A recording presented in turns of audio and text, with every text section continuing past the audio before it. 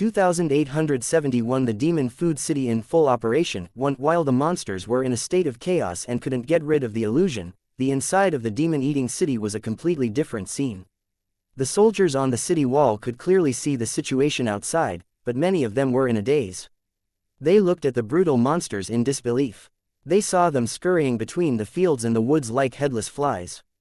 The team had been in good order, but the closer they got to the demon-eater city, the more chaotic the situation became. The demon-eating city was right in front of them, but these murderous guys turned a blind eye to it and just shouted randomly. It was as if they were seeing a different scene in their eyes, completely different from the real world. The Yaomo fell into the illusion and couldn't extricate themselves. The longer the time passed, the more serious the situation became. The Discipline Commission's Lord Cultivator is indeed not simple, a general on the city wall said with a sigh, which was echoed by the other city guards nearby. This was the first time they had seen such extraordinary means. They didn't expect it to be so magical. The terrifying troops of the monster race and demon race were being played around like monkeys. He had thought that he would have to face a fierce battle, but it didn't seem to be the case. Of course, this result was even more worthy of celebration. If it was a head-on battle, no matter how many troops the demon-eating city had, they would not be a match for the demons. Only those extraordinary methods could truly fight against the magical beasts. In this war, the existence of ordinary soldiers was insignificant. Looking at the hideous demons, the fear in the city guards' hearts dissipated unknowingly. Contemptuous and mocking expressions kept appearing on their faces. They felt that demons were just so-so. The task of the defenders on the city wall was not only to watch the show, but also to control the long-range weapons on the city wall. Using the terrain and illusory formation to their advantage, they attacked the demons and strived to achieve the greatest killing effect.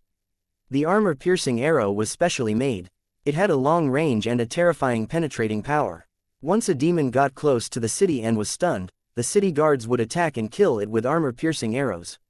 In a short time, hundreds of demons fell in front of the demon-eating city. They didn't even know where the attack came from.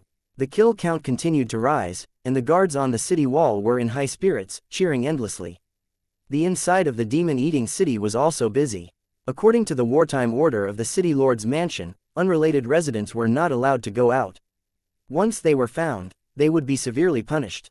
This was to prevent the enemy from sabotaging, and at the same time, to prevent people from causing trouble and affecting the war. The figures moving in the city were all soldiers guarding the city or martial artists patrolling the streets. Their expressions were serious.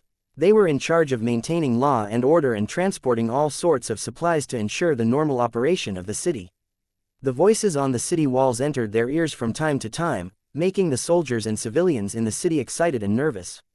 Many residents of the demon-eating city wanted to go to the battlefield to take a look, even if it was just to join the battle. Unfortunately, it was not their turn yet, so they could only continue to wait and see. At the same time, some residents who were qualified to participate in the war were conscripted and gathered near the special chimneys. The smell of blood filled the air around the chimney, and roars of despair kept coming from inside. Those were the unwilling wails of the demons before they died. Every once in a while, a crane-like thing would lift a badly injured demon corpse out of the chimney. The residents of the demon-eating city waiting below immediately swarmed forward and began to dissect the meat with various tools.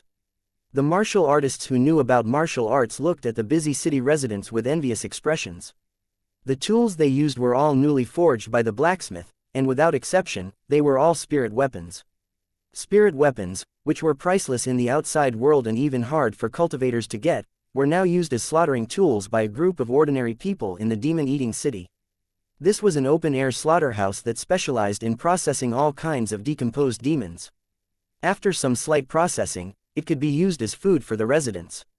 The corpses of the demons were very tough and could not be easily destroyed, but they were extremely fragile in front of these knives. Only this kind of knife could easily slaughter demons. Under the operation of the residents of Demon Eater City, the huge demon corpses were quickly cut up and loaded into the trucks to be transported elsewhere. From the moment the magical beast started to attack the city, the soldiers on top of the chimney had witnessed a shocking scene. Runes kept flashing in the air inside the chimney, and a demon would fall down every time. They fell to the ground and were pierced by sharp iron pillars, wailing in pain. The soldiers and warriors guarding the top of the chimney immediately gave the demons a fatal blow to prevent their last struggle from causing any damage.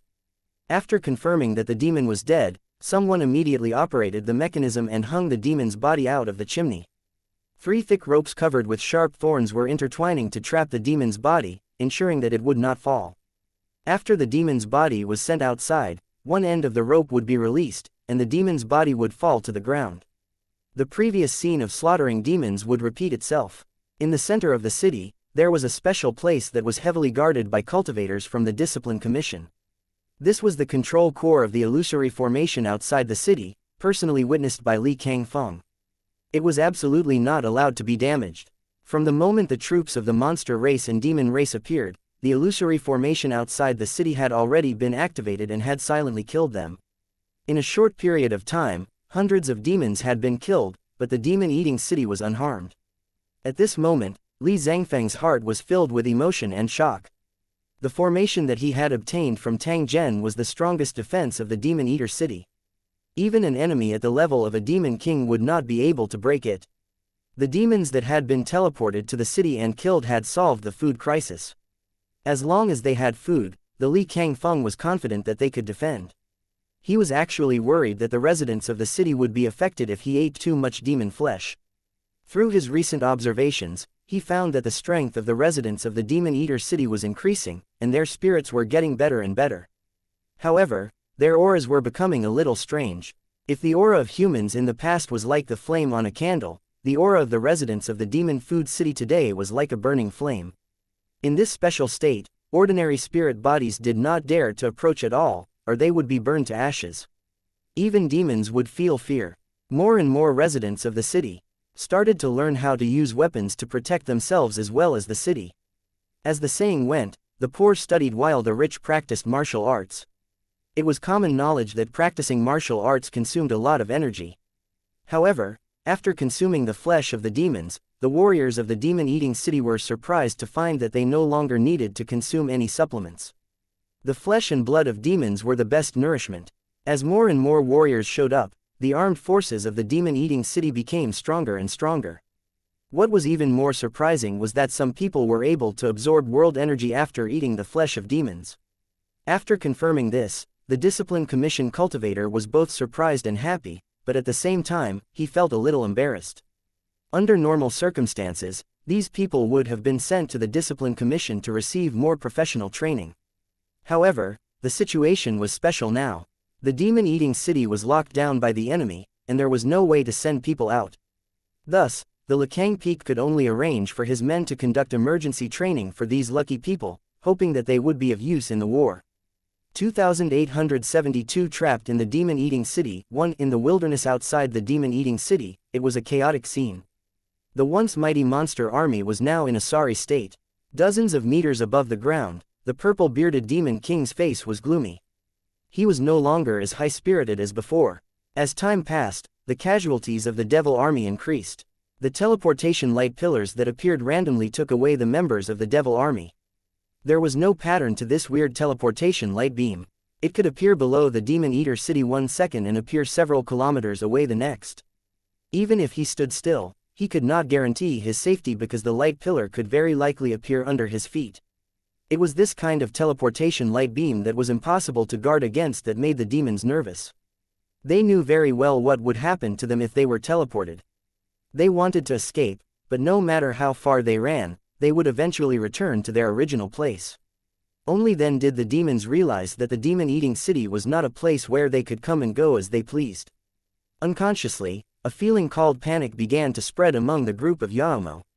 Demons were very strange things.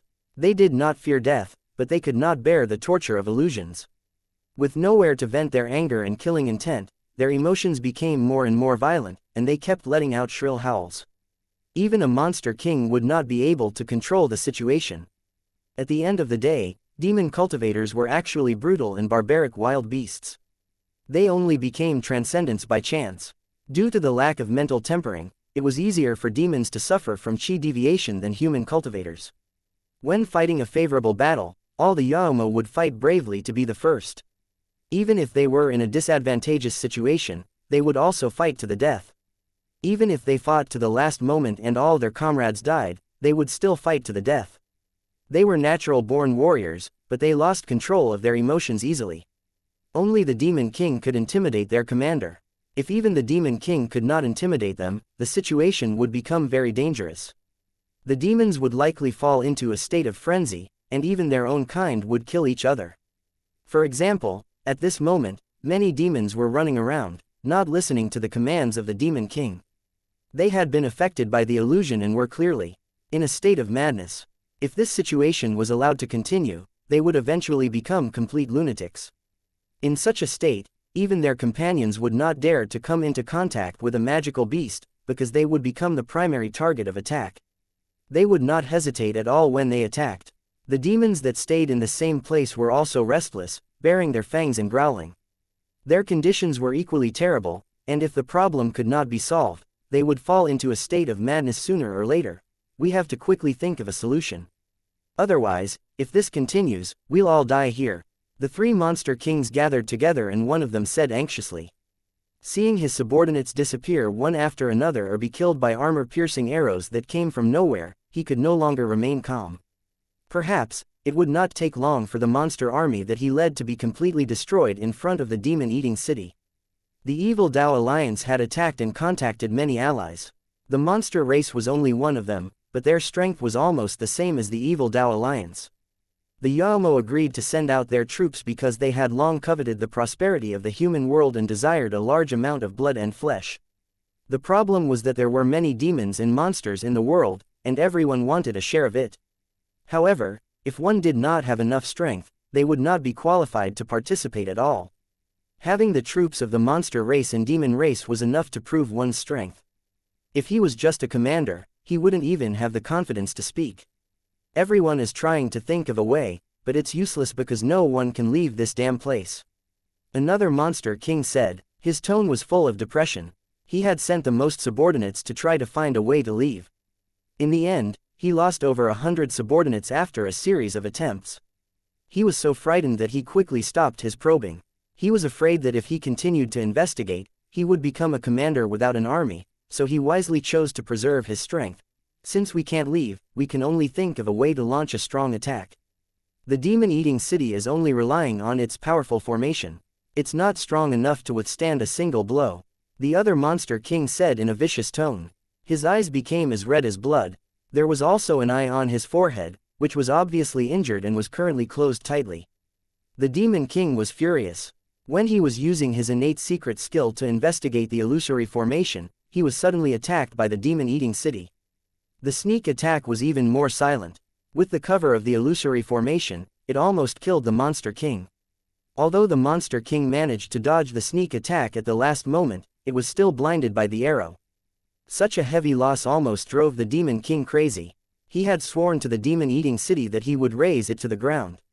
However, no matter how many vicious words he said or how vicious his oath was, it would not be of any help to the siege. He insisted on attacking the city. Even though he paid a heavy price, he could not get the support of the other monster kings. If you want to be trapped in the illusory formation like that idiot, then no one will stop you. The monster king who insisted on retreating said in a mocking tone as he pointed at a figure in front of him. It was a figure floating in the air, waving his weapon madly, constantly letting out angry roars. Looking at his appearance, he seemed to be fighting an unusually intense battle with the enemy, almost to the extent of fighting to the death. However, from an outsider's point of view, all they could see was a flickering stream of light that was constantly revolving around that figure. The fierce attacks all landed in the forest and fields, and muffled sounds could be heard from time to time. There were also some unlucky demons who were affected by the attack and died in the hands of their own people.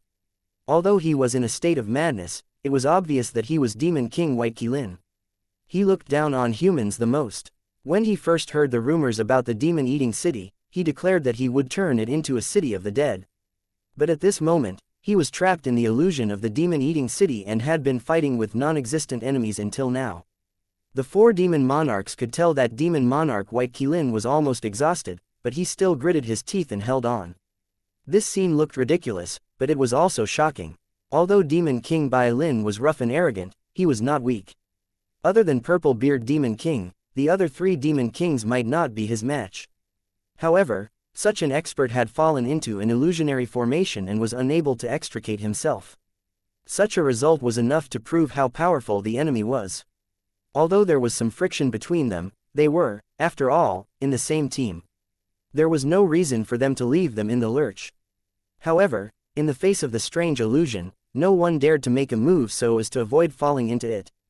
The purple-bearded demon king kept silent and kept thinking about how to get out of danger, but he couldn't come up with a suitable way. The illusory formation of the demon-eating city was so powerful that it was beyond his imagination. According to purple-bearded demon king's understanding, there had never been such an illusory formation in the past. Purple-bearded demon king suspected that the illusory formation didn't come from the local cultivation world, but from the treasures of ancient god continent. The more he thought about it, the more he felt that it was possible. The purple-bearded demon king's mood became unstable, which once again increased the value of the demon-eating city. This was his habit. He would always evaluate the value first, then decide if he should give it his all. A cultivator who knew space techniques, could set up a powerful illusion formation, and could control the ancient god continent was worth purple-bearded monster king's full effort. I have a bloodline secret technique that can pass through illusory formations to transmit information, but it will cause damage to myself and affect my strength for a short time. If you can swear to protect me with all your might before I recover my strength, I'm willing to sacrifice myself once. The purple-bearded demon king was a mysterious man. He obviously wanted to take all the benefits for himself, but he put on a righteous look. The three monster kings immediately nodded. The purple-bearded demon king immediately asked the three demon kings to make an oath. Then, he summoned his trusted demon generals to guard him and began to perform his bloodline secret skill.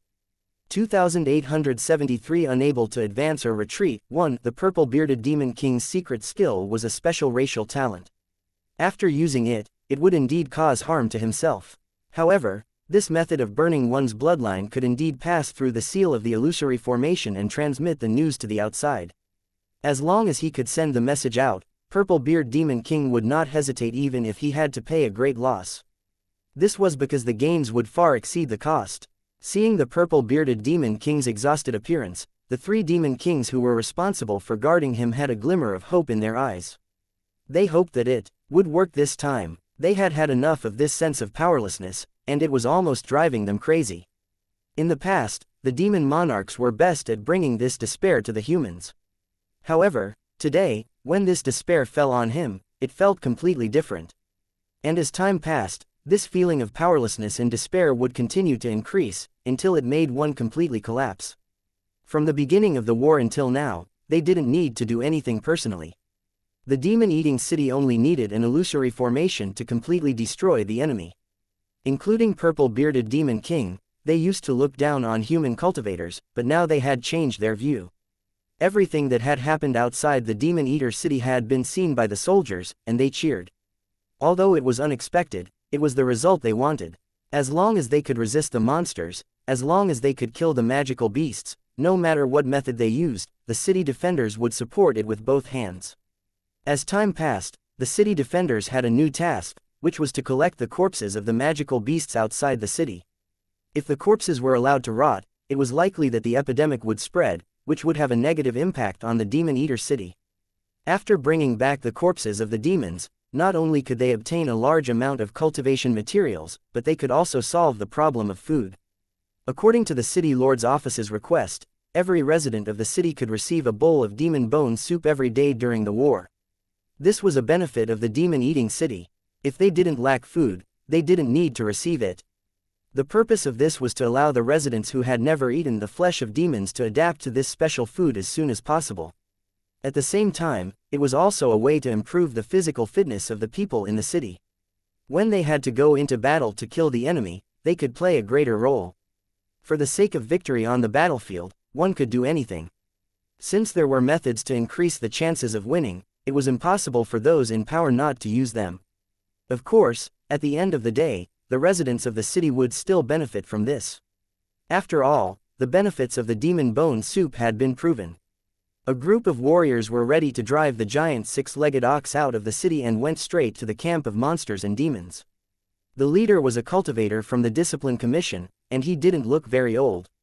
This was the current situation of the Discipline Commission. After several serious losses, it had become short of manpower. Looking at the demons scattered around the city, the martial artists guarding the city felt more or less uneasy. The demons' senses had become very dull due to the influence of the illusory formation.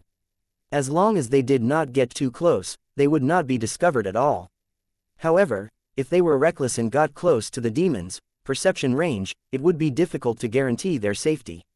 The stronger the Yaomo, the wider the range of their perception, and the more alert they had to be. Although they knew what was going on, the martialists still felt uneasy after coming into close contact with these real demons. "Don't worry, just follow my instructions and I guarantee that you'll be fine." The governor in charge of leading the group comforted the crowd, trying to ease their tension. In fact, his current mood was no different from these martial artists. They were all nervous and excited. Ordinary warriors were afraid of the terrifying image of the demons, but this cultivator could clearly sense the terrifying power of these demons. In a normal battle, any random Yaomo he picked out would have the same strength as him. With so many demons and devils swarming over, even if there were hundreds of lives, it would be impossible for them to escape alive. Other than these low-level demons, there were also some demon generals who were confused by the change of formation and were roaring angrily from time to time. With his current strength, he would be killed in less than 10 moves if he were to face a cultivator of the demonic descent level. In the air not far away, there was an even more terrifying figure. It was clearly a demon king. A demon king could wipe out an entire city. However, this demon king was also trapped in an illusion and was no different from the other demons. However, there were many demon corpses on the ground around him. They were obviously killed by the demon king by mistake. This scene made the cultivators of the Discipline Commission feel their blood boil, and a sense of pride rose in their hearts. What bullshit demon, aren't they still controlled by our human race's illusion formation and slowly waiting for death to come? It didn't take long for them to arrive at their destination, which was 1,000 meters away from the Demon Eater city. This was the edge of the illusory formation, and one had to carry a special waste token to enter it safely. If they didn't have the waste token, they would be trapped in the illusion like those demons. The group of people carefully approached the body of a demon and worked together to move it onto the trailer. After collecting the corpses of several demons, the vehicle was filled up. Then, the group immediately retreated. One of the warriors couldn't hold back his impulse and shot an arrow at a nearby demon. The demonic devil roared and pounced at the group, attracting the attention of the other demons. "Bastard, what are you doing?" The Discipline Commission cultivator shouted angrily and immediately ordered the martial artists around him to attack the demon. The martial artists guarding the city had all undergone professional training. Even when they were faced with the menacing demons, they did not show any fear. Soon, everyone discovered that although the demonic beast had locked onto their position, its eyes and movements were obviously not right, which meant that it was still affected by the illusory formation. Everyone's spirits were lifted, and they immediately seized the opportunity to attack the monster's vital parts. Just as the monster was about to reach him, the cultivators of the Discipline Commission launched a fatal attack. A cold light swept across the neck of the demon. With a wail, the huge head rolled to the ground and blood spurted into the sky. The weapons in this smithy are indeed extremely sharp. The Discipline Commission's cultivator sighed and then looked at the martial artist who had caused trouble, wishing he could kick him to death. "I'll deal with you after we return to the city." The group loaded the demon's body into the car and drove the giant cow back to the Demon Eater city. When they were about to reach the city gate, someone called out loudly. It was obvious that they had seen the thrilling scene just now. As they talked and laughed, the carriage passed through the city gate and entered the camp not far from the city gate. There was also a slaughterhouse here, which was used to deal with the corpses of the magical beasts and demons to serve as food for the soldiers guarding the city. After a group of burly butchers dealt with the corpses of the demons, they skewered them on huge iron forks and smoked them. At this moment, in the campsite, a few demons were being roasted with charcoal fire, constantly emitting waves of alluring fragrance. There were also butchers who cut the meat into fist-sized pieces with long knives, and then sent them to the city wall through a device similar to an elevator. It didn't take long before the sound of chewing could be heard from the top of the city wall, as well as the continuous praises of the city guards. 2874 The blacksmith's knot in his heart. 1. Due to the demons' attack on the city, the blacksmith shop had already closed down and no longer accepted orders to custom-make weapons. However, the blacksmith didn't stop. He continued to forge, and the clanking sound echoed on the street. On the street in front of the blacksmith shop, there was a row of blacksmith furnaces, and all the blacksmiths in the city were gathered here. Their mission was to provide assistance to the blacksmith and help him increase the speed of forging weapons as much as possible. For example, the armor-piercing arrows had been changed to alloy casting. After a little processing, the blacksmith was responsible for the final step. Any piece of ordinary iron would have magical properties after quenching by a blacksmith. Before the creation of this technology, the defending army had used armor-piercing arrows made by blacksmiths to kill the demons near the demon-eating city. The armor-piercing arrows forged by blacksmiths were about 1 foot and 3 inches long, no different from the spears used by soldiers. The surface of the armor-piercing arrow was full of runes, and there was a flash of light from time to time. One look and one could tell that it was not an ordinary item. In fact, these armor-piercing arrows should be called demon-piercing arrows, and they had completely reached the level of spirit weapons. The armor-piercing arrows were important military resources and were specially guarded by the cultivators of the Discipline Commission. No one dared to touch them. It was a waste to use such an armor-piercing arrow to kill a demon. Even after killing a demon many times, the armor-piercing arrow remained intact. After on-site testing, even ordinary soldiers could use it to pierce heavy armor. In just one day, the city defenders learned one thing. Armor-piercing arrows were actually divine weapons, the kind that could only be encountered by luck.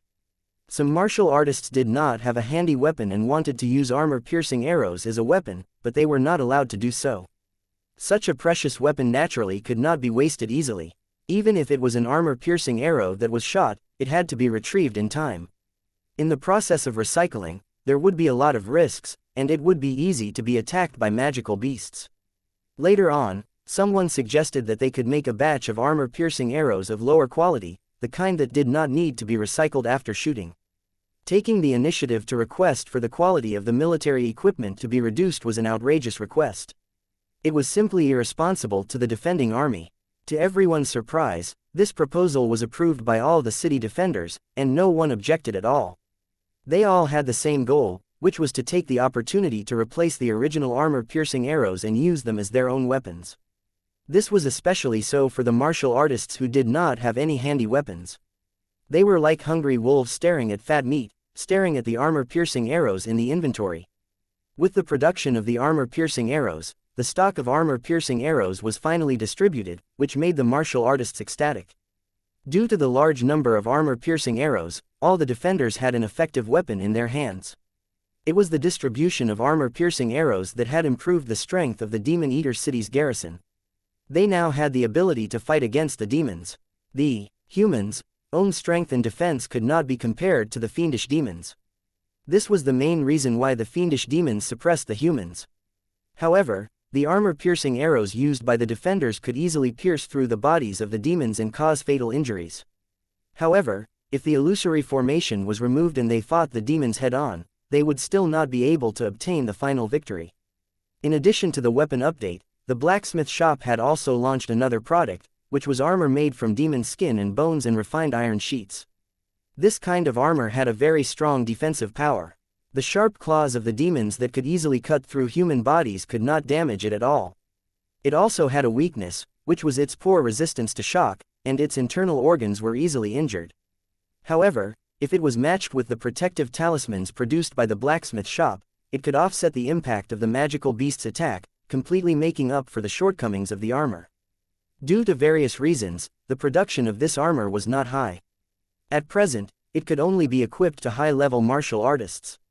The martial artists guarding the city knew very well that if not for the special circumstances, they would not have had the chance to come into contact with such a treasure. Because of the armor-piercing arrows and the armor, everyone knew about the blacksmith shop and the ghost craftsman master. In the hearts of the city guards, the blacksmith shop had also become a holy land, because they could find what they needed the most there. Inside the blacksmith shop, the flames flickered continuously, but the temperature was so low that it made one's teeth chatter. The burning furnace fire had already turned a dark green color, and the terrifying cold air was emitted from it. The green flame was connected to the blacksmith's body, and it still circulated in his body, and then it was struck out by the hammer. It was clear that the chill did not come from the fire, but from the blacksmith's body. His body, which was originally like red lava, had now become as green as water, like a flawless piece of cold jade. Clang, clang, clang, clang. The blacksmith's movements were quick and powerful. One by one, the rough pieces flew up automatically. After being hit and quenched by him, they fell into the huge pool next to him. The thousands of armor-piercing arrows in the pool glowed faintly as if they were breathing. I can tell from your actions that you're not feeling at peace right now. Tang Zhen was sitting in front of the table, playing with a crystal-clear metal armor piece and drawing runes on it. I'm just a little worried that this city will be occupied by magical beasts. After all, this used to be my home. As the blacksmith spoke, the hammer in his hand did not stop, as if forging had become his instinct. The biggest difference between you and Lu Qing is that you have too many concerns in your heart. That's why you haven't advanced in your cultivation level until now. If you're so fond of the human world, I can help you and let you reincarnate. Tang Zhen picked up another metal piece and used his fingers to gently rub it a few times. The green-white metal immediately turned translucent. After hearing Tang Zhen's words, the blacksmith's movement of swinging the hammer slightly paused. However, he quickly returned to normal. Life is too hard, I can't do as I please, I can't even quietly forge iron. My current appearance is neither human nor ghost, but it's actually not bad. Tang Zhen knew about the experiences of blacksmiths. He had inherited the family's blacksmith shop and was bent on restoring the glory of his ancestors, but others were coveting the secret techniques passed down from his ancestors. He had been forced to escape to the demon-eating city and was ready to open a blacksmith shop to resume his old business, but he was still tracked down by his enemies. The enemy secretly poisoned the blacksmith and took away his family's secret technique. To blacksmiths, the human world was extremely unfriendly, and there was no nostalgia at all.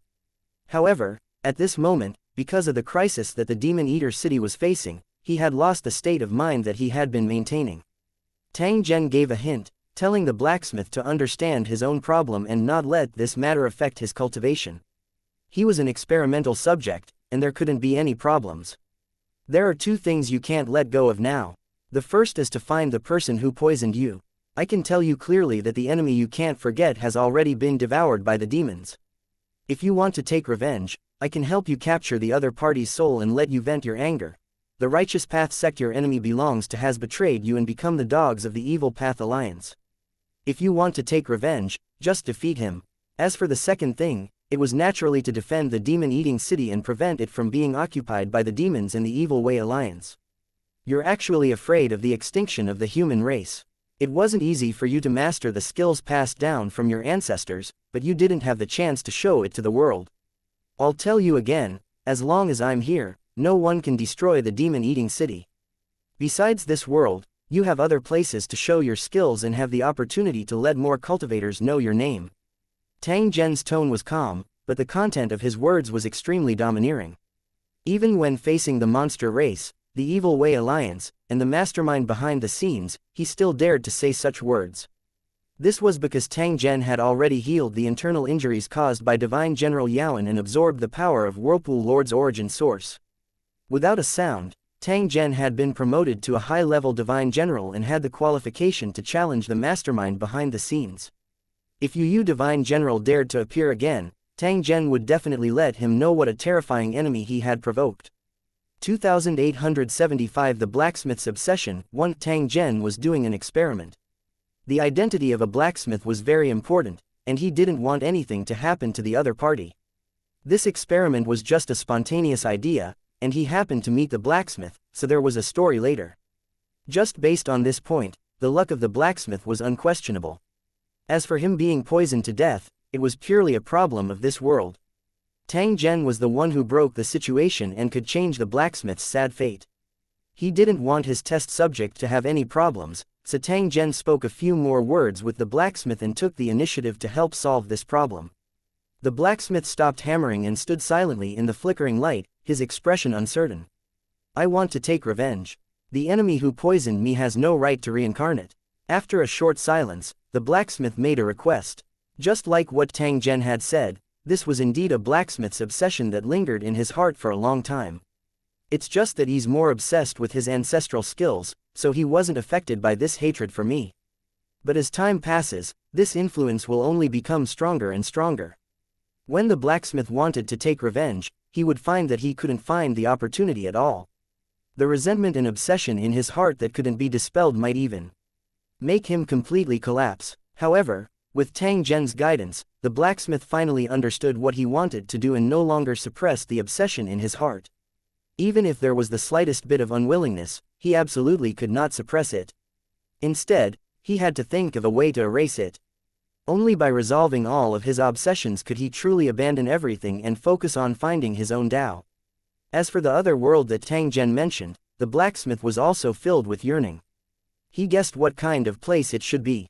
As you wish. Tang Zhen's eyes looked forward as he spoke, and his aura became strange. At this moment, Tang Zhen seemed to be out of tune with the entire world. He gave off an indescribable feeling of suddenness. It was as if a three-dimensional object had suddenly appeared in a two-dimensional painting, allowing people to see the difference at a glance. There seemed to be another kind of force pushing Tang Zhen, wanting to drive him away from this world. The blacksmith was secretly shocked by this strange scene. In fact, he already knew that Tang Zhen was definitely an extraordinary existence. However, as for what was extraordinary, the blacksmith didn't have a clear concept.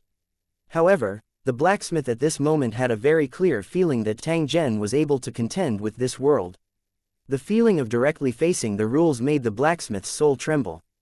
At the same time, the sky above the demon-eating city was covered by endless dark clouds, which covered an area of dozens of kilometers. Dark clouds gathered and did not disperse.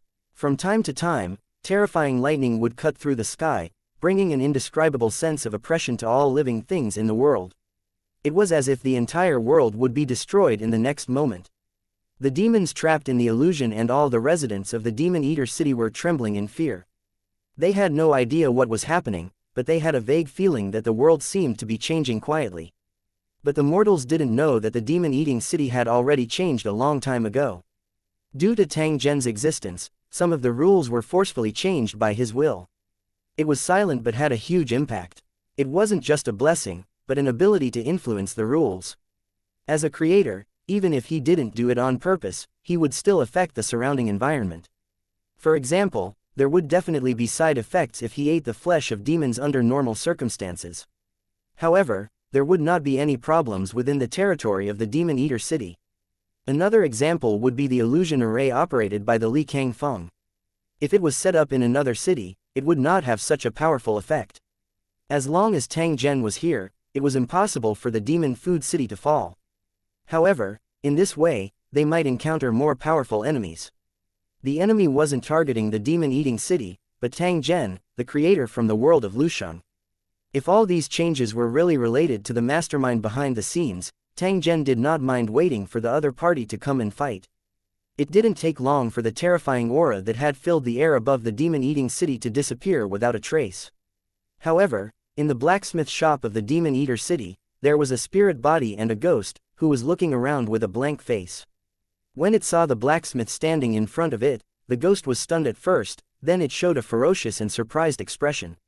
"It's you," the ghost shouted in a sharp voice, as if it could not believe that the dead blacksmith would appear in front of it.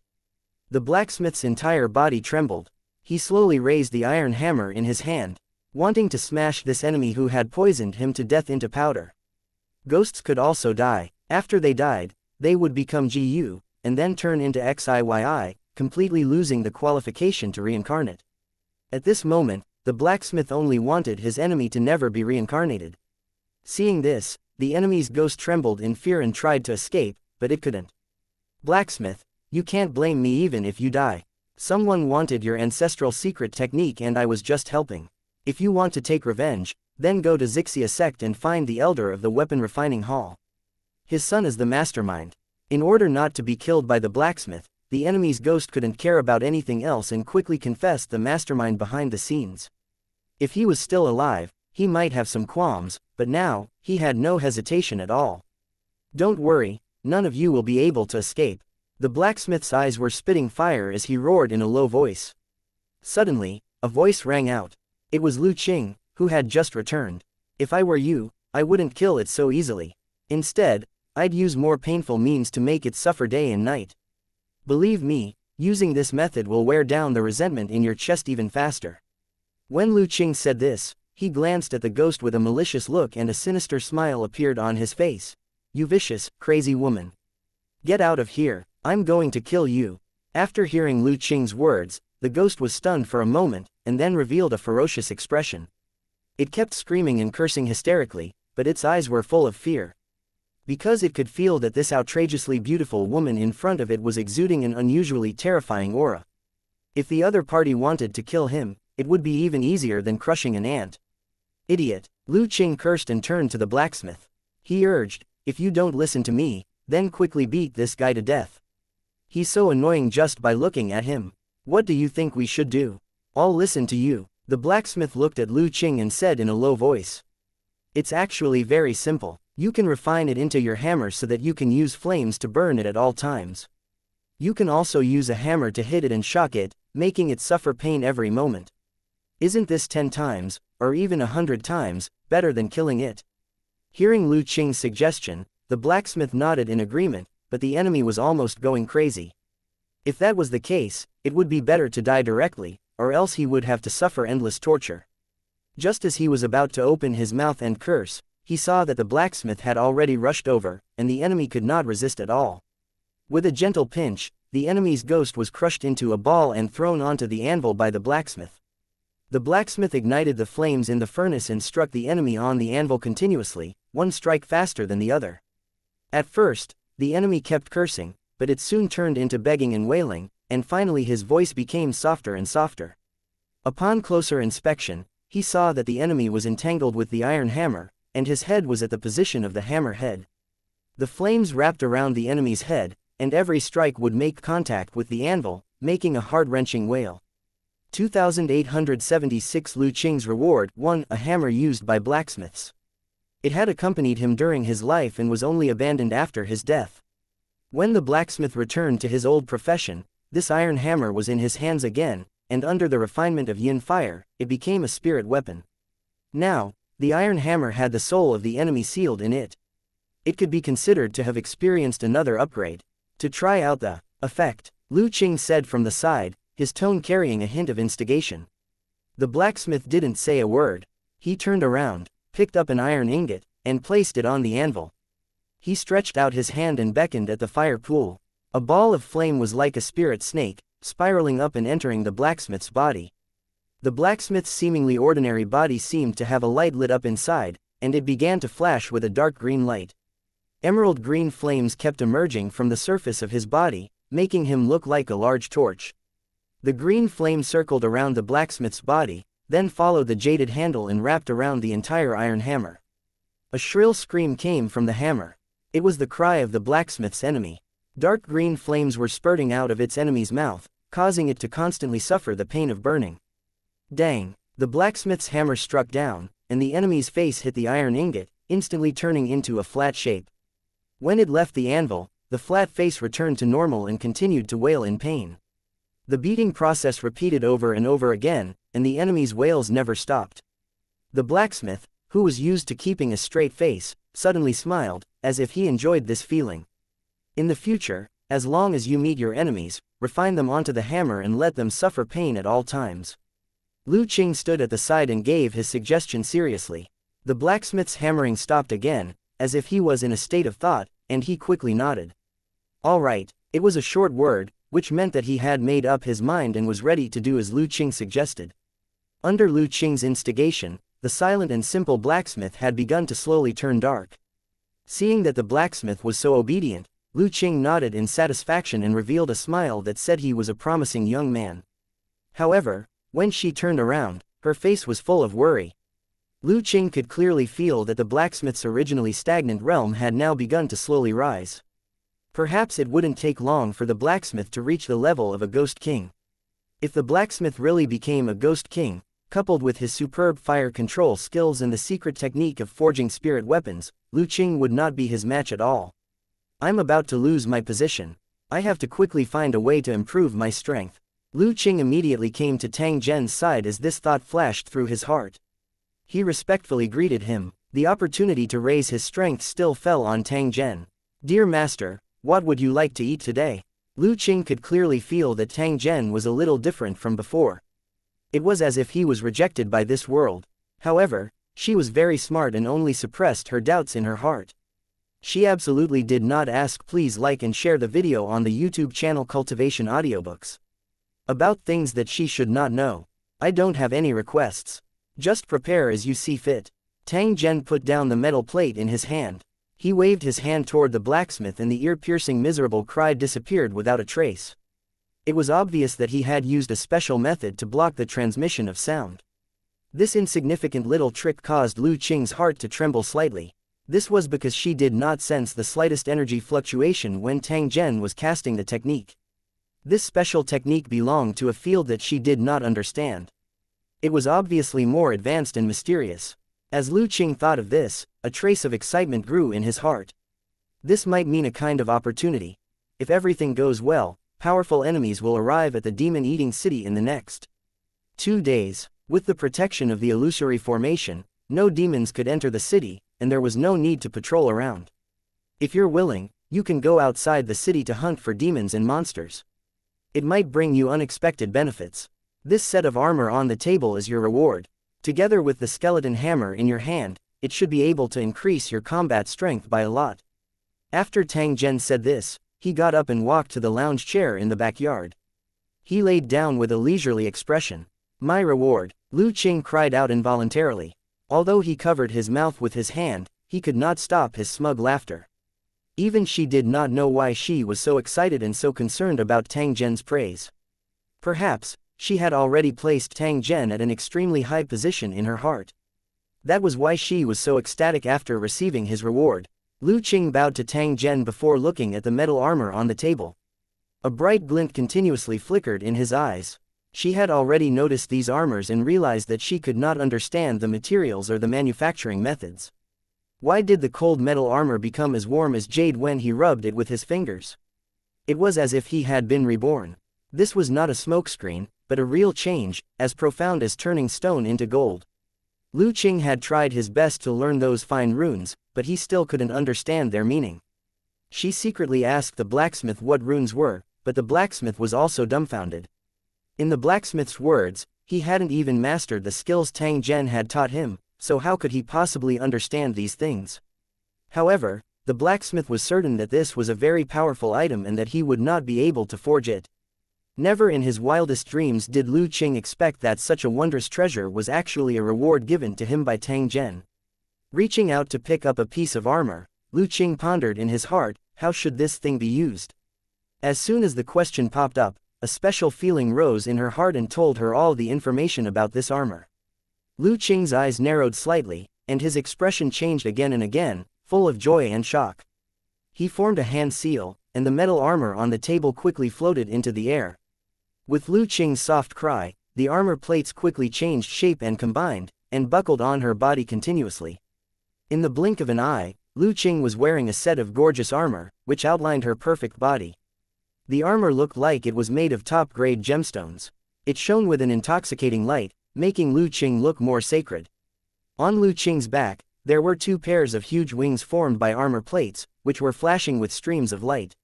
Not only were these 2 pairs of wings decorations, but they were also weapons that could attack and defend at the same time. They possessed a rather terrifying destructive power. Lu Qing, who could be said to be a peerless beauty, became even more radiant and noble at this moment, like a fairy who had descended to the mortal world. It made people unable to look away at first glance. Tang Zhen's products were definitely top quality. Ha ha ha, I have a feeling that I'm extremely powerful now. Lu Qing laughed smugly and arrogantly, completely destroying the image of the goddess. It's indeed very powerful. It's simply a work of art, the blacksmith said in a low voice, his face full of shock. Blacksmiths had always been at a loss about improving their skills, not knowing where their future lay. But at this moment, the blacksmith was suddenly enlightened. He had thought that he had reached the peak of his family's secret technique, but after seeing this set of armor, he realized that he was just a frog in the well. Lu Qing's armor had too many skills that he could not understand, which once again aroused the blacksmith's drive to improve. Sooner or later, he would be able to create a similar armor and reach the peak of his skills. I can't wait any longer. I have to go outside the city and see the effect of this set of battle armor. As soon as Lu Qing's voice fell, he rushed out of the blacksmith shop and went straight to the camp of monsters and demons outside the Demon Eater City. 2877 Lu Qing slayed the Demon King. 1 Lu Qingfei flew in the air and attracted a series of exclamations when he passed by the Demon Eater City.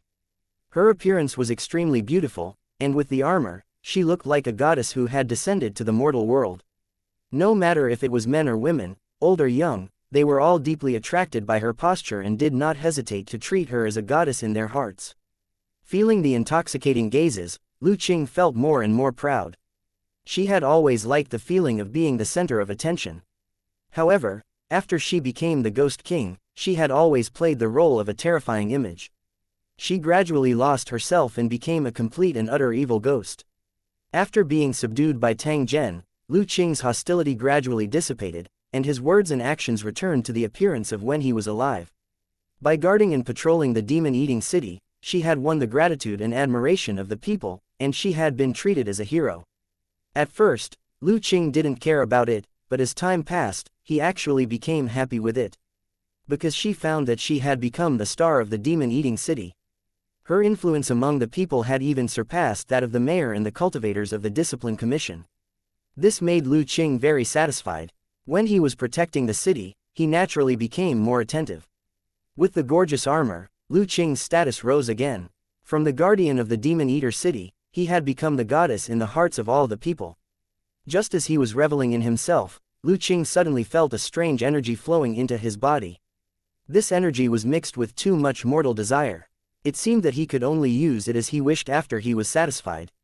Lu Qing tried to distinguish it and understood the source of the strange energy. This was the wish power of the people in the city, and it was produced when it was targeted at Lu Qing. It was an extremely mysterious energy, and it was also known as the power of the divine Tao. Obtaining the acknowledgement of the people was the first step to obtaining the power of will, and it was also the most important. Only by obtaining the acknowledgement of a sufficient number of living beings would one be able to receive the attention of the Origins consciousness. This was also a way of cultivation. These cultivators could obtain the power of the source and become a god-like existence, but in reality, they were only pseudo-gods. The aboriginal deities were divided into different grades and had many restrictions, which were equivalent to the officials of mortals. The strength of the indigenous gods varied, and once they left the world they belonged to, it would be a problem whether they could keep their lives. By right, it should be a very lucky thing to obtain this kind of ability, but Lu Qing instinctively felt repulsed. She yearned to improve her strength, but she didn't want to be restricted too much. The moment the wish power entered her body, she knew its specific effects and drawbacks. While enjoying the benefits, he had to pay the corresponding price. He absolutely couldn't be as reckless as he was in the past. He had to accumulate enough merit and meet certain standards before he had the chance to be conferred justice by the heavenly Tao, which was also the recognition of the origin consciousness. Lu Qing was used to being free and could not be restrained at all.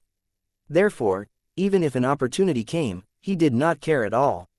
Previously, when he heard Tang Zhen mention other worlds, Lu Qing's heart yearned for it, and he would not be bound by the power of will. I like to be free and do not need this kind of wish blessing. Whoever wants to take it can take it. When Lu Qing said this, he directly expelled the wish power and ran straight out of the demon-eating city. The power of will hovered for a moment before flying into the sky, as if looking for a new master. However, as soon as he reached the sky, he was blocked by an invisible force and couldn't leave the demon-eating city at all. The power of will came from the demon-eating city, so how could it be taken by outsiders? Wouldn't that be like fertile water falling into the fields of outsiders? After trying many times, the power of will could no longer be maintained and finally dissipated like clouds and smoke.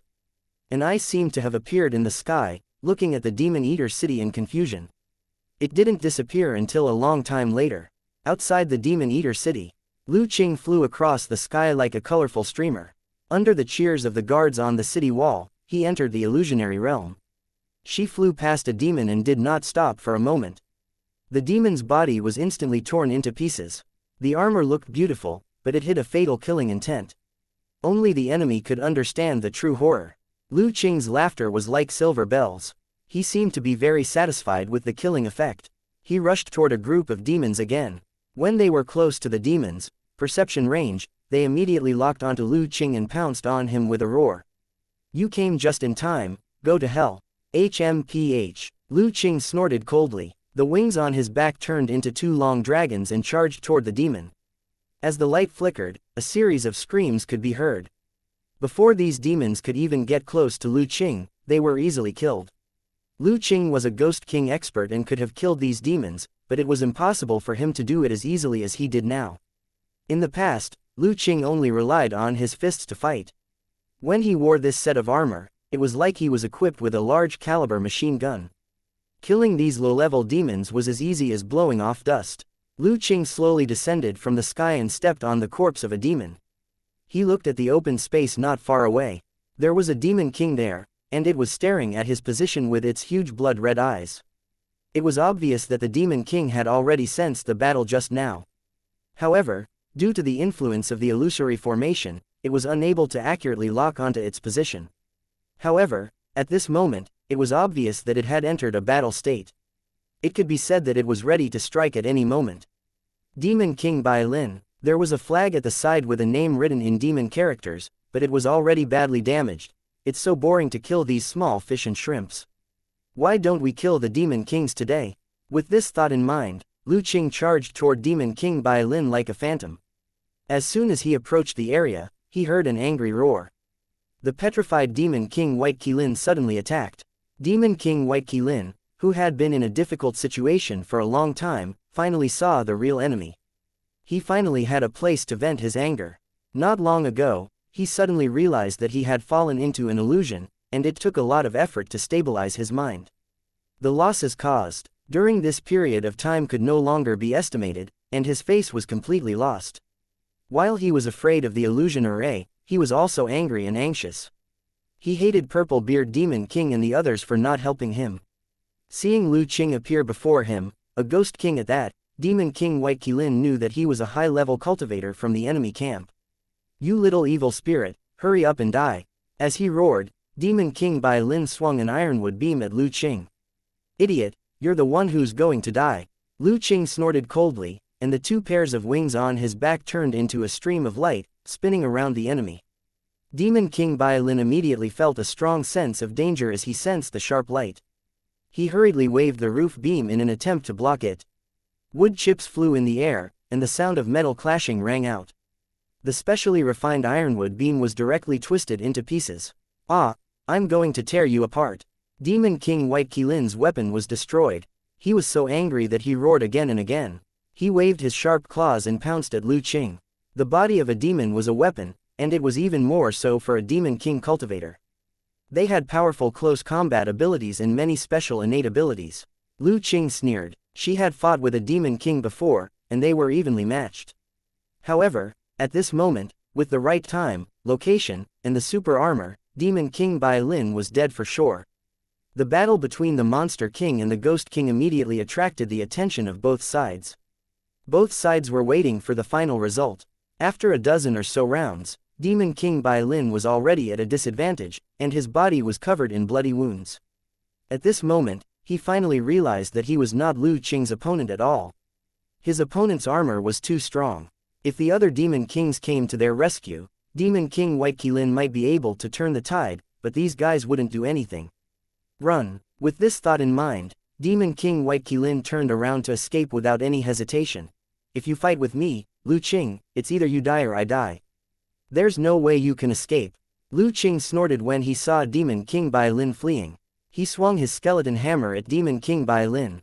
Crack. With an unwilling wail, Demon King White Qilin's head caved in, and it collapsed to the ground. 2878 Fighting a group of enemies alone. One after taking Lu Qing's fatal blow, Demon King Bai Lin didn't die immediately. Instead, he immediately revealed his true form. It was a terrifying monster that looked like a wolf and an owl, and its body was covered in white fur. It was nearly 10 meters tall and had a huge body. It looked very fierce. However, Demon King Bai Lin's head was covered in blood, and he looked extremely pathetic. Demons had strong physiques, especially those at the Demon King realm. Their strength was shocking. His powerful life force prevented Demon King White Qilin from dying immediately, but he suffered even more pain. At this moment, he was rolling on the ground, wailing in pain. Lu Qing didn't hesitate at all.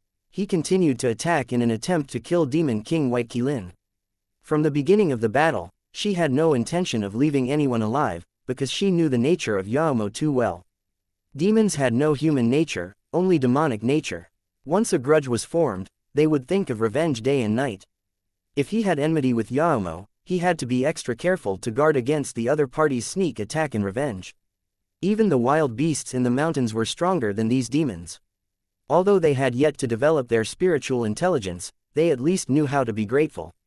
The skeletal warhammer glowed, and in the blink of an eye, it was covered in a light shadow that was 100 times its size, making it look like an extremely large skeletal warhammer. He aimed at demon monarch White Qilin and smashed it down. Another muffled sound rang out, and the already dead demon king White Qilin was severely injured again.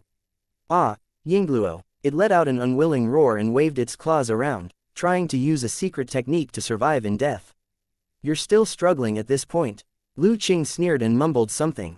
The skeleton warhammer smashed into Demon King Bai Lin's head again with tremendous force. I can't accept this, Yingluo. Demon King White Qilin let out one last roar before his head was smashed by the skeleton warhammer. He fell to the ground and died.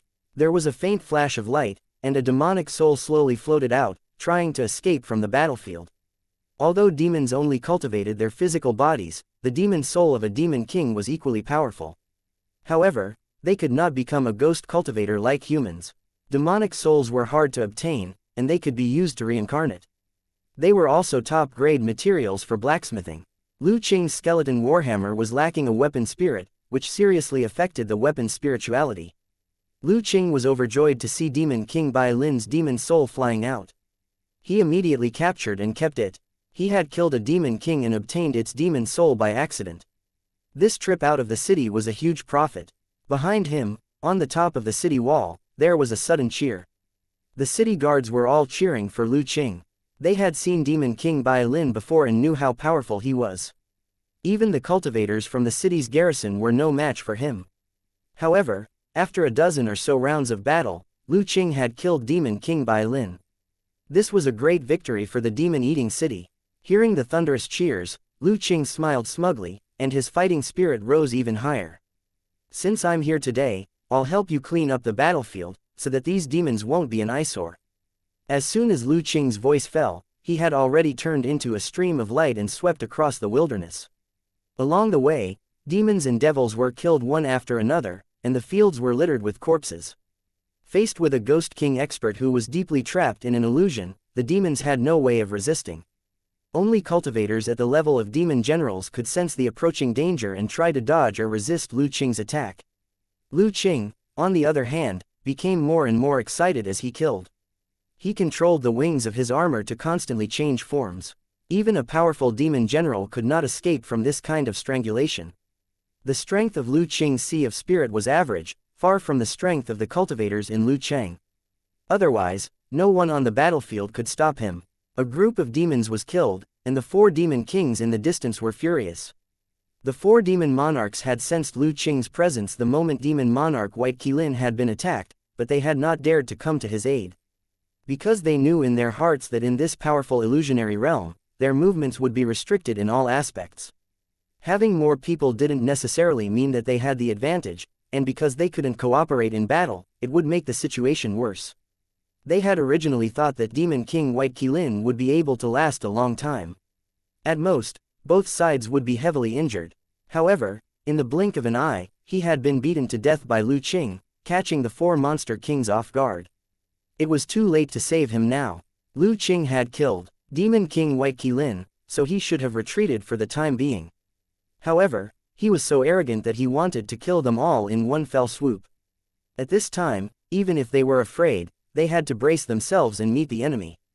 Especially the purple-bearded Demon King, he knew the importance of perseverance because his reinforcements were on the way and could arrive at any time. If the troops of the monster race and demon race were defeated before the reinforcements arrived, they would not be able to carry out the next step of the plan. Everyone, let's attack together. We can't let her do as she pleases, or else our situation will become more dangerous. The purple-bearded Demon King called out to the 3 demon kings, locked onto Lu Qing's position, and was the first to attack. Seeing this, Lu Qing, who was killing demons wantonly, immediately used the illusory formation as a cover and started guerrilla warfare with the 4 demon kings. The 4 demon monarchs had powerful bodies. In terms of close combat, Lu Qing was no match for them.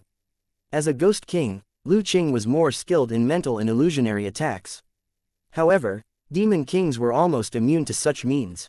A ghost king naturally had no advantage against a demon king. If it wasn't for the fact that he was holding the Bian battle hammer and was equipped with the battle armor that Tang Zhen had rewarded him, it would be impossible for Lu Qing to defeat the 4 demon kings even if he had 3 heads and 6 arms. However, under the cover of the illusory formation, coupled with the fact that ghost cultivators were good at hiding their tracks, the 4 demon monarchs were actually at a disadvantage. Lu Qing continued to attack. Although none of his attacks were fatal, they still made the 4 monster kings furious.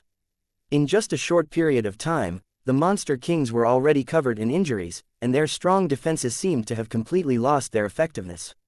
Although the injuries weren't fatal, as they accumulated, they would still cause negative effects on the monster king. Purple-bearded demon king's face was gloomy. He thought that if they continued to waste their energy like this, they would be the ones who died in the end. This was because up until now, Lu Qing had not been injured at all, but they were already in a mess. I have to kill this enemy by all means, or else there will be endless trouble. With this thought in mind, the purple-bearded demon king began to prepare secretly, and a cold light flashed in his eyes. As the battle continued, the purple-bearded demon king quietly locked onto a demon king and suddenly launched a mental attack. The demon king was avoiding Lu Qing's sneak attack when his body suddenly stiffened and he fell into a temporary state of shock. The sudden turn of events stunned the other 2 monster kings. They mistakenly thought that they had been ambushed by Lu Qing. On the battlefield where one fought to the death, even the slightest mistake could lead to a fatal outcome. Although this could be a trap, Lu Qing was extremely confident. He immediately locked onto the demon king and launched an attack. His wings twisted like an evil dragon as he charged straight at the monster king. In the blink of an eye, he had already crashed into him. No, at this moment, the monster king finally broke free from his stunned state and let out an indignant roar. On the brink of death, he detonated his demon bloodline in an attempt to stop Lu Qing's attack. At the same time, the purple-bearded demon king, who had been waiting for an opportunity, accurately locked onto Lu Qing's position. Go to hell. The purple-bearded demon king took out his weapon for the first time. It was a strange-looking black anchor that emitted a rotten and fishy smell. The mantis stalks the cicada, unaware of the oriole behind. Ah! With a shrill scream, the chest of the demon king that Lu Qing had locked onto was pierced through, and broken flesh and blood flew all over the sky. A dark and heavy iron anchor smashed into Lu Qing's body. This was a premeditated blow, enough to destroy Lu Qing's soul. But at this moment, the armor on Lu Qing's body burst out with a strong light, and the surrounding space was instantly distorted. The originally fatal blow had penetrated Lu Qing's body without causing any damage. Seeing this scene, the purple-bearded demon king's expression twisted, and he let out an unwilling roar. 2879 The purple-bearded demon king's weapon. Damn you guys, you actually want to scheme against this old lady. I think you guys are really tired of living. Lu Qing's face was gloomy as he spoke coldly through the thick fog. He seemed to be somewhat erratic. It was not an easy task to lock onto Lu Qing's position in the illusion. It was as if he was trying to catch someone with his eyes covered, but the enemy was staring at him. That feeling of helplessness was almost enough to make him collapse. I just didn't expect that I could avoid your sneak attack and not suffer any injuries, right? Lu Qing suddenly changed the topic and burst into laughter. His tone was full of pride. You ambushed your own companions and used them as bait to lure me. You damn demons are indeed inhumane. After hearing Lu Qing's words, the other 2 demon kings' expressions changed and they looked at purple-bearded demon king vigilantly. Using the cover of the illusory formation, he stealthily retreated further away from this fellow. This evil spirit is cunning and sinister. It's best at sowing dissension. You must not fall for her schemes. The purple-bearded demon king's face was gloomy as he defended himself in a cold tone, but his eyes were obviously a little unfocused. Lu Qing's tone was unforgiving. He continued to ask, explain what happened just now. Why did your companion suddenly stand still? There's no need to explain. It's all because of your sneak attack, you evil spirit, and then you're here to sow discord. As the purple-bearded demon king said this, he sent a message to the 2 demon kings not far away and asked them to attack with him. This detestable female ghost could not be left alive. He had to find a way to kill her. Although the 2 monster kings were puzzled, they had no other choice at this special moment. If they didn't defeat Lu Qing, they might be killed. Through the fight just now, the 2 demon kings already knew how powerful Lu Qing was. As for the purple-bearded demon king's plan, the two demon kings were 70% confident, but they had no choice. They belonged to the same camp and had to fight against Lu Qing together. It was best not to have internal strife at this moment. However, at the same time, they were already on high alert, afraid that they would be the next one to be tricked. The purple-bearded demon king gritted his teeth, but he had no choice. If the two demon kings did not listen to his command, the situation would become worse.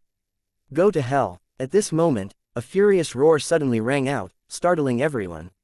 A huge figure suddenly rushed out of the thick fog and headed straight for the purple-bearded demon king.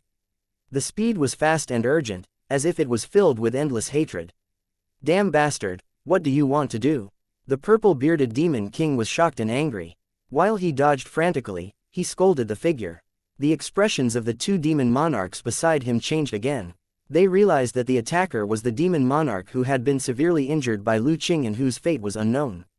His chest had been pierced through, but he was still alive. At this moment, he was glaring at the purple-bearded demon king. Purple-bearded demon king, how dare you scheme against me? I'll take you down with me. The injured monster king roared loudly. He had never dreamed that he would be ambushed by his companions. The hatred in his heart burst out, causing him to lock onto the purple-bearded demon king and launch an attack without any regard. As he had said, they were clearly prepared to die together. Idiot, this is just the female ghost's evil plan. How could you listen to his instigation? The purple-bearded demon king roared loudly, but his eyes kept rolling around, as if he was planning something. You can't lie to me. I know it's you. Go to hell. The heavily injured monster king didn't listen at all. It roared and attacked, clearly intending to die together. Lu Qing, who was hidden in the illusory formation, laughed and said in a mocking tone, "What a bunch of idiots. What are you doing? Are you putting on a show for me to see? Damn bastard, you forced me to do this." Hearing Lu Qing's sarcasm, the purple-bearded demon king's face turned livid. He looked at the other two monster kings with a frosty expression and said in a cold tone, "This guy has gone crazy and completely lost his mind, so he can't change right from wrong. You two idiots, are you going to believe the female ghost's instigation and just sit by and watch? If that's the case, then we'll have completely fallen for the female ghost's evil scheme, and we'll all be killed by her in the end." The two monster kings looked at each other with hesitation. They had their own judgment. They believed that it was the purple-bearded demon king who had plotted against his accomplices, and that it had nothing to do with the ghost king Lu Qing. The seriously injured demon king's reaction was enough to prove this point. He could definitely determine which direction the attack was coming from. If he helped Purple-Beard Demon King out of danger now, would he scheme against him the next time he was attacked? The hesitation of the two demon kings fell into the eyes of the purple-bearded demon king, and his expression became gloomier. "If that's the case, then don't blame me, Yingluo," the purple-bearded demon king said in a cold tone. At the same time, he opened his storage equipment and took out an item. It was a large black ball, but in the blink of an eye, it was burned red by the flames that erupted from his palm. "Have a taste of my new toy, the quaking thunder from the deep-sea pirate fleet." He aimed at the heavily injured monster king and threw it out with lightning speed. Boom! With a loud bang, the heavily injured demon king was hit, and his body was blown into pieces. "Ha ha ha, do you see that? This is my secret weapon." The purple-bearded demon king looked at the two demon kings and admired their shocked expressions. He said in a sarcastic tone, "I didn't want to use it at first, but you damn guys forced me to use it. Since you don't know what's good for you, I'll let you have a taste of the demonic pirate fleet's quaking thunder." The purple-bearded demon king laughed wildly, and two round balls the size of an iron pot appeared in his palms. As the flame in his palm burned, the ball instantly turned red, as if it was filled with flowing lava. There were also runes flashing on the surface of the ball, indicating that it was definitely not an ordinary bomb. "All of you, go to hell." As he roared, the purple-bearded demon king threw a round ball in his hand and went straight to Lu Qing's position. The other ball went straight for the two demon kings, clearly trying to kill them. He was the only one who could enjoy the benefits of the Demon Eater City. The four demon kings, including Demon King Bai Lin, had to die. "Bastard, you're crazy." Lu Qing and the two monster kings cursed in their hearts as they dodged each other's attacks. They had witnessed the power of the quaking thunder and knew that if it landed on them, they would be seriously injured even if they didn't die. Even the demons with strong physical bodies were blown to pieces, let alone Lu Qing, a spiritual body ghost cultivator. In the explosion of the purest yang energy, she might even be so angry that she would disappear without a trace. Ha ha ha, let's see where you guys can run to. The purple-bearded demon king was very proud. He took out 2 more quaking thunders and threw them around. Then, he took out 2 more pills and threw them at Lu Qing. A series of violent explosions rang out, causing Lu Qing to feel dizzy. He could only hide to the side under the cover of the illusory formation. Looking at the arrogant purple-bearded demon king, Lu Qing was so angry that she wanted to vomit, but she had to admit that this kind of weapon was very harmful to her. Damn it, don't think that you're the only one who knows how to throw bombs. I can do the same. I'll let you be arrogant for a while, but when you come back, I'll make you want to cry. Lu Qing said viciously. Then, he went straight to the demon-eating city to ask please like and share the video on the YouTube channel Cultivation Audiobooks. The blacksmith for something. 2880 The solution to the problem. 1. Along the way, Lu Qing picked up Demon King Bai Lin's corpse and threw it into the military camp behind the city wall. Bang! With a dull thud, Demon King Bai Lin's body fell to the ground, leaving everyone dumbfounded. Compared to an ordinary fiend, a fiend king's body was much larger and looked fiercer. Even if it was just a corpse, it still made the souls of the onlookers tremble. As for killing a demon king, it was something that the city guards didn't dare to imagine. However, at this moment, the corpse of a demon king was thrown in front of them. While he was shocked, he was also curious and excited. He wanted to see what the real monster king looked like. Stew this demon king for me. I want to drink demon meat soup. After Lu Qing left these words, he ignored the crowd and went straight to the blacksmith shop. Yes, sir. The cultivator in charge of guarding the city loudly replied and then called the cultivators to surround the city. This was the corpse of a monster king. It was a treasure that could provide a large amount of refining materials. Moreover, compared to ordinary demons, the flesh of a demon king was more nourishing. It would not be long before another batch of warriors and cultivators would appear in Demon Eater City. While the corpse was still warm, he had to quickly skin it and collect the materials. Otherwise, it would be very difficult once it cooled down. The residents of the city had become quite experienced in dealing with the flesh of demons. It didn't take long for the news of Lu Qing killing the Demon King and cooking soup to spread throughout the Demon Eater City, drawing cheers from the residents. It didn't take long for Lu Qing to return to the blacksmith. The blacksmith was still forging, accompanied by a series of wails that made people's scalps numb. Lu Qing sneaked a glance at Tang Zhen and discovered that he was still resting with his eyes closed, as if he was too lazy to care about anything. He quietly heaved a sigh of relief and went to the blacksmith's side. Blacksmith, I've been bullied. The sound of hammering did not stop, and the hoarse voice of the blacksmith slowly sounded. It's unbelievable that someone can bully you in this city. This casual sentence represented the blacksmith's true thoughts. With Lu Qing's strength, coupled with the armor awarded by Tang Zhen, there should be very few people who could hurt her. You don't even know how detestable that fellow is. He used something called the quaking thunder to make me dizzy, so I couldn't fight normally. And I have a premonition that if you're hit by that thing, it's very likely that your soul will be scattered on the spot. Lu Qing's tone was depressed, and he gritted his teeth. Quaking thunder. The blacksmith stopped hitting and turned to look at Lu Qing, showing a thoughtful expression. I've seen something like a skybomb in my family's secret technique. It's said to be a weapon used by many pirates in the deep sea. The power of this weapon was extremely great. It could blow a ship to pieces and could also kill a giant sea beast. It was said that the method of refining it was to collect the essence of volcanoes on deep-sea islands and refine it with various special materials.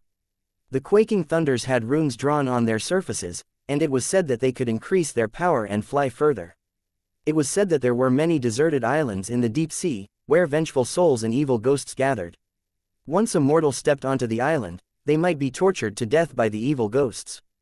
In order to ensure their safety, the pirates would throw these quaking thunder on the island. It was said that after a few loud sounds, all the ghosts would disappear. It's understandable that you're not a match for the quaking thunder, because it's a weapon that's specially designed to deal with ghost cultivators. After hearing the blacksmith's words, Lu Qing's eyes lit up, and he quickly asked, "Since you know about this weapon, you must know the way to break it. Tell me how to do it." The blacksmith shook his head and said in a dull tone, "My family's secret technique only mentions this weapon, but it doesn't have any forging or restraining methods. Perhaps you can ask. Please like and share the video on the YouTube channel Cultivation Audiobooks." "Master, he should have a solution. Lu Qing shook his head and said gloomily, if I go to master for everything, wouldn't that make me seem useless? He clearly gave me a powerful set of armor, but I'm still no match for the enemy. I don't need to find a way to counter the quaking thunders. I just need you to help me think of a way to blow the demons up into the sky. If you can do it, it'll be very useful for defending the city. You only need to attack from a distance. You can't expect the city guards to go outside the city to hunt for demons. They don't have the strength to do so. The blacksmith thought for a moment before hesitantly saying, in my family's secret arts, there is indeed a weapon similar to a catapult that can throw 10 balls to a very far distance.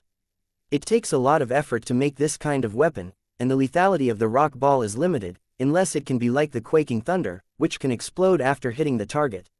After hearing the blacksmith's words, Lu Qing perked up. Hurry up and try it. If you have any difficulties, just tell me. I'll definitely cooperate with you. Alright, I'll try, but I can't guarantee success.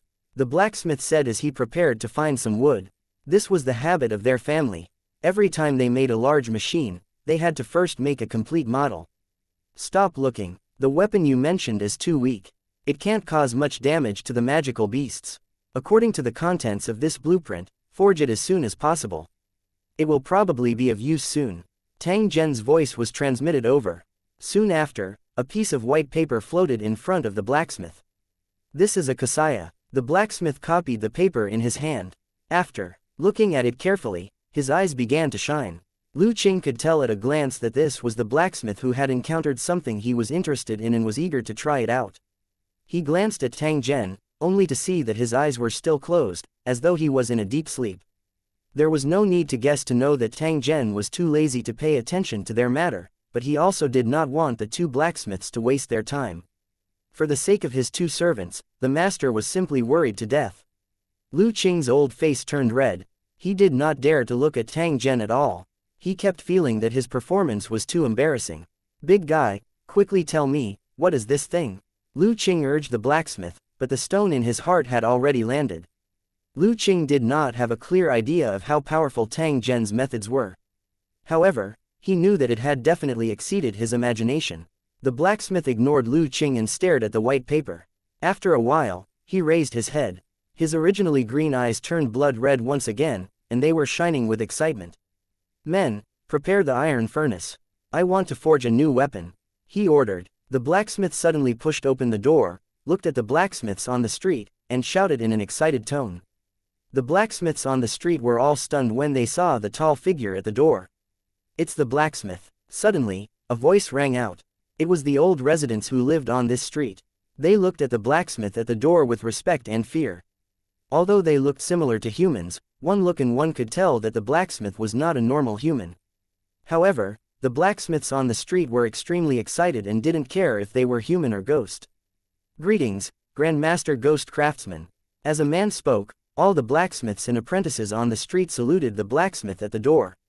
You guys, when the blacksmith saw this, he was suddenly at a loss, and his body trembled slightly. The scene in front of him was something he had been looking forward to when he was alive, but he didn't expect to get it only after his death. However, the blacksmith felt that it was not too late. Blacksmith, everyone in the city knows you. The weapons you forge are very powerful. You are the biggest contributor to the defense of the Demon Eater city. Lu Qing's voice was heard, and there was a hint of encouragement in his tone. Really? Then I'll bring honor to my ancestors. That's right, your ancestors will be proud of you. The blacksmith looked at the streets again and felt the respectful gazes. He then laughed out loud. His aura rose rapidly, and in the blink of an eye, he had become a genuine ghost king. 2881 United as one. In a society with low productivity, it was not easy to get metal objects, and they all had high value. In many cases, the number of widows with metal objects directly represented the gap between the rich and the poor. It was the same for the demon-eating city. The ordinary people did not have many iron tools, and most of the metal resources were in the hands of the government. Especially during wartime, the control of metal was even stricter. The reserve metals in the demon-eating city had all been sent to the blacksmith shop to make city defense weapons such as armor-piercing arrows. The blacksmith didn't disappoint either. In just 3 days, 10,000 armor-piercing arrows were completed. The limited stock of iron ingots had already been used up, So after hearing the blacksmith's request, everyone felt very embarrassed. Why don't we donate the ironware in our house, as well as all kinds of gold, silver, and bronze ware, for Master Ghost Craftsman to use? Someone made a suggestion, and everyone immediately agreed. The demon-eating city was in danger and was surrounded by demons. Everyone knew what would happen if the city was broken. Protecting the demon-eater city and their families was something that every resident had to take part in. Under such special circumstances, one should not think too much about personal gains and losses, but rather the overall situation. It didn't take long for the people in the city to receive news that Master Ghost Craftsman was preparing to build a city-guarding weapon, but he lacked enough metal. Therefore, they needed the support of all the people in the city. They had to donate metal objects that they didn't need at home for the time being as a contribution to the protection of the demon-eating city. The people in the city responded enthusiastically to this matter. All kinds of metal objects were found. When martial artists patrolled the streets and drove their carriages past, they would pile them up on the long carriage. Many thanks to all the elders and fellow villagers. The martial artists, who were usually stern, were now cupping their fists and thanking the people. They were obviously touched by the scene in front of them. Although as a commoner, he would complain a lot, but when danger came, he was the most understanding. Carts pulled by giant bulls shuttled through the streets of Demon Eater City. After they were filled with all kinds of metal objects, they were transported back to the street where the blacksmith shop was located. The blacksmith stood at the door, watching the scene in front of him in silence. There seemed to be flames flickering in his eye sockets. Wow, the people of the Demon Eater City are really impressive. They are much more sensible than the scumbags I met back then. Lu Qing said in a faint tone, then looked at the blacksmith with a bright smile.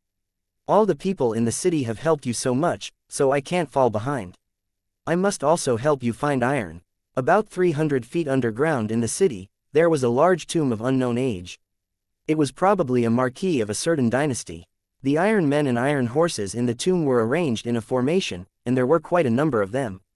There was even a ghost king living inside. That fellow is very low-key. I've stayed in the city for so long, but it has never taken the initiative to show itself. Today, I'll make a trip down to discuss with the ghost king and borrow his burial objects. As soon as Lu Qing finished speaking, he turned around and was about to leave. How's the ghost king's strength? Do you need my help? The blacksmith turned his head and asked Lu Qing, his eyes also flashing with fighting intent. He had already advanced to the level of a ghost king, and even Lu Qing was shocked by his strength. His own strength was not weak, and if combined with his superb fire control technique, ordinary ghost kings were not his match at all.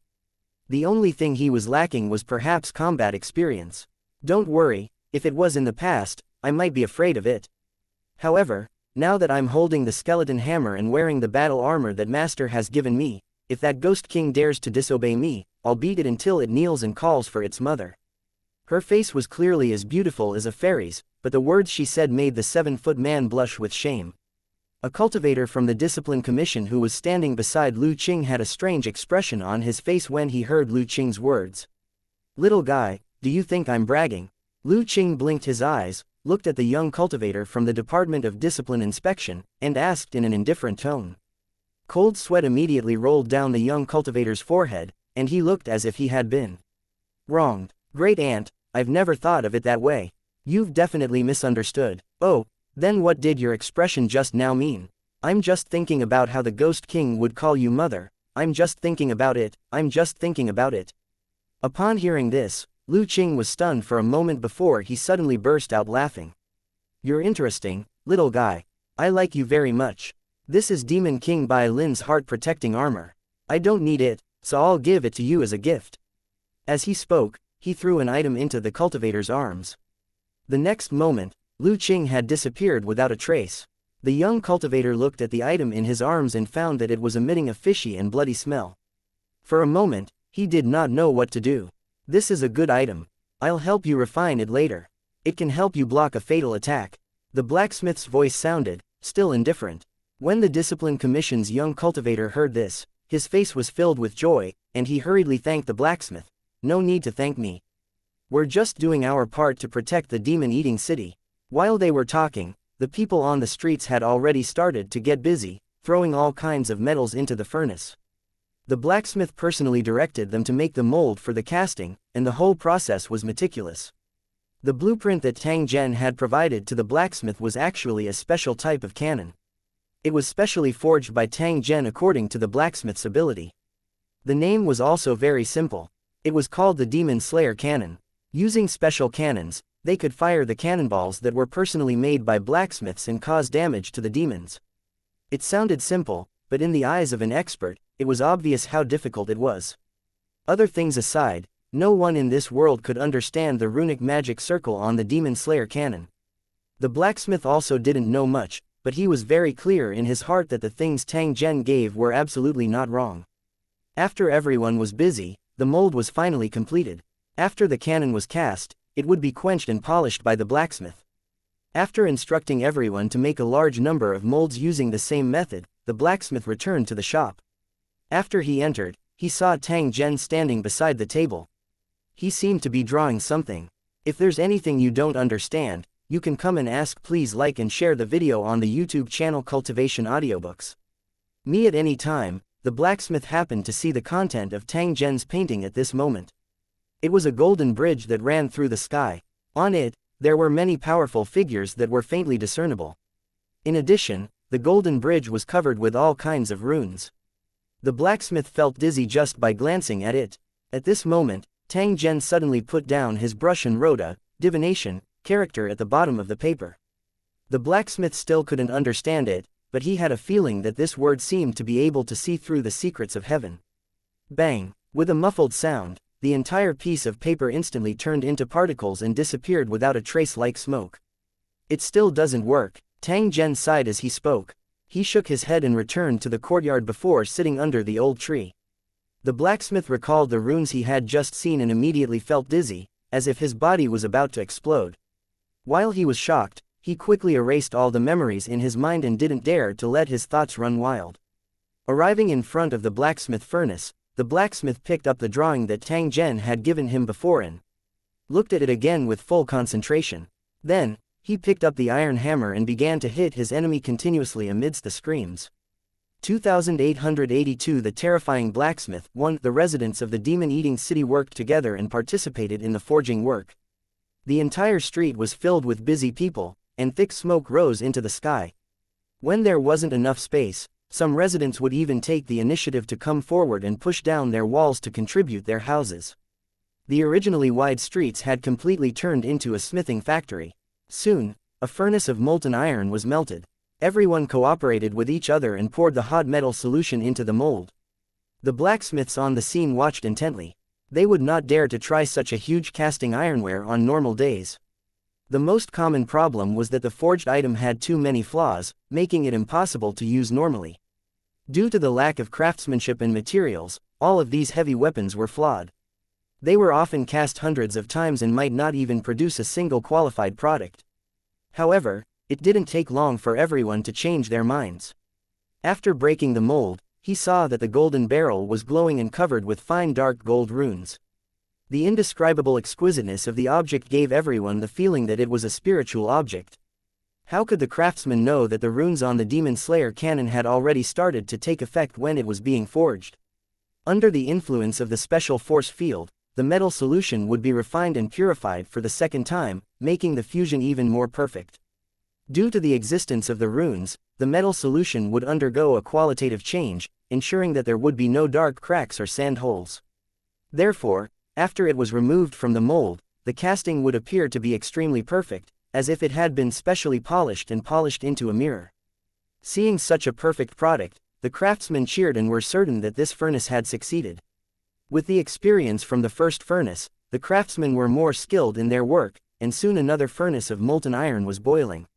He continued to forge, and the product was still perfect. The blacksmiths who participated in the forging were even more confident, and they worked with all their might, striving to complete the forging task as soon as possible. The blacksmiths were also busy, and the unique sound of forging echoed on the street. Colorful lights flashed from time to time in the gloomy-looking houses. When it was time to light up the lamps, Lu Qing returned to the blacksmith shop with a triumphant smile on his face. "Hurry up and make way. Clear the area, someone is coming to deliver the goods." After hearing Lu Qing's words, the craftsmen did not dare to delay and quickly got busy according to the requirements. However, they were all puzzled. It was already sunset, who would rush to deliver the goods at this time? However, it didn't take long for a cold wind to blow on the street, and the temperature began to drop rapidly. A bone-chilling cold made the craftsman on the street shiver as if winter had arrived. What's going on? Why is it so cold? As soon as he was confused, he heard a series of neat footsteps, and the sound of horse hooves. At the end of the street, a faint green light illuminated the surroundings. At the same time, a group of figures slowly approached. Everyone's eyes widened as they looked over. It was actually countless rusty iron men and iron horses. They were lined up in an orderly manner and slowly walking towards where they were. My God, what are these things? Someone asked, but no one answered. They were all shocked by the scene in front of them. There were also people who subconsciously wanted to escape, because these iron men and iron horses were filled with a chilling ghostly chi. What are you panicking for? Stay where you are. Lu Qing's voice rang out, calming down the panicked crowd. Thinking of Lu Qing's words and his calm expression, everyone inexplicably had confidence again. Boom boom boom, heavy footsteps stomped across the long street. It was as if the earth was shaking, and the roof tiles were also shaking. Iron men and iron horses filled the streets like an army from hell, ready to conquer the world of the living. But at this moment, a cold snort suddenly came from the blacksmith shop. The voice came from the blacksmith, and it seemed to contain a trace of dissatisfaction. At the same time, all the fire sources on the street made a crisp sound, and the flames directly jumped more than 3 meters high. They were like fire spirits that were roaring at the iron men and iron horses. An indescribable heat wave spread out in all directions, especially the yin qi emitted by the iron men and iron horses, which had been completely suppressed. Boom! The yin qi was ignited in an instant, and the raging flames soared into the sky, enveloping the iron men and iron horses. A ghostly wail came from within the iron horse. It sounded extremely mournful. Damn it, how did this happen? A huge fireball appeared in the air, wrapping around a figure in dragon robes. He roared as if he was in great pain. I've already told you not to test the blacksmith, or you'll definitely regret it. You've suffered, you stupid fellow. Lu Qing's voice rang out with a hint of ridicule in his tone. He was obviously targeting the figure in the sky. The figure in the sky let out an unknown roar, as if it was still struggling to resist the flames. After a few seconds, he gave up struggling and bowed towards the blacksmith shop. King Jingnan of the previous dynasty, Zhao Zhenbang, pays his respects to Master Ghost Craftsman. According to Lu Qing, the master was in urgent need of iron to forge weapons to resist the invasion of the monster army. When I was buried, my guards and cavalry followed me, all of them made of refined iron. Now, I'm giving it to you to forge a weapon. It's a small part of my strength to protect the city. His words were impassioned, as if he was a person who understood the greater good. However, only Lu Qing knew that this King Jingnan was extremely stubborn. Even if he was beaten to the point where his soul was about to fly out of his body, he still refused to yield. The army of iron men and iron horses had actually been refined by the Ghost King and were equivalent to his life-bound magical treasure. If he did not want to, he could turn thousands of men and horses into ashes with a single thought. Lu Qing didn't mind killing King Jingnan, but he didn't want to lose so much iron. Otherwise, wouldn't he delay the blacksmith's work and completely lose his face? In the end, the two sides reached an agreement. Lu Qing would take King Jingnan to see the blacksmith, and then they would decide whether to admit defeat or not. No matter what the result was, King Jingnan had to pay a price and keep a part of the iron men and iron horses. This was the price that the loser had to pay. If King Jingnan didn't do anything, he would be courting death. The scene that had just appeared was actually King Jingnan's deliberate act. It was to increase his own momentum and test the blacksmith's strength. But he didn't expect the blacksmith to be so overbearing, using his own fire control methods to directly destroy the connection between the Ghost King and the Iron Man and Iron Horse. However, in the blink of an eye, King Jingnan had become a commander of light, and the Iron Man and Iron Horse were no longer under his control.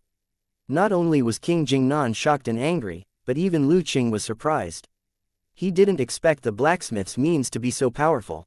To be able to silently cut off the connection between the weapon and its owner, this method was indeed very powerful. In a battle, if he encountered an opponent like the blacksmith, it would definitely be a big misfortune. They had not even fought yet, but they had already lost more than half of their combat power. How could they continue to fight this battle? However, the other ability displayed by the blacksmith was obviously more terrifying. Even Lu Qing was terrified. He could follow the connection between the magic treasure and its master and directly ignite the body of the magic treasure's master, and constantly refine and burn it. Lu Qing knew very well how powerful the flames controlled by blacksmiths were. It was a kind of flame that could not be understood at all, and it could be upgraded as one's strength increased. Lu Qing had to rely on his armor to defeat King Jingnan, and when it was the blacksmith's turn, he finished off the other party in a few breaths. This lucky bastard, what did he learn from Master? How did he become so powerful? Lu Qing muttered to himself, but his eyes were shining. It was not out of jealousy or fear, but because she was suddenly filled with fighting spirit. She made up her mind to perform well so that she could get more rewards from her master. 2883 Demon-Slaying Cannon. 1. The two Ghost Kings fought, and King Jingnan collapsed with a single strike. If he continued to grit his teeth and hold on, it might not take long for him to be burned to ashes by the blacksmith. Although they were both Ghost Kings, blacksmiths were stronger and had more powerful spells. It was like a spear against a cannon. They were not on the same level. King Jingnan didn't want to die, so he could only admit defeat. He had come with an army in an aggressive manner, but he didn't expect to be alone the moment they met. The depression in King Jingnan's heart went without saying. Just as he was about to leave, the blacksmith's voice came from the blacksmith's shop. "Wait, you can't leave yet." Lu Qing's eyes lit up. Was the blacksmith going to kill King Jingnan? If that was the case, it was simply to his liking, lest this guy seek revenge in the future. Now that the situation was special, he had to be careful. King Jingnan's expression changed. His thoughts were the same as Lu Qing's, and his heart was suddenly filled with sorrow. He didn't expect that not only would his assets be taken away, but he would also lose his life. He was simply unlucky to the extreme.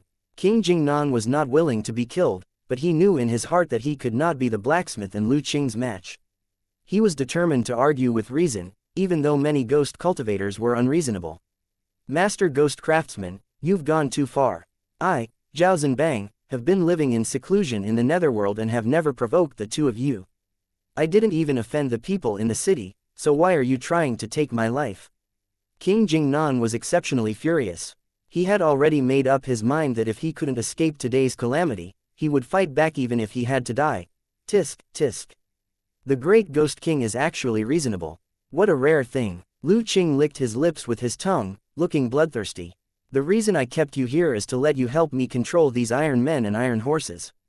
They will be used together with the weapons I'm about to forge.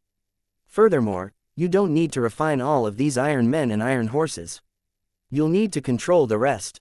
The blacksmith's voice came, explaining his intentions. Hearing this, King Jingnan's face revealed a trace of surprise, which then turned into a deep surprise. "Since you've asked, Master Ghost Craftsman, I naturally won't refuse. I'm also honored. As for the specifics, please instruct me, Grand Master. I will definitely cooperate." Seeing this, Lu Qing, who was beside him, curled his lips in disdain, but did not say anything. Since the blacksmith needed it, he would naturally give him full support. After all, he was the main force in fighting against the magical beasts. The originally tense atmosphere instantly disappeared without a trace. The craftsmen on the street secretly heaved a sigh of relief. They had indeed been scared to death just now. If there had been a battle just now, these mortals would have inevitably been affected, and they would have lost their lives if they were not careful. At this moment, the sound of wheels turning could be heard from the other end of the street. A giant six-legged bull pulled a specially made water wheel and came to the blacksmith shop. There was still firewood under the carriage, and it was burning brightly at the moment. Light smoke curled up and drifted in all directions. "It's time to eat," someone shouted loudly. At the same time, he opened the cover of the water wheel, and an indescribable fragrance spread out. "This is the demon bone soup. It should be, but why does it taste so good? Ha ha ha, I'm afraid you don't know this, but this is actually a demon king killed by His Excellency Lu Qing. He specially ordered people to make soup for the people in the city. So it's a demon king. No wonder, no wonder. Thank you, Your Excellency Lu Qing, for taking care of the people in the city so well. This is simply an opportunity delivered to my door." The group of craftsmen discussed among themselves as they looked at Lu Qing and bowed to thank her. "You're welcome," Lu Qing said indifferently, as if he didn't care about it at all. However, the corners of his mouth were filled with unconcealable joy. However, in the blink of an eye, he revealed an annoyed expression and dispersed the wish power that was approaching him. When King Jingnan, who was not far away, saw this, he was even more puzzled, unable to figure out what had happened. Just as he had said before, he had always hidden in the mausoleum and never paid attention to the matters of the outside world. Even though the demon-eating city was besieged by the demons, he didn't take it to heart. He was sure that it had nothing to do with him.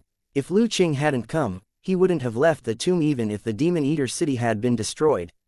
But at this moment, King Jingnan suddenly realized that he couldn't understand the residents of the demon-eater city. They were clearly just a group of mortals, but there was a strange power in their bodies that allowed them to possess stronger physical qualities. Seeing the residents treat demons as food, King Jingnan suddenly realized that this was the source of the strange power. They were clearly a group of weak mortals, but they actually treated such a powerful demon as food. It was like a group of ants eating elephants for every meal. It was simply unbelievable. In addition to this, there was one more thing that King Jingnan couldn't understand. He had just seen that when the people were thanking Lu Qing, there was a large amount of wish power condensed, but it was all dispersed by Lu Qing. It was impossible that Lu Qing didn't know the use of wish power, but why did he dispel it? If it was King Jingnan, he definitely wouldn't dispel this wish power, but use it to become a god. In this way, he would be able to get rid of his identity as an evil ghost and appear in the world openly, instead of hiding in the mausoleum. Unfortunately, he didn't have such an opportunity, because obtaining wish power required luck, and it wasn't something that could be obtained just because he wanted it. Such a precious opportunity had been casually dispelled by Lu Qing. This made King Jingnan very confused. There was also Master Ghost Craftsman, whom he had never met before. He was so powerful, but he was working hard to protect a group of ordinary mortals. The strange city, as well as a group of inexplicable people and ghosts, made King Jingnan more and more confused. No one knew King Jingnan's thoughts. At this moment, everyone was busy eating. Each person had a large bowl of demon bone soup, and everyone was full of praise when they drank it. Demon King Bai Lin could never have imagined that he would not only fail to kill a citizen of Demon Eater City, but that he would be cooked and eaten by the entire city after his death. Demons eat humans, humans eat demons, heaven said. The blacksmith shop's voice rang out again, and then they worked all night. In order to complete the task as soon as possible, all the blacksmiths did not sleep or rest. Because they had consumed the demon bone soup, the craftsmen were all full of energy. Even if they had to work through the night, they would not feel tired. Similarly, because of the constant busyness, the demon bone soup's absorption was more effective, and the strength in his body was constantly increasing. The meat soup cooked by the Demon King was indeed extraordinary. In just one night, many residents of Demon Eater City had changed. They now had greater strength, more agility, and could even directly absorb the energy of the world. This meant that the door of cultivation had been officially opened to them. Perhaps it wouldn't take long for the people in the city to be like dragons. The blacksmith, who had been busy all night, finally went out again. Under his command, the group combined the iron men and iron horses and the demon-slaying cannon, turning them into a strange weapon. The iron horse was pulling the demon-slaying cannon, and the iron man was guarding at the side. It looked decent. After the wheels were installed, under the control of the Duke of the South, they could actually walk on their own on the street. Everyone was surprised by the strange weapon and secretly guessed its power. After another day, the 10 cannons were assembled. Under King Jingnan's command, the iron horses pulled the demon-slaughtering cannon and went straight to the wall of the demon-eating city. 2884 The terrifying cannon blast. 1. The soldiers were still standing guard at the top of the city wall. Even with the illusory formation, the demons couldn't get close to the city, but no one dared to let their guard down. No one could be sure if the Yaomo would be able to rush over, so they might as well keep an eye on the enemy's situation. At the same time, some warriors went out of the city to collect the dead bodies of the demons and bring them back to the city for further processing. The teleportation formation was still in operation, but the number of demons entering the slaughterhouse was much less than at the beginning. The reason for this was that the Yaomo had experience and already knew how to reduce casualties. The greater the commotion caused by the magical beasts, the higher the frequency of the teleportation light pillars appearing. After realizing this, the magical beasts immediately became well behaved. They either stayed where they were or walked slowly to avoid the teleportation light pillar appearing beneath their feet. This method was indeed effective. The frequency of the teleportation light pillars appearing was greatly reduced, and only a few unlucky people would be sent to the demon-eating city occasionally. The 3 monster kings became very low-key and stopped commanding the monsters to attack because that would be equivalent to suicide. They were only hiding in different locations and did not come into contact with each other to avoid being plotted against by their accomplices. No one cared about the corpse of the demon king that had died earlier. His subordinates had also suffered heavy casualties, and they had no ability to avenge him. At this moment, there was a strange calm between the attacking and defending sides. No one would take the initiative to attack. However, this peace would be broken soon. Neither humans nor Yaomo could allow the other to exist for long. The guards of the Demon Eater city looked down at the city wall in a daze. Groups of iron men and iron horses, pulling strange weapons, were neatly arranged on the plain in front of the city gate. Lu Qing, blacksmith, King Jingnan. The 3 ghost kings arrived at the same time. At this time, the top cultivators from both sides were evenly matched. The cultivators of the Discipline Commission secretly sighed. Who would have thought that the ghost cultivators, who were enemies of the Discipline Commission, would become the main force of the city defense? Under Lu Qing's command, a group of warriors opened the wooden boxes and took out the storage balls inside. These balls were transparent like crystals, and they seemed to have lava and flames sealed inside. They looked very dangerous. This was designed by Tang Zhen and personally forged by the blacksmith. It was specially used to complement the Demon Slayer cannon. Lu Qing's face was filled with excitement. Although the Demon Slayer cannon was made by a blacksmith, it was her request. It was for this reason that Lu Qing felt that he had been valued, and his heart was deeply touched and excited. At her command, the crystal ball-like cannonball was thrown into the barrel, and then a series of muffled sounds were heard. The Demon Slayer cannon spewed out flames, and the glaring fireballs flew out, drawing an arc and falling into the wilderness ahead. After the fireball landed on the ground, it made a thunderous sound. Then, mud and stones were sent flying, and the rolling flames spread in all directions. Compared to ordinary cannons, the Demon Slayer cannon had a longer range and greater destructive power. Its special flames could detonate the energy of heaven and earth. The area several hundred meters in radius where the cannonball exploded was a sea of fire. The world energy was instantly burned up. The demons that were caught in it were either blown to pieces or burned to ashes. Just the first round of attacks had made the demons suffer. They wailed in the sea of fire, but were soon covered by the loud explosions. Due to the influence of the illusory formation, the magical beast was unable to accurately determine the trajectory of the cannonball. It had no idea when the cannonball would land beside it. The area of effect of the cannonball was too wide. If it exploded, ordinary magical beasts would have no chance of escaping. The shells turned the area outside the city into a hell of fire, and the teleportation beams that appeared from time to time were like adding hail to snow, making the demons suffer.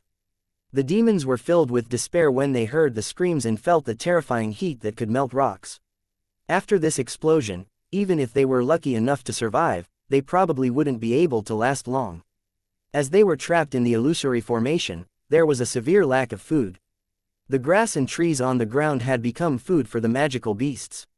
Some of the demons that went crazy from hunger simply devoured the corpses of their companions, and some even killed demons of different races. By relying on this method, the Yaomo who were easily hungry and had a huge appetite were barely able to persist until now.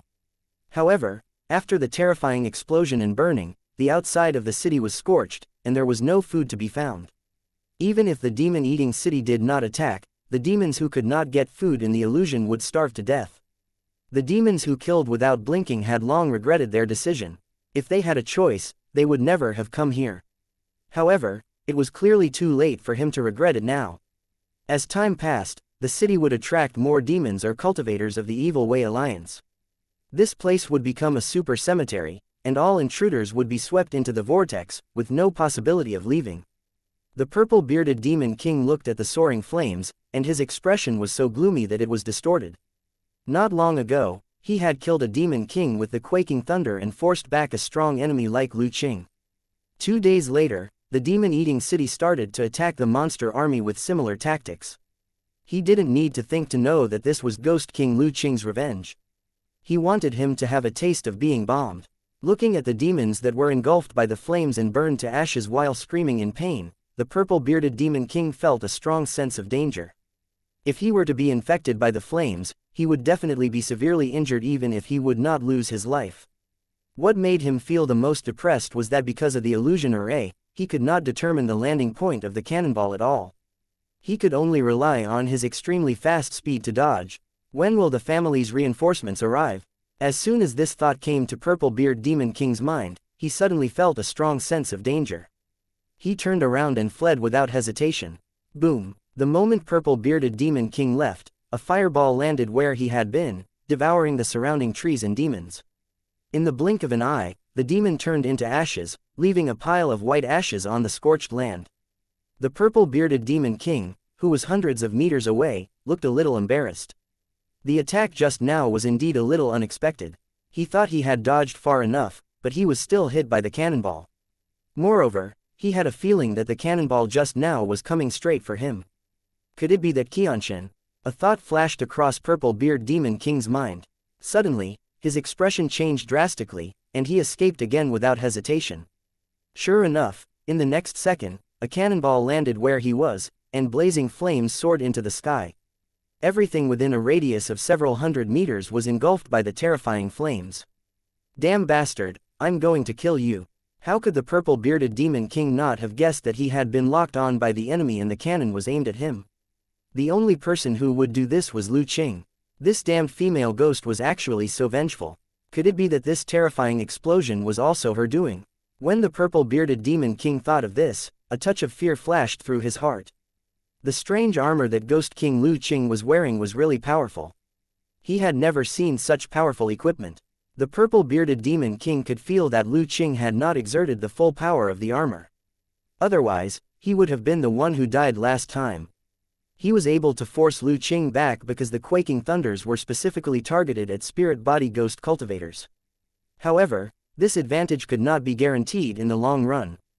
This was because he only had 10 quaking thunders in his possession, and he had spent a great price to get them. In order to take revenge on him, this female ghost had even gotten such a terrifying weapon. She was simply seeking revenge for the smallest grievance. What shocked the Purple-Bearded Demon King the most was where did the female ghost get such powerful equipment that even he, a descendant of a demon family, had never heard of it before. Perhaps it was similar to this illusory formation and it was related to the ancient god continent. A chill flashed across the Purple-Bearded Demon King's heart. He felt that it was a wrong decision to ask. Please like and share the video on the YouTube channel Cultivation Audiobooks. For help from his family. 2885 Impregnable, 1 below the Demon Eater City, the sound of cannons rang out. The guards on the city wall were dumbfounded as they watched the Demon Slayer cannons bombarding the demons. They were shocked by the power of such a terrifying weapon. If the enemy had such a weapon, they could fire at the Demon Eater City and turn them into roasted meat in an instant. Thinking about it carefully, it was lucky to be roasted meat. At the very least, he had an intact corpse. If he was like those demons, burned to the point where not even his bones were left, that would be truly sad. At the same time, he was secretly happy that the demon-eating city was showing more and more strength, and perhaps it could really withstand the attacks of all the enemies. What they didn't know was that Ghost King Lu Qing was sulking. This damn guy, how can he be so cunning? He can always avoid the bombardment in advance. Lu Qing's tone was filled with indignation because she had fired more than a dozen cannons, but she had not killed the Purple-Bearded Demon King. She was the one who did it. She aimed it directly at the head of the Purple-Bearded Demon King and fired it quickly. But even so, it still did not achieve the expected effect. Seeing that the Purple-Bearded Demon King had avoided the sea of fire again, Lu Qing was so angry that he cursed, his face full of depression. The other party's strength is obvious. He can predict danger to a certain extent, so it's natural for him to avoid the bombing. The Monster King's defense is extremely strong.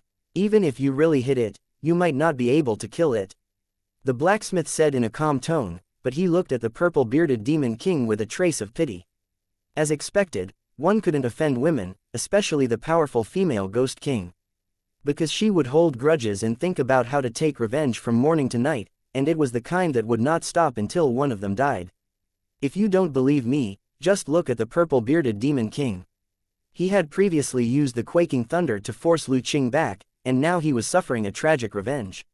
In order to deal with the Purple-Bearded Demon King, Lu Qing got the Demon Slayer cannon and turned the outside of the city into a hell of fire. Although the deaths of these demons were not to be regretted, they must be extremely depressed to be killed in such a muddled way. If I can't kill him with 1 shot, I'll blast him with 10 shots. If he still doesn't die, I'll smash him to death with my hammer. Lu Qing said in a vicious tone. She had never been so eager to kill an enemy like now. This purple-bearded demon king was too annoying. He was definitely a scourge to both friend and foe.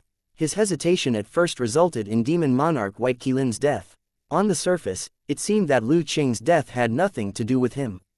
However, if he had taken the initiative and led the other 3 demon monarchs to provide assistance, demon monarch White Qilin wouldn't have died. Killing demon king White Qilin was only the beginning. In the following battle, he tried to use his companion as bait to complete the sneak attack on Lu Qing. After being exposed in public, he immediately turned hostile and killed his companion with a quaking thunder. 2 demon kings had died because of him. No matter how stupid the other 2 demon kings were, they would not dare to cooperate with the purple-bearded demon king. He didn't want to follow in the purple-bearded demon king's footsteps and fall into his trap again. Although he was all alone, at this time, it still did not affect his family or harm others. Because they had offended Lu Qing, the demons were bombarded by the demon slayer cannons, and countless demons were turned into ashes. If it wasn't for the purple-bearded demon king, they might have been able to live a little longer and not die so miserably. If a general is incompetent, 3 armies will be exhausted. The demons could only blame themselves for being unlucky when they encountered a guy like the purple-bearded demon king. However, this was also in line with the purple-bearded demon king's plan, because from the beginning, he had been prepared to monopolize the secret of the demon-eating city. Anyone who knew the truth must be killed. The news must not be spread. Although he wasn't killed by Lu Qing's explosion, he was in a sorry state. Where was his former demonic king demeanor? Although he was furious, he was helpless because he knew that he was in danger. If Lu Qing did not care about anything else and aimed all the cannonballs at him, the consequences would be unimaginable. As soon as this thought came to his mind, the purple-bearded demon king's expression changed. That damned crazy woman, he couldn't help but curse, and then ran away with all his might, not daring to hesitate at all. In the next second, the sea of fire enveloped the area within a few kilometers. Even the purple-bearded demon king, who was running for his life, was also affected by the flames. Ah, Yingluo! With a scream, the purple-bearded demon king rushed out of the sea of fire, but his body had been burnt black. The robe and armor on his body were damaged and he looked extremely pathetic. Smelling the burning smell on his body, the purple-bearded demon king's eyes widened, and he roared in Lu Qing's direction. Bitch, if you fall into my hands, I'll definitely torture you for 100 years, 1,000 years. As soon as he said those words, his expression changed again, and he continued to run away like a dog. As for the demons around him, they were all caught up in it and burned into piles of charcoal by the sea of fire. Seeing this, Lu Qing, who was outside the demon-eater city, was overjoyed. Seeing the purple-bearded demon king in such a sorry state, the resentment in his heart dissipated. Stop chasing after the purple-bearded demon king. Find the place where the demons are gathered and attack freely. Lu Qing ordered again to not waste the precious cannonballs, because she knew that it was impossible to kill purple-beard demon king with this method. If she really wanted to kill the enemy, she would have to do it herself. The blacksmith turned around and left. From the previous bombing, he found that the consumption of artillery shells was quite large. This was only an experiment, and the consumption was already so huge. If the war really broke out, they would definitely need more cannonballs. He had better hurry back to the blacksmith's shop and think of ways to make more cannonballs to meet the needs of the battlefield. However, he was only one person after all. No matter how fast he was, there was still a limit. How could he solve this problem? When the blacksmith thought of this, Tang Zhen's figure appeared in his mind before he nodded. That's right, I can ask. Please like and share the video on the YouTube channel Cultivation Audiobooks. Master, he must have a way to solve this problem. In the blacksmith's eyes, Tang Zhen represented omnipotence. If he couldn't solve the problem, Tang Zhen could definitely solve it easily. He would not be like Lu Qing, who would think about it before asking for help. Instead, he would directly state his request. Perhaps it was because of this state of mind that the blacksmith's strength improved so quickly that even Lu Qing could not catch up. As for King Jingnan, he was actually enjoying it. His greatest wish when he was alive was to lead an army to conquer the world. In the end, he was born in the wrong era and was unable to display his skills. In the end, he died of depression because of suspicion. Before he died, he requested for the Iron Men and Iron Horses to be buried with him in order to fulfill his wish. However, he had accidentally joined the defense of the demon-eating city and fulfilled his dream of commanding soldiers to fight on the battlefield. Looking at the demon slayer cannon spewing flames, King Jingnan's heart burst with pride, and he couldn't help but want to let out a long roar. If it wasn't for the fact that he didn't have that authority and couldn't give orders randomly, King Jingnan would have already commanded the army to launch an assault. Although there was a trace of regret in his heart, King Jingnan was still very happy, because the blacksmith had already said that he would forge more demon-slaying cannons. After the construction was completed, all the demon slayer cannons would be under his control. The scene of tens of thousands of cannons firing at the same time would be far more impressive than commanding soldiers to charge and kill. 2886 The world's attention, 1. From all directions outside the Demon Eater city, on all the roads that led to this place, an endless stream of outsiders were rushing over. Most of these travelers were cultivators of the Evil Way Alliance, as well as many demons and cultivators of unknown identities. While the 5 demon kings were trapped, the war between the good and evil finally came to an end. The Evil Path Alliance had won all of their battles, while the Righteous Path sects were completely defeated. The outcome had already been decided. This meant that the disaster had officially begun, and the entire world would become a purgatory. The cultivators of the orthodox sects who failed either escaped or were hunted down by the unorthodox alliance. They were in terrible situations. There were also many orthodox sects who secretly betrayed their comrades before the final battle and dealt a fatal blow to their comrades at the critical moment. After the war ended, these orthodox sects had transformed into members of the unorthodox alliance. In the following period of time, it was filled with the figures of evil and heresy, causing chaos in the entire world. They attacked and destroyed all the cities, spreading the plague virus everywhere. The corpses of the common people were everywhere. Even if they were lucky enough to survive, they would not be able to last long in this chaotic world. It must be known that almost the entire world was occupied by the Evil Path Alliance. If they wanted to find a place of peace, they had to cross the ocean and head to a new continent. However, the ocean was full of giant beasts, and even cultivators didn't dare to test it, in case they died in the fish's stomach. Ordinary people only had mortal bodies. What kind of ability did they have to cross such a terrifying chasm? Under the Evil Alliance's control, the demon-eating city had not been captured, which naturally attracted the attention of the Evil Alliance. Especially when he heard that 5 demon kings had gone to attack the city, but there was no news. He was sure that something was wrong with the demon-eating city. However, at this moment, rumors started to spread that there was a big secret in the monster-eating city that might lead to the ancient god continent. As soon as this news came out, it shocked the world and made the demon-eating city famous. All the cultivators from both the good and evil sides knew the importance of the ancient god continent. They knew that there were many treasures there. However, the last time something happened, the teleport passage leading to the ancient god continent was destroyed. All the warriors who were good at space spells were killed. In this case, it was just a fool's dream to go to the ancient god continent to search for treasures. However, at this moment, there was a rumor that one could go to the ancient god continent from the demon food city. It was earth-shattering news. Regardless of whether the news was true or false, he had to go to the demon-eating city. Now, he just had to go. The cultivators of the Evil Way Alliance and all kinds of demons and monsters started to rush toward the Demon Eater city. On the way there, more detailed information was passed on, making the cultivators more and more convinced of the authenticity of the rumors. This rumor originated from the dragon clan of the Deep Sea. The Deep Sea dragon race's secret technique had a restriction. The expert of the same race who was the closest would receive the purple-bearded demon king's message. An elder of the Deep Sea dragon race received a message from the purple-bearded demon king, claiming that there was a big secret in the demon-eating city. The cultivators here had mastered the powerful illusory formation. The aura of the other world permeated the area. It was possible that this place was connected to the ancient god continent. Normally, this kind of news should be highly valued. However, this elder was suspicious by nature and seriously doubted the authenticity of the news. He thought that if the demon-eating city was connected to the ancient god continent, the whole world would have known about it. One had to know that there were some secrets that could not be concealed. At that time, he was fighting with the righteous sects and was at a critical juncture, so he could not withdraw from the battlefield at all. Therefore, he sent a descendant of the family to report the news to the deep-sea dragon race and let the other elders judge the authenticity of the matter. This elder's perfunctory attitude directly affected the messenger. The messenger had a grudge with the purple-bearded demon king and was full of disdain for this news.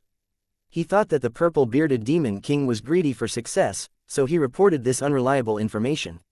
If his information was proven wrong, then the purple-bearded demon king would never be able to lift his head in the deep-sea dragon clan again. On the way back to the deep sea, the messenger met other monster race cultivators and mentioned this matter in their conversation. Whether or not it was an unintentional leak, perhaps only his messenger would know. The news spread like wildfire, and soon, everyone knew about it. When they heard this news, many cultivators thought it was a joke. How could they not know about such a big thing? Only the high-level cultivators were interested in this news because they had already sensed an unusual aura. The experts of the families of monsters and demons scanned the city with their spiritual power to confirm that the rumor about the deep-sea dragon race was true. The strange change in the monster-eating city might be related to the ancient god continent, because they had sensed a special and strange space aura. The aura belonged to another world. Perhaps it came from the ancient god continent. After discovering this, the major families of demons and monsters all sent people to the demon-eating city to investigate. Such a huge commotion naturally couldn't be concealed, causing those suspicious people to become indecisive. These aristocratic families of demons and devils would definitely not joke about such matters. This meant that the rumors were likely to be true. The Evil Way Alliance had received the news even faster. They had long received the news about the abnormal situation in the demon food city, and now they had received the complete confirmation. The deep-sea dragon race, which was the first to receive the news, had missed a good opportunity for nothing. Now, they were so angry that they were about to go crazy. Just like that suspicious elder, after the news was sent back, it did not attract any attention at all. Considering that the purple-bearded demon king had sent the message through his bloodline secret skill, an elder of the deep-sea dragon clan took action personally to sense the demon-eating city with his spiritual power. But to his surprise, the demon-eating city became faintly discernible, as if it would disappear from this world at any time. This situation was extremely abnormal, which meant that the message sent by the purple-bearded demon king was very likely to be true. The elder in charge of the investigation was both surprised and happy. He quickly informed his fellow tribesmen and prepared to go to the demon-eating city in person.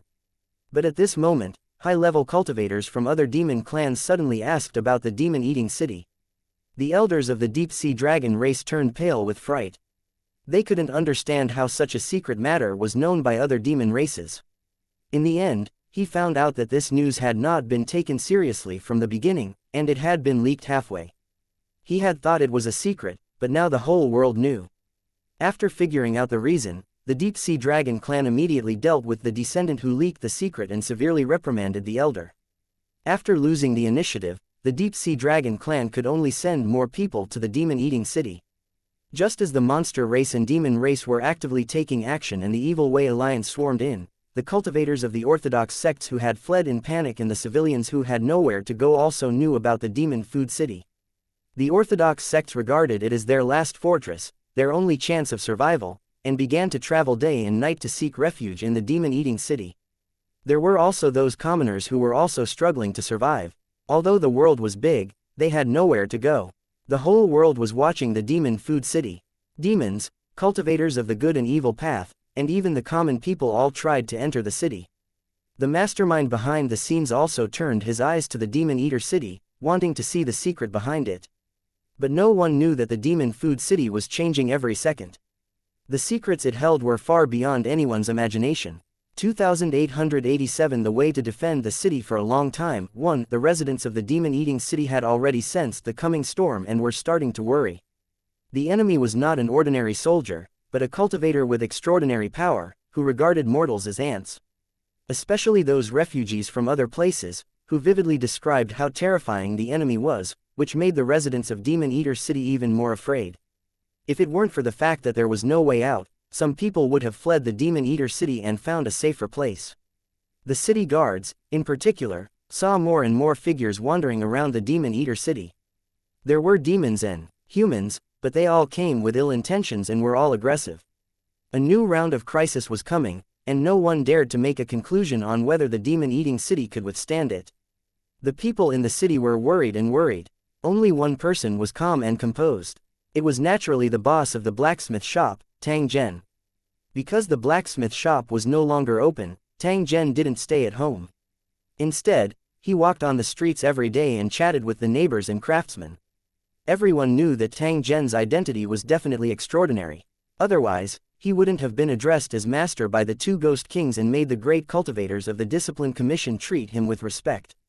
However, these commoners did not have the slightest idea of how powerful Tang Zhen was. This was because his appearance was no different from an ordinary person. When he was interacting with Tang Zhen, he felt that as long as he remained respectful, he would definitely not be wrong. Tang Zhen didn't put on any airs. He was just like an ordinary person, causing the neighbors and craftsmen to slowly relax. When they were chatting, they were no longer cowering, as if they were going to the execution ground. At this moment, he was sitting on a chair by the road, surrounded by a few craftsmen and a dozen neighbors. "Your Excellency, tell me, can the demon-eating city survive this crisis?" a middle-aged man asked. He reached out to wipe the sweat on his head, but he couldn't wipe the oil mud in his wrinkles. There were two children sitting beside the man. They should be his children. After hearing the man's question, everyone looked at Tang Zhen, wanting to hear his answer. This was the most important question for the people in the city. Everyone wanted to know if they could defend the city, but they seriously lacked confidence. However, this question was not easy to answer. Even the Ghost King Lu Qing or Li Kangfang of the Discipline Commission did not dare to give an answer easily. In fact, they were just like the people in the city, waiting for one person's answer. However, at this moment, it was a simple man who asked the question. "It's not a problem." Tang Zhen waved the fan in his hand and spoke with a faint tone as if this was something that was to be expected. When the cultivator from the Department of Discipline heard this, his eyes immediately lit up, and his expression was somewhat excited. Li Kangfang had arranged for him to stay here and listen to Tang Zhen's orders. He had also sent the news back in time. Originally, he was also worried. However, when he heard Tang Zhen's reply, he suddenly felt relieved. It seemed like if Tang Zhen said it was fine, then there would definitely be no problems. He had already made up his mind to meet Li Kangfeng later and report this matter as soon as possible. "But sir, there are so many enemies outside. It is said that there are many powerful cultivators. Are they really unable to enter?" another person asked. This was a teacher on the street. At this moment, he had also gathered by the side of the street to chat. If it was at any other time, the self-righteous scholars would definitely not gather with the coolies. However, after the demon-eating city was trapped and everyone worked together to protect the city, no one cared about their reputation anymore. Of course not, because the stronger the cultivator, the more dangerous it is to enter the illusion. Moreover, there was no exit in this illusionary realm. Even if one stayed in the same place obediently, there was a possibility of being destroyed for various reasons. Ordinary people could pass through the illusory formation and enter the demon-eating city, but they had to be open-minded or come here to seek protection. If you have malicious intentions, you will also be trapped in the illusion, unable to escape even if you die. When the crowd heard this, they were already overjoyed and congratulated each other. Just as Tang Zhen had said, the demon-eating city had nothing to worry about. The cultivator from the Guardian Department opened his mouth wide. If Tang Zhen didn't mention these functions, even Li Zhangfeng probably didn't know. The blacksmiths in the distance were also overjoyed, and their hearts slowly relaxed. Tang Zhen's identity was not ordinary, so he would definitely not speak nonsense. It seemed that the demon-eater city was really fine. At this moment, someone asked another question. "If it's really as you say, sir, then it's indeed a very good thing. It's just that the food supply in the city is getting smaller and smaller, and the demon bone soup can't be used as a long-term food supply. If we continue to be trapped like this, how are we going to solve the food problem?" The one who asked the question was an official of the city who was responsible for the distribution of supplies here. After hearing the questions from the crowd, he could not help but ask. Tang Zhen lifted his cup of tea and drank it with a smile. After which, he used a faint tone to reply. "There are many ways to solve this. I'll first mention 3 ways, and you can see which one is the most suitable. The first solution is for me to provide you with special seeds and plant them in the city. This plant grew extremely fast and did not pick fertilizer, so it would not take long for a rich harvest. The disadvantage was that the plants grew bigger and taller. As time passed, the demon-eating city would probably be torn apart. The second method was to gather all the people in the city together and turn the remaining land into farmland. In the current demon-eating city, there was an abundance of heaven and earth energy, which was very suitable for the growth of grains and vegetables. It would only take a year or so to store enough food and completely solve the food crisis. As for the third method, it's to go through a spatial tunnel and head to another world to look for food. Everyone was listening attentively, and when they heard the third solution, they all showed a surprised expression. The first solution was obviously not perfect. Tang Zhen could provide the seeds, but the side effects still existed. Moreover, there was no good solution to it. What would the broken stone kiln city look like? Would the people in the city be affected? The second solution sounded like it would involve a lot of people, but if there was no other choice, it could only be done this way. He only needed to tear down all the houses in the city, and then use the torn-down building materials to build a new multi-story building around the city wall. This should solve the living problem of the people. When the time came, the city would have a large piece of land that could be used to sow all kinds of food crops, and the fundamental food crisis would be solved. Compared to using the special seeds, everyone was more inclined to the second method. Of course, this would require the entire city to mobilize in a certain amount of time. As for the third method, it was simply inconceivable. To go to other worlds and find the food they needed. It was a simple sentence, but it made everyone confused. Which world to go to, and what food to find? As for the third solution, how do I do it? Please answer my questions. The cultivator from the Discipline Commission asked. He clearly knew more, and his voice was filled with excitement. There's a space passage in my yard that leads to the ancient god continent. Although it was barren, it should be an easy task to feed the people of this city. It was just that to reach that place, one had to at least have the strength of a martial artist. Otherwise, one would not be able to withstand the pressure of that world. If we choose the first option, then from now on, all the people in the city must start cultivating. Otherwise, they won't be able to withstand the aura of the ancient god continent. Tang Zhen used an indifferent tone to say the news that was enough to shock the entire cultivation world. It was as if this was an insignificant matter. 2888 Transforming the Demon-Eating City. 1. In the face of the consultation from the residents of Demon Eater City, Tang Zhen gave 3 solutions that could completely solve the food problem. With enough food and the enemy not being able to break in, the Demon Eater City was as stable as Mount Tai. While he was answering the questions, Tang Zhen revealed another piece of news. There was a tunnel that connected Demon Eater City to the ancient god continent. After hearing this news, Li Kangfeng was shocked and almost lost control of his cultivation. Never in his dreams did he expect that the unremarkable demon food city would hide a big secret that would shock the cultivation world. If someone else had said that, Li Kangfeng would have thought that they were talking nonsense and that they were deliberately trying to please the crowd. However, since it was Tang Zhen who said it, Li Kangfeng had to believe it, because he also felt that something was wrong. Ever since he had come to the demon-eating city, he had been shocked so much that he had gradually become numb to it. With a seemingly ordinary illusory formation, he had managed to stop hundreds of thousands of enemies. The effect was far beyond what Li Kangfeng had imagined. As the controller of the illusory formation, Li Kangfeng knew better than anyone else how terrifying the power of this nameless formation was. What shocked him the most was that he couldn't really control the illusion array. At most, he was just a monitor. Not only could the illusory formation operate on its own, but it could also upgrade itself and become more and more powerful. It was as if the more demons and devils were killed, the more powerful the formation would be, and many more magical and sharp killing moves would be added. Perhaps not long ago, the illusory formation could only trap cultivators at the Demon King level, but now it could trap experts of a higher level.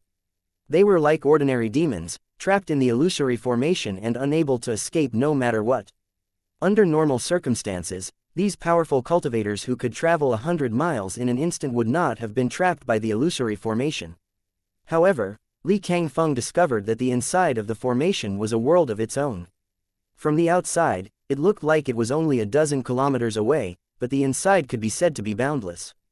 The elders of the Deep-Sea Dragon clan thought that the illusory formation could entrap them, so they rushed in impatiently. But now, just like Purple-Beard Demon King, he was trapped in the illusory array and couldn't leave. He probably regretted it very much. The cultivators of the Evil Dao Alliance were also trapped by the illusory formation and were in no better situation. Unlike the demon cultivators, they would not encounter the teleportation light pillar, so they would not be treated as food. However, they would encounter all kinds of evil ghosts, and the terrifying and strange xianxia would be produced, all of which were the illusions of the people who were killed. The evil ghosts and monsters bred by these illusions were even more terrifying than the teleportation light pillars. They lurked in the illusions and launched sudden attacks on the evil cultivators. The enemy was hard to guard against, and a slight carelessness would cost him his life. Li Kangfeng witnessed all of this and could not help but sigh in his heart. The seemingly omnipotent cultivator was actually just so. Li Kangfeng also had a feeling that the demon food city had been completely separated from the outside world. He couldn't see through the illusory formation, and he couldn't see through Tang Zhen either. This was indeed a very depressing matter. Although he was shocked by the news of the teleport, he wasn't excited. He knew what kind of place the ancient god continent was. Back then, a casual attack from a god-like being had caused a great loss to the elites of the orthodox sects, and the unorthodox alliance had taken the opportunity to defeat them. The ancient god continent had so many treasures, but it was also full of dangers. He couldn't be careless. The space tunnel in the demon-eating city might not be a good thing. It might bring more danger. If some monsters from the ancient god continent broke into the demon-eating city, it would be a disaster. Li Kangfeng was sure that the existence of the space passage had been exposed. Otherwise, there would not be so many enemy cultivators. There are internal and external troubles. Li Kangfeng sighed. He was not as optimistic as Tang Zhen. His heart was still hanging high. The current demon-eating city was the only place in the world without a trap. It was the only hope for the orthodox Tao in the human race. He had to be cautious enough and couldn't make any mistakes, or he would lose the war completely. Pass my order. No one is allowed to enter the passage to the ancient god continent without permission. Once someone broke the rules, they must be severely punished. We can try the two methods that Tang Zhen has suggested. As long as we can solve the crisis of the Demon Eater city, we can do anything. Li Zhangfeng's power could be said to be the most powerful in the entire Demon Eater city. Even the city lord could not compare to him. This was under the condition that no one was trying to seize power. Otherwise, Li Kangfeng wouldn't even have the right to speak in the Demon Food City. Since Li Zhangfeng had personally given the order, the people in the city naturally had to carry it out immediately. This was the deterrent force of cultivators. Those who disobeyed the order would be punished. They would not be able to get the free demon bone soup and might even be expelled from the city. The people in the city were mobilized again and began to demolish the blacksmith shop in all directions. No matter if it was a commoner or a wealthy official, they had to donate their houses for free. At the same time, the construction materials were sent to the city walls around the Demon Eater city to build new multi-story buildings. There were busy figures everywhere, and everything seemed to be in good order as they acted according to instructions. In the beginning, the residents of the demon-eating city had resisted, and there had even been violent conflicts. The rioters were severely punished. Seeing this, the other residents of the demon-eating city had no choice but to tear down their houses. Then, from morning to night, he followed and worked. The residents of the demon-eating city soon realized that labor didn't make them tired. On the contrary, they felt an indescribable comfort. Especially after drinking the demon bone soup and participating in a day's work, his physical condition was actually getting better and better. Just as the residents of the demon-eating city were amazed, the city lord mansion sent warriors to teach the residents martial arts techniques. Every resident of the demon-eating city, regardless of their gender or age, had to learn and master a martial technique. The city lord's manor would have regular assessments, and if one couldn't pass, they would also receive the corresponding punishment. The Discipline Commission also sent cultivators to teach the residents of the city who had the aptitude for cultivation, so that they could become cultivators faster. Coupled with the demon bone soup and the increasingly rich heaven and earth energy, the cultivation speed of the residents of the demon-eating city was shockingly fast. Time passed by slowly, and everything was proceeding in an orderly manner. Buildings were torn down, and cultivators used spell techniques to dig up the soil. At this time, with a little processing and sprinkling manure and grass ash, it could be cultivated. The multi-story building below the city wall was also being built rapidly. The residents of the demon-eating city with monstrous strength and the new cultivators who had mastered spells worked together to build a new residence. The buildings surrounding the city wall were lifted up from the ground, with their backs against the city wall and their tops level with the top of the city wall, which was equivalent to widening the area of activity above the city wall. The building had 5 floors and was connected by long corridors. If one was patient enough, they could walk around the Demon Eater City along the corridors. If there was a sudden need, the residents of the Demon Eating City could rush up the city wall at any time to help the city guards with the defense. The open space in the center of the city was getting bigger and bigger. Fields appeared one after another, and some of them had already grown green seedlings. Other than the street where the blacksmith shop was located and the chimneys used to slaughter demons, all the shops and residents had been moved below the city wall. In the area in front of the blacksmith shop, a large pit with a diameter of nearly 100 meters was dug out. Sewage pipes from all directions all led to the large pit. After the big pit was completed, Tang Zhen casually threw a seed and then returned to the blacksmith shop.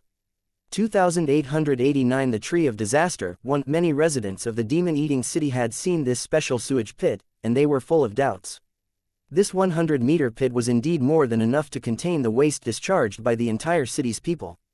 This was because during the discharge process, people would scoop it up and water the farmland as a necessary fertilizer for crops. However, Tang Zhen threw a seed into the large pit and indicated that this was the tree that could provide food. Everyone was baffled. They couldn't understand this wave of operations at all and could only sigh in their hearts that the actions of experts were indeed mysterious. In the following time, the huge pit in the center of the city became the focus of the city's residents. Everyone wanted to see what the big tree that could provide food looked like. Nothing changed on the first day, which made the residents of the demon-eating city, who had been paying attention, feel a little disappointed. Perhaps only when the seeds were sown and they could directly break out of the soil and grow into towering trees would they meet the expectations of the residents. In the end, after just one night, the location of the huge pit had undergone a great change. The residents of the Demon Eater City could see that a tree had suddenly appeared in the middle of the pit. The tree was over 100 meters tall, its entire body was red, and the bark was as smooth as polished jade. It wasn't quite right to call it a big tree, because this plant didn't have any leaves. It only had strange long branches. Each branch was a few hundred meters long. After crossing the pit, they were supported by branches that grew downward. Thin and long soft branches grew out of the pit and fell to the ground. The slender branches moved without any wind, like a group of poisonous snakes hanging upside down, making people shudder. At the top of these soft branches, there was a white ball that was slowly growing at a speed visible to the naked eye. The surroundings of the pit had been completely covered. It looked quite beautiful from a distance, but after observing it up close, a chill rose in their hearts. He felt that this strange giant tree was hiding a great danger, and at the same time, it was indescribably strange. In just one night, the white ball on the branch grew to the size of a human head, and its shell turned dark brown. There were some patterns on its surface, making it look like the face of an evil ghost, exuding an evil aura. Then, a group of residents of the demon-eating city harvested these human head-sized fruits.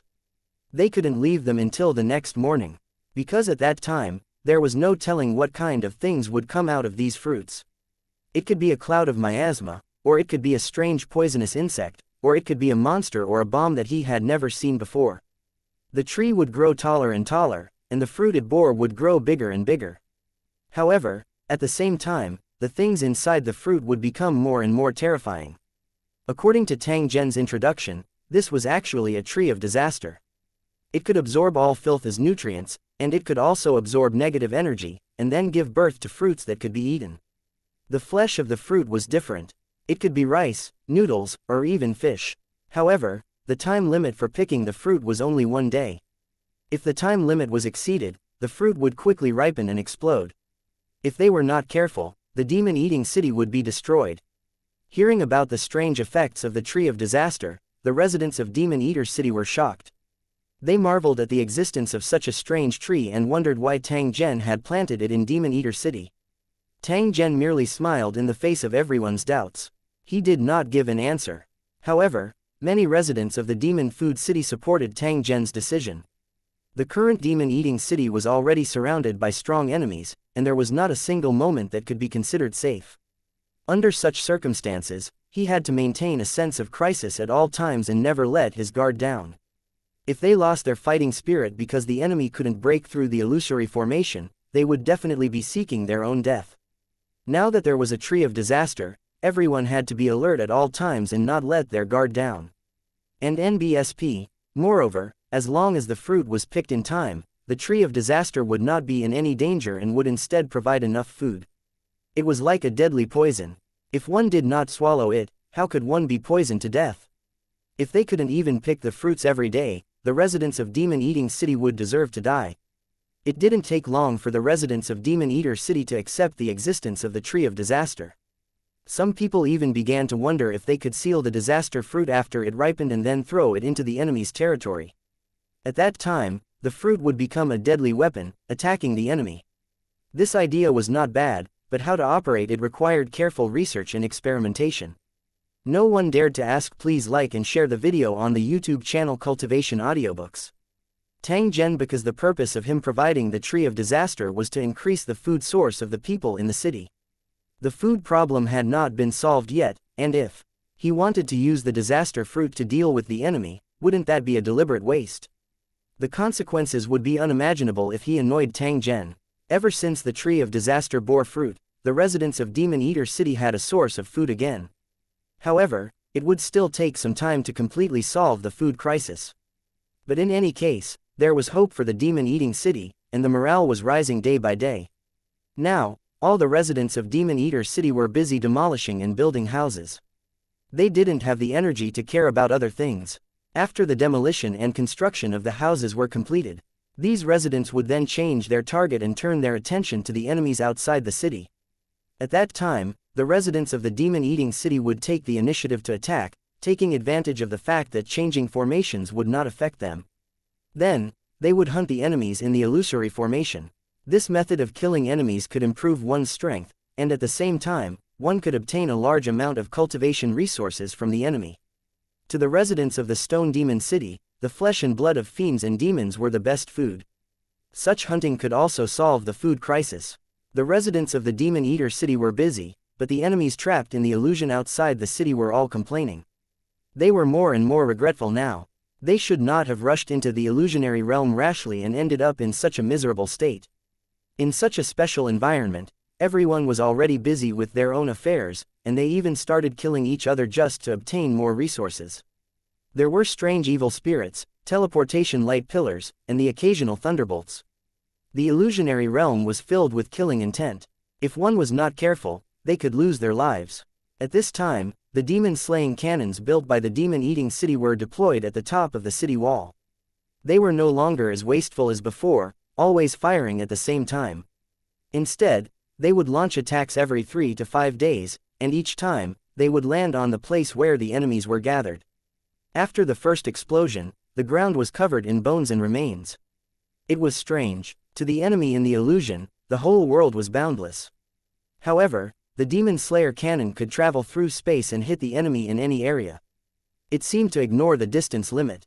More and more cultivators who were guarding the city discovered this obvious secret and knew that the illusionary formation to guard the city was not simple. The problem was that most cultivators didn't understand spatial spell techniques and didn't know the principles behind them. They only followed orders and continued to attack until they killed all the enemies they could see. 2890 Terrifying Illusion 1. You've been trapped for so long and you still haven't found a way to escape. You human cultivators are really a bunch of trash. In the illusion, an elder of the monster race shouted angrily, his eyes bloodshot. He was surrounded by a few low-level demons. They were all in a sorry state and looked depressed. Anyone who was trapped in an illusion and was unable to leave even after trying their best would become extremely irritable. We humans are trash, and how strong are you demons? You're still trapped in the illusion and can't leave. If you have the ability, why do you need to follow us? Just think of a way to go. Hearing the Monster King's roar, a cultivator of the Evil Path Alliance snorted and retorted in a mocking tone. Before entering the illusionary realm of the Demon Eater City, he had led his cultivators to cooperate with the cultivators of the monster race and demon race. However, after entering the illusionary realm, the conflict between the two sides continued, reaching an irreconcilable level. Hearing the human cultivator talk back to him, the Monster King's eyes widened as if he wanted to eat him. In fact, in his eyes, the human race was food, and so were the cultivators of the Evil Way Alliance. Not long ago, he had swallowed a few cultivators of the Evil Dao Alliance to vent his anger. Looking at the human cultivator who talked back to him, he was filled with an evil fire. His mind was filled with the urge to kill the other party. "Damn it, I'm going to eat you." The Demon King immediately revealed his true form. He turned into a monster that looked like a lizard but had a huge head like an eagle. "Die!" He roared and shot toward the evil Dao Alliance cultivators like an arrow. "You animal, it's still not certain who will die." As soon as the cultivator of the Evil Path Alliance finished speaking, a dozen or so skeletons rose up around him. Surrounded by will-o-wisps, they smashed toward the Monster King. Not only could the skeleton ghost flame burn the skin, but it could also burn chi and blood. Its killing effect was extremely insidious. The Monster King had a huge body. After being hit by the skeleton, green flames immediately appeared on the surface of its body. The Demon King didn't seem to be seriously injured, but it roared in pain, and its attacks became more and more frenzied. The cultivators from both camps saw this, but no one paid any attention to it. They either chose to stand by and watch, or directly withdraw from the place. Although they were partners before this, it was only for their own interests. Sooner or later, a bloody war would break out between the human race and the demon race because of interests. Now that they were trapped in the illusion, danger was everywhere. Who would care about their original cooperation? As long as it was beneficial to him, even if it was a monster or demon, he would not hesitate to kill them. The two sides were locked in a stalemate, and soon reached a state where both sides suffered losses, with no one gaining the upper hand.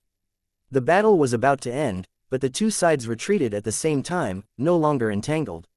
They were all very clear that if they continued to fight like this, they would be taken advantage of by others.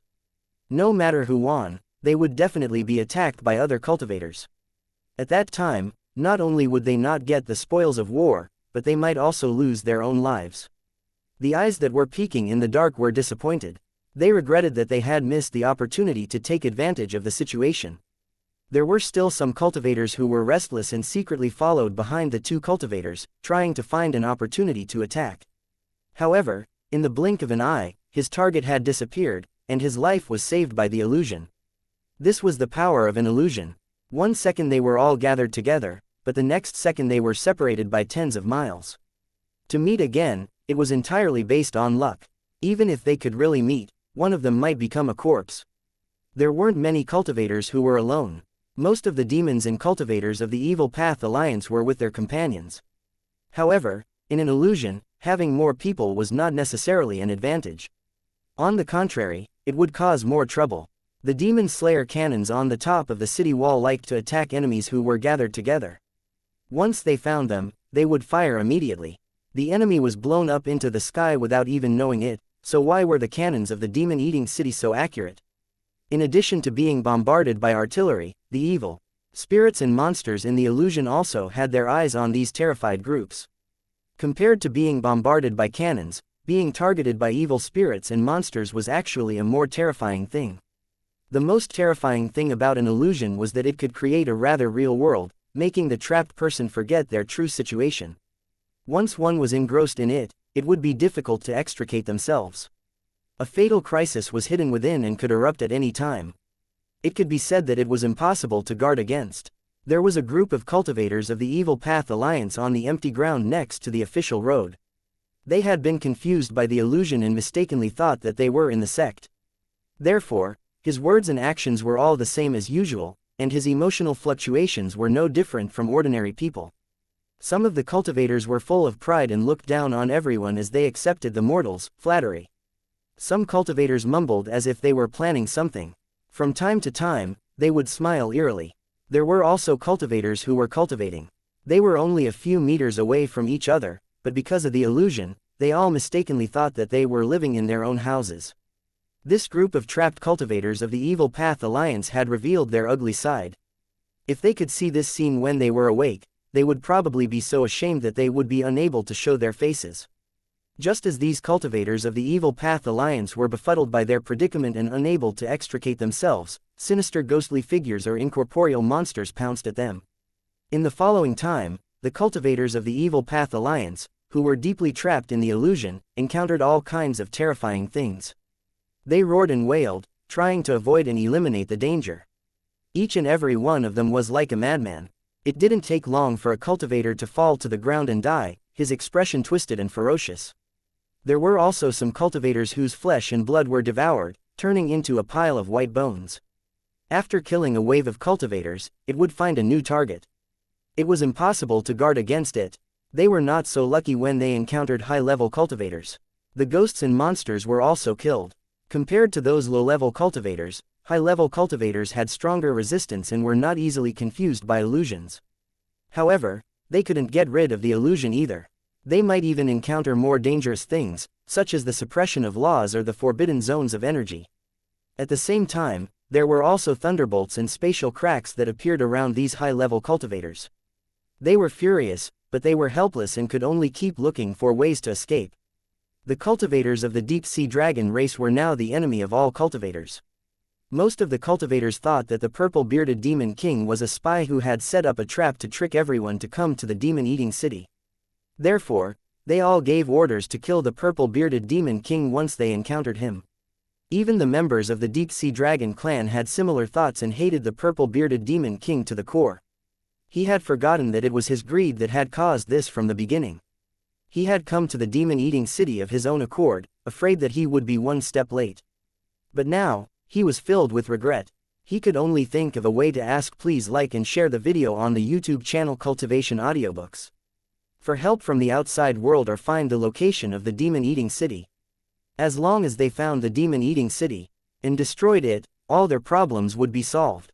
However, as time passed, the demon-eating city remained undiscovered, and more cultivators and ordinary people entered the illusionary realm. 2891 Cultivation for all. 1. Before he knew it, a month had passed. The demon-slaying cannons of the monster-eating city had stopped firing recently because the heaven and earth energy in the illusion had been used up. As a result, the enemy was unable to absorb the world energy, which led to a slow decline in strength. Although the energy of heaven and earth could be replenished, the area outside of the demon-eating city was very special. Because of the bombardment of the demon-slaughtering cannons, it had become almost a vacuum. Even if it was replenished, it would be consumed in a very short time, and then a vicious cycle would continue. Unless the heaven and earth energy exploded and formed a scene similar to a tide, it was impossible for the heaven and earth energy to recover to its original density before these enemies were all dead. Without earth and heaven energy, the cannonballs couldn't ignite the flames, and they couldn't cause a large-scale damage to the enemies. Under such circumstances, there was naturally no need to waste precious cannonballs. Instead, they had to be stored up in case of unexpected situations. The enemy trapped in the illusion finally heaved a sigh of relief. They didn't need to constantly worry about cannonballs falling from the sky and burning them to ashes in a short time. But even so, the enemy was still in a dangerous situation. It turned out that the demon-eating city had changed their tactics. They were no longer on the defensive, but had formed a large number of troops to kill the enemy. Under the leadership of experienced warriors and cultivators, the fully armed warriors and cultivators began to clear the enemies near the demon-eater city. They would not be greedy for battle. Once they discovered that the enemy was too strong, they would immediately choose to hide. In a short period of time, a large number of enemies had been killed. It could be said that the results were remarkable. After obtaining the spoils of war, they would either use it for themselves or trade it under the city. Unknowingly, a trading market for cultivators and warriors was formed at the gate of the demon-eater city. Today, everyone in the demon food city practiced martial arts, and both the white-haired old man and the yellow-haired child could fight with their sabers. In the entire world, he could not find a similar place. It was precisely because of this environment that the trading market became so prosperous. After all, the people in the city needed cultivation resources. There was a saying that the poor studied but the rich practiced martial arts. Practicing martial arts was indeed a matter of money. If it was all about buying things, few families could support this kind of consumption. Therefore, going out of the city to hunt for enemies had become an experience that all the residents in the city had to experience. This could greatly reduce the burden on their families. In addition to economic reasons, there were also some rules and restrictions, which gave the residents of Demon Eater City no excuse or reason to escape. Once they failed the regular assessment, they would be punished accordingly. Although it was not particularly serious, few people were willing to bear it. Even a beggar would see him as a disgrace and try to avoid such punishment. A new day had arrived, and the gate of the Demon Eater City slowly opened. A group of fully armed martial artists walked out of the city in groups, making the city gate seem extremely lively. Old Wong, judging from your aura, your strength has been improving very quickly recently. A white-haired old man was walking at the front of the group with a smoking pot in his hand. There were more than 30 men and women behind them, all of whom were fully armed. They seemed to be a family. The old man only smiled and blew out a ring of smoke. The old man's pipe was as big as an adult's fist, and it looked more like a small hammer. Although he didn't look young, his steps were quite steady, and his movements carried a trace of light. If he didn't look at his face, he would probably be mistaken for a young man. Only those familiar with him knew that this old man was extremely old and that his family was full of children and grandchildren. He was once plagued by illness and clearly didn't have long to live. Who would have thought that a bowl of demon bone soup would forcefully hang on to old Wang's life, and his body would rapidly improve day by day? After knowing the benefits of the demon bone soup, old Wang immediately used all his wealth to collect demon flesh and blood. When he took it, he didn't forget about his family. It was precisely because he ate a lot that he received a lot of benefits. Old Wang's grandson was tested to have a cultivation aptitude, and then he was accepted as a disciple by a cultivator of the Discipline Commission. Old Wang's family all became light and healthy, and their original diseases all disappeared. As for old Wang himself, he became more and more energetic, and he didn't look like he was once terminally ill. With the free demon bone soup provided by the Demon Food City, old Wang's family received even greater benefits. They all had the standard physical qualities of a martial artist. The next step was the transformation of the demon-eating city. All the people in the city were forced to cultivate, and old Wang responded enthusiastically every time. The country was destroyed, the city was destroyed, and the people were injured. Without the oil city, his family would no longer exist. As they had consumed a large amount of demon flesh, Lao Wang's family had become martial artists. Then, under their hard work in cultivation, they had obtained very good skills. After taking the Demon Valley soup to strengthen his body, he had also mastered the skill of killing after cultivating, and his body had become stronger and tougher. Old Wang often sighed. Even when he was young, he did not have such a good body. After a while, the demon-eating city called on its people to hunt down their enemies for cultivation resources. When old Wang heard the news, he once again gathered his family's wealth and tried to buy weapons and equipment. Nowadays, all the people in the demon-eating city cultivated, and the prices of weapons and armors had soared. They were not things that could be bought with money. There were good and bad weapons and equipment. Blacksmiths were the best at forging weapons, but no one sold them. The disposable demon-breaking arrows used by the defenders had also become a popular source of goods. All the residents of Demon Eater City wanted one.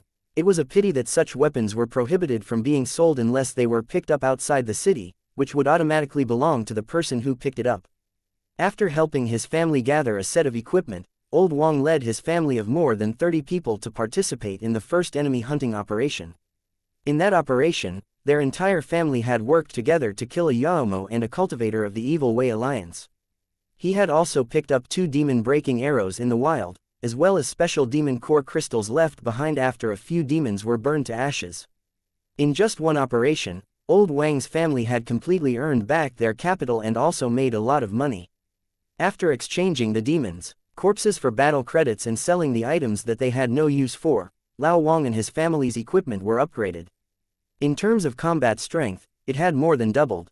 After resting for a day, old Wang's family went back to work and continued to hunt enemies outside the city. In the end, their harvest this time was beyond everyone's expectations. They found the corpse of a demon king. The monster king must have been burned by the flames and then struck by the lightning. In the end, he died from his serious injuries. The items carried by the monster king and the corpse itself were of great value. It could be said that it was hard to come by. Old Wang's family, who found the body, could be considered to have become rich overnight. Without realizing it, old Wang's family had become stronger and stronger, and their reputation in the Demon Eater City had grown. Today, the Demon Food City respected the strong. A cultivation family like old Wang would be respected wherever he went. There were many warrior families like old Wang's in the Demon Eater City, and they had all risen rapidly in this reform. Before the Demon Eater City was besieged, they were just ordinary people who didn't even have the strength to tie up a chicken.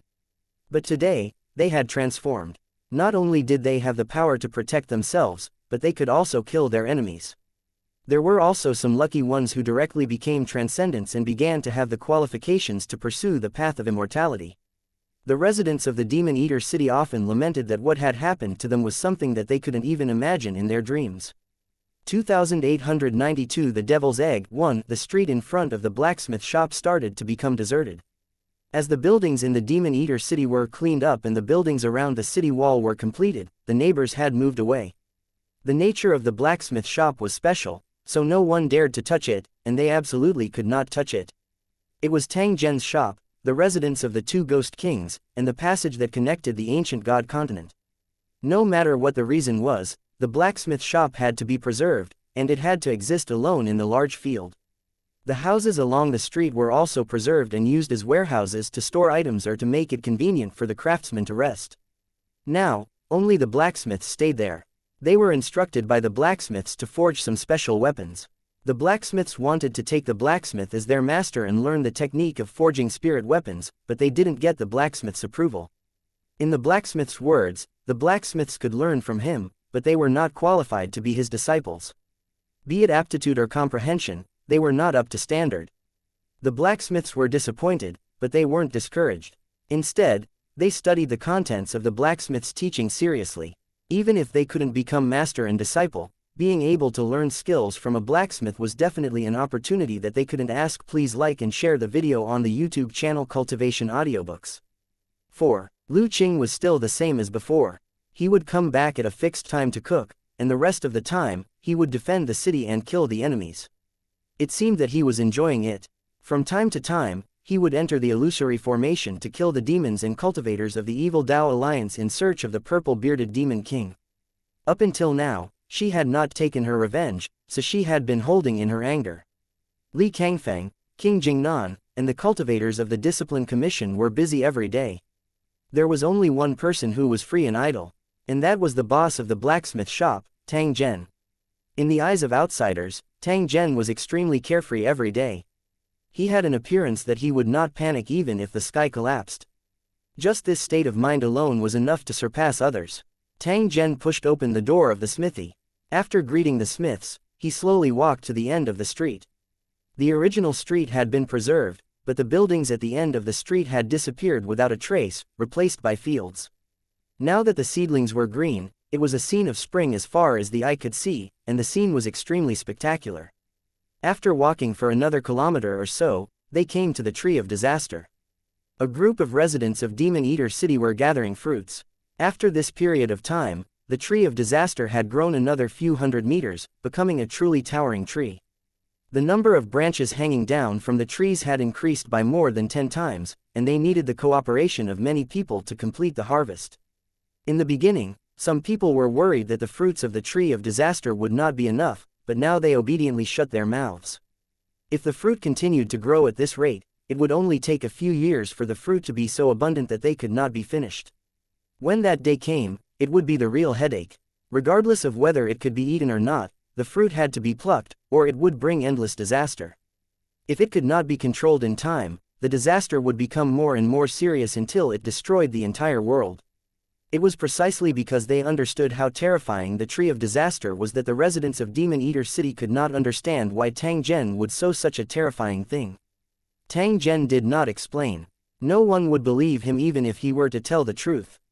This Tree of Disaster actually came from the Divine Kingdom in Tang Zhen's mind. It was created and condensed by Tang Zhen's thoughts. Under normal circumstances, this destructive plant would have to evolve countless times in the Divine Kingdom of the mind before it could form. Even if this step was completed, they would still be unable to adapt to the outside environment. Once they left the Divine Kingdom in their minds, it would not take long for them to wither. Although it was a short time, it was enough to be a terrifying disaster for any plane. This Tree of Disaster was different. From the time it was sown until now, it had been growing normally and did not show any signs of withering or death. The reason for this was that the Tree of Disaster could purify negative energy and provide a large amount of food.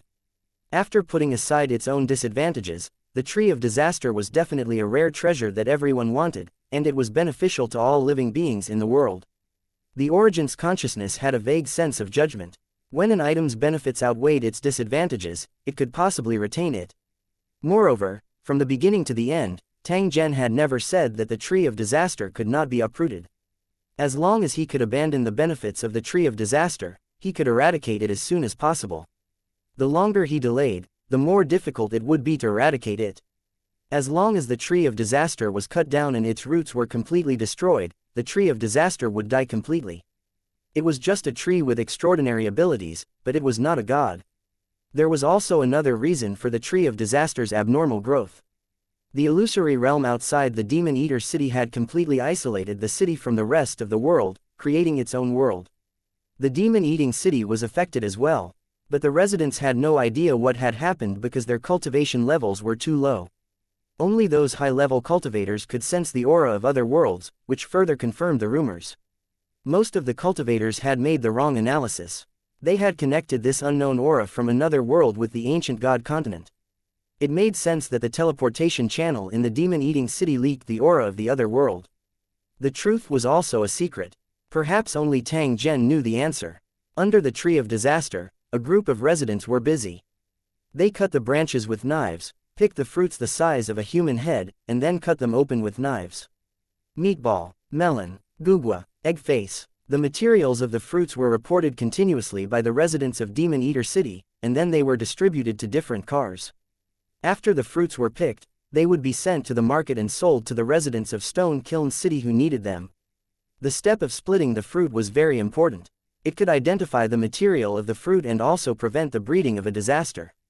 To put it simply, all the fruits of the tree of disaster were demon eggs that were being nurtured. If it was split open on the spot, the fruit would become food, and the breeding process would be interrupted. However, in another day's time, the demon's egg would mature, and a disaster would break out at any time. The fruit would either explode and spread the disaster, or it would continue to accumulate power and brew an even more terrifying disaster. It might sound terrifying, but as long as they were harvested at a fixed time, disaster would never happen. After seeing Tang Zhen on the road, the residents bowed and greeted him enthusiastically. "Sir Tang Zhen, what are you trying to do?" a resident asked with a smile. He used to live on this street and had once chatted with Tang Zhen. "It's nothing much, I'm just going to take a stroll outside the city." Tang Zhen smiled as he replied. His tone was extremely casual. Everyone was stunned when they heard this. Ever since the Demon Eater city was besieged, Tang Zhen had never taken a step out of the street. Now, not only did he walk out of the streets, he even wanted to leave the city. This matter was indeed very abnormal. "Sir Tang Zhen, are you preparing to go out of the city to hunt for magical beasts?" the resident asked, his eyes flashing with anticipation. If that was the case, he must inform his friends and family and think of a way to leave the city with Tang Zhen. At that time, if he followed behind Tang Zhen, he would definitely be able to obtain sufficient benefits. It was not impossible for him to become rich overnight. Tang Zhen smiled and shook his head in the face of everyone's enthusiastic eyes. "I have nothing else to do, just taking a walk." Ignoring the disappointed faces of the residents, Tang Zhen leisurely walked toward the city gate. 2893 The man in the painting, looking at the scenery. Tang Zhen walked toward the city gate. Many residents of the Demon Eater city saw him, and their eyes flashed with confusion. In today's monster food city, the most famous person was not Lu Qing or the blacksmith, but the boss of the blacksmith shop, Zhen Tang. The residents all knew that the boss of the blacksmith shop was a strange person who could not be seen through. If it wasn't magical, all the cultivators in the city wouldn't be so respectful to it, and even the two ghost kings would call it master. And he wouldn't be able to change the entire demon-eating city with just a few words. Tang Zhen, who had always kept a low profile, had actually chosen to travel at this moment. He naturally attracted the attention of everyone. Before they even reached the city, a discipline commission cultivator took the initiative to approach them and asked if they needed any help. He was all smiles on the surface, but he was extremely nervous inside. The boss of the smithy in front of him was a figure that Li Zhangfeng attached great importance to, and he had to remember every word and action that Li Zhangfeng had told him. It was very likely that any one of his words would have a great impact on the demon-eating city, so he had to be very careful. The cultivator urgently wanted to know the purpose of Tang Zhen's visit and then quickly report it to Li Kangfeng. "I'm fine, you guys can go," Tang Zhen said with a smile. After which, he continued forward. The Discipline Commission's cultivators didn't dare to believe it and continued to follow Tang Zhen. It could be said that they didn't leave his side. "Sir Tang Zhen, it's very dangerous outside the city. It's better if you don't go out." The cultivator from the Department of Discipline didn't know what to do and couldn't help but remind him. However, he immediately regretted his words. This cultivator wasn't clear about Tang Zhen's strength. However, it should be far stronger than his. Wasn't it a little ridiculous to remind him of the dangers outside the city? If he could go to a place, could it be that Tang Zhen couldn't? Tang Zhen smiled and nodded. However, his footsteps did not have the slightest intention of stopping. He quickly arrived at the city gate. Master, Lu Qing's voice came with unconcealable surprise. Lu Qing dropped a demon king's corpse and landed beside Tang Zhen. He then bowed. I don't know what you need, but this servant is willing to help you. Lu Qing was very famous among the guards. She was a goddess-level figure. The scene of her casually throwing away the demon king's corpse was enough to make countless men in the army admire her.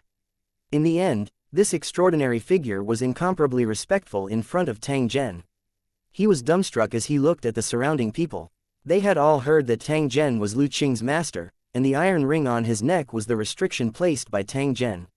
Rumors were just rumors, but not many people believed them. The scene in front of him had already confirmed the rumors. The relationship between the two was indeed that of a master and servant. It's nothing much, I just came to this illusionary realm for a bit. I'll be back soon, Tang Zhen replied with a smile. He waved his hand at Lu Qing and walked out of the city gate with a leisurely expression. Lu Qing hesitated for a moment, but eventually followed behind. She wasn't afraid that Tang Zhen would encounter danger.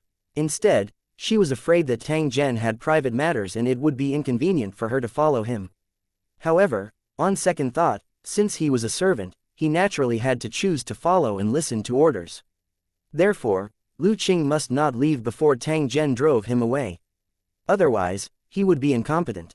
Tang Zhen didn't reject Lu Qing's actions. He just allowed him to follow behind. 100 meters away from the Demon Eater city was within the range of the illusory formation. Wandering demons could be seen there, roaring angrily from time to time. Groups of warriors and cultivators from the demon-eating city were scattered in the wilderness outside the city, besieging and killing the enemies. Because they were not affected by the illusory formation, everyone could advance and retreat freely. They could use the illusory realm to cover themselves, but they could also use the illusory realm to kill the enemy. Also because of the illusory formation, the enemy would lose their target in the blink of an eye, and they were so angry that they almost vomited blood. When they saw Tang Zhen and Lu Qing enter the illusion, the other team saluted them with their eyes and were curious about what they were going to do. The two of them moved forward, passing through the scorched earth that was filled with corpses, and they encountered a demon king that was blocking their way. When the demon king saw Tang Zhen appear in front of him, he was slightly stunned before he revealed a sinister smile. At this moment, the demon king was extremely hungry and desperately wanted to devour flesh and blood to replenish the rapidly lost physical strength. Demons devoured the power of qi and blood and absorbed the essence of the sun and moon. They often needed to eat large amounts of flesh and blood. If they didn't eat for a period of time, they would be seriously affected. Hunger was enough to make these demons go crazy. Even the cultivators of the Evil Path Alliance would not hesitate to devour this monster king if they encountered it. As for the cooperative relationship between the two sides, no one cared at all now. Master, step back, I'll help you kill this beast. Lu Qing immediately stood up and prepared to kill the demons for Tang Zhen. But at this moment, she realized that the demon was retreating rapidly, and the distance between them was getting further and further. Soon, there was a flash of light, and the demon that had tried to commit murder was crushed into a meat pie by an invisible force. The demon's face was filled with confusion and fear. It was obvious that it didn't understand what had happened to it even until its death. Lu Qing looked at the scene in front of him in a daze. He also did not understand what had happened and how the demon had been killed. That was a monster king, but he lost his life in the blink of an eye. He was extremely fragile. Is this master's strength? It's simply despairing. Lu Qing felt a little lost as he looked at Tang Zhen, who was walking in front. He did not know what level his strength was. Perhaps, to Tang Zhen, he was no different from an ant that could be killed with a gentle pinch. He was even more curious about Tang Zhen's goal. That technique just now was almost unrivaled in the illusionary realm, so what was his purpose in entering this place?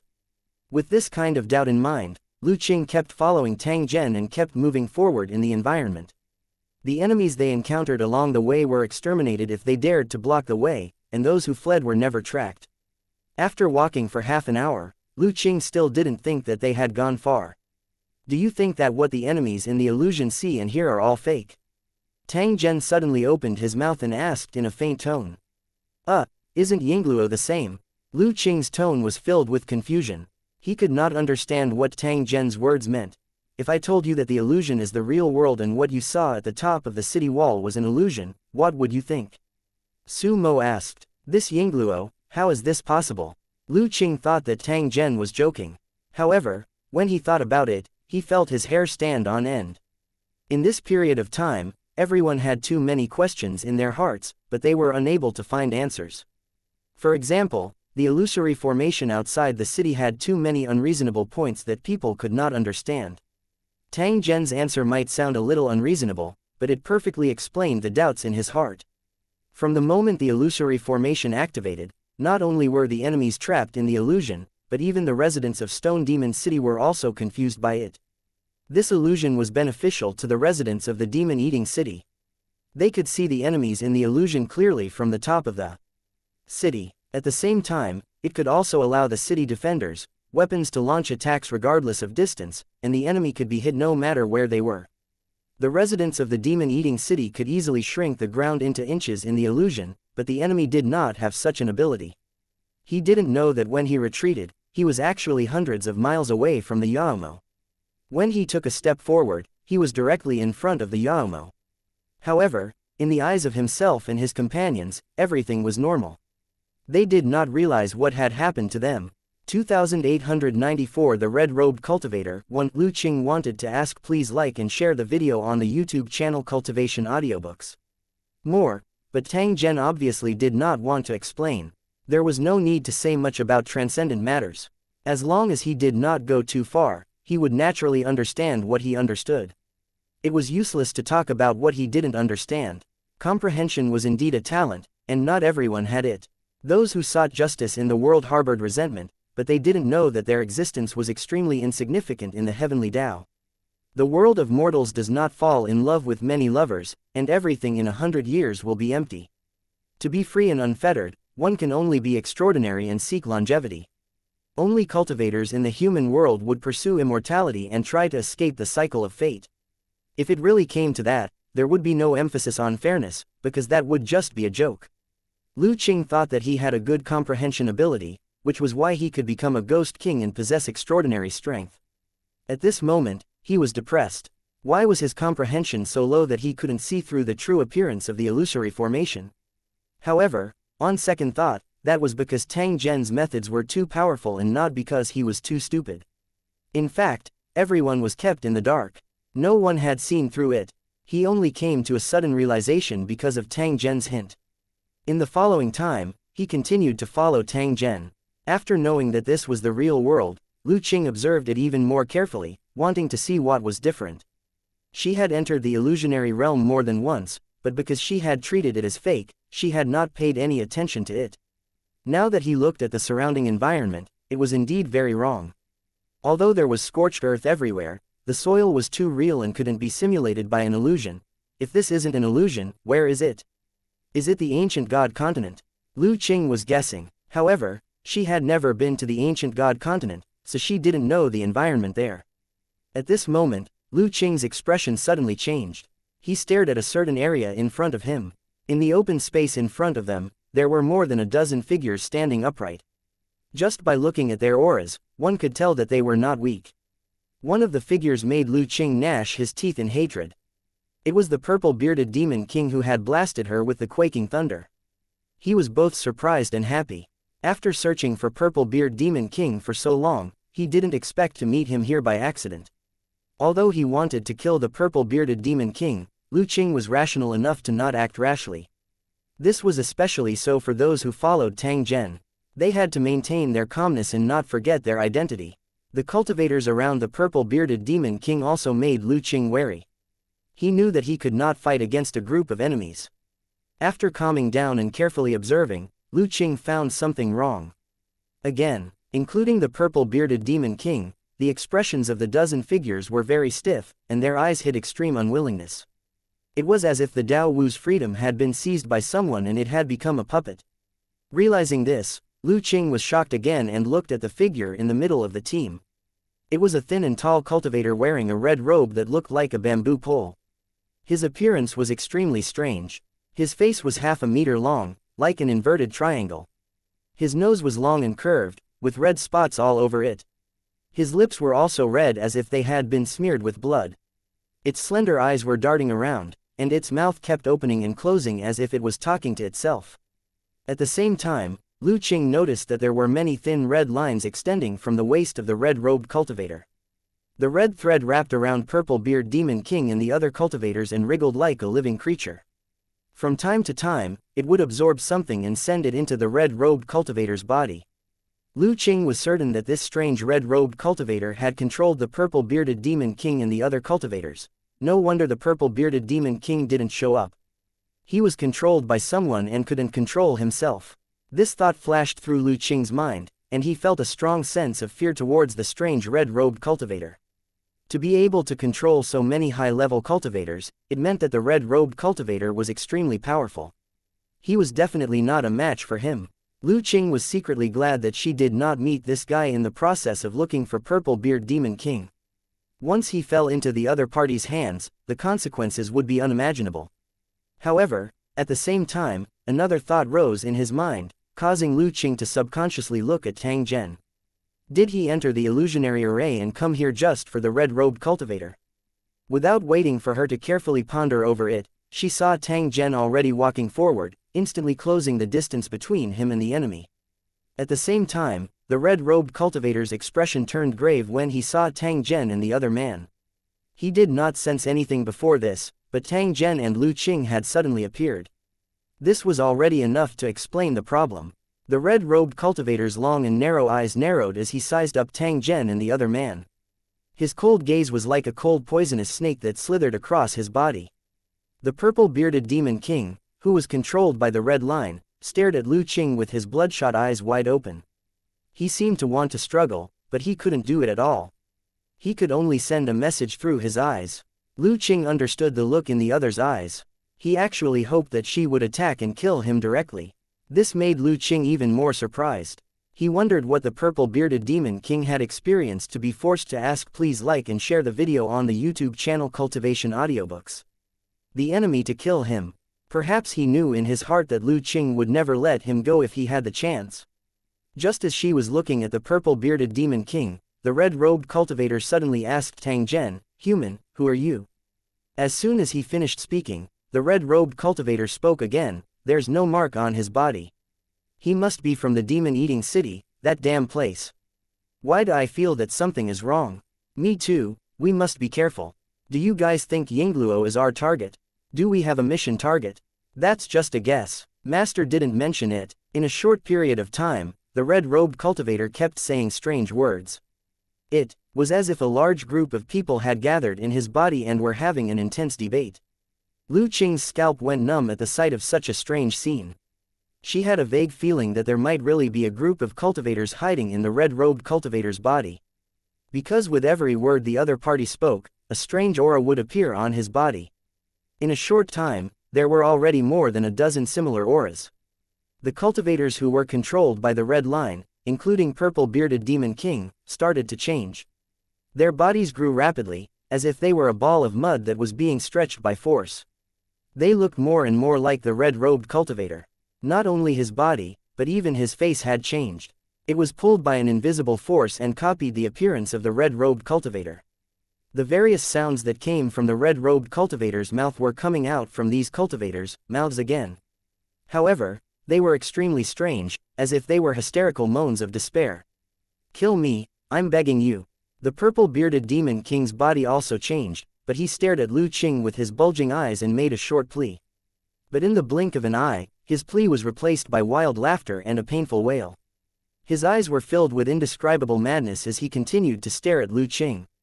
The smile at the corner of his mouth was bloody and cold, like a playful child who had found a fun ant.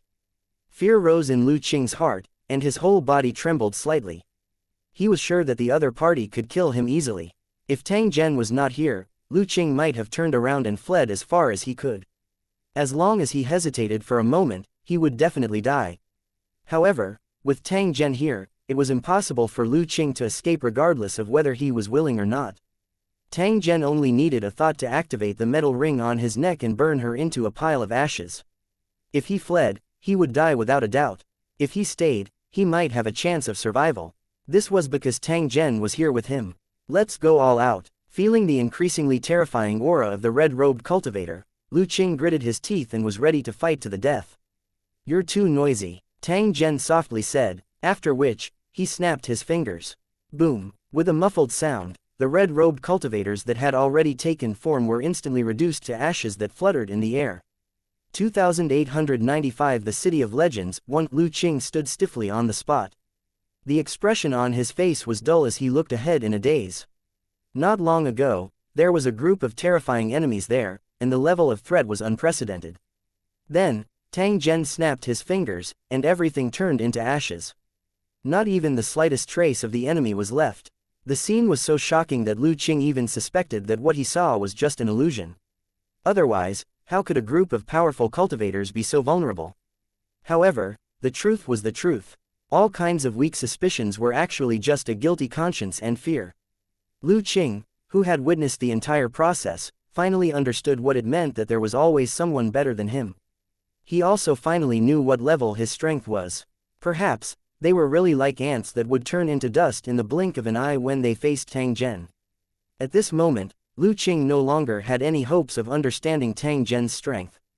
This was because this would only bring about an even greater blow. "Let's go back." Tang Zhen turned around and walked toward the Demon Eater city without giving any explanation. Lu Qing had nothing to say. He followed behind them silently, like a leaf hit by frost. Compared to the long journey, the return process was very fast. It didn't take long for them to arrive at the city gate.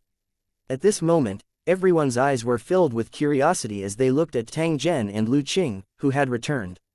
Perhaps only Tang Zhen could enjoy this kind of treatment, because he was the legend of the Demon Food City. Tang Zhen did not continue to stay. He directly returned to the blacksmith shop and did not go out again. The people of the Demon Eater city were very curious about the purpose of Tang Zhen's visit. Unfortunately, they didn't see the whole process from the top of the city wall. This was also a puzzling thing. Usually, the scene in the illusion was clear and distinguishable, but today it was a blur. He stretched his neck and looked for a long time, but he still couldn't find Tang Zhen and Lu Qing's shadows. It was as if they had disappeared from the illusion. Although they were extremely curious, no one dared to ask. Please like and share the video on the YouTube channel Cultivation Audiobooks. Lu Qing, as that was simply courting death. Although Lu Qing was helping to defend the city, it did not mean that she was easy to talk to. Many of the city defenders were intimidated by her fierce means. If she was angered, she would not show any mercy when she attacked. After all, she was a genuine ghost king. After Tang Zhen left, the city gate quickly regained its calm. Other than Lu Qing, who was out of his mind, no one else cared about this matter. In the following days, everything was calm. No matter how strong the enemy was, they couldn't enter the demon-eating city.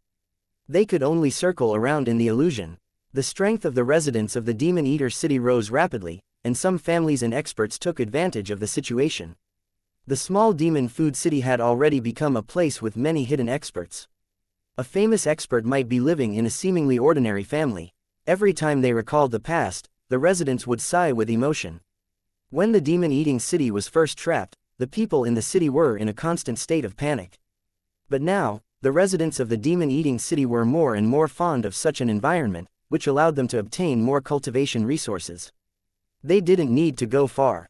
Once they left the city gate, they would reach the battlefield. Where could they find such a good thing?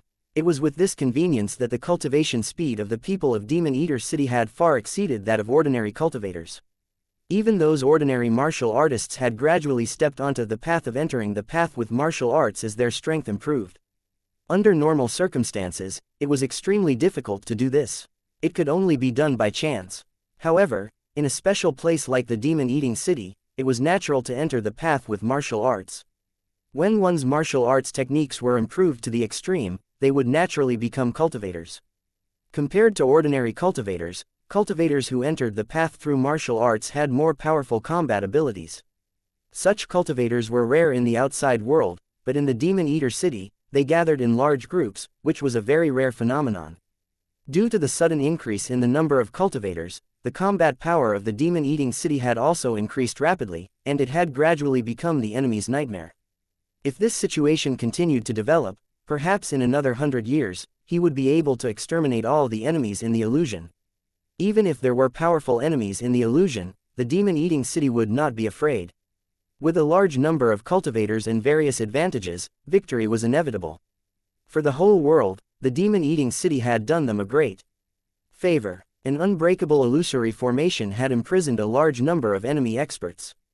Because of the loss of these enemies, the remaining righteous cultivators and the human people had a chance to breathe. Many families of monsters and demons and members of the Evil Way Alliance had sent their elites to the city. As a result, he was trapped in the illusion and couldn't break free from it. He died for various reasons. Even if there were still enemies in the outside world, most of them were low-level cultivators, and there were already a serious lack of high-level cultivators. To the enemies outside, the demon-eating city had too many mysterious legends, and its influence was growing. Most of the enemies thought that something had happened to the demon-eating city and that it had joined the ancient god continent. The current demon-eating city was a one-way passage. All the cultivators had entered the ancient god continent and couldn't find the way back. This rumor had spread far and wide. Many fearless cultivators had come to the demon-eating city, trying to go to the ancient god continent to find opportunities. There were also rumors that the demon-eating city was a trap to lure the cultivators of the Evil Way Alliance into it, and then find a way to kill them all.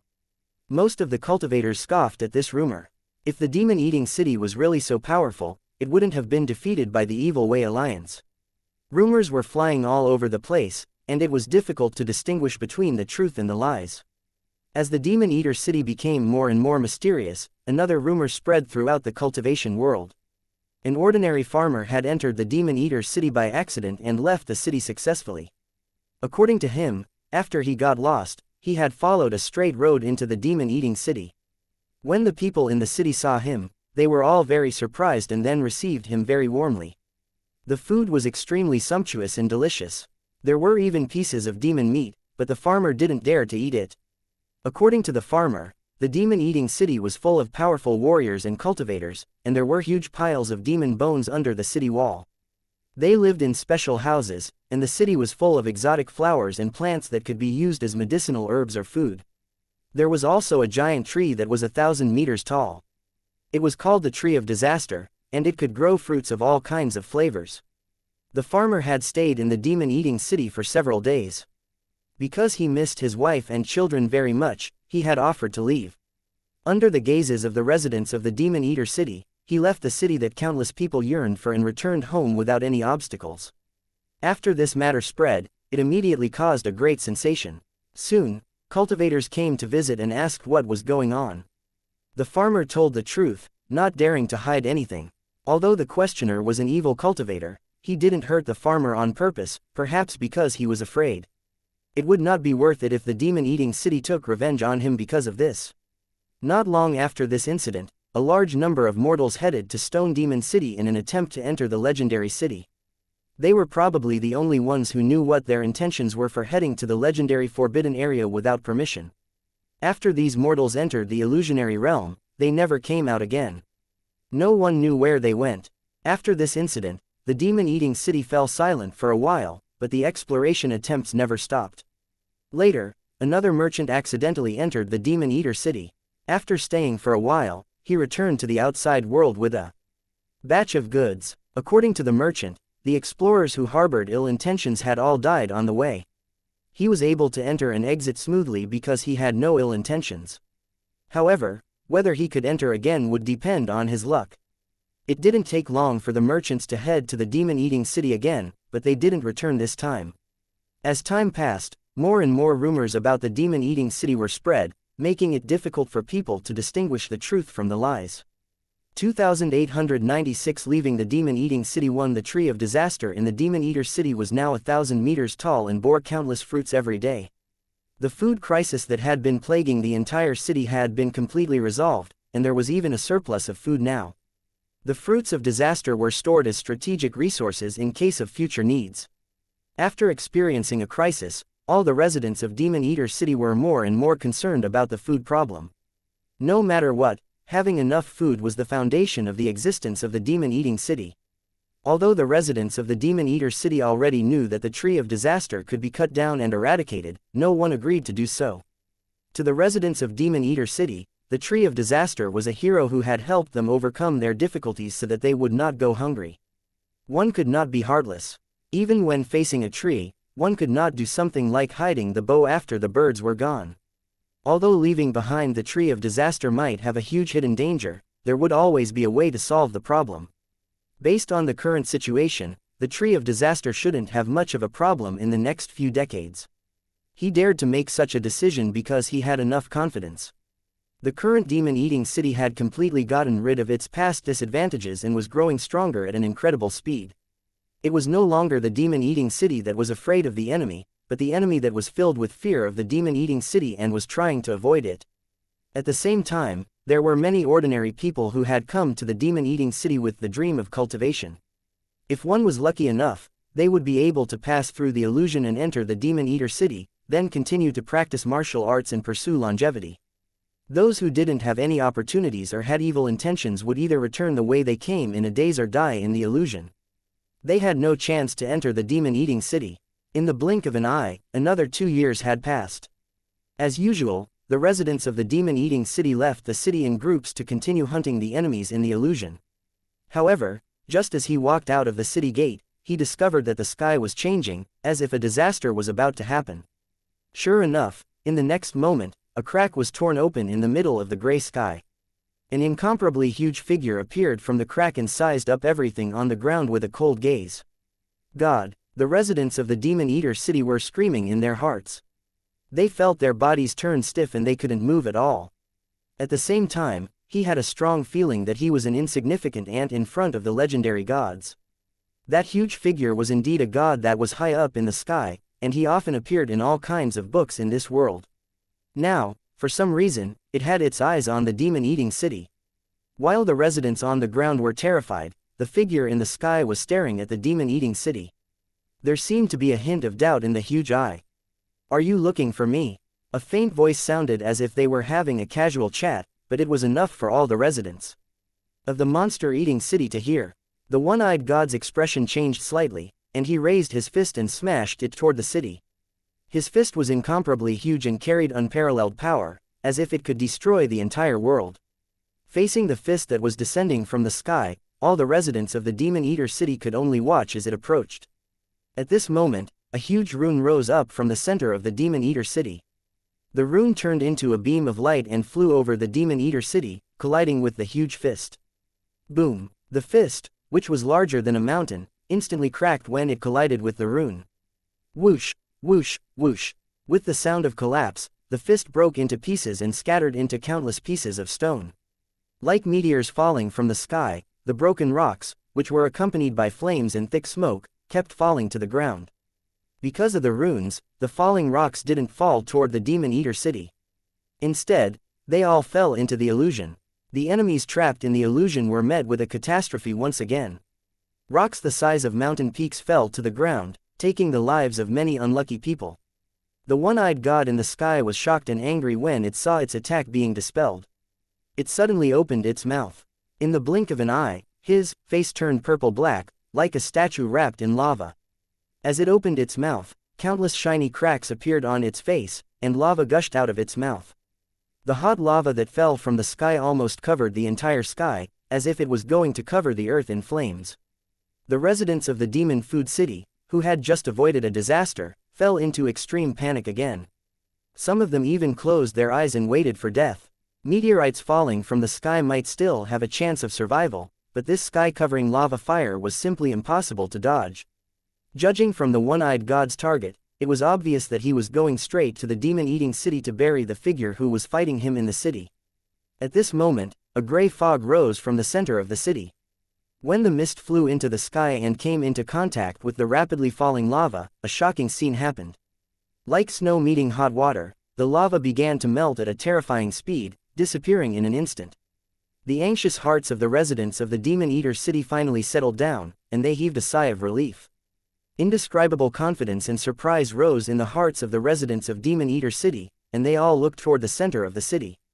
Although they didn't see the figure, the residents of the Demon Eater city knew who had challenged the god from the sound and the position. I knew it, Sir Tang Zhen is not simple. An old man shouted, his expression abnormally excited. Many residents of the Demon Food City were also shouting Tang Zhen's name with all their might. It was as if this name could bring them endless confidence and the courage to face the disaster. When true despair descended, Tang Zhen, who had always kept a low profile, stood up and helped the Demon Food City resolve the fatal crisis. The one-eyed god was infuriated when he saw the lava he spat out being neutralized by Tang Zhen. He stretched out his arms to expand the crack, as if he wanted to climb out of the crack and then descend into this world. Since you want to come in so badly, I'll help you. Tang Zhen's voice sounded as a huge hand flew into the sky and grabbed the horn of the one-eyed god.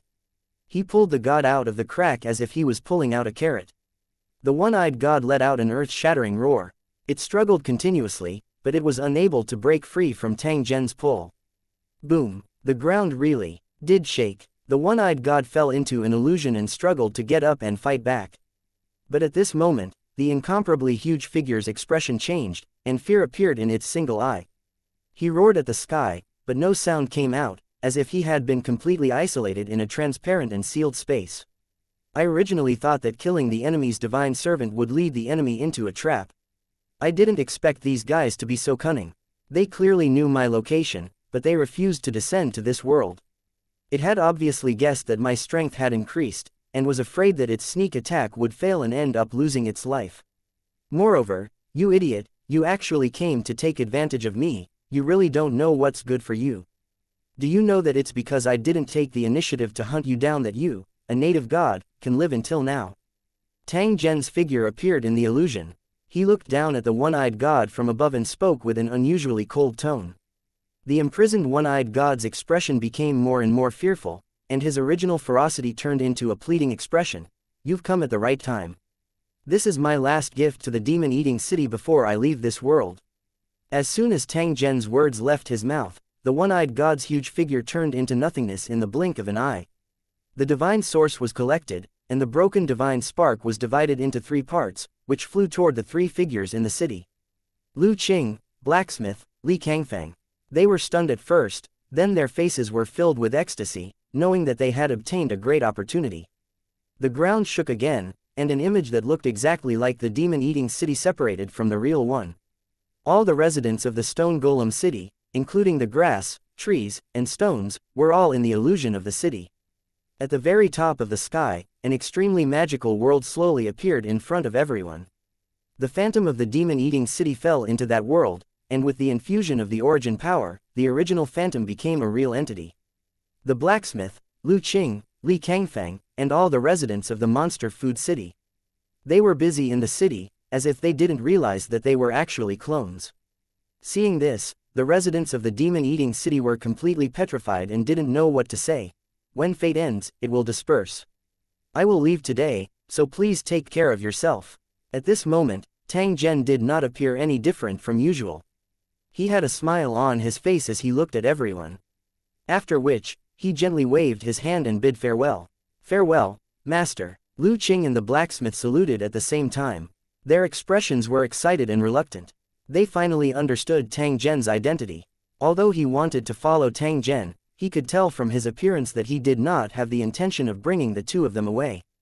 They belonged to this world and had obtained the divine fragment. Tang Zhen would definitely not take them away. Farewell, Sir Tang Zhen. Li Zhangfeng and the cultivators of the Discipline Commission, as well as all the people of the Demon Eater City, were also bowing to see them off. His voice reverberated in the sky above the Demon Eater City for a long time. The white clouds remained, but Tang Zhen was nowhere to be seen. 2897 Tang Zhen's Revenge Plan 1. A figure slowly appeared in the vast void. It was Tang Zhen who had been hiding his traces all along. Ever since he left the Demon Eater City, Tang Zhen had been floating in the void for several months. But in the expected time, the enemy did not appear. Not even the cannon fodder had appeared. This situation was enough to prove that the enemy had given up on chasing him, or rather, temporarily gave up. Although he had avoided a fierce battle, Tang Zhen did not feel any joy. Instead, he felt a little regretful. The deadly trap that had been carefully designed to deal with the enemy did not work in the end. This was Tang Zhen's pioneering work. He had a lot of common sense. No matter if it was the Demon Eater city or the illusion outside the city, there was actually a fatal killing intent hidden in them. The residents of the demon-eating city, as well as the enemies trapped in the illusion, would never know that there was a divine kingdom hidden in the sky above them. If the enemy dared to enter the Demon Eater city, it was equivalent to entering the divine kingdom in his mind. His life or death would be at Tang Zhen's mercy. The red-robed cultivator that he had killed back then was actually the enemy's spy. Tang Zhen had deliberately found and killed him. The other party's existence was very strange. He wasn't a Lusheng cultivator, nor was he a native cultivator. Instead, he was born from the divine kingdom in the creator's mind. They were used as servants to help their masters do things, and they had a special way of contacting each other. Unless they were able to kill all of them in one go, the information regarding Tang Zhen would sooner or later be discovered by the enemy. Tang Zhen was aware of the other party's background and methods. Therefore, he personally took action and let the enemy know his location. Who would have thought that the three known enemies would not appear, but instead attract a greedy and stupid native god? Tang Zhen was quite helpless in the face of this. However, he could only take the opportunity to close the net. Using this trap to kill high-level divine generals, Tang Zhen easily dealt with the native gods to prevent the other party from causing trouble after he left. In the eyes of the gods, the demon-eating city had great research value. After all, it was an experimental product of a creator. The divine source he had obtained couldn't compare to the quality of the creator's divine source, but it was better than nothing. The broken godhead was divided into 3 parts and given to Lu Qing and the others. As for whether they could become gods in the future, it would depend on their own luck. If that day really came, perhaps they would meet again. Otherwise, it was very likely that they would not have the chance to meet again. Of course, all these were secondary to Tang Zhen. The thing he was most concerned about was why the enemy had not appeared. What could have happened to cause such an abnormal situation to occur? According to Tang Zhen's analysis, it was very likely that the creator named Wen Yu didn't have the time to pursue him. The power of the Master of Creation must have reached the level of a 9-star divine general. He must have participated in the battle zone ranking battle. According to Tang Zhen's understanding, all cultivators of this level would have started to work hard to advance to the God King realm.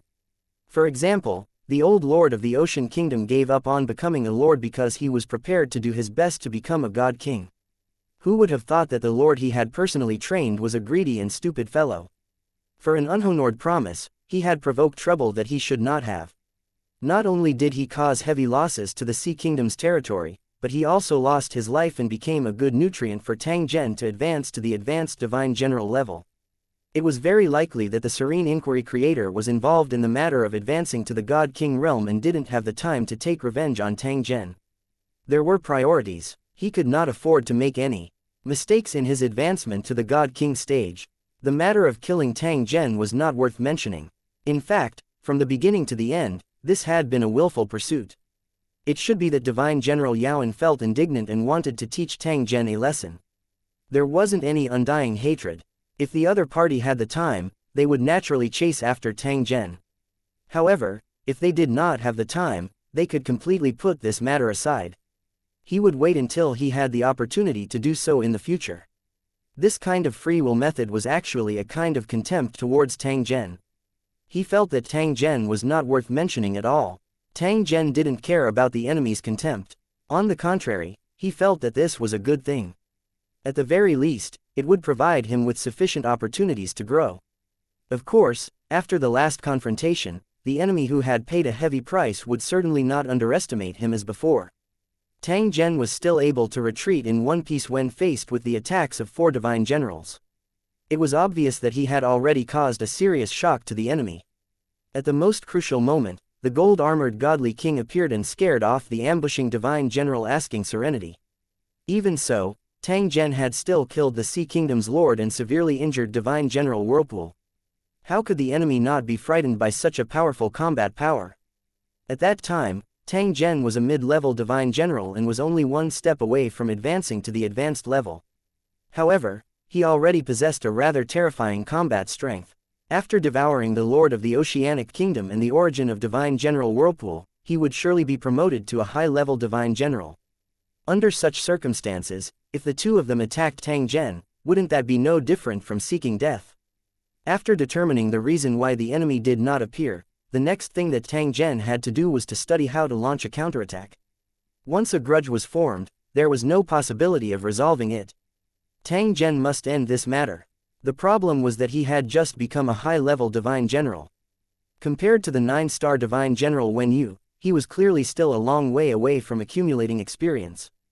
If he were to fight with his opponent now, his chances of winning would be less than 30%. Therefore, when Tang Zhen took action, he would avoid fighting with Divine General Yu Yu, as it would increase unnecessary risks. However, the other two Divine Generals were the targets that Tang Zhen had to eliminate. They were Divine General Yaoan's helpers, and they were quite strong themselves. They posed a great threat to Zhen Tang. Taking advantage of the fact that Divine General Yaoan was unable to make a move, killing these two enemies was undoubtedly the wisest choice. However, if Tang Zhen was able to think of this, the enemy would definitely be able to think of it as well. They might even be able to prepare their defenses in advance. Tang Zhen had to be wary of the existence of traps in the process of taking action to prevent himself from falling into the enemy's trap. If the opportunity was right, they would attack decisively. If they realized that the situation was not in their favor, they would retreat from the battlefield without hesitation. If he could successfully kill two enemies and absorb their divine source, Tang Zhen's strength would increase once again. Although he was still unable to become a 9-star divine general, as long as Tang Zhen continued to work hard, he would be able to advance to the peak sooner or later. When that time came, if he were to ask, please like and share the video on the YouTube channel. Cultivation Audiobooks. If the tranquil divine general had advanced to the God King stage, Tang Zhen would find him and fight him to the death. Even though the plan had been formulated, there were still some things that needed to be paid attention to in the process of the operation. First of all, the matter of killing the creator had to be avoided from the cornerstone platform. It absolutely couldn't happen in the area controlled by the Tower World. Although it was inevitable for cultivators to become enemies, it definitely couldn't happen in the world of Lusheng. The punishment from the cornerstone platform would be so severe that it would be unbearable. Even if Wen Yu was a 9-star divine general, he had to use tricks to deal with Tang Zhen because he didn't dare to challenge the rules of the cornerstone platform. Tang Zhen had to pay special attention to this point when he took action. Furthermore, it was not an easy task to obtain the enemy's information and lock onto the enemy's position. The masters of creation were not restricted by rules. No matter how powerful the divination technique was, it was impossible to perform divination on the masters of creation, and one would suffer a backlash if they were not careful. If a master of creation were to hide in the divine kingdom of his mind, then no matter how powerful he was, it would be impossible to find him. However, nothing was absolute. Divine General Yaoan should have a special technique. As long as the target used his origin energy, he could determine the approximate location and then conduct a more accurate inspection. It was precisely because of this method that Tang Zhen would be inexplicably locked on by the enemy when he took action. Tang Zhen did not have similar methods. Therefore, it was clearly not an easy task to lock onto the enemy's position. He thought of a place where he might be able to find a solution to the problem. 2898. A place not weaker than the world of Lusheng. 1. The endless world hidden in the void was not just a saying. The world of Lusheng was powerful enough to explore and destroy countless worlds. However, after a long time, it still could not understand the full appearance of the void. In the end, he came to the conclusion that perhaps the void never had an end and was still expanding. As for what was beyond the void and what kind of terrifying existence it was, no wise man could give an answer. Even a god shouldn't probe into such a secret. It would only bring trouble to himself, and a slight mistake would lead to a road of no return. Don't think that the gods know the secrets of the world. When it comes to some ultimate problems, the gods are actually afraid to avoid them. Let's talk about the void later. This was the true paradise of high-level cultivators, a place without any rules. In the vast void, there were countless cultivation clans and powerful cultivator organizations. Even though there were so many cultivator organizations, the world of Lusheng was still a top-notch existence.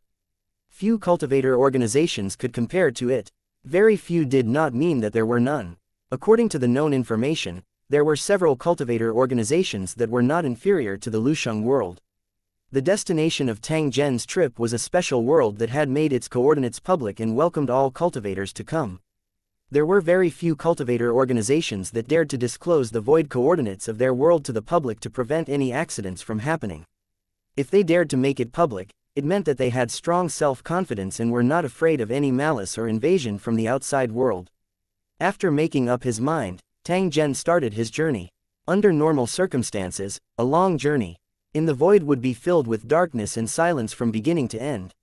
If he were to head to that place, he only needed to recite it 3 times in his mind, and a magical thing would happen. Stars would appear in the originally dark void to help point the way.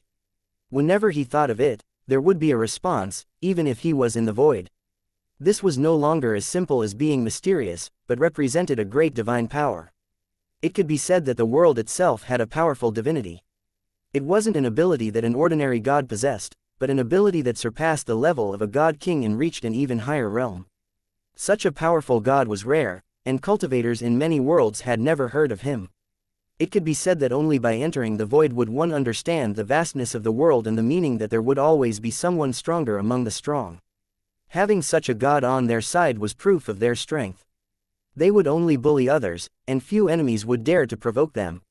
It was precisely because of this strong self-confidence that he dared to disclose the coordinates of the void and attract the cultivators of the vast void to gather here. Cultivators needed to do business, and so did gods. Divine Source could create anything, even life, but it had its limits. Even if they were beyond the rules, there were still invisible rules that even gods could not get rid of. For example, the spiritual treasure of the origin could not be created, and it could only be obtained by chance. If Tang Zhen wanted to quickly increase his strength, he would have to collect as many origin soul treasures as possible.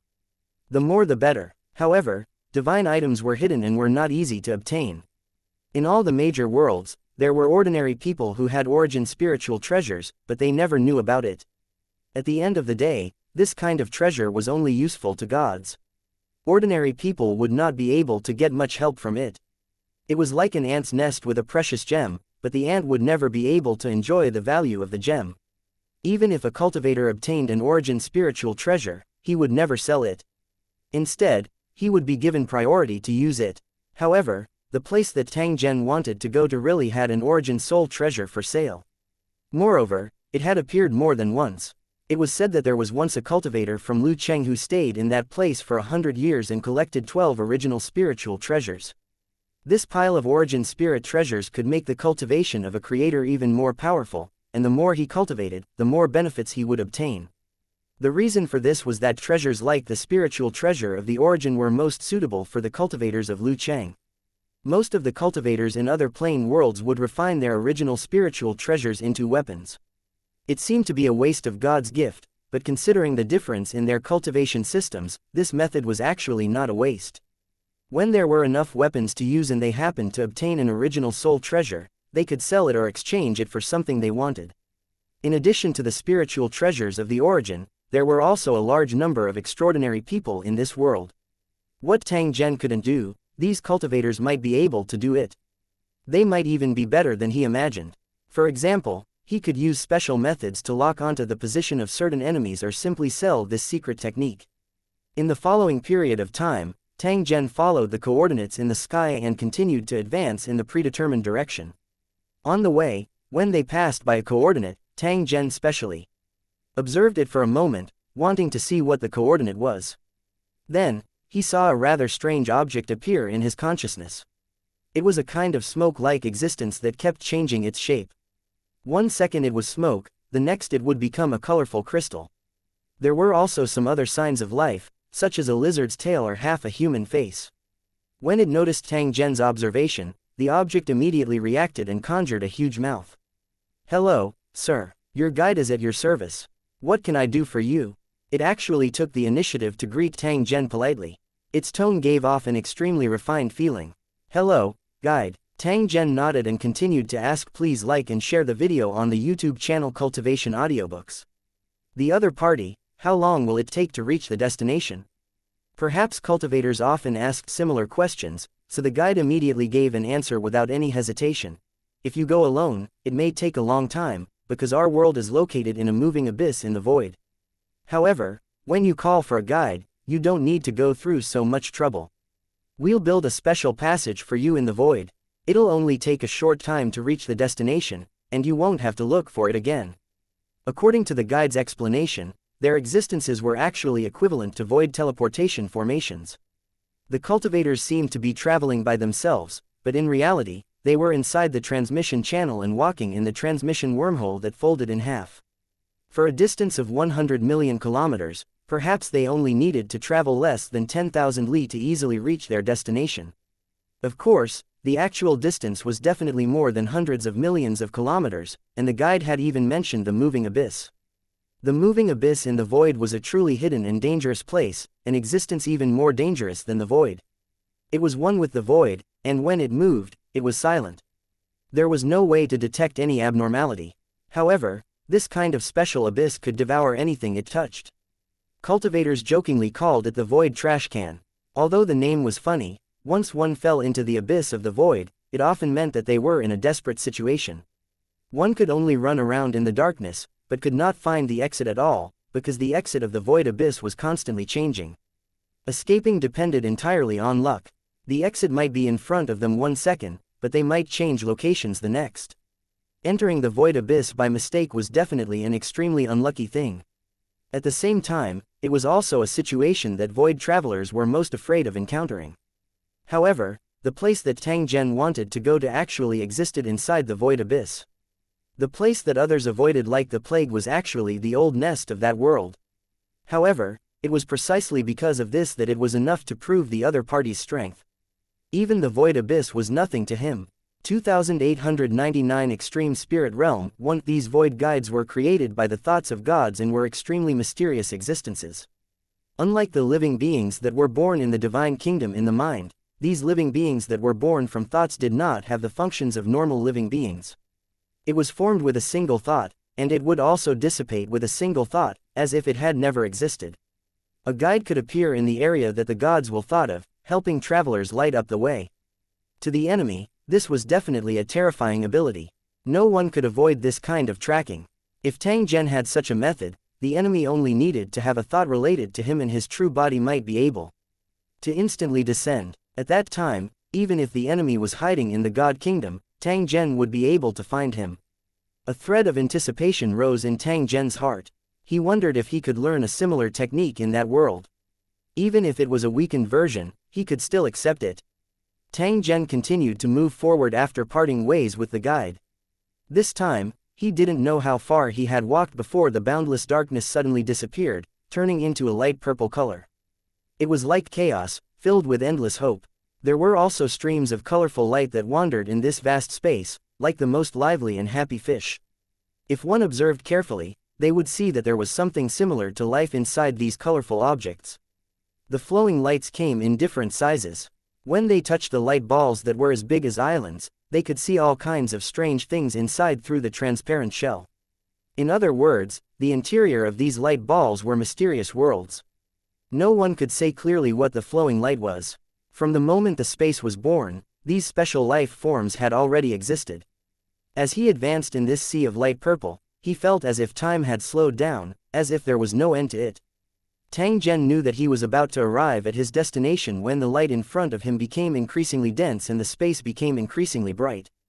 Just as this thought rose in his mind, Tang Zhen felt that he had passed through a barrier. The original darkness instantly disappeared. At this moment, he was hovering in the sky, and below him was a vast land. It was impossible to tell the exact area. He had suddenly entered this world without any preparation. Even Tang Zhen was a little shocked. It was as if the world did not exist, but as the thought arose, the world suddenly appeared. If they didn't want to enter, they would never be able to. Looking at the sky around him, there were many illusory and real figures floating in the air like him. Judging from the appearance of these cultivators, they should have just arrived in this world called Extreme Spirit, just like him. The Extreme Spirit realm was quite famous in the void. Cultivators from countless planes had gathered in this special world to seek their own opportunities. Just like how Tang Zhen was guided by a guide, as long as he thought of the Extreme Spirit realm, there would always be various methods appearing before his eyes. Although on the surface, it seemed to be a coincidence, if everyone was like this, then it was definitely not a coincidence. For most cultivators, this was indeed very convenient, and they were also shocked by the power of the extreme spiritual realm. This powerful world continued to spread its influence. Even in the world of Lusheng, the name of the extreme spiritual realm could be heard. After Tang Zhen arrived in this world, he had retracted his aura, causing others to be unable to judge his strength. In this world, many cultivators did the same, just to hide their own information. The extreme spiritual realm wasn't peaceful, and there were fights all the time, so it wasn't strange to have enmity with others. In this case, by hiding one's secret from others, one could effectively avoid being locked on and tracked. Just like those cultivators who had just arrived in the extreme spirit realm, the first thing Tang Zhen had to do was to understand the surrounding environment. Although the extreme spirit realm was famous, there was not much information about the situation in the outside world. He didn't know if it was intentional or for other reasons. Tang Zhen also knew nothing about the extreme spirit realm. However, since they had already arrived at their destination, the following matters would become much simpler. He looked at the ground and found that there were huge teleportation formations in the dense vegetation. These teleportation formations were large and simple, and they looked like divine halls. They had been built at least 10,000 years ago. The grand architectural style and the heavy sense of history were enough to shock every visitor. On the surrounding green grass, there were many figures standing, frowning in deep thought. These are the residents of the extreme spiritual realm. They can't see foreign cultivators like you at all, except for me. Just as Tang Zhen was observing these figures, one of them turned his head and explained in a faint tone. Looking at his clothes, he was no different from the other figures around him. There was no obvious difference. You think I'm the same as them, and that's the truth, but there are also differences. I've already seen through the rules and seen the truth of this world, which is why I can talk to you. The others are still thinking about it. When they can see through it, they will become like me. The man said in a calm tone, but the pride in his heart was already overflowing in his words, being in the same world but not affecting each other. This is a very interesting thing. Tang Zhen had already noticed that the strength of these figures was very ordinary, and they didn't seem to match the reputation of the extreme spirit realm. If we attack, will we harm the natives? Upon hearing Tang Zhen's question, the man immediately explained, although you can see these scenes, it doesn't mean that you're also in them. Of course, if you deliberately destroy them, you can still cause damage. However, doing so would result in punishment. In serious cases, it was very likely that he would be thrown into the void abyss. There were all sorts of cities in the extreme spirit realm, and they could be connected to each other. You foreign cultivators can play all kinds of roles and enter these cities to live and work. No matter what you want to do, you can do it in these cities, and you don't have to worry about being punished for the heavy damage. Tang Zhen felt a little strange after hearing the man's introduction. Compared to mortals, cultivators had higher requirements. They only cared about improving their strength. Why would they be interested in the life of mortals? Take Tang Zhen as an example. He had previously disguised himself as the boss of the blacksmith shop because he was forced to do so and could not casually use his divine source. Of course, there was another purpose, which was to weaken the divinity that was getting worse by the day, so that he would not be affected too deeply. When the man said this, he clearly sensed Tang Zhen's doubt. He smiled and explained, I'm afraid you're wondering why you want to integrate into these cities. It's obviously meaningless. What I want to tell you is that all the transactions in the extreme spirit realm are actually completed in this environment.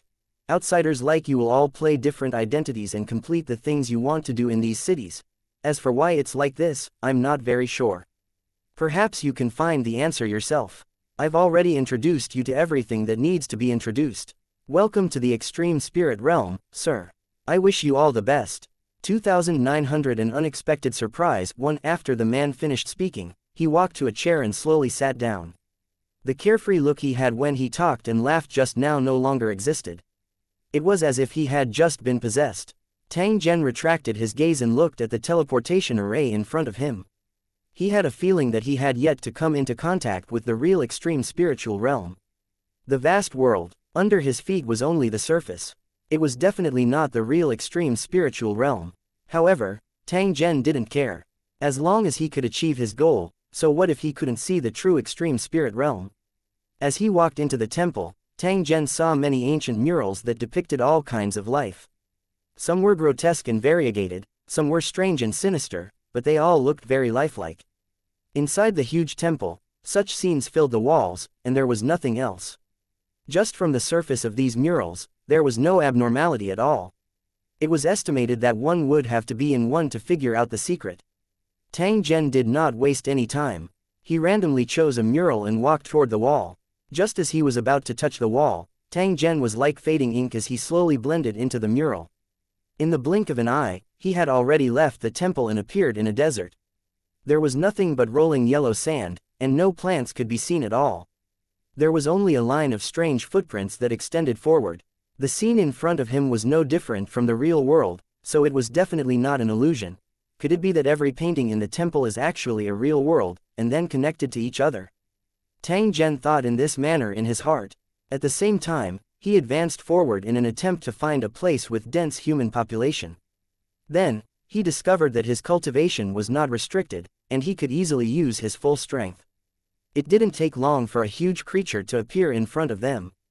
The previous traces were left by it. It was a strange creature that looked like a camel. Its body was huge, and its 6 long legs were dozens of meters tall. Compared to its huge body, its long legs were like a few thin wooden sticks that could be broken at any time. On the body of this giant creature, there was a large number of strange buildings. Men and women, young and old, dressed in yellow clothes, lived on the back of this giant beast. Strange decorations were hung up by a rope and kept swaying as the giant beast moved forward. At this moment, someone was playing a musical instrument. The tone was strange and desolate, and it sounded indescribably strange. Someone discovered Tang Zhen in the sky. However, he was not afraid at all. Instead, he continuously waved his hand at him. "Esteemed guest, we have a lot of the things you need here. Why don't you come down and have a look?" The dwarf-like short merchant climbed up the tall pole on the back of the giant beast and shouted to Tang Zhen. "You're just some mortals. What good things can you sell me?" Tang Zhen asked with some curiosity. Upon hearing Tang Zhen's question, the dwarf merchant shook his head and said, "We may be mortals, but that doesn't mean we can only sell ordinary items. This is the extreme soul realm. Not long ago, we even went to the ancient battlefield ruins and picked up a lot of valuable items." Hearing the dwarf merchant's hard introduction, Tang Zhen nodded and slowly landed on the platform on the back of the giant beast. "I'd like to see what good stuff you have in your hands." After seeing Tang Zhen come down, the dwarf merchant immediately called out to him. Then, he saw many figures scuttle up. They held all kinds of items and placed them in front of Tang Zhen, allowing him to choose. "Are these the only things you have?" Tang Zhen took a glance. They were indeed items that cultivators could use. However, the majority of them were already damaged. "The goods you are selling are of no use to me." Tang Zhen shook his head as he spoke to the dwarf merchant. "Oh, I know, you must be a powerful great cultivator, so you don't like these ordinary goods." As the dwarf merchant spoke, he took out a black item from his pocket and waved it in front of Tang Zhen. "If you have such coins, I can show you some good stuff." When the dwarf merchant took out the coin, Tang Zhen had already recognized its origin. It was clearly a trace of pure divine source that had materialized into a physical object.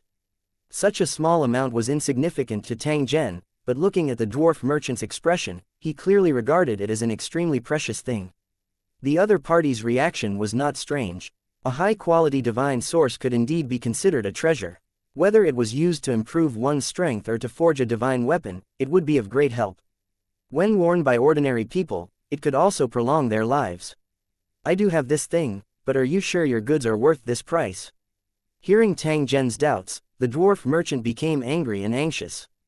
"Just you wait, I still have one more thing. I don't believe you won't be satisfied with it," he said angrily and jumped into one of the rooms below.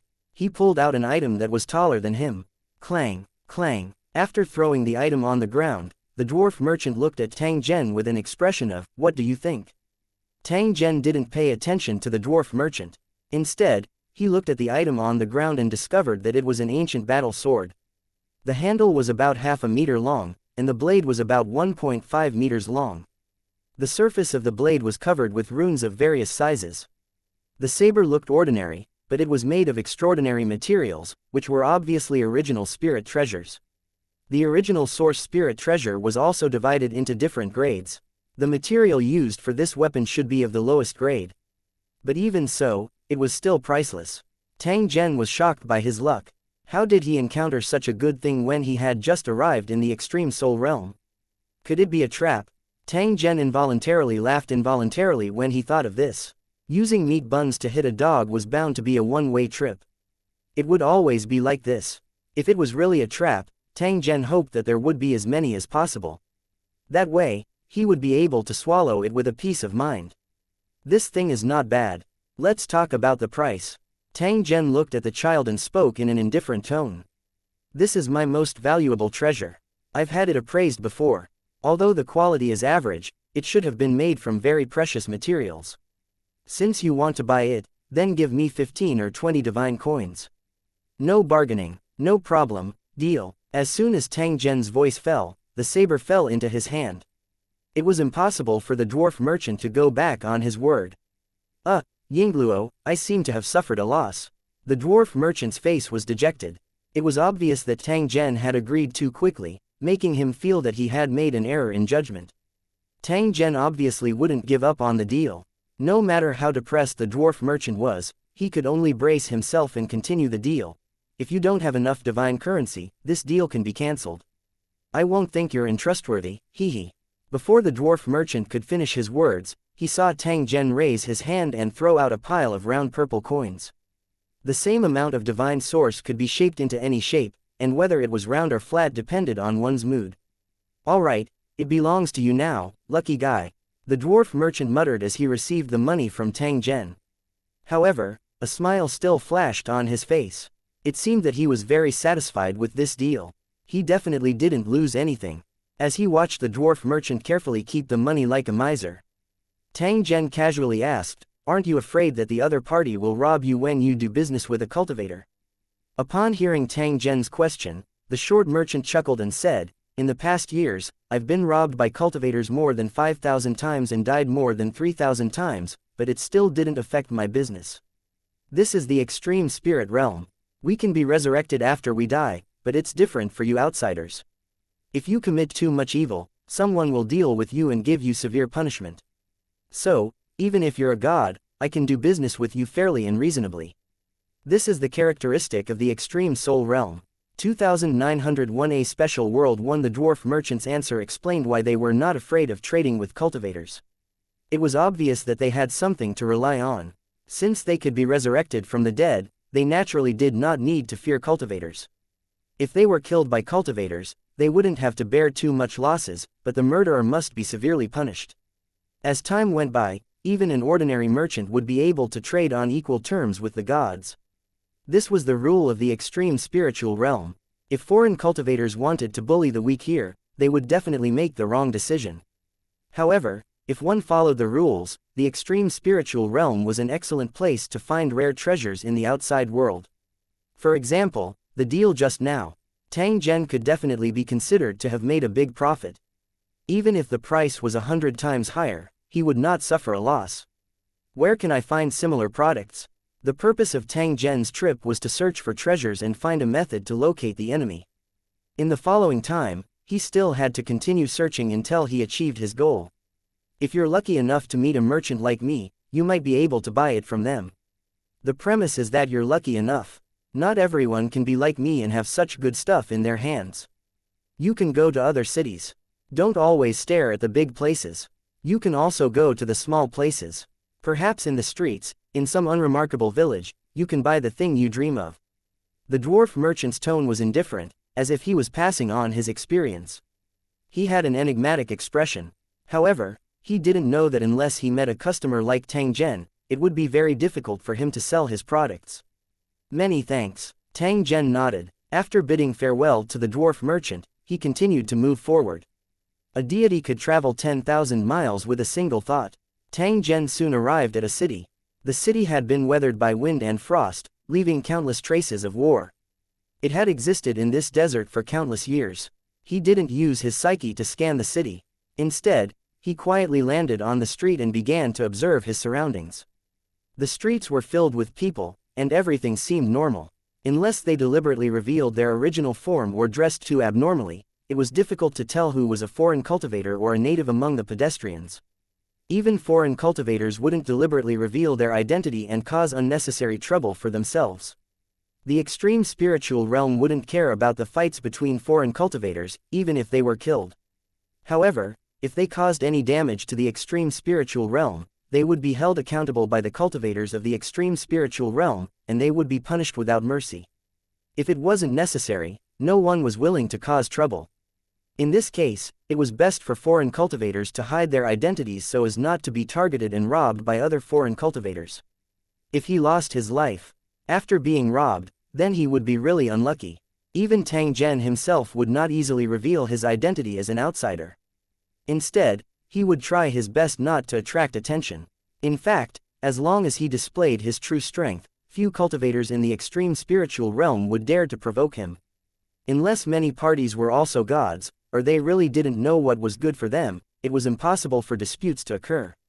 This might bring some convenience, but it could also bring more disadvantages, such as deliberately raising the price of the items according to his status. So what if Tang Zhen was a god? This was the extreme spiritual realm, and the natives couldn't be killed. They definitely wouldn't sell it if they weren't satisfied with the price. Even if he didn't lack money, he definitely couldn't spend it for no reason. He might even miss some opportunities because of his identity. Tang Zhen had already discovered the joy of the extreme spirit realm. He discovered that there were countless treasures hidden in this special world. Even though Tang Zhen wanted a large number of origin soul treasures, he would need sufficient luck in order to obtain them. In the extreme spirit realm, any item you bought could be a rare treasure. It was possible to waste a lot of time, but not find an item that one was interested in. In the end, one could only leave in disappointment. The more powerful a cultivator was, the more difficult it would be for them to find what they wanted, because it was too simple and rare. However, compared to the outside world, the chances of success were several times higher in the extreme spirit realm. Tang Zhen already had a basic understanding of the extreme spirit realm. When foreign cultivators came to the extreme spirit realm, they had to use a teleportation array. Otherwise, they would not be able to enter the true extreme spirit realm. In this special world, one could find all kinds of treasures, and at the same time, one could kill and plunder. Over the long years, the extreme spiritual realm had accumulated more and more items, many of which were rather magical. It was because of the existence of these items that more cultivators were attracted to trade. As the cycle continued, more and more treasures were accumulated in the extreme spirit realm. What Tang Zhen did not understand was what the ultimate spiritual realm was doing this for. Was it to collect cultivation resources, or was it to extend the reach of the extreme spiritual realm to the depths of the void in such a way? No matter what the other party's true purpose was, as long as he could provide enough convenience, he could attract more and more cultivators. Walking slowly along the long street, one could see all kinds of goods on the roadside stalls. Melons, fruits, vegetables, or some other tools. It had a pure market atmosphere. These were just ordinary items, and it was impossible for there to be any treasures hidden in them. Treasure hunting could not be done in such a place. After walking around the long street, Tang Zhen came to another market that sold all kinds of items and miscellaneous items. In this market, Tang Zhen found some suspicious figures. They should be cultivators from the outside world. He thought that he had hidden it very ingeniously. However, in front of Tang Zhen, he had seen through it with a single glance. At the same time, there were also some cultivators who gave off a very strange feeling. They looked like foreign cultivators, but they had a local aura. This is a little interesting, Yingluo. Tang Zhen remembered something. The man had mentioned that foreign cultivators could choose their identities to enter the extreme spiritual realm. The purpose of doing so might be to hide his true identity and avoid some unnecessary trouble. However, such an identity would definitely have some restrictions. If he acted unscrupulously, what was the point of having an identity? Although the identity of these cultivators was suspicious, it would not affect Tang Zhen in any way. He would still do what he had to do. After walking around the stalls in the market, he found that there were indeed a lot of items for sale, many of which were materials needed by cultivators. However, it was still of no use to Tang Zhen. This was expected. It would be abnormal if the spiritual treasures of the origin could be seen everywhere. Moreover, the items in the market were indeed ordinary and only low-level cultivators could use them. "Sir, what do you want? I might be able to help you find it," a shop owner said to Tang Zhen in a low voice. He was one of the cultivators that Tang Zhen felt had a problem with. Tang Zhen swept his eyes over the other party and spoke in an indifferent tone, "The thing I'm looking for is very rare. Are you sure you can find what I want?" Hearing Tang Zhen's doubt, the stall owner laughed softly and revealed a confident expression. "If I can't find anything in the extreme spiritual realm, I don't think you can either." 2902 Trap 1. There was actually something very wrong with the behavior of this stall owner. He had taken the initiative to greet Tang Zhen. Clearly, he was afraid that Tang Zhen would not notice him. In fact, as a businessman, this kind of practice was normal. However, he boasted and did not ask. Please like and share the video on the YouTube channel Cultivation Audiobooks. Tang Zhen what he wanted. He only said that he could find anything. Even Tang Zhen himself didn't dare to make such a guarantee, so what right did a small stall owner have? It was obvious that the other party wanted to scam Tang Zhen. Tang Zhen, however, went with the flow. He wanted to see what the other party was planning. If you have good stuff, I'm sure you'll be satisfied with the price. But if you're trying to cheat me, I won't let you go. Tang Zhen's tone carried a warning. He was extremely similar to those cultivators who wanted to find good goods but were worried about being deceived. You can ask. Please like and share the video on the YouTube channel Cultivation Audiobooks. Around. Who doesn't say that I'm fair and just in my business? I've never disappointed my customers. The stall owner said with a smile, as if he didn't see the disdainful expressions of the other stall owners. All right then, where's the good stuff you mentioned? I'll take a look first. Tang Zhen said to the stall owner. His tone contained a trace of urgency. Don't worry, sir. How can such a rare good thing be displayed in the market? The good stuff is all at home, at the edge of this market. You can follow me. As the stall owner spoke, he kicked the shop assistant beside him, asking him to look after the stall for him. The shop assistant nodded his head and secretly glanced at Tang Zhen. A trace of pity flashed in his eyes. Sir, please follow me. We'll leave now. The stall owner led the way in front and led Tang Zhen out of the market. They went straight to the houses at the side. The houses built next to the market were also dilapidated and had a strong desert characteristic. Pushing open the half-closed wooden door, the stall owner took the first step in. My goods are in the room. You can wait in the courtyard for a moment. I'll take them out for you. When the stall owner spoke, he secretly glanced at Tang Zhen, wanting to see when he would enter the courtyard. Tang Zhen's expression was as usual, but he coldly laughed in his heart.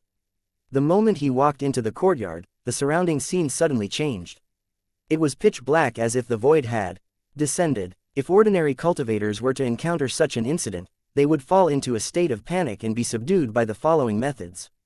Of course, this kind of trap could only be used against cultivators who were not too strong. High-level cultivators had the means to cross the void, so they were not unfamiliar with this special environment.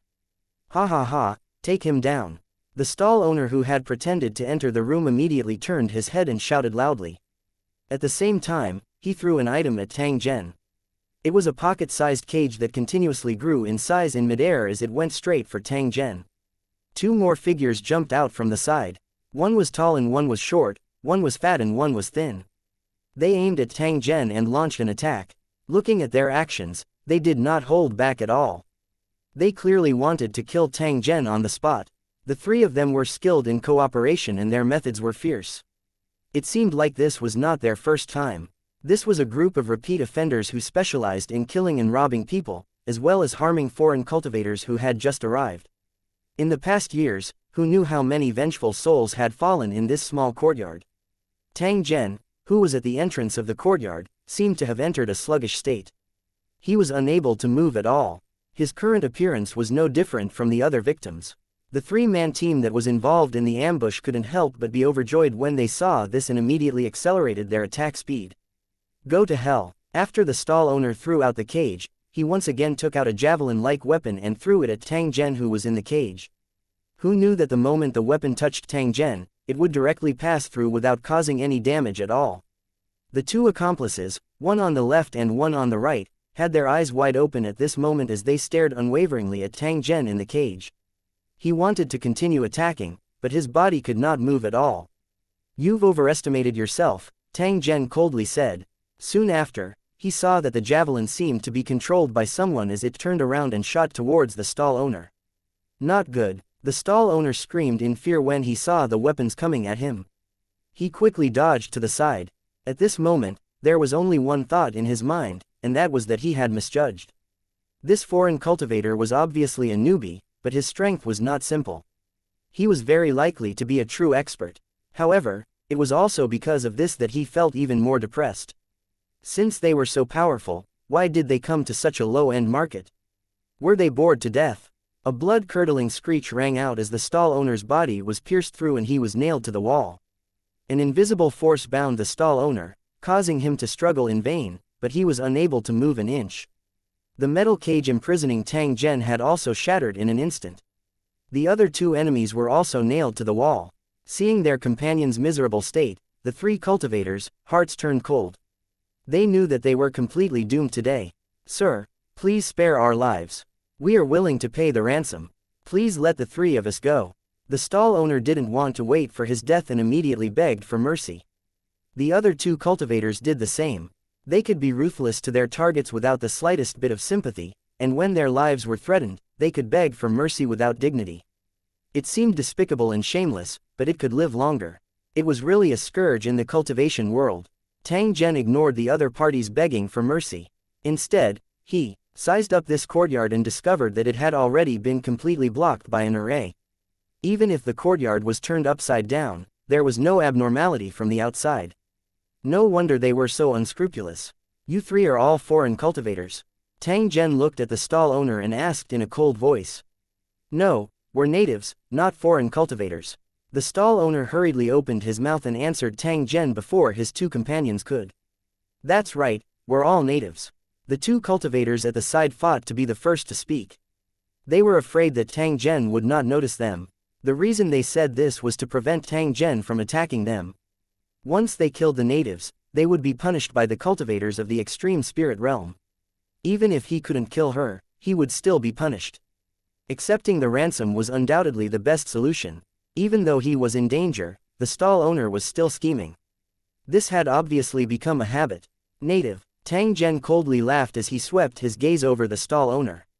"Since you're natives, you have an undying body. It won't be a problem even if you lose your head. If that's the case, why do you need to beg me for mercy? You can come back to life anyway." After Tang Zhen said this, he looked at the three cultivators and said, "I'd like to see how the natives of the extreme spirit realm come back to life after they're killed." As soon as he finished speaking, a cold light flashed and one of the cultivators' heads rolled to the ground.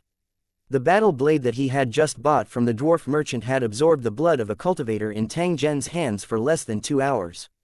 Ah! The stall owner and the other cultivator were scared out of their wits and immediately lost control and shouted loudly. It was only at this moment that they suddenly realized how afraid they were of death. "Don't try anymore. We're foreign cultivators, not natives. We can't be resurrected after we die." The stall owner shouted at the top of his voice, afraid that Tang Zhen would use him as an experiment. "You are foreign cultivators." Tang Zhen used a smile that was not a smile as he looked at the stall owner whose entire body was trembling. He was like a demon that was staring at its prey. "I don't sense any aura of foreign cultivators on you, so you must be natives. I can't kill you." Tang Zhen waved his blade again and chopped another cultivator to the ground as if he was stepping on an ant. "Crazy man." The stall owner looked at Tang Zhen in a daze. His body was as soft as mud, and his face was filled with despair. 2903 The Treasure Vault 1 The stall owner was certain that he had encountered a tough character. There were many such ruthless characters in the extreme spirit realm, but they had a fixed area of activity. The market he was in rarely had such a ruthless person patronizing it, because there was no profit to be made. His many years of experience was enough to prove this point. It was for this reason that the stall owner and his gang were able to do so well, and many cultivators had been harmed by them. For the world of Lusheng, the extreme spiritual realm was indeed very far away. Without enough power, it was impossible to reach here. However, for cultivators from other worlds, it was not difficult to reach the extreme spirit realm. There were even special passages that existed. It wouldn't take much time for him to reach the extreme spiritual realm and search for the opportunity he was looking forward to. While looking for opportunities, they also had to bear the corresponding risks. Losing their lives here was indeed not a rare thing. It was just that his luck today was too bad. He encountered a ruthless character like Zhen. Tang and was killed by the other party. His two accomplices had no chance to beg for mercy and resist before their heads were chopped off. They were cultivators, after all, and their strength wasn't too weak. But at this moment, they seemed extremely fragile.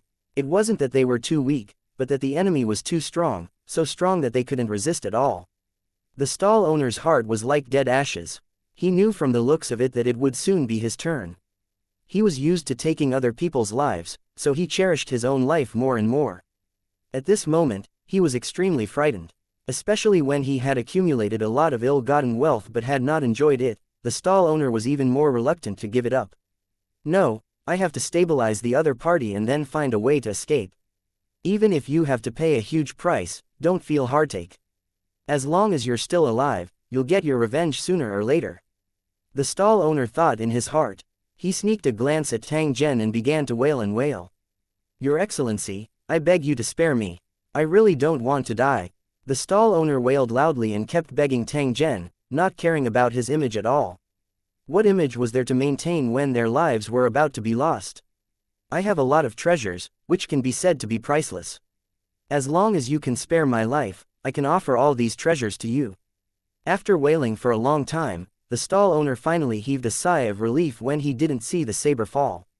It seemed that his begging and temptation had worked, and the most important first step had been completed. This thought had just risen when he heard Tang Zhen ask, please like and share the video on the YouTube channel Cultivation Audiobooks. In an indifferent tone, tell me, what good things do you have that can be exchanged for your life? Hearing Tang Zhen's question, the stall owner perked up and hurriedly replied, I have a lot of good things in the warehouse. If you want, I can give them all to you. The stall owner did not dare to be perfunctory as this matter concerned his life. He did his best to display his wealth, hoping that Tang Zhen would be moved. Tang Zhen would only be able to spare his life after he was happy. All right, but I'll spare your life. Take me to see your treasures. Tang Zhen indeed wanted to see what was in the store of this stall owner and whether he could come across an origin spiritual treasure. This kind of thing was entirely dependent on luck.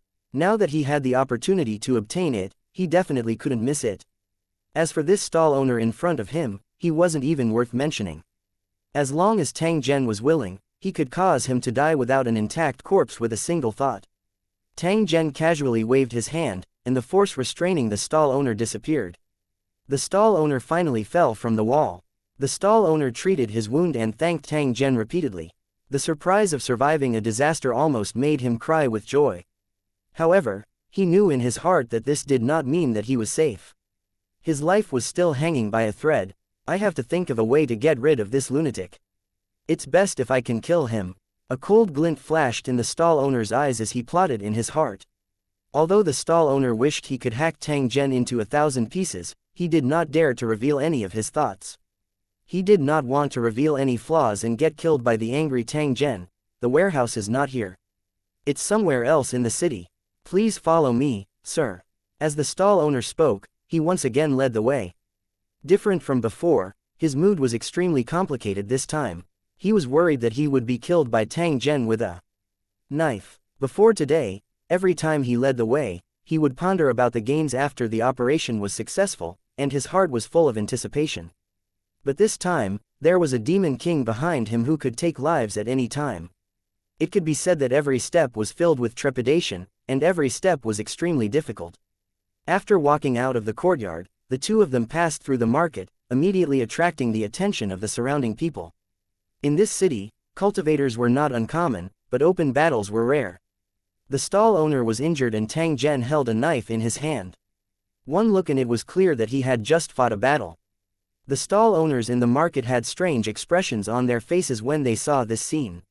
Some were gloating, some were sighing, but most of them were expressionless, as if they didn't see anything. In the face of such a situation, no one would ever meddle in other people's business, or else they would get into trouble.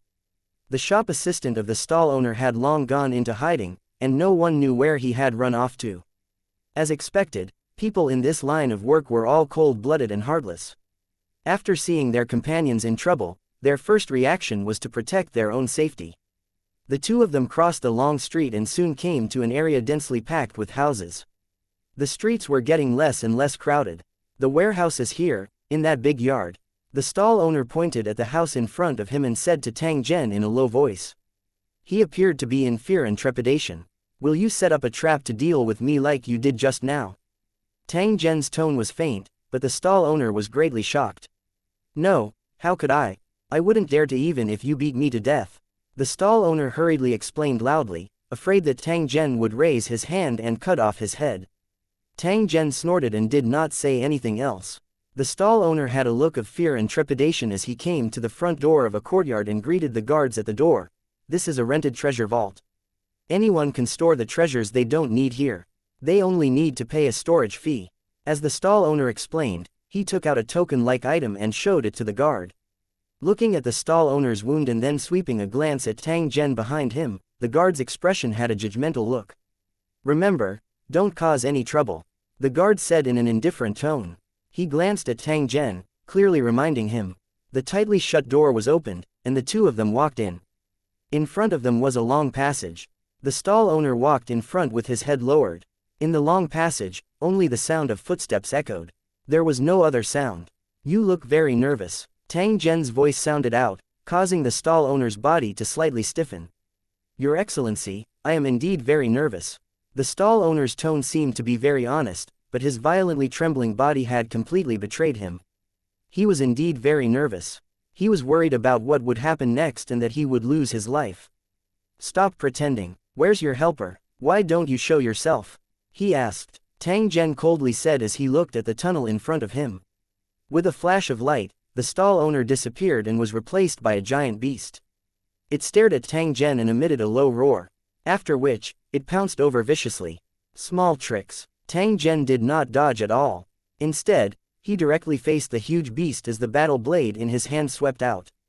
2904 The background of the treasure vault. Tang Zhen's hand rose and his blade fell. That huge beast was already killed without even letting out a miserable cry. The huge corpse fell to the ground, and in the blink of an eye, it turned into a stream of light and disappeared. Although the beast did not have a physical body, its attack power was quite strong. Ordinary cultivators were no match for it. It was definitely more than enough to be in charge of guarding. In the cultivation world, there were all kinds of strange fierce beasts, and no matter how bizarre they were all normal. They were often used by cultivators to deal with enemies. However, in front of Tang Zhen, they were like ants that were easily crushed. "You lured me to this place, is this all you have?" Tang Zhen looked in front of him and said. His unusually calm tone was actually the greatest ridicule. As soon as he finished speaking, the passage in front of him suddenly disappeared and turned into a large empty field. The arena looked empty and the silence was a little scary. An endless pressure was coming from it. "Go to hell." With a sharp howl, more than a dozen black-clothed cultivators suddenly appeared and directly launched a fatal attack on Tang Zhen. Under their black robes, they were wrapped in strange armor that looked like large insects. The weapons they used were similar to insect legs, and they exuded a cold aura. Numerous cold lights flew in the air and continuously revolved around Tang Zhen, as if they wanted to slice him into 1,000 pieces. For ordinary cultivators, this level of attack was enough to take their lives. But in the eyes of high-level cultivators, it was not worth mentioning. Tang Zhen had already realized that he might have unintentionally entered an area where low-level cultivators were gathered. That was why there was a series of changes. The cultivators who provoked him were not strong enough. The problem was that 99% of the cultivators were considered low-level to Tang Zhen. It was unknown whether there was a circle of cultivators at the same level as him. Boring. Tang Zhen raised his blade and casually waved it. Those enemies simultaneously stopped in midair before they let out blood-curdling screams and fell to the ground. As they were all cultivators from the outside world, there was no possibility of resurrection after they were killed by Tang Zhen.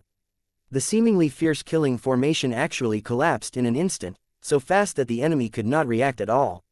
At this time, how could the enemy not see that Tang Zhen was an opponent that was difficult to provoke? However, it wasn't easy to make them give up on the attack, because there was no turning back. However, in the blink of an eye, the surroundings were filled with fog. Not only could it block one's vision, but it also blocked one's spiritual power. In the surging mist, a red light came at an extremely fast speed. The red light headed straight for Tang Zhen while carrying an endless killing intent. However, it was directly caught by Tang Zhen's hand when it was approaching him. Squeak, squeak, squeak, squeak. A sharp cry suddenly spread out. The thing that Tang Zhen had grabbed was a special insect. Its head was covered with a specially made mask. It was more than an inch long, and its surface was covered with mysterious runes that flickered with a dark golden luster. Because of its special material, it could easily cut through gold and iron, enough to be called a divine weapon. The speed of the flying insect was extremely fast. Once it passed through a body, it would definitely leave a bloody hole. If one didn't have enough strength, they would lose their life in an instant when they encountered these strange insects. Looking at the other party's attack posture, it was obvious that he wanted to kill Tang Zhen immediately to prevent any unforeseen events from happening if this dragged on. Compared to the enemies just now, this cultivator's strength was more than twice as strong, and he could be considered a master of the guard level. Unfortunately, he had chosen the wrong opponent and allowed Tang Zhen to control his life-bound magical treasure. It was equivalent to him being strangled during the battle. Before he could react, his life-bound magical treasure was enveloped in flames and instantly turned into a pile of ashes. Not good, the enemy screamed and fainted. In a secret room, one could clearly see the battle, but it was completely silent. Damn idiot, he must be lying to us. How could a cultivator with such strength rob him? A cultivator roared in a low voice. He looked at the trembling stall owner, his eyes almost spewing fire. It's useless to be angry. The most important thing now is to solve the crisis as soon as possible. The one who spoke was the manager of the treasure vault, the highest person in charge of this place, and also the strongest person. However, when facing Tang Zhen, there was simply no possibility of victory. They only had two paths now. One was to hand over the stall owner and then apologize to Tang Zhen. He could either fight to the death with Tang Zhen. As long as he killed him, all the problems would be solved. If he could not kill Tang Zhen, the consequences would be unimaginable. If we compromise so easily, how can we stand in the future? Therefore, we must kill the enemy no matter how big the price is. The manager of the treasure vault finally made up his mind and ordered to ask please like and share the video on the YouTube channel Cultivation Audiobooks. For help from his superiors.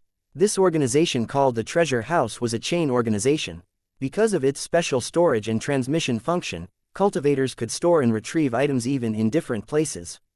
To be able to run such a place, one's strength was definitely not weak. One could even be called an overlord. It was just that after the business was big, it was inevitable that the strong would bully the weak and set some special rules. The treasury had a rule that it could provide military assistance to its customers, which could be considered a special benefit. The stall owner had just applied for help, saying that he was being held hostage by Tang Zhen and was forced to extract all the treasures as ransom. He was willing to pay the corresponding reward and request the treasure house to take action and kill Tang Zhen directly. This request was immediately approved after it was raised, because the treasure house often did such a business. They operated the treasure vault in the open, but they were an assassin organization in the dark, and they dared to do any kind of dirty work. Even if the stall owner's words were not true, no one cared at all, as long as they could earn money. However, he had never dreamed that a seemingly simple business deal would cause such a big trouble. The assassins in the treasure house and the high-level cultivators were killed by Tang Zhen one after another. It was already too late to regret. In order to protect the reputation of the treasure house, he must kill Tang Zhen. In the blink of an eye, the news had already spread. Delay him. Reinforcements will arrive in a short time. The person in charge of the treasure vault roared with a vicious voice. The eyes that he used to look at Tang Zhen were filled with killing intent. How would he know that everything that happened in the secret room could not be hidden from Tang Zhen? Through the short conversation with the other party, Tang Zhen understood the scale and nature of the treasure vault, and a trace of interest appeared in his heart. Compared to an ordinary place, a place where treasures were stored for people should have a higher chance of finding origin spiritual treasures. To Tang Zhen, this was an opportunity that he absolutely could not miss. After discovering the origin spiritual treasure, it was not a problem for Tang Zhen to obtain it. Regardless of whether it was a fair exchange or a forceful snatching, Tang Zhen would definitely obtain the item that he fancied. He had originally wanted to find out more about the situation in the extreme spiritual realm, but Tang Zhen had put it aside. Wouldn't it be easier and more accurate to find out through the treasure vault? Tang Zhen's luck was indeed pretty good. He had just arrived at the extreme spiritual realm and had already encountered an origin spirit treasure. Although it had already been refined into a weapon and its grade was very low, it was still a treasure that could only be found by luck. When he was at the market, he met a black-hearted stall owner who wanted to kill him as if he was a rookie. Now, by a strange combination of circumstances, it was related to the treasure vault again, and the other party was the one who attacked him first. Since the other party had malicious intentions, he naturally did not need to be polite. Tang Zhen would definitely ruthlessly beat up this kind of fool who had taken the initiative to come to his door and make the other party regret it. 2905 Vulnerable 1. The commotion in the courtyard had already alerted the neighbors, and more people were aware of it. The array set up in the treasure vault actually had a pretty good shielding effect, preventing outsiders from knowing what was happening inside. However, this shielding function had completely turned into a decoration with a single thought from Tang Zhen. Tang Zhen had done this on purpose because he wanted everyone to know what had happened in the treasure vault. Sure enough, it didn't take long for more cultivators to appear in the surroundings and silently watch from the side. They obviously knew what kind of place the treasure vault was and were willing to see such a thing happen. As for the person involved, Tang Zhen, not many people paid attention to him. The strength of the treasure house was something that everyone was very clear about. Perhaps, Tang Zhen was already a dead man in their eyes. The ignorant were fearless, which was why they provoked the treasure house. If it were any one of them, they would never do such a thing. The manager of the treasure house was so angry that he gritted his teeth. After all, this was a disgrace to his family. Even if he had dealt with Tang Zhen, he would have to spend some effort to deal with the aftermath after this matter. It was precisely because of this that the supervisor hated Tang Zhen to the core, and his gaze became increasingly sinister. Just by looking at Tang Zhen in the video, the manager had a faint feeling that Tang Zhen had already become aware of his thoughts. He seemed to be smiling sarcastically through the projected image. Just you wait, let's see if you still dare to be so arrogant later. Just as the supervisor had this thought, 3 figures appeared in the teleportation array inside the treasure vault. After seeing the other party's attire, the supervisor was overjoyed, knowing that the strong reinforcements had arrived. In order to run a secret business, the treasure vault kept a large number of foreign cultivators as assassins and gave corresponding rewards. At the same time, they also paid a price to enshrine some super powerhouses to solve tricky crises.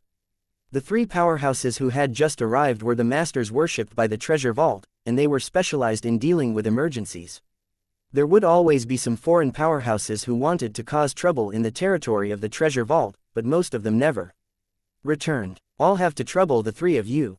The supervisor bowed and thanked the 3 cultivators. In his opinion, with these 3 experts taking action, Tang Zhen would definitely die. The 3 experts did not say anything. They looked at Tang Zhen in the middle of the arena, and their faces revealed a cruel smile. In the next second, they appeared in the arena and surrounded Tang Zhen. "Brat, you're courting death," one of the powerhouses said in a strange voice, which seemed to come from his abdomen.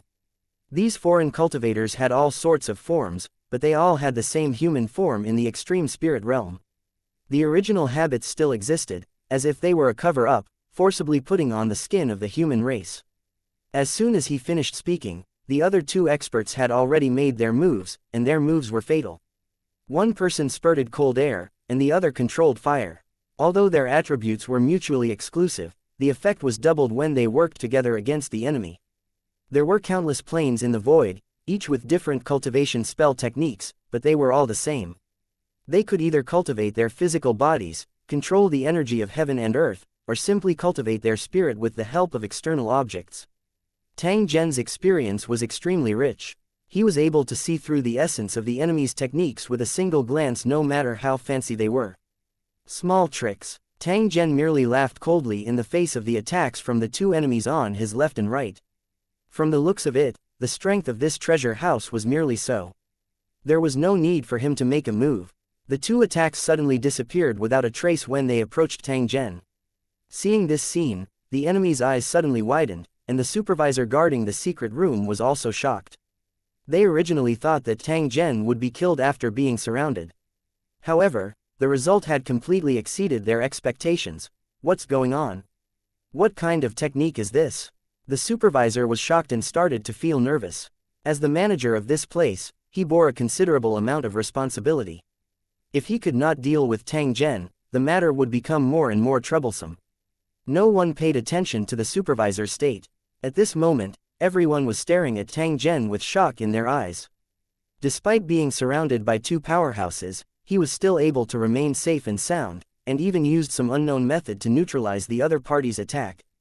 Tang Zhen's performance had indeed exceeded everyone's expectations. It also caused the audience to become even more excited. Who is this foreign cultivator? A similar thought rose in the hearts of everyone, including those spectators. They became increasingly curious about Tang Zhen. The expression of the expert opposite Tang Zhen became incomparably grave. In the course of the exchange just now, he had not even felt the slightest energy fluctuation, and his companion's attack had already been neutralized. In fact, even his attack did not have the slightest effect, as it was similarly nullified by Tang Zhen. Such a powerful technique had already exceeded his expectations. This was the first time he had encountered it. It's broken. Such a thought arose in their minds, but in the current situation, they could not retreat. Since he had accepted the request to pay tribute to the treasure house, he had to let the matter come to a conclusion. Otherwise, he would not be able to explain it no matter what. Moreover, there were so many eyes watching from the surroundings. If they didn't handle the matter properly, they would lose all their face. The so-called, "it's hard to get off after riding a tiger," was precisely their current situation. There was no room for hesitation in a battle. In just an instant, the second wave of attacks had already been launched towards Tang Zhen. In this wave of attack, the three cultivators had already used all their strength to kill Tang Zhen. This was also an attempt. If they couldn't do it, they would make a prompt decision to find other means. Again, "You really don't know what's good for you." Tang Zhen shook his head and said to the cultivator opposite him, "The power of curses can't be used this way. I can let you experience it." Tang Zhen's voice had just sounded when the expert opposite him was stunned on the spot. His eyes suddenly widened in fear. In the next second, a bolt of lightning appeared and struck his head. Then, blood started to flow out of his mouth and nose. He clutched his chest and fell to the ground, looking as if he had died with his eyes wide open. He had tried to use the power of the curse to kill Tang Zhen, but he did not expect that the spell he had just cast would land on him. From the looks of it, its destructive power had increased by at least 10 times. As for the other two enemies, they did not suffer any backlash from their own attacks, but they were attacked by their companions. One turned into a block of ice and shattered into pieces with a light shake. The other became a torch and turned into charcoal in the blink of an eye. He was clearly a publicly acknowledged expert, but at this moment, he was like a mortal facing a cultivator, completely unable to resist. He didn't even have the time to beg for mercy and escape. The three enemies were dealt with in one move, and the surrounding audience was silent. This battle had exceeded everyone's imagination, and they could not believe the result. Tang Zhen's strength had exceeded everyone's imagination. They realized that the matter was no longer simple. Perhaps, something big was about to happen today. When the surrounding cultivators thought of this, they couldn't help but become more excited.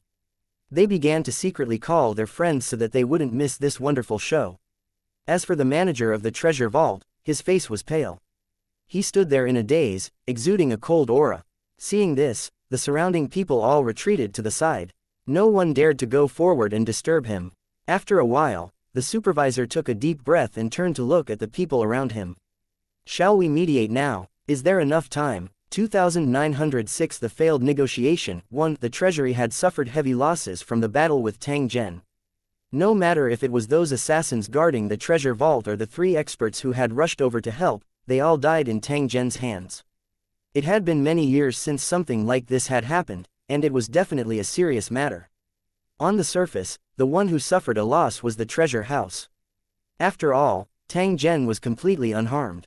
However, in reality, Tang Zhen had to bear an extremely great risk. So what if the other party succeeded in killing him? If this was really the case, Tang Zhen's corpse would naturally be lying on the spot, while the treasure trove that attacked him would be extremely pleased with himself. Under such circumstances, if the treasury wanted to make peace, they had to show enough sincerity. At the same time, the treasury's reputation would be greatly affected, and it might even lose a large amount of business. If they couldn't complete the client's commission and couldn't even subdue the troublemakers, what qualifications did they have to accept the commissions from other clients? The other competitors would definitely not miss this opportunity and would use it to suppress the treasure house.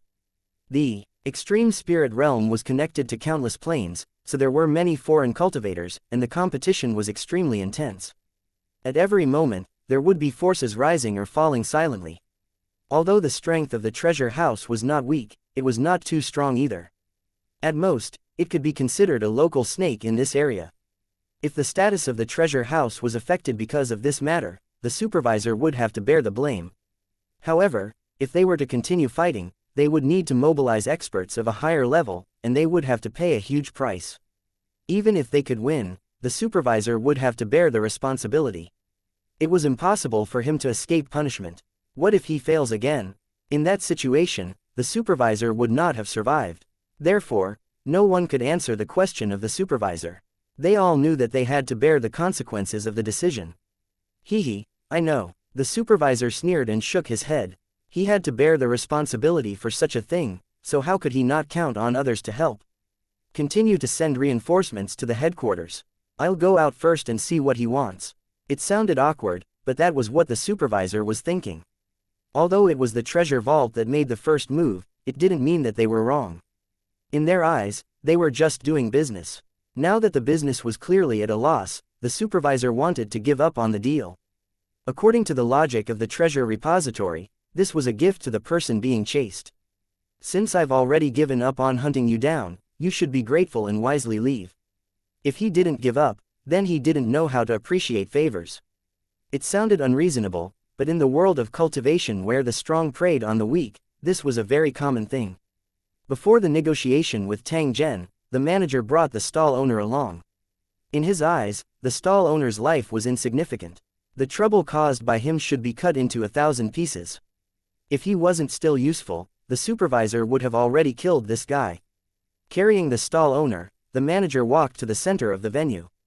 You're finally willing to come out. Tang Zhen smiled. His face was indifferent. Sir, what do you want to do? You can tell me and I'll see if I can help you solve it. Although Tang Zhen was ruthless and had killed many cultivators, it did not mean that the treasure storing tower was afraid of him. With the treasure trove as his backing, the supervisor naturally had confidence. His attitude was neither servile nor overbearing, and he did not feel guilty just because he was weaker than Tang Zhen. I want both your and his lives. Can you agree to that? Tang Zhen looked at the supervisor and spoke with a tone that seemed to be smiling yet not smiling. If I give up my life to you, does that mean that this matter will be over? The supervisor was expressionless and asked in a cold tone. If you really have that kind of courage, then I'll tell you clearly that this matter can be let go. The supervisor deliberately showed his ruthlessness, but Tang Zhen didn't fall for it. He wanted to see how the actual action would be. There were many fierce and ruthless people, but if it was really a life and death situation, 90% of them would choose to retreat. If this supervisor really dared to pay with his life, Tang Zhen might admire his courage and choose another method to achieve his goal. The supervisor sneered but didn't mention the matter of paying with his life again. He knew that even if he lost his life, it didn't mean that the matter was over. In order to protect their reputation and interests, the treasure house might continue to attack. And they had to kill Tang Zhen no matter what. Even an ant would try to live. He didn't want to die, and he didn't want to die for nothing. The cause of this matter is all because of this idiot. Why don't I kill him to vent your anger for you? The manager pointed at the stall owner, who was already as soft as mud, his face full of fear. After witnessing everything that had just happened, the stall owner had completely lost all hope. He knew that even if Tang Zhen was killed, the treasure vault would not let him off. Why was he so unlucky to have met such a fiend? The more the stall owner thought about it, the angrier he got. The way he looked at Tang Zhen actually became more and more vicious. He knew that he would die without a doubt. Hence, he started to curse Tang Zhen in his heart and hoped that he would die a terrible death. Tang Zhen had seen too many similar gazes. These cultivators were extremely selfish and vicious. They did countless evil things on a daily basis and never thought that they had done anything wrong. This was because, to them, everything they did was perfectly justified. After all, the cultivation world was a world where the strong preyed on the weak. Do you think it makes any sense to me whether this guy is dead or alive? Tang Zhen laughed as he retorted. In fact, he had already expressed his attitude. Since you dared to accept the business, you must bear the consequences. Whether you kill the stall owner or not, the matter cannot be solved easily. Of course, this stall owner really deserved to die. From the beginning, he harbored evil intentions, and then a series of things happened because of him. Even if Tang Zhen didn't kill him, it was impossible for the treasury to let him live. The supervisor nodded and chuckled, indicating that it was true. He turned to look at the stall owner, who was also looking at the manager with a pleading look. The supervisor smiled, but there seemed to be a trace of pity in his eyes. The stall owner was slightly taken aback, and then he felt his vision become blurry. Something seemed to be flowing down from the top of his head. Reaching out to touch it, he found that the flesh and blood had already turned into mush, flowing to the ground. Hee. He waved his arms as if he wanted to say something, but in the end, he didn't do it.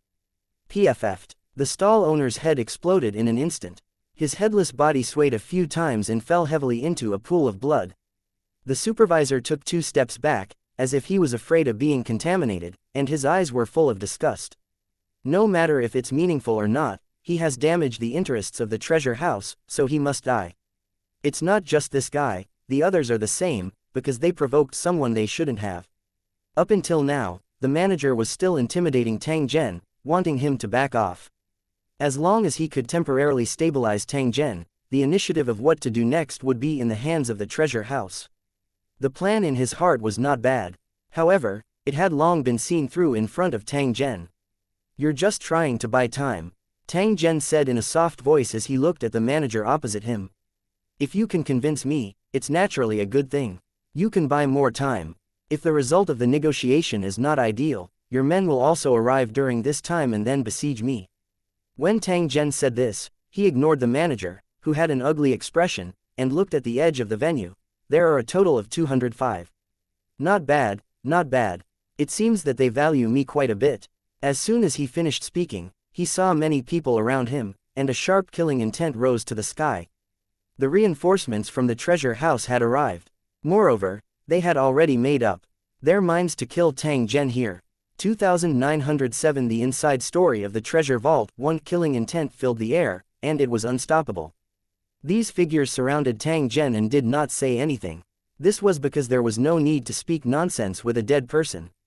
They were the elites of the treasure vault. They had suddenly received orders to come and deal with the unknown enemy. Although they knew the cause of the incident, the higher-ups in the headquarters didn't think it was that simple. Some people insisted that this was a test and provocation by the enemy forces, and the treasure house must not give in.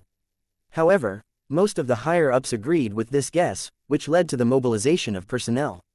As for the specific cause and effect, the supervisor was not clear, and no one would inform him individually. Perhaps from this moment on, he had already become a sinner and was hit by a black pot that fell from the sky. He was stunned for a moment. Soon after, he took a deep look at Tang Zhen before quietly retreating to the side. From now on, he no longer had the authority to direct this matter. It was handled by the headquarters. The only thing he could do was to retreat to the side and quietly wait for the final result. This was also good, as he didn't have to make a choice. However, for some reason, a strong sense of uneasiness rose in his heart. It was not the right choice for the headquarters to do this. Instead, it was a mistake on top of a mistake. Unfortunately, no one listened to his suggestion. The arrow was already on the bow and had to be fired. The surrounding audience was so excited that they were about to shout. They had never thought that they would encounter such an exciting scene. In the blink of an eye, the two sides had already exchanged blows, and rolling killing intent rippled in all directions. The cultivators who were watching the battle felt an indescribable pressure. They gritted their teeth and held on so that they would not make a fool of themselves. More than 200 cultivators were elites from the headquarters, and their combat strength was not ordinary. Sending out such a force was enough to prove that they attached great importance to Tang Zhen and confirmed that he was a true expert. The supervisor and the surrounding audience looked at Tang Zhen's position in unison. They wanted to see how he would deal with this crisis. Then, they saw a cultivator standing proudly with a saber in his hand among the flying figures. In the face of the overwhelming attacks, he remained unmoved and then slashed with the long blade in his hand. A cold light cut through the sky, and the cultivators in the treasure house along the way were directly cut in two. No matter how he dodged, no matter what defensive methods he used, he couldn't avoid the sharp saber radiance. It was as if the dark night had been torn apart, revealing a ray of light that completely dispelled the oppressive atmosphere. Immediately after, the sun appeared, scattering tens of thousands of rays of light, completely dispelling all the darkness. The seemingly unsolvable killing formation was directly broken by this blade, and then it was like the collapse of a long dam. Then, under the shocked gaze of the manager, Tang Zhen, who was surrounded, slashed at the surrounding area with his knife. It was as if a chef was cutting the ingredients evenly, neither fast nor slow. However, everyone knew that it was only an afterimage. It was impossible for Tang Zhen's blade to be so slow. By the time you saw it, he had already retracted his saber. And then, in a flash, the surroundings suddenly became extremely quiet, as if all sound had vanished. But very quickly, the voice reappeared. Countless body fragments fell from the sky like rain, filling the area around the arena. Each piece seemed familiar, yet so cold and unfamiliar. The sound of bones and flesh falling, the sound of weapons and armors hitting each other, and the sound of liquid splashing on the ground all burst out at this moment. In just a few seconds, all the sounds disappeared, and then silence returned. The supervisor who was watching the battle at the side couldn't help but tremble. For some reason, he wasn't surprised by this result. It was exactly what he had expected. It was just more brutal and straightforward. Then, he saw Tang Zhen, who was fighting in the middle of those corpses, swing the saber in his hand. If there are still reinforcements, I can wait for a while. If there aren't any, then I'll have to do what I have to do. After hearing Tang Zhen's words, the manager let out a miserable smile. No matter what you want to do, no one seems to be able to stop you. Why do you have to ask? After he finished speaking, he stood to the side in a flash, with an appearance of allowing Tang Zhen to deal with him. At this moment, there was no longer a need to continue fighting. This was because no one was Tang Zhen's match. The next thing he needed to consider was not how to deal with Tang Zhen, but how to deal with his revenge. In a short period of time, they had been besieged several times. No matter who it was, they would definitely not let it go. Tang Zhen kept his saber and looked at the manager who was already in despair. He was too lazy to bother with the other party.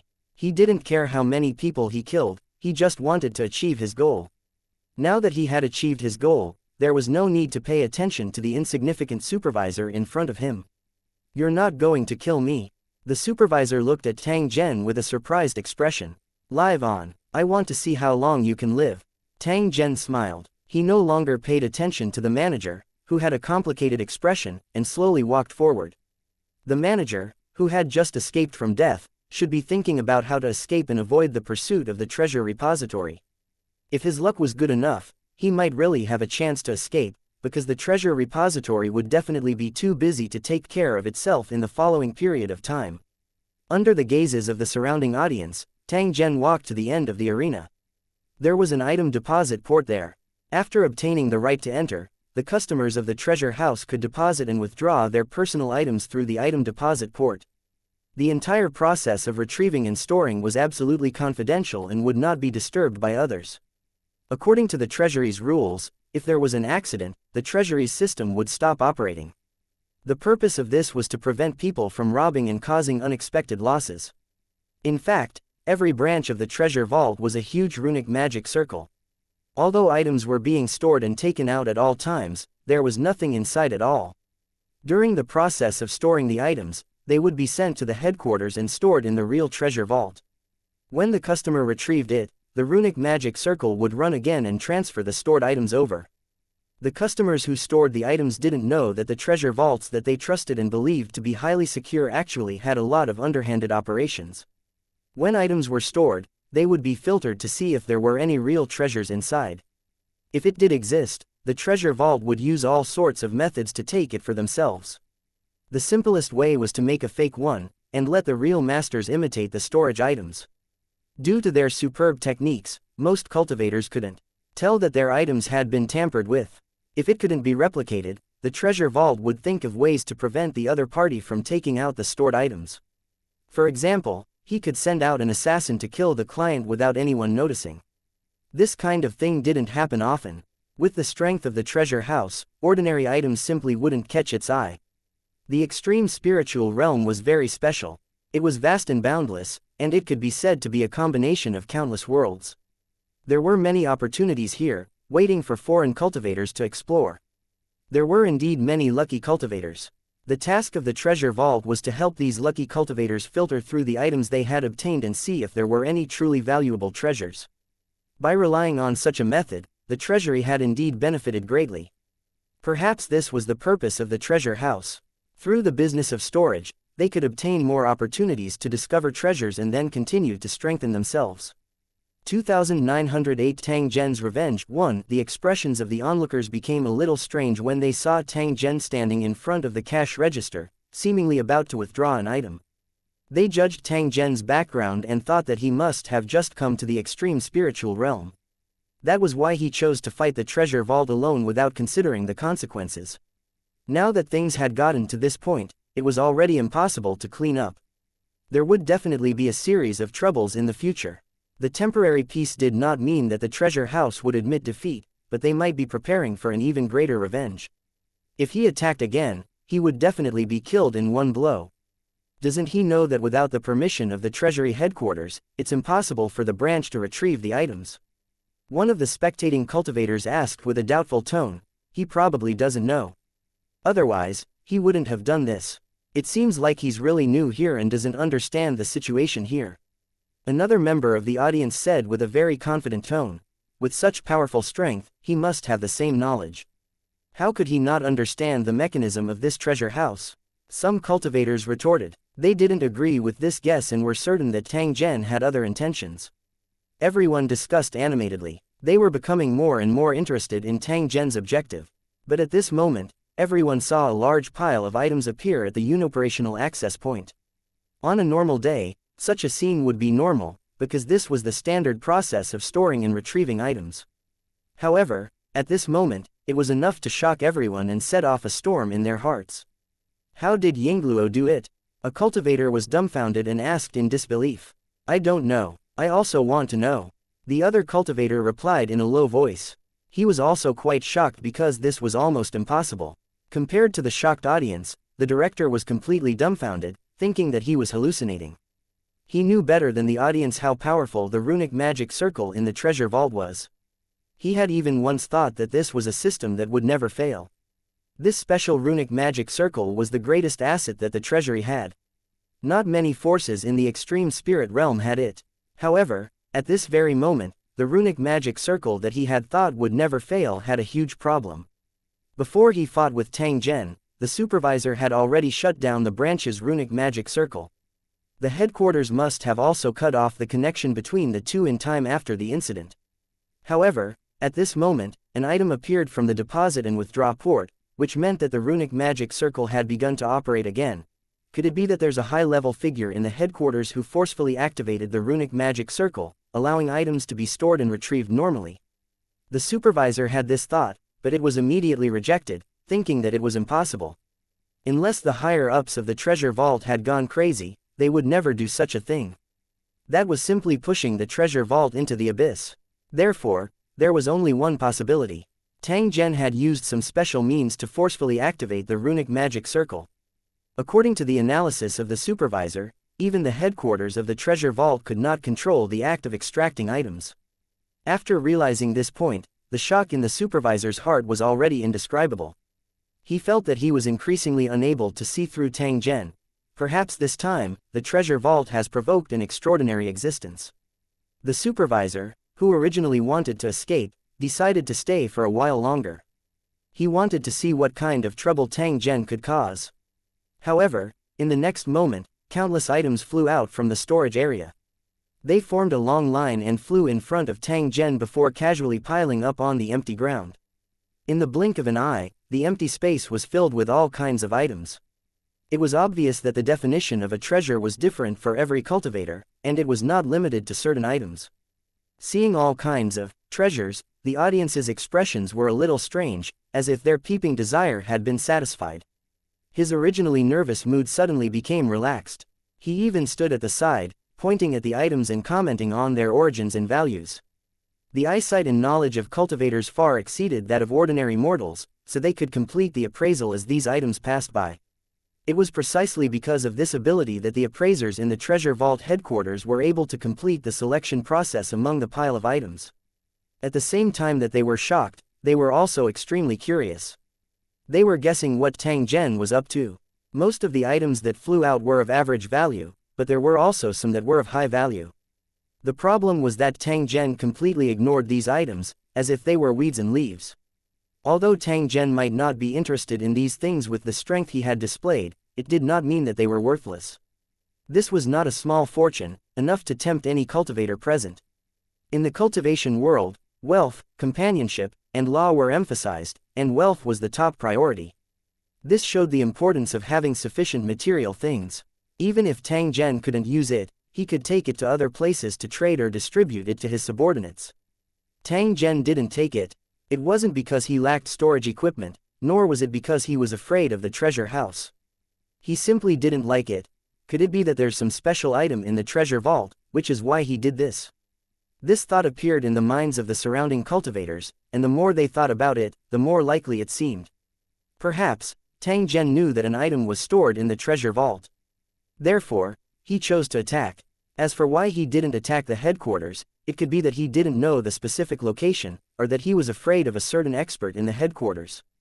In any case, since they had the ability to forcibly activate the teleportation array, there was no need to go to the headquarters. It would be more appropriate to choose the branch operation. However, on second thought, he felt that it did not make sense.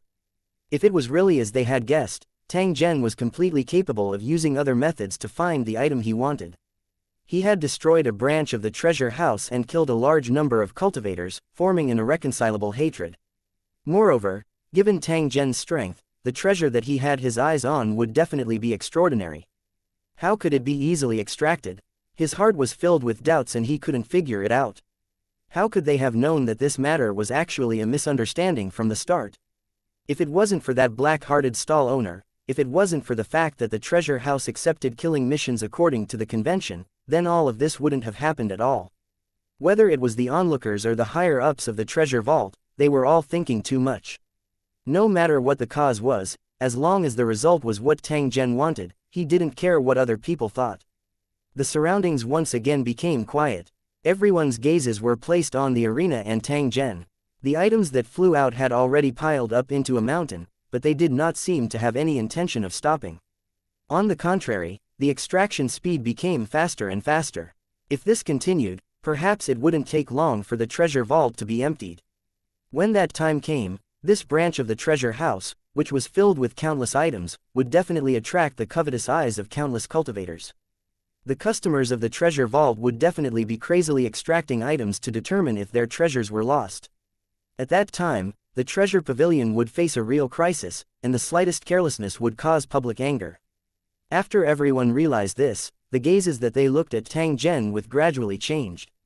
If this matter could not be handled properly, then the treasure vault that had been in operation for many years was likely to completely close down. Perhaps this kind of result was Tang Zhen's revenge against the treasure trove.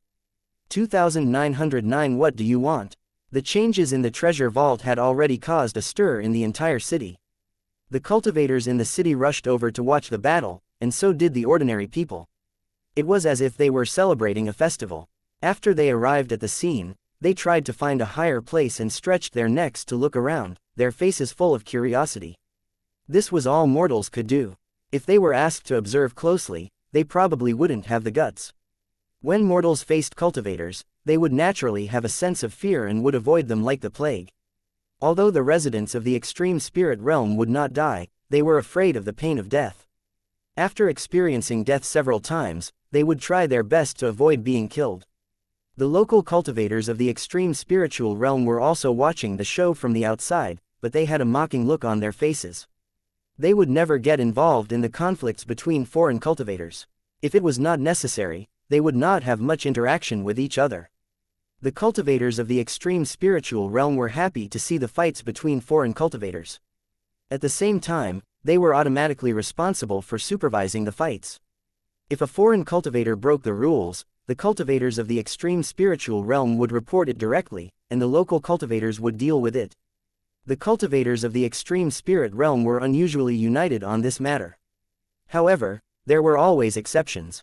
There were also cultivators from the extreme spirit realm who would collude with foreign cultivators. There were also some extreme spirit realm cultivators who specifically targeted foreign cultivators and never left any survivors.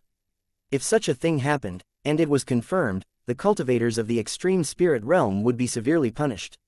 It was because of this fairness that foreign cultivators came in an endless stream, and they didn't have to worry about being bullied by the cultivators of the extreme spiritual realm.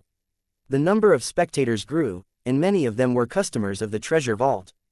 They were jumping up and down in anxiety, but there was nothing they could do. The matter was getting bigger and bigger, so big that no one dared to get involved easily. Even if they took back their own items, they might be treated as looting a burning house. If he was even more unlucky and was treated as Tang Zhen's accomplice and was chased by the treasure house, that would be the true crying without tears. Therefore, no one dared to act rashly even when the treasures were piled up like a mountain. They could only watch the scene in a daze, waiting for the reaction of the treasure vault. Unexpectedly, at this moment, Tang Zhen, who had not reacted earlier, actually raised his hand and gently beckoned at the flying object. A disc-shaped object fell into Tang Zhen's hand, emitting a deep blue light.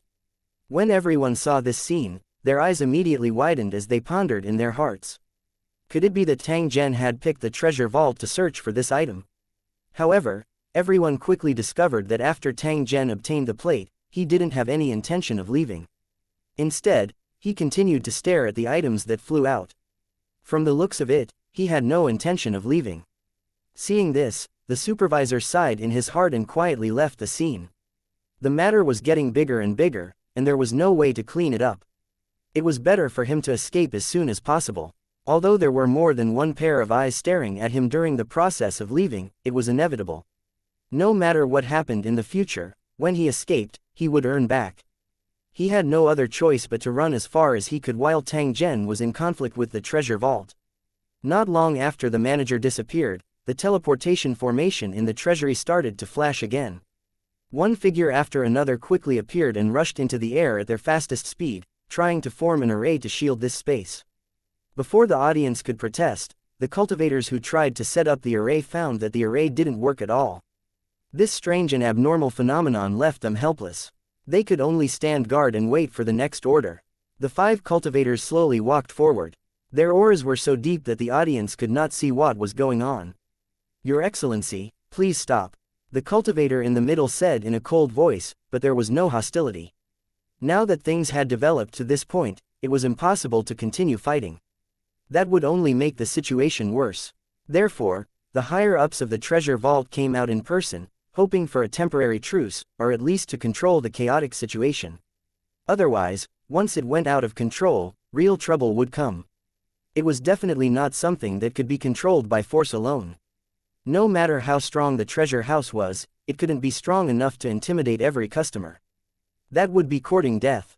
They were shocked by Tang Zhen's method. He was actually able to ignore the runic magic circle in the headquarters and forcefully take out the items stored in the warehouse. The cultivators from the headquarters tried to stop him, but they realized that they were not Tang Zhen's match at all. They almost died from the backlash. Since he couldn't stop the teleportation array, he could only think of a way to move the items in the treasure vault. However, when he tried to do it, he found that it didn't work either. This was because the original authority had been completely changed, and even they themselves could not open it. The latest news from the branch finally confirmed to the higher-ups in the treasury that they were in grave danger. The previous decision had already been wrong, but now it could not be further wrong, because no one could bear the result. The treasure house decided to give in for the time being. After finding a solution to the problem, they would decide on their next action plan. When Tang Zhen heard the warning from the higher-ups of the treasure vault, he glanced at the other party but did not give any reply. He was still staring at the items and scanning them one by one to see if he could find an original spiritual treasure like the plate. Even Tang Zhen did not expect that he would actually have a harvest so quickly. He found what he wanted in a pile of items. He could not help but think to himself that the extreme spiritual realm was indeed a blessed land for him. Otherwise, he would not have gained a second harvest in such a short time. It was for this reason that he could not be bothered with the higher-ups in the treasure vault. Even if a god was present today, Tang Zhen would not give him face. He would filter all the items no matter what. The high-ranking cultivators in the treasure vault had gloomy expressions when they saw Tang Zhen ignoring them. However, they were helpless. They were completely unable to see through Tang Zhen. Naturally, they did not dare to casually launch an attack. The losses they had suffered earlier were already severe enough. They could not allow such a thing to happen again. If the 5 of them were to take action and still be defeated by Tang Zhen, the treasure vault would be completely hopeless. Therefore, unless they were forced to a dead end, the high-level cultivators in the treasure house had to try their best to stabilize their position. "Sir, what do you want? Please tell me. If we can find it, we'll definitely take the initiative to send it to you. Why do you need to go through so much trouble? To be able to say such words, it meant that the treasure pavilion had already given in. Tang Zhen looked at the higher-ups in the treasure vault. When he saw that the other party was also looking at him with anticipation, he softly laughed and said, "If that's the case, then that's for the best." Seeing Tang Zhen's reply, the higher-ups in the treasure vault were overjoyed. They hurriedly asked, "Then please tell me what you want. I will do my best to help you find it." Tang Zhen nodded and said in a faint tone, "I'm looking for origin spiritual treasures. The more the better. I wonder if you can provide me with them. An original source spiritual treasure." The high-ranking cultivator was stunned when he heard this. The name that Tang Zhen mentioned made him feel familiar yet strange. At his current realm, he was not qualified to come into contact with information related to gods, so he had no idea what an original spiritual treasure was. Even if he occasionally heard of it, it was basically in the category of hearsay, and there was no way to verify its authenticity. He had a feeling that what Tang Zhen was looking for was definitely not an ordinary item. He might not agree to this matter. "I don't know much about what you're looking for, sir. Can you let me ask? Please like and share the video on the YouTube channel Cultivation Audiobooks. Before I give you an answer." 2910. I'm afraid it can't be sent away. After learning of Tang Zhen's request, the high-level cultivators in the treasure house immediately started an emergency meeting in private. "Do any of you know what an origin spiritual treasure is?" Hearing this question, the cultivators looked at each other, but no one could answer. Although their strength was not weak, it did not mean that they were extremely knowledgeable. They had never heard of Tang Zhen wanting an origin soul treasure. You can ask. Please like and share the video on the YouTube channel Cultivation Audiobooks. The appraisers at the headquarters. They're experts in this field and should know information about the ultimate source spirit treasure. Then what are we waiting for? Hurry up and contact the headquarters. After reaching a conclusion in the shortest time possible, a cultivator immediately contacted the appraiser at the headquarters. The other high-level cultivators continued to watch the treasures fly out, but they were unable to stop them. The current situation was already beyond his control. He could only choose to wait and see. In the following time, the surroundings were completely silent, and only the sound of items falling could be heard. The mountain of treasures piled higher and higher, and even from a great distance, it could be seen. All kinds of treasures dazzled one's eyes. The eyes of the surrounding cultivators were burning. The greed and desire that had accumulated in their hearts had been completely hooked. Looking at the shining treasure mountain, they began to plan how to take it for themselves and then escape with it. The extreme spirit realm was so big that as long as they hid, it was almost impossible for them to be found. With so many spectators around, once chaos broke out, they would probably lose control instantly. However, it was not as easy to snatch the treasures as he had imagined. If he could not break through the defenses of the cultivators in the treasure vault, everything would be just a dream. There were many foreign cultivators in the extreme spirit realm, so the competition was naturally very fierce.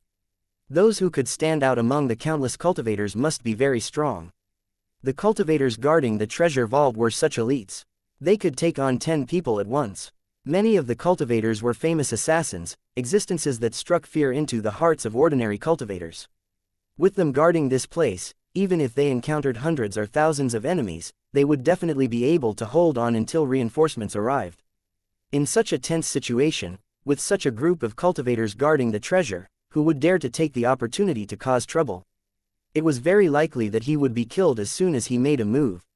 However, in the dark, the forces that had enmity with the treasury were constantly mobilizing people, looking for a suitable time to make a move. He didn't expect to destroy the treasure house, as long as he could cause damage to it and achieve his goal of adding insult to injury. Everyone kicks a man when he's down. Perhaps as long as the enemies put in some effort, they could completely destroy the treasure pavilion. What they had to do next was naturally to divide up all the resources in the treasure house and take all the benefits for themselves. The higher-ups of the treasure vault were naturally aware of this, which was why they were so nervous. Damn it, why is it so slow? How long do we have to dawdle? The news from the headquarters had yet to arrive. The higher-up from the treasure vault who had communicated with Tang Zhen earlier was already so anxious that he was about to go crazy.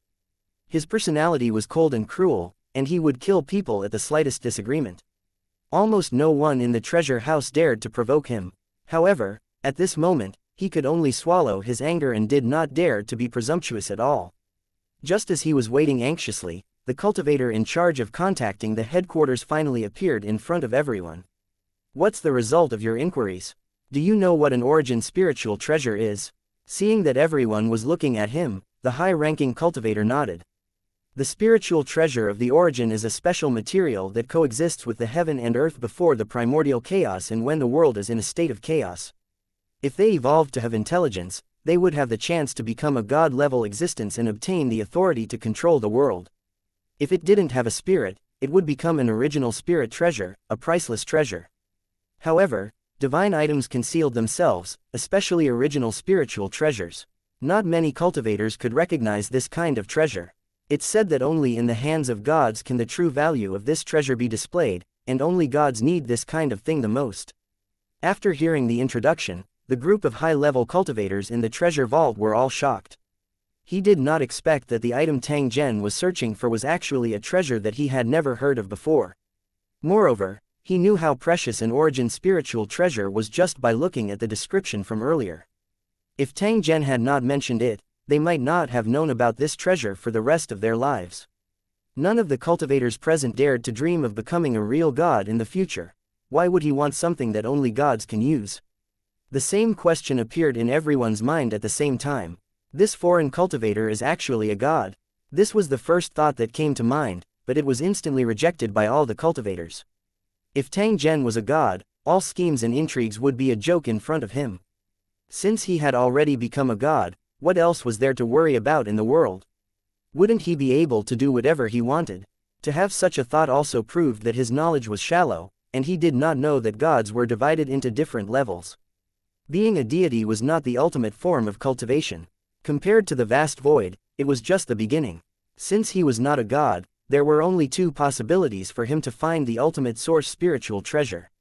Tang Zhen was the servant of a god. The purpose of him searching for the origin spiritual treasure was to please his master. As a servant, he naturally had to find ways to serve his master. Since the deity needed an origin spiritual treasure, the servant had to work hard to find it. Although he was not a god, being able to become a god servant was also something to be envious of. If that was the case, there would be a reasonable explanation for Tang Zhen's powerful strength. How weak could he be if he had a relationship with the gods? There was another possibility. Tang Zhen was searching for the origin spiritual treasure. He actually had a special use for it. No matter what his true purpose was, as long as his strength was there, everyone could do nothing. After knowing the value of the spiritual treasure of the origin, everyone was inevitably reluctant to part with it. However, in the face of such a serious situation, they could only spend money to avoid disaster in exchange for safety. Then, do we have any ultimate source spiritual treasures in our treasure vault? The thoughts in everyone's hearts were surprisingly the same at this moment. They wanted to quickly give this treasure to Tang Zhen and end this storm as soon as possible. The longer they delayed, the more disadvantageous it would be for them. It was just a small incident, but it had turned into such a big mess. It was far beyond their expectations. Now that he knew the reason, he naturally had to find a way to minimize the impact. Hearing this question, the high-ranking cultivator's face turned ugly and he shook his head. Our appraisers have never even heard of it, let alone storage of ultimate source spiritual treasures. It was the first elder who knew about the origin spiritual treasure and told me about it. Upon hearing this news, everyone's expressions changed, and they became even more worried. If he could not find the origin spiritual treasure, he would not be able to stop Tang Zhen from extracting the treasure. What should he do? Just as they were at their wits' end, they saw Tang Zhen, who was in the middle of the arena, suddenly burst out laughing. Then, he waved his hand, and two items flew out and landed in his hands. They were two round beads, one red and one yellow. They seemed to contain liquid, and runes flickered on the surface. It did not appear to be eye-catching, but only Tang Zhen knew that this was a genuine origin spiritual treasure. 2911 3 original soul treasures. 1 Tang Zhen did not expect that he would actually really gain something. Without a doubt, the two balls were origin soul treasures. Tang Zhen had already confirmed it the moment he saw them. This was the magical thing about the spiritual treasure of the origin. It did not have a fixed form at all and could not be discovered by searching with spiritual power. In the eyes of ordinary cultivators, they were merely items of different values. Other than that, there was nothing unusual about them. Even god-level cultivators had to see it with their own eyes before they could confirm its identity. It was due to various reasons that it was extremely difficult to obtain an origin spiritual treasure. Even someone as powerful as Tang Zhen had to personally search for it. His hard work was not in vain. The treasure house had brought him enough surprises. In a short time, he had discovered 3 origin spiritual treasures. What caused Tang Zhen to feel puzzled was that these 3 origin source bright treasures had all been refined using a special technique. It was the same for the battle blade he had obtained before. He could even find many similarities in the forging style. Tang Zhen couldn't help but suspect that there was a special cultivation system in the extreme spiritual realm that had the habit of using origin spirit treasures to refine weapons. For example, the 2 balls in his hands were obviously a set of weapons. According to the deduction of the runes, there should be 3 other balls. When the 5 balls were put together, they would form a powerful weapon. To cultivators, it was enough to be called a divine weapon. However, in the eyes of the gods, this was a waste of a heavenly treasure and did not display the true value of the origin spiritual treasure. After obtaining the 2 balls, an idea appeared in Tang Zhen's heart. He wanted to find the owner of the balls and find a way to find the whereabouts of the other 3 balls. Just as Tang Zhen was silently pondering, the high-ranking cultivators in the treasure vault were continuously guessing his actions. He originally thought that Tang Zhen would choose to leave after finding the origin spiritual treasure. However, from his current appearance, it was clear that he did not have such plans. Just as he was secretly feeling anxious, he discovered that there was a sudden commotion in the surrounding crowd. It's broken. The high-level cultivators in the treasure vault sighed in their hearts. The most worrying situation had happened. Defend with all your might and protect these treasures. We can't suffer any losses. The eyes of the high-level cultivators in the treasure vault were already red, and they were ready to fight to the death. If they couldn't defend it today and these treasures were robbed, the treasure vault would become history. With this order, all the cultivators from the treasure house quickly surrounded the treasure mountain. Then, they saw many enemies, who were deliberately hiding themselves, swarming toward Mount Bao. However, what happened next shocked everyone. They were even caught off guard. It turned out that a transparent barrier had appeared between the treasure mountain and the audience, completely separating this place from the outside world. Because no one had entered or left before this, no one had noticed anything unusual. They thought that they could freely approach Mount Bao. The enemies who rushed over were the first to discover the existence of the barrier. They were blocked outside and trapped inside. At this moment, they looked like they were trapped in mud and were struggling to get out. Seeing this, the cultivators in the treasure vault couldn't help but laugh. The appearance of these enemies was simply too funny, causing the originally tense atmosphere to disappear without a trace. But no one let their guard down, because no one knew if this invisible defense could stop the enemy. At the same time, he was also curious. Who had set up the defense? Could it be him? Such a thought flashed through the hearts of the higher-ups in the treasure vault as they sneaked a glance at Tang Zhen, who had an indifferent expression. It seemed that no one else would do this.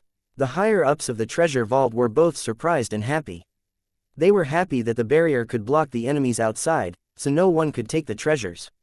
However, if the purpose of doing so was to take the treasure for himself, then the matter would become more and more troublesome.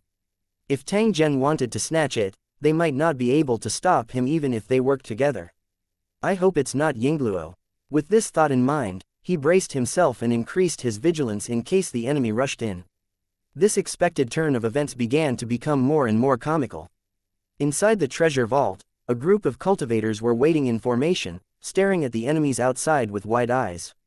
The enemies outside gritted their teeth, trying to break through the barrier in front of them, but they were unable to do so. On the contrary, it was as if they were trapped in a quagmire. They could not move forward or retreat, and the expressions on their faces became more and more panicked. The onlookers who were panicking because of the change in the situation all realized that something was wrong. Thus, they gathered their courage and hid in the distance to slowly observe. Their expressions became more and more strange. Are they joking? One of the spectators couldn't help but say the same thing everyone was thinking. They really couldn't understand what was happening. They had thought that a great battle was about to take place, but instead of the battle, they had seen an extremely funny scene. The cultivators from both sides, who were filled with killing intent, were staring at each other with a distance of several meters between them. Looking at their expressions, it was as if they were competing to see whose gaze was fiercer and could kill the other with just a glare. Such a strange scene really damaged the image of a cultivator.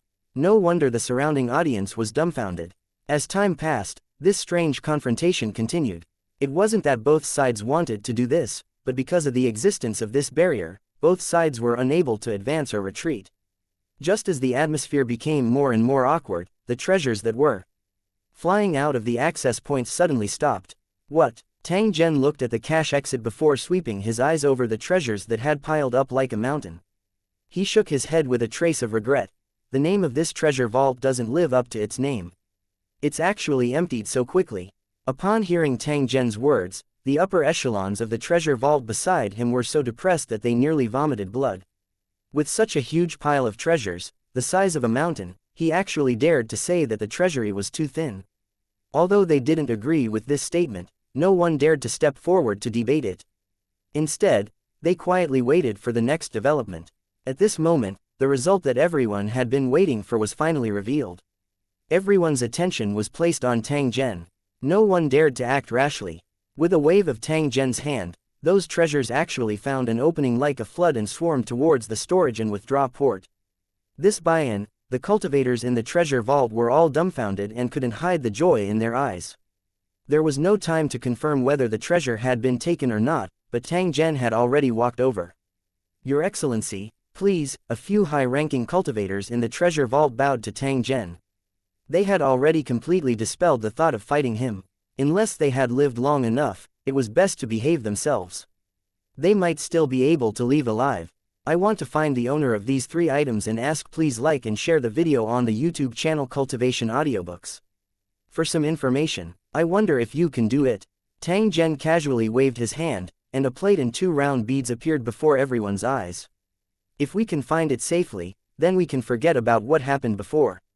When the higher-ups in the treasure vault heard this, they quickly patted their chests, indicating that they could definitely do it. As for the issue of losses, no one dared to mention it at all, as that was no different from courting death. 2912 Slaughtering dogs and chickens. 1. The current scene looked very strange. The enemies who had tried to take advantage of the situation and deal a heavy blow to the treasure house were now in a difficult situation.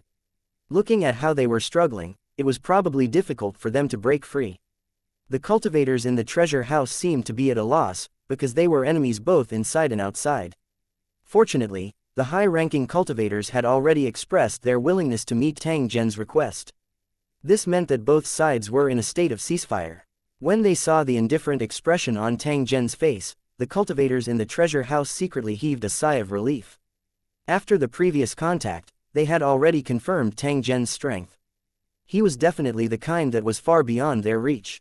If the stalemate continued, not only would they not be able to escape death, but the treasure house would also be doomed. The current situation was indeed what everyone had hoped for. The treasures that had piled up like mountains had now returned the way they had come, which was the happiest thing. Now, he could be sure that Tang Zhen only wanted those 3 items. He didn't care about the other items at all. Following Tang Zhen's initiative to display the items, all the cultivators began to size up the 3 items. They wanted to see just what was so special about this origin soul treasure that had nearly destroyed the treasure vault.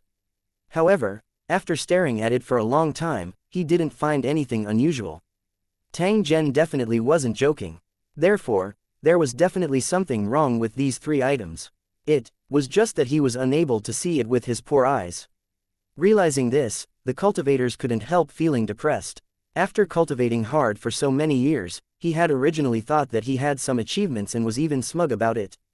In the end, he found out today that he was just a frog at the bottom of the well. In front of a true expert, it was nothing at all. A priceless treasure like the original source spiritual treasure could not be recognized even if it was placed in front of them. Although he was depressed in his heart, he still had to do what he needed to do. He had to quickly find the owner of these items according to Tang Zhen's request. The cultivators in the treasure vault looked at them carefully and recorded the appearance of the 3 origin spiritual treasures. Then, they hurried to check them. To protect the privacy of the customer and to keep it a secret from anyone else was actually a promise to deceive people. Especially in a place like the treasure vault, where people were also involved in the killing business, how could they not check the items of their customers? When the customers stored their items, they would be secretly checked and everything would be recorded. He might need to use this information at any time. One had to know that these stored items were likely to come from some hidden ruins, or stolen goods. As for why he stored it instead of carrying it with him in a storage equipment, it was related to the rules of the extreme spiritual realm. In the extreme spiritual realm, spatial storage equipment could not be used, regardless of the type. This was the rule of the extreme spirit realm, and no one could change it. They had to follow it once they entered. Tang Zhen had the means of a god and did not need to use a storage equipment to store items. Hence, he was not restricted by the rules. If he used his storage equipment, it would not work either. This was the power of the rules of the extreme spiritual realm. At this moment, the venue remained silent, but the atmosphere was no longer heavy. The treasure mountain quickly shrank, and the cultivators in the treasure house became more and more relaxed. They took the opportunity to observe the enemies around them. They were still trapped by the barrier, like a group of beasts trapped in a quagmire, and they were roaring helplessly. The cultivators from the treasure vault were overjoyed at this strange scene, but they were also full of mockery. This group of damned guys, each and every one of them wanted to loot a burning house, but they did not expect to encounter such an outcome. It was a big mistake to think that they could bully the treasure house as they pleased. However, after thinking about it, if it wasn't for the barrier that Tang Zhen had set up, the outcome was still unknown. Even if they repelled the enemy, they would inevitably suffer considerable losses, and even less than 10% of them would survive. In addition to the damage that Tang Zhen had caused earlier and the impact caused by this matter, the treasure vault was likely to be consigned to eternal damnation. While he broke out in a cold sweat, he was also secretly glad that things had not developed into the worst situation. "Your Excellency, how should we deal with these enemies?" The high-ranking cultivator in the treasure vault carefully asked Tang Zhen, wanting to know his thoughts. If they had a choice, they would naturally kill all their enemies to vent their hatred. When the treasure house was in danger, he still wanted to take advantage of the situation. He could not let such an enemy go. The problem was that the enemies were all under Tang Zhen's control. Without his permission, the cultivators in the treasure house would not dare to act rashly. If he angered Tang Zhen, wouldn't that be terrible? "It doesn't matter, you guys can deal with it as you see fit." Tang Zhen's expression was indifferent. He was too lazy to care about this matter. They were just some shameless people who wanted to take advantage of the situation. If they had angered Tang Zhen, they would have long turned into ashes. Tang Zhen would not stop the treasure house from eliminating their opponents. They were all birds of a feather. There were countless vengeful souls on these cultivators, and none of them were good people. Killing them all was also a good deed. After obtaining Tang Zhen's permission, the cultivator in the treasure house was abnormally excited. With a sinister smile on their faces, they rushed towards the trapped enemies and raised their butcher's knives at the same time. When the trapped enemies saw this, they immediately showed a look of horror and despair, trying to struggle for their lives. Their current state was completely at the mercy of others, without any power to fight back at all. That feeling of despair was simply indescribable. He was like an insect on a spider's web. The more he struggled, the more desperate he became. With a series of screams, the trapped enemies were killed one after another. Even if the saber landed on his body and the spell technique tore his soul apart, he could not avoid it at all. The onlookers were shocked by this tragic scene, and many of them were trembling in fear. The omnipotent cultivators in their eyes were now like chickens and ducks at the mercy of others, unable to resist at all. The cruelty of the cultivation world was displayed in front of the mortals without any concealment, completely destroying the trace of fantasy in their hearts. The bloody and brutal slaughter attracted more and more onlookers, who were all dumbfounded. There were also many cultivators from the extreme spirit realm who were watching. Since this was a battle between foreign cultivators, they didn't care at all. The cleanup was still going on, and the blood had already formed a river. The cultivators in the treasure vault were all professional assassins. They were used to killing. Facing the trapped and roaring enemies, they didn't show any mercy. Instead, they just kept swinging their blades and killing. Only by killing all the enemies could he ensure his own safety. In the process of cleaning up, they could also roughly determine the identity of the enemy based on the traces on their bodies. What shocked them was that many of the enemies who were killed were experts from the enemy camp. When they fought normally, there were always wins and losses, and they were evenly matched. There were also some experts whose hands were stained with the blood of countless comrades, even if they were no match for them. However, at this very moment, he had been easily killed without any resistance. One could tell how they were feeling just by looking at the despair and anger in their eyes. Perhaps he had never dreamed that he would be killed by a nobody in such a way. In a battle between cultivators, it had always been a matter of life and death. Now that the opportunity was in front of them, they must not give the other party any chance of survival. Otherwise, when the enemy seized the opportunity to turn around and slash at him, they would definitely not hesitate at all. 2913 Do not provoke the gods. 1. The cultivators in the treasure vault experienced the feeling of killing until their hands went soft, which was completely different from what they had experienced in the past. After this incident, the enemies in the treasure house might not be able to recover. Even if he wanted to recover, it would take a long time, and no one could guarantee what would happen during this period. He had thought it was a disaster, but he later found out that it was actually a blessing in disguise. Although it was indeed a good thing, the less it happened, the better. The cultivators in the treasure house would rather move forward steadily than experience such a thrilling and rapid upgrade, which could simply scare people half to death. Looking at the corpses of the enemies floating in the air even after they died, the cultivators from the treasure vault felt a sense of desolation in their hearts. Perhaps at some point in time, he would end up like these enemies, in such a miserable state. Once one stepped into the cultivation world, they would not be able to control themselves. Those free and unfettered legends only belong to those who had truly transcended. Ordinary cultivators didn't have much choice. The enemy forces hiding in the dark obviously didn't expect such an ending. They looked at the scene of corpses lying all over the ground in shock and finally sent the news back helplessly. No matter what the reason was, this operation had completely failed.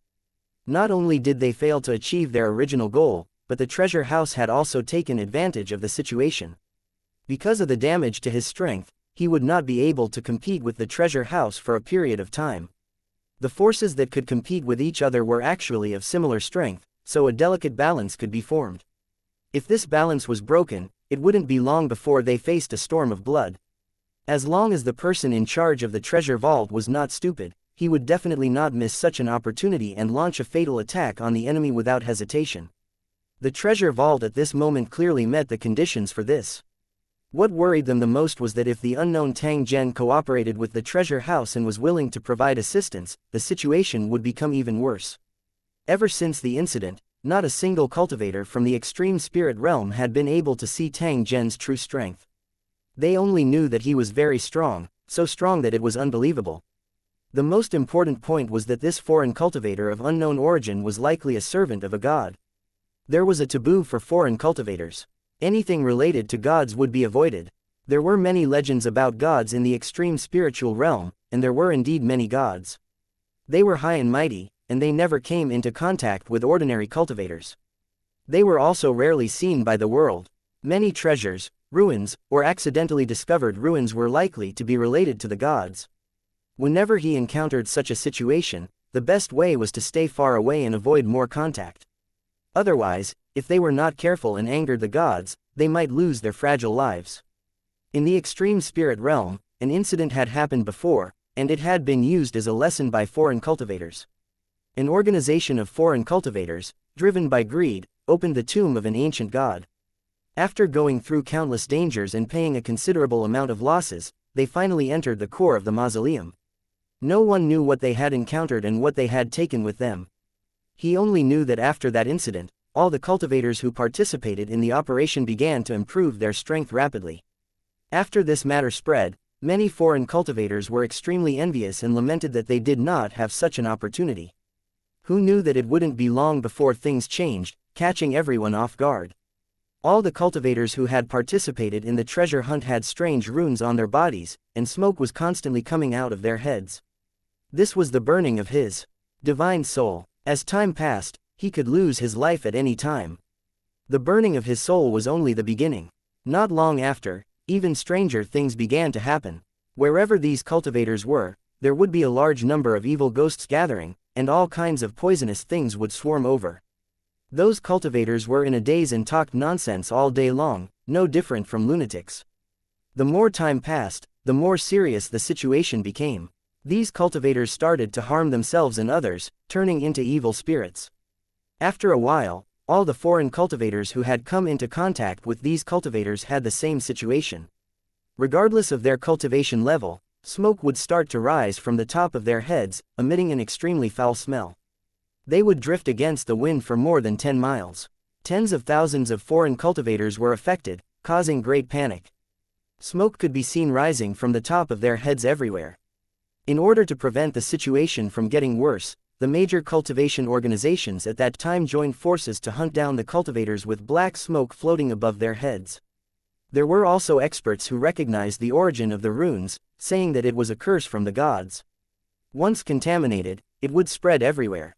It was not until this moment that the foreign cultivators realized that the other party had already suffered retribution for stealing the tomb of the gods. It was simply stupid to be envious without seeing the hidden risks of the matter. This incident took a long time, and it took several years before the cursed runes completely disappeared. The foreign cultivators who had participated in the grave robbing and those who had been affected by the runes had all turned into bones. Because of this catastrophe, more than 100,000 foreign cultivators died and several large cultivator organizations were exterminated. Due to the influence of this incident, all the foreign cultivators in that area had fled. It was because of this disaster that the foreign cultivators realized what it meant to stay away from the gods. Ever since that incident, foreign cultivators had avoided anything that had to do with the gods. The cultivators of the extreme spirit realm were different. They worshipped all kinds of gods and could obtain power from them. When the two sides fought, the extreme spiritual realm used the power of gods to easily crush foreign cultivators. After knowing that Tang Zhen was related to a god, these cultivators felt a particularly headache and were afraid that they would encounter a disaster. Whether it was the cultivators in the treasure house or the enemies in the treasure house, they were all particularly conflicted. Due to Tang Zhen's special identity, they did not know what to do. At this moment, the high-ranking cultivator who had left the treasure vault earlier returned. He glanced at his companion and quickly walked in front of Tang Zhen. He said with a happy expression, "I've already sent the information back to the headquarters, and based on the information of the items, I've successfully found the owners of the 3 items. The owner of the plate had appeared once 3 years ago, but was later involved in a dispute. It was highly likely that he had already died.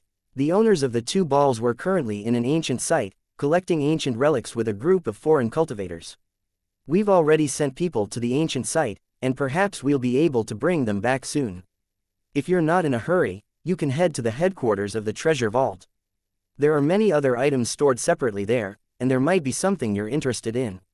Through the performance of this high-ranking cultivator, he could confirm the attitude of the treasure house. They definitely wanted to resolve the enmity and take the opportunity to get closer to Tang Zhen. Tang Zhen wasn't surprised by the treasure trove's fawning. The other party's suggestion also made him a little tempted. He had found 3 origin spiritual treasures among the ordinary treasures. Would there also be a surprise waiting for him among the carefully selected treasures in the treasure house? 2914 The Treasury Headquarters. 1 Tang Zhen followed the higher-ups of the treasure vault to their headquarters to appraise the treasures. He was not worried about being ambushed. It was because he had absolute confidence in his own strength that he dared to venture into a dragon's pool or a tiger's den. Even if there were deity-level cultivators lying in ambush in the treasure vault headquarters, Tang Zhen would still dare to fight with him. If the conditions allowed, they would even take the opportunity to kill the enemy. Gods were different from ordinary cultivators. They wouldn't wander around easily. Not only would it affect the improvement of their strength, but it would also bring unnecessary risks. If he were to encounter an expert like Tang Zhen who specialized in hunting down various aboriginal deities, it would be too late for him to even cry. If Tang Zhen was ambushed in the treasure house, it would definitely not be a desperate counterattack. It could only be considered as leading a wolf into the house. Why did Tang Zhen need to be clear in his heart? The treasure vault should be sincere and definitely not some scheme. This was because they were worried that after Tang Zhen obtained the benefits from the branch, he would make the headquarters of the treasure house his next target. At this time, they must not deceive themselves and think that Tang Zhen had not thought of this. Therefore, before Tang Zhen took action, the treasure house took the initiative to invite him. It had to be said that the treasury's decision was quite wise, and they had successfully avoided a crisis. The problem of the division had been solved, and only a group of people were left to take care of it. As for the cultivators who had been killed earlier, no one cared about them now. In the extreme spirit realm, There were many foreign cultivators, and the lack of manpower could be made up very quickly. It wouldn't take long for everything to return to normal, and this branch of the treasure vault would resume its business. No one would care about the fate of the manager who had escaped earlier. As the light from the teleportation formation circulated, an enormous underground space directly appeared before Tang Zhen's eyes. This was a damp mausoleum. Strange stone sculptures stood on both sides of the passage, holding balls of burning flames several meters above the ground. The mottled walls were covered with ancient decorative patterns, exuding an ancient aura. Under the stone pillars stood cultivators in black robes. They seemed to be welcoming Tang Zhen's arrival. "Sir, please come this way." The high-ranking officer in charge of leading the way led Tang Zhen all the way forward and soon arrived at a huge heavenly well. At the top of the heavenly well, there were two fireballs floating, chasing each other like fish. In the four directions of the well, there were four huge statues. They were looking down at the open space below with an awe-inspiring gaze. There were over 10 human figures standing on this empty ground. At the same time, they looked at Tang Zhen, who was walking over. "Welcome to the Treasury headquarters, sir." The old man at the front had a waist-length beard and a head full of white hair. He looked like a scholar and exuded a wise aura, but in fact, he was the highest leader of the treasure vault. The cultivators from the treasure vault behind him saluted Tang Zhen at the same time. Their eyes were filled with awe and curiosity. "Your main body is cultivating in seclusion." Tang Zhen swept his eyes over the first elder. He had seen through the other party's foundation as he asked in a calm tone. "Your Excellency's eyes are as bright as a torch, the truth is indeed so." The great elder quickly replied with an expression of admiration. The great elder, who looked normal, was actually a special clone, but only those close to him knew this secret. Even though they knew this, they still couldn't see anything unusual. However, in front of Tang Zhen, his foundation was seen through with a single glance. This was sufficient to prove Tang Zhen's strength. "Your cultivation has taken a wrong path, and now you're plagued by inner demons. There's a 90% chance that you'll fail in your closed-door training. At that time, even though you can rely on your clone to survive, your cultivation will be greatly reduced." When Tang Zhen spoke up to this point, he looked at the first elder without blinking. The corner of his mouth carried a trace of a smile. The first elder, who was originally calm, looked as if he had been struck by a thunderbolt. His face was filled with shock. This secret was only known by him and he did not tell anyone else. The result was also not hidden from Tang Zhen. This buy-in, he looked at Tang Zhen in a daze. He wanted to say something, but his mind was in a mess.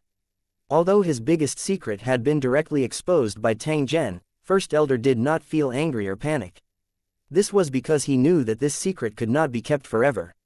If he failed in his closed-door cultivation, the higher-ups in the treasure house would definitely know. First Elder was only shocked by Tang Zhen's strength.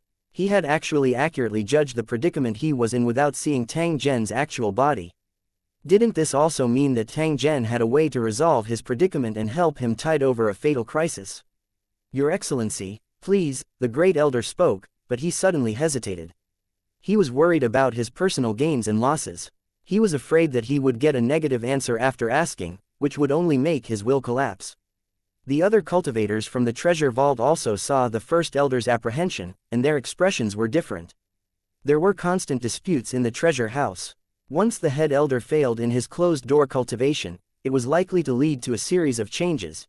You want to ask, please like and share the video on the YouTube channel Cultivation Audiobooks. Me if there's a way to solve the problem. Tang Zhen looked at the first elder and softly laughed.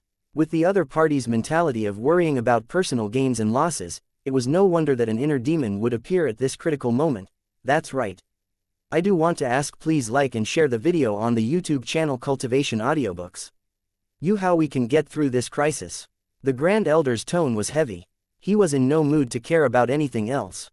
He only wanted to survive this disaster. "No problem.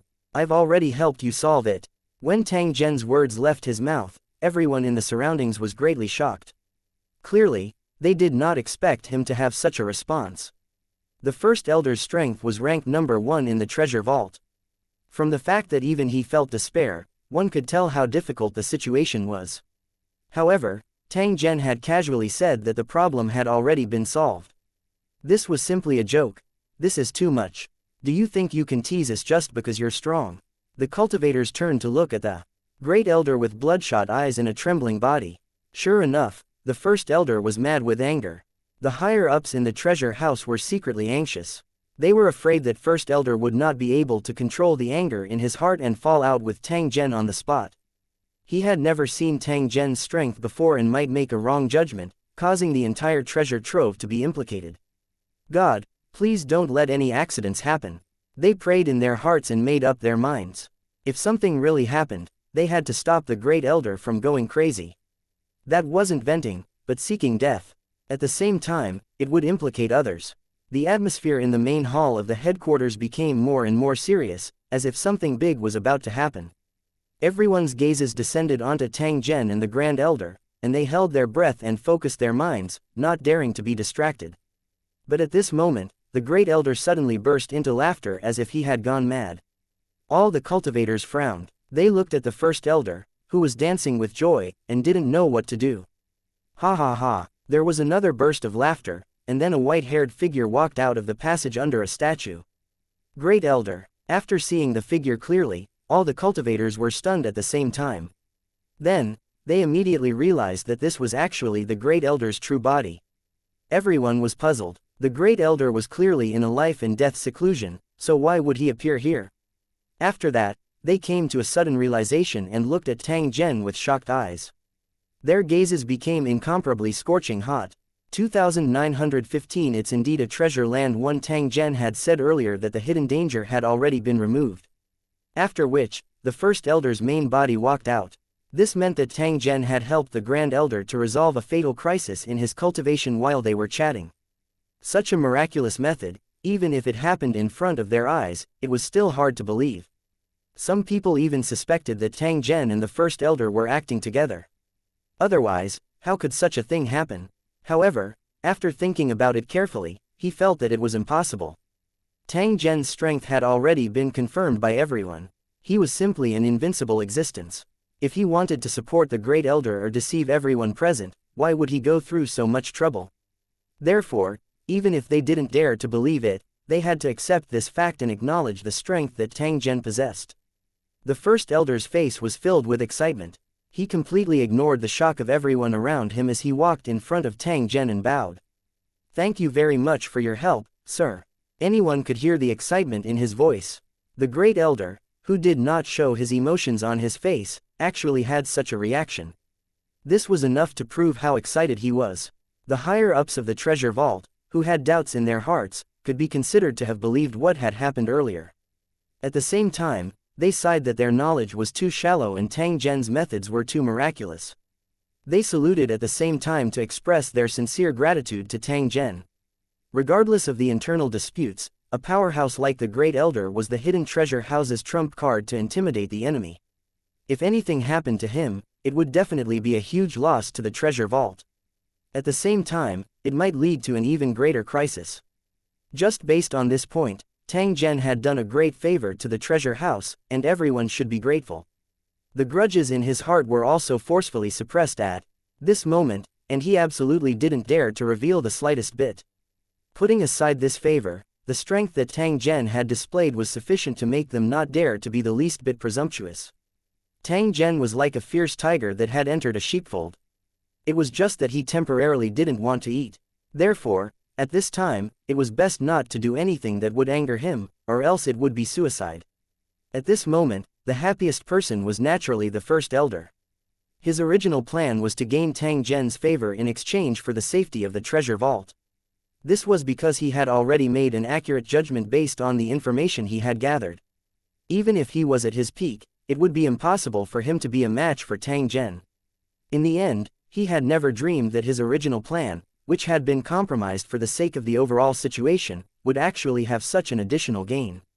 At this moment, the First Elder even had a feeling that Tang Zhen might be the opportunity that the treasure trove had been waiting for.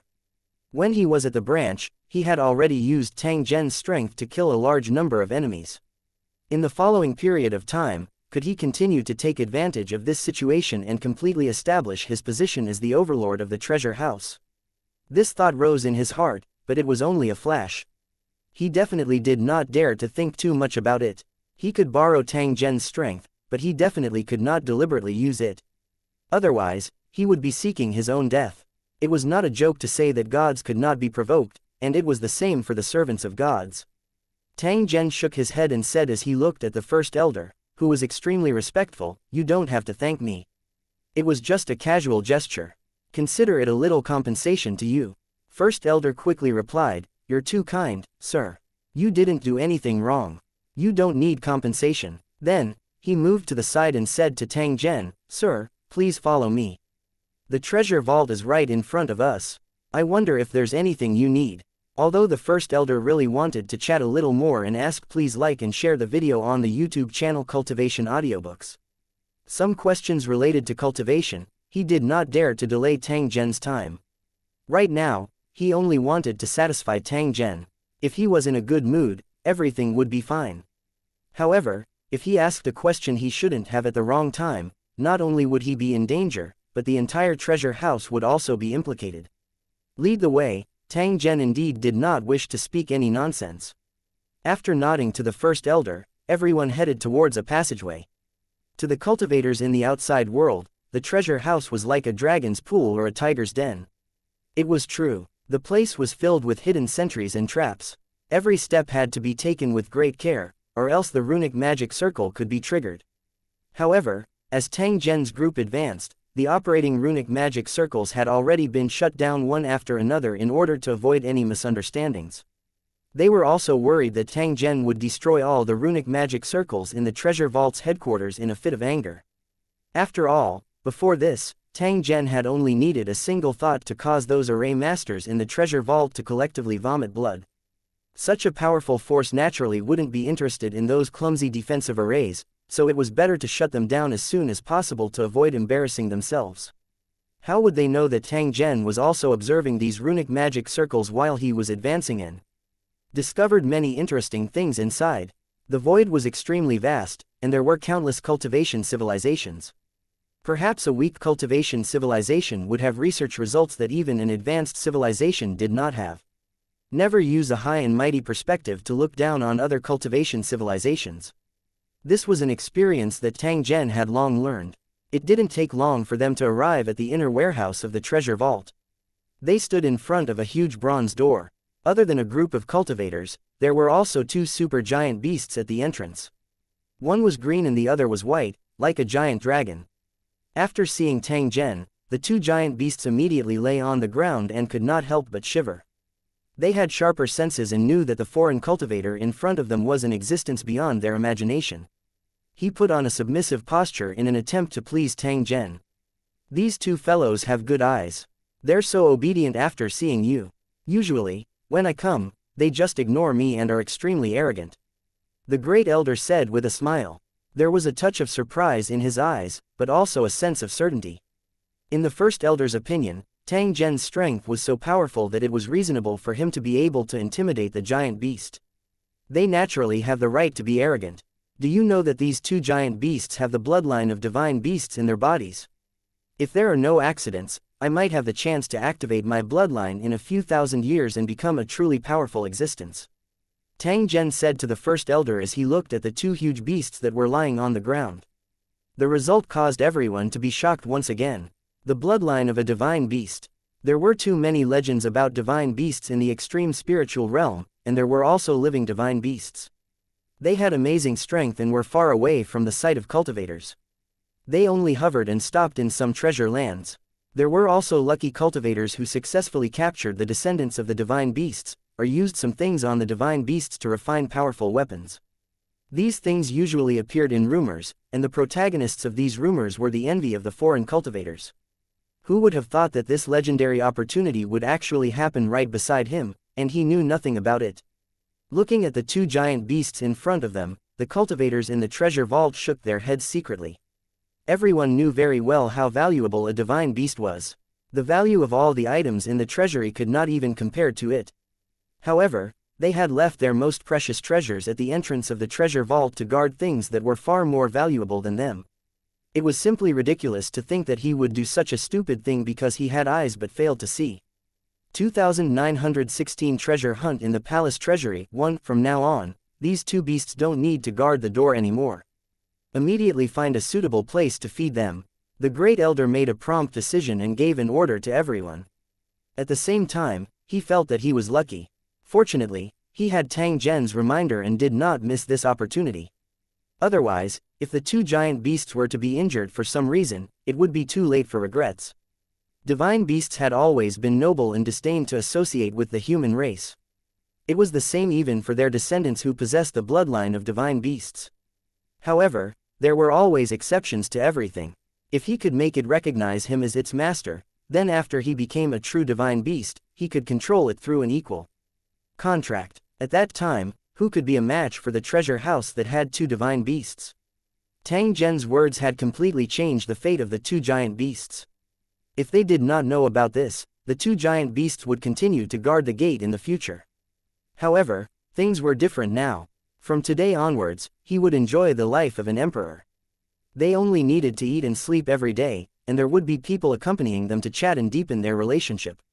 The treasure vault would also collect all kinds of rare materials at all costs to help the giant beast activate its divine beast bloodline quickly and steadily. Although the two giant beasts were ignorant, they understood the contents of the discussion between Tang Zhen and the others. Their hearts were connected to each other as they let out a low roar at Tang Zhen. This was not a demonstration, but an expression of gratitude. If you want to live a good life, then cultivate well. Don't waste your opportunities. Tang Zhen smiled and waved his hand at the two huge beasts. However, he was puzzled. He felt that there was something wrong with the two beasts. They weren't born from nature, and there were traces of God's creation on their bodies. However, because of their thin bloodline, ordinary cultivators couldn't see it at all. However, this kind of creation technique caused Tang Zhen to feel somewhat novel. The greatest flaw of God's creations was that they could not adapt to the rules of the outside world and could not live for too long. The stronger the life, the shorter the time to live. However, this method of reproduction, which allowed the bloodline to continue, was quite feasible. Tang Zhen couldn't help but suspect that the entire extreme spiritual realm was actually a testing ground for the gods' creations. Through this special and powerful world, they would graze and nurture powerful divine creations, allowing them to survive in various ways. This guess was not a groundless one, but it was highly possible. Through the guide in the void, Tang Zhen had a speculation. The person controlling the extreme spirit realm behind the scenes was definitely an existence that surpassed the God-King level. The other party's cultivation method was similar to Liu Cheng's, but it was obvious that he had gone higher and further. They were both gods, but Tang Zhen was busy building the divine kingdom in his mind. This expert had already built the extreme spirit realm and accepted countless cultivators from the outside world to explore it. The more Tang Zhen thought about it, the more shocked he felt. He faintly felt a trace of pressure. If it was as he had thought, then everything in the extreme spiritual realm was created by the mind of the controller. Other than foreign cultivators, everything in the extreme spiritual realm could be seen as a clone of that powerful cultivator. Although it never appeared, it was everywhere, as if it controlled the divine kingdom in his mind. If such a powerful existence wanted to kill him, perhaps it would only take a single thought. Although he didn't know why the extreme spirit realm was open, he was sure that the other party would be fair and just in this world. This would ensure the smooth progress of the evolution. The more powerful a deity was, the more this was the case. Therefore, Tang Zhen was not worried about his own safety. As this thought flashed through his mind, the door of the treasure vault had already opened. A narrow cliff appeared in front of him, surrounded by a deep abyss. When one entered it, it was like entering a vast sea of stars, where colorful stars were everywhere. Each star represented a treasure. The treasury has been established for more than 760 years. It has been through many storms during this period to reach its current scale. The first elder sighed. Soon after, he realized that he had lost his composure and repeatedly apologized to Tang Zhen. To them, this was indeed a dazzling achievement, enough to be bragged about. However, one had to choose a target to brag about. Mentioning this matter in front of Tang Zhen was purely like a beggar showing off his wealth in front of a rich man. The achievements that he had bragged about were like floating clouds in front of the omnipotent experts. They were not even worth mentioning. It's fine. As Tang Zhen spoke, he looked at the specks of light in the surroundings and carefully identified the origin of the treasure. I'll help you control the formation and make these treasures fly in front of you so you can see them more clearly. The first elder's voice had just faded when he saw those light spots continuously flying towards Tang Zhen like living things. Hee hee. When the great elder saw this, he thought to himself, forget I said anything. With a single thought, Tang Zhen could control the runic magic circle in the treasure vault and suck out all the treasures in the vault. Controlling the flying trajectory of the treasure was even easier. There was no difficulty at all. In the following time, the surroundings were silent. All the cultivators were staring at Tang Zhen, watching as the treasure flew past him before flying back into the depths of the void. Some cultivators were full of anticipation, hoping that there would be origin spiritual treasures here so that they could broaden their horizons. There were also some cultivators in the treasure vault who did not wish to discover the origin soul treasure because Tang Zhen would definitely take it away. At that time, even if they were unwilling, there would definitely be no one who would dare to stop Tang Zhen. In addition, there were also some cultivators who hoped to discover the origin soul treasure before Tang Zhen could take it away. As long as Tang Zhen was happy, some things would become easier to handle. Although the origin spiritual treasure was extremely precious, it was only for immortals. No matter how many ordinary cultivators had, they would be of no use. As the saying goes, treasuring a jade is a crime. It was very likely that these things would bring unnecessary trouble to oneself. If it was known by a god or his servant, the treasure house would face the other party's plunder, which was very likely to bring about a disaster. The great elder had a similar thought, thinking that if it were not for the existence of the original spiritual treasure, how could there be so many twists and turns? He was lucky this time to be able to turn a disaster into a blessing. However, if he had met those unreasonable powerhouses, what would the outcome be? If anything went wrong, the treasure vault would become history. The seemingly powerful treasure house was like a nest of ants meeting a naughty child in the face of such an expert. It had no ability to resist at all. Everyone had their own thoughts, but no one dared to disturb them. They could only silently look at the treasure lights that were like meteors in the sky, flying past them. Then, they discovered that Tang Zhen had suddenly turned his head around and was looking at the end of the vast galaxy. There seemed to be something that piqued his interest. Stop, Tang Zhen suddenly spoke, after which, the flowing river of stars came to an abrupt stop, floating in front of Tang Zhen and the others. Interesting. You actually know how to hide. Do you really think you can avoid my tracking? As Tang Zhen spoke, he pointed forward. Immediately after, a treasure light was enveloped within it. One of the treasure lights was like a frightened rabbit, desperately trying to break free from his control. You know you can't hide anymore, so you want to escape. Tang Zhen laughed softly. He extended his hand and made a grabbing motion. That treasure light obediently landed in his hand. Not bad, not bad. The harvest far exceeded my expectations. Tang Zhen turned around and looked at First Elder and the others after he spoke up to this point. He then revealed the item in his hand. This treasure is mine now. 2917 The cities in the kingdom of God, one. All the cultivators' gazes fell on Tang Zhen's hand. Under Tang Zhen's deliberate suppression, the treasure's light was already faintly invisible and the shape of the object was revealed.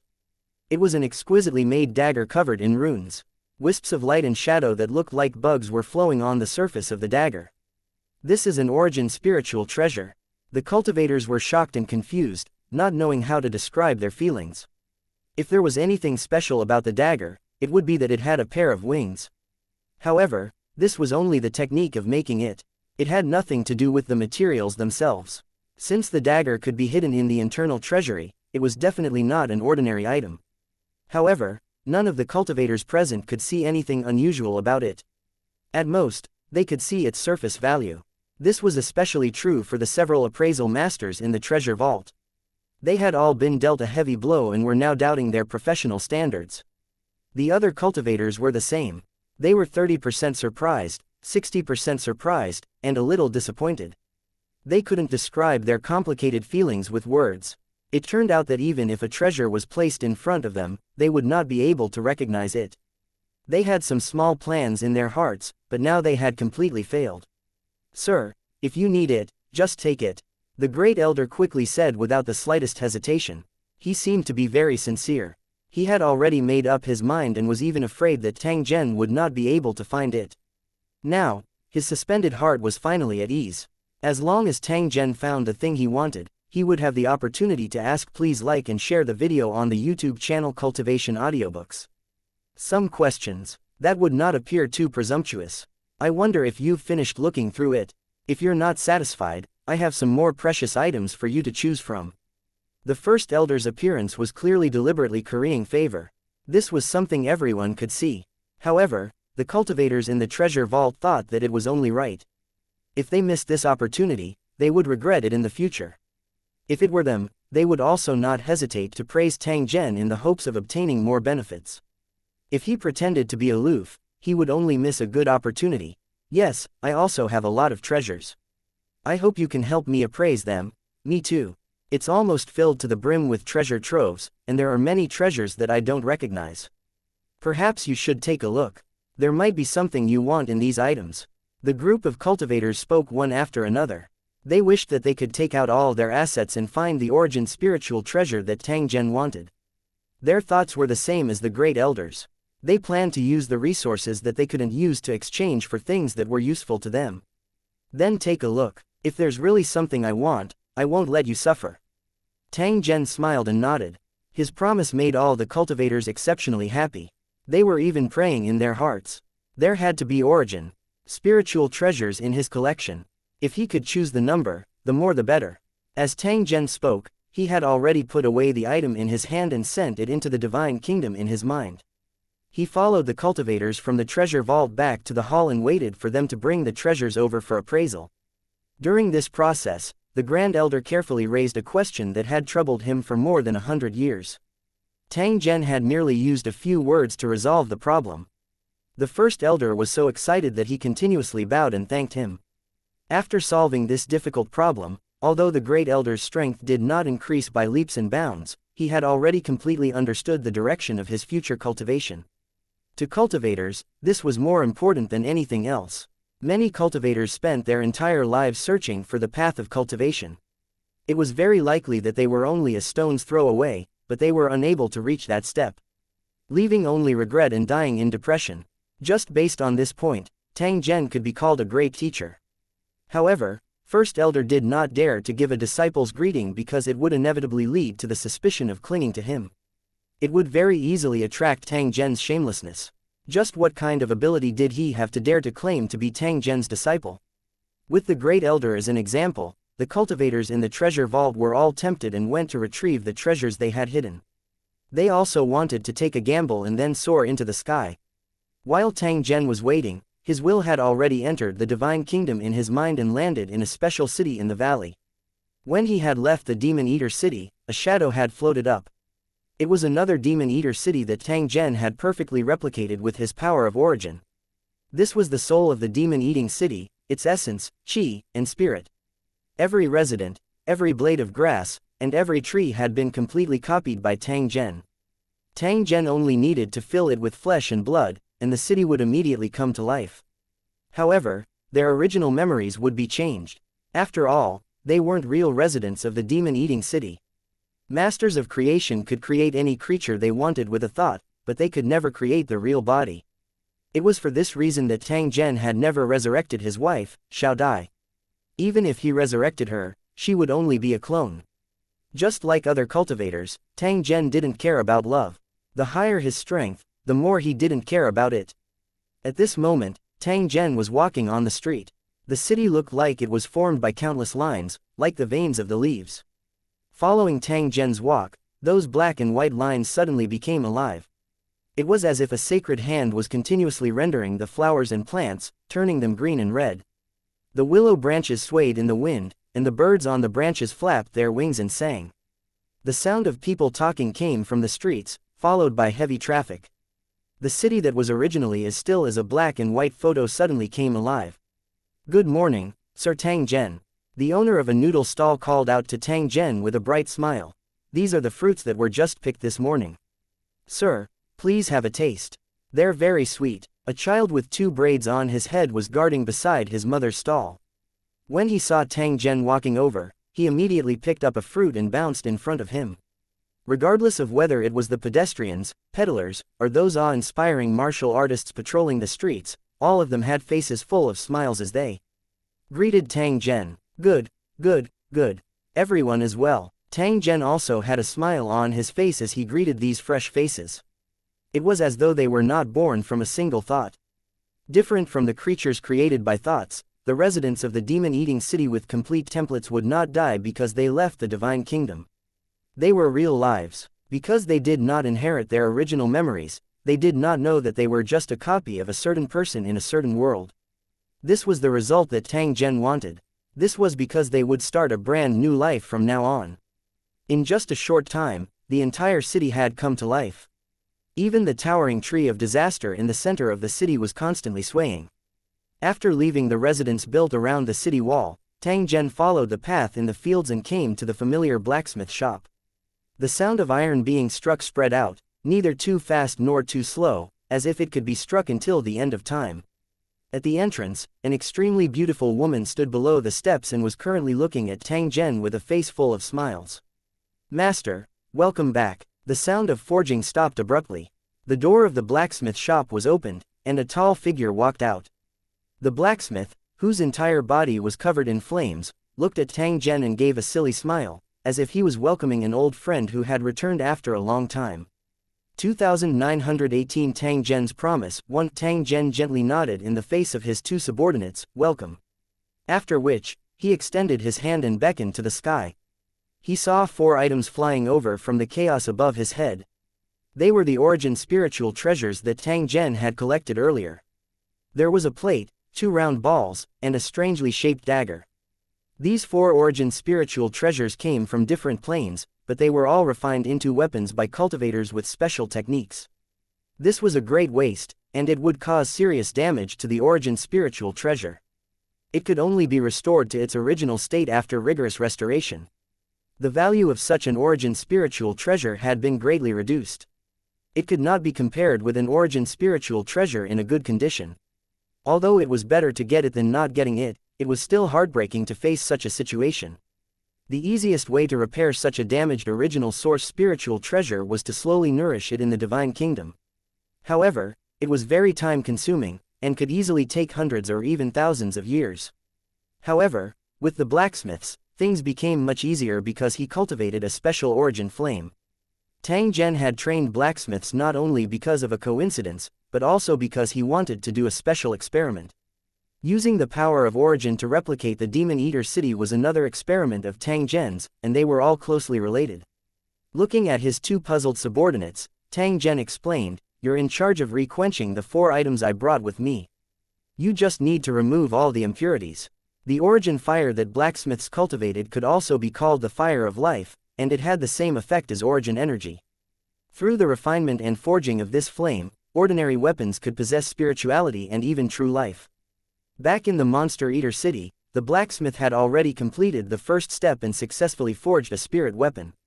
The next thing he had to do was to continuously upgrade the level of his flames and create weapons with more spirituality. When the item he forged had a life, it would mean that the origin flame had officially condensed and Tang Zhen's experiment would be officially completed. Although the origin source fire was magical, it could not be compared to the divine source. The two were not on the same level. After hearing Tang Zhen's words, the blacksmith's gaze landed on the 4 items. His eyes were filled with curiosity.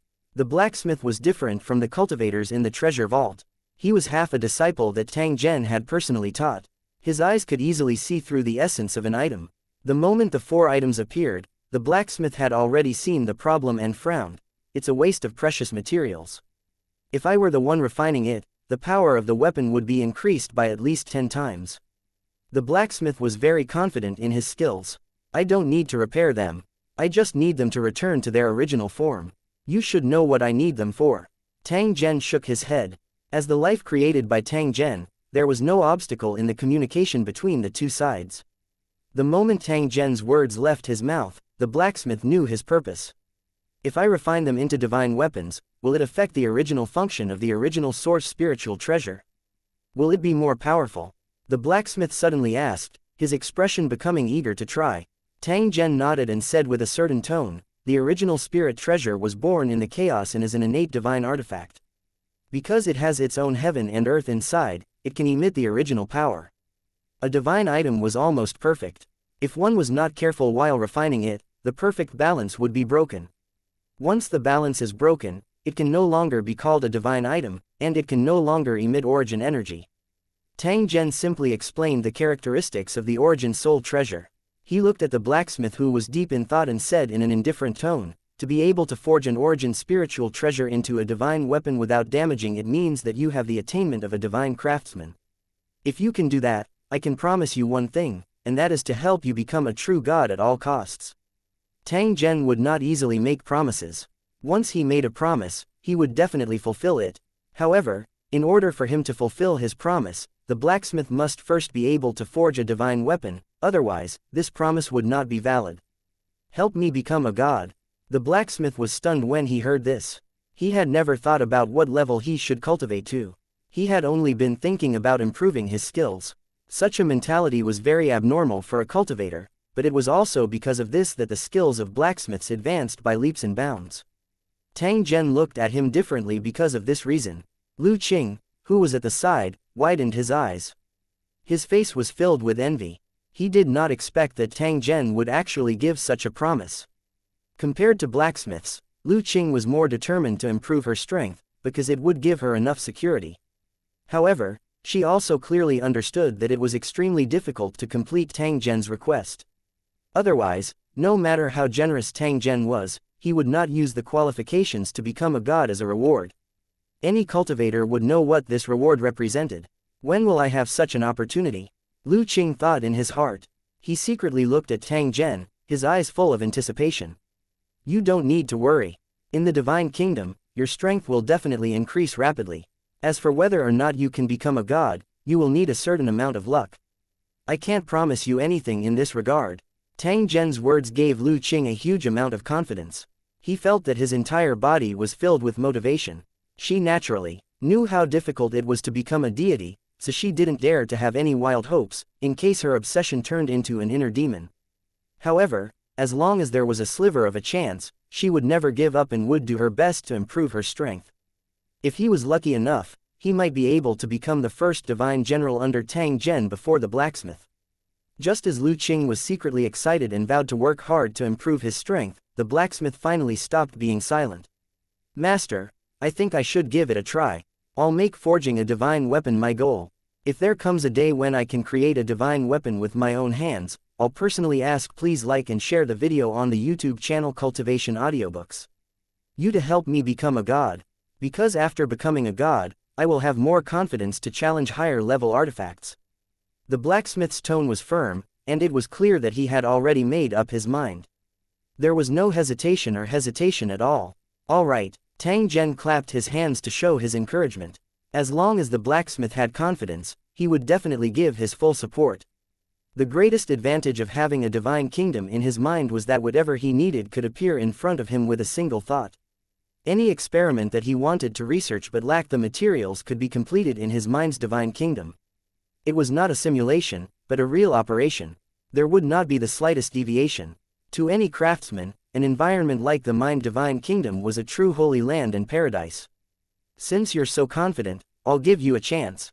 Apart from this dagger, you can try to refine the other 3 original soul treasures. Don't think that you can squander the spiritual treasures of the origin just because you obtained them easily. You should cherish them when you should. After all, the value of the spiritual treasures of the origin was there. Providing 3 original spirit treasures for his subordinates to study and experiment was definitely a super big deal.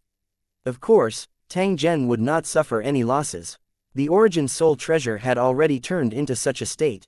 It would not be damaged to a great extent. The magical thing about this item was that it could not be easily destroyed. Otherwise, how could it be called a divine item? Even if the blacksmith's research failed, Tang Zhen would only waste a few hundred years of time. He was completely able to bear such a loss. 2919 A token, 1 an NBSP, outsiders naturally did not know what was going on within his divine kingdom. At this moment, the cultivators in the treasure house were continuously appearing in front of Tang Zhen to show him their secret collection. All kinds of treasures appeared in front of them one after another, dazzling everyone. As expected, when it came to collecting things, everyone had their own preferences.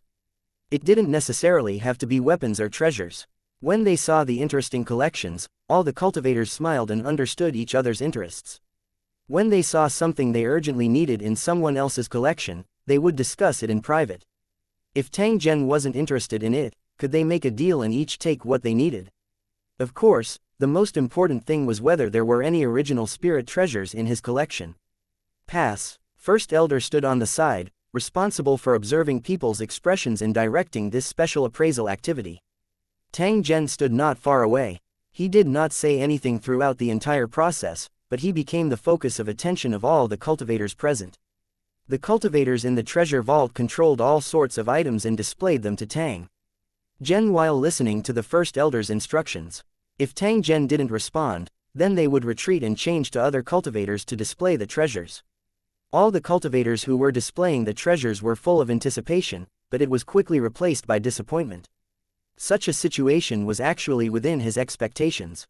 Tang Zhen had searched through all the treasures in the treasure vault, yet he had only found 3 origin spiritual treasures. It could be seen how low the chances of such treasures existing were. How many treasures did the cultivators in the treasure house have? It definitely couldn't be compared to the number of treasures in the treasure house. The probability of an original spiritual treasure appearing in their collection was already unbelievably low. However, even if there was only a glimmer of hope, the cultivators in the treasure house were not willing to give up, because once they really found the original source spiritual treasure, it meant that they would soar to the sky.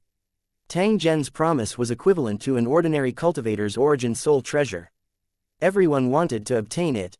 Even those who were skeptical would immediately throw all their doubts out of the window when they saw the Great Elder's flattering appearance.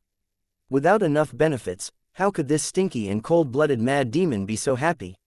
His big mouth almost didn't close. The cultivators in the treasure vault, who were full of anticipation, still had no idea how rare the original spiritual treasure was. They were still analyzing it by probability. It was a mistake to not have such a thought. This was because even Tang Zhen himself did not dare to make such a conclusion. Pass. The Great Elder waved his hand and said to the cultivators in front of him. Hee. When the cultivator from the treasure vault heard this, he immediately looked disappointed and unwilling. Yingluo, do you want to take a closer look? He looked at First Elder and asked in a probing tone. Nonsense. First Elder's brows twitched. His face was filled with displeasure as he looked at the other party coldly. What's wrong with you? Don't you understand what I'm saying? How dare you dawdle here? The cultivators in line behind him also showed dissatisfaction, feeling that their time was being taken up by others. All of my treasures were obtained from the ruins, and I almost lost my life. I have a feeling that these treasures are not ordinary. They are definitely not ordinary.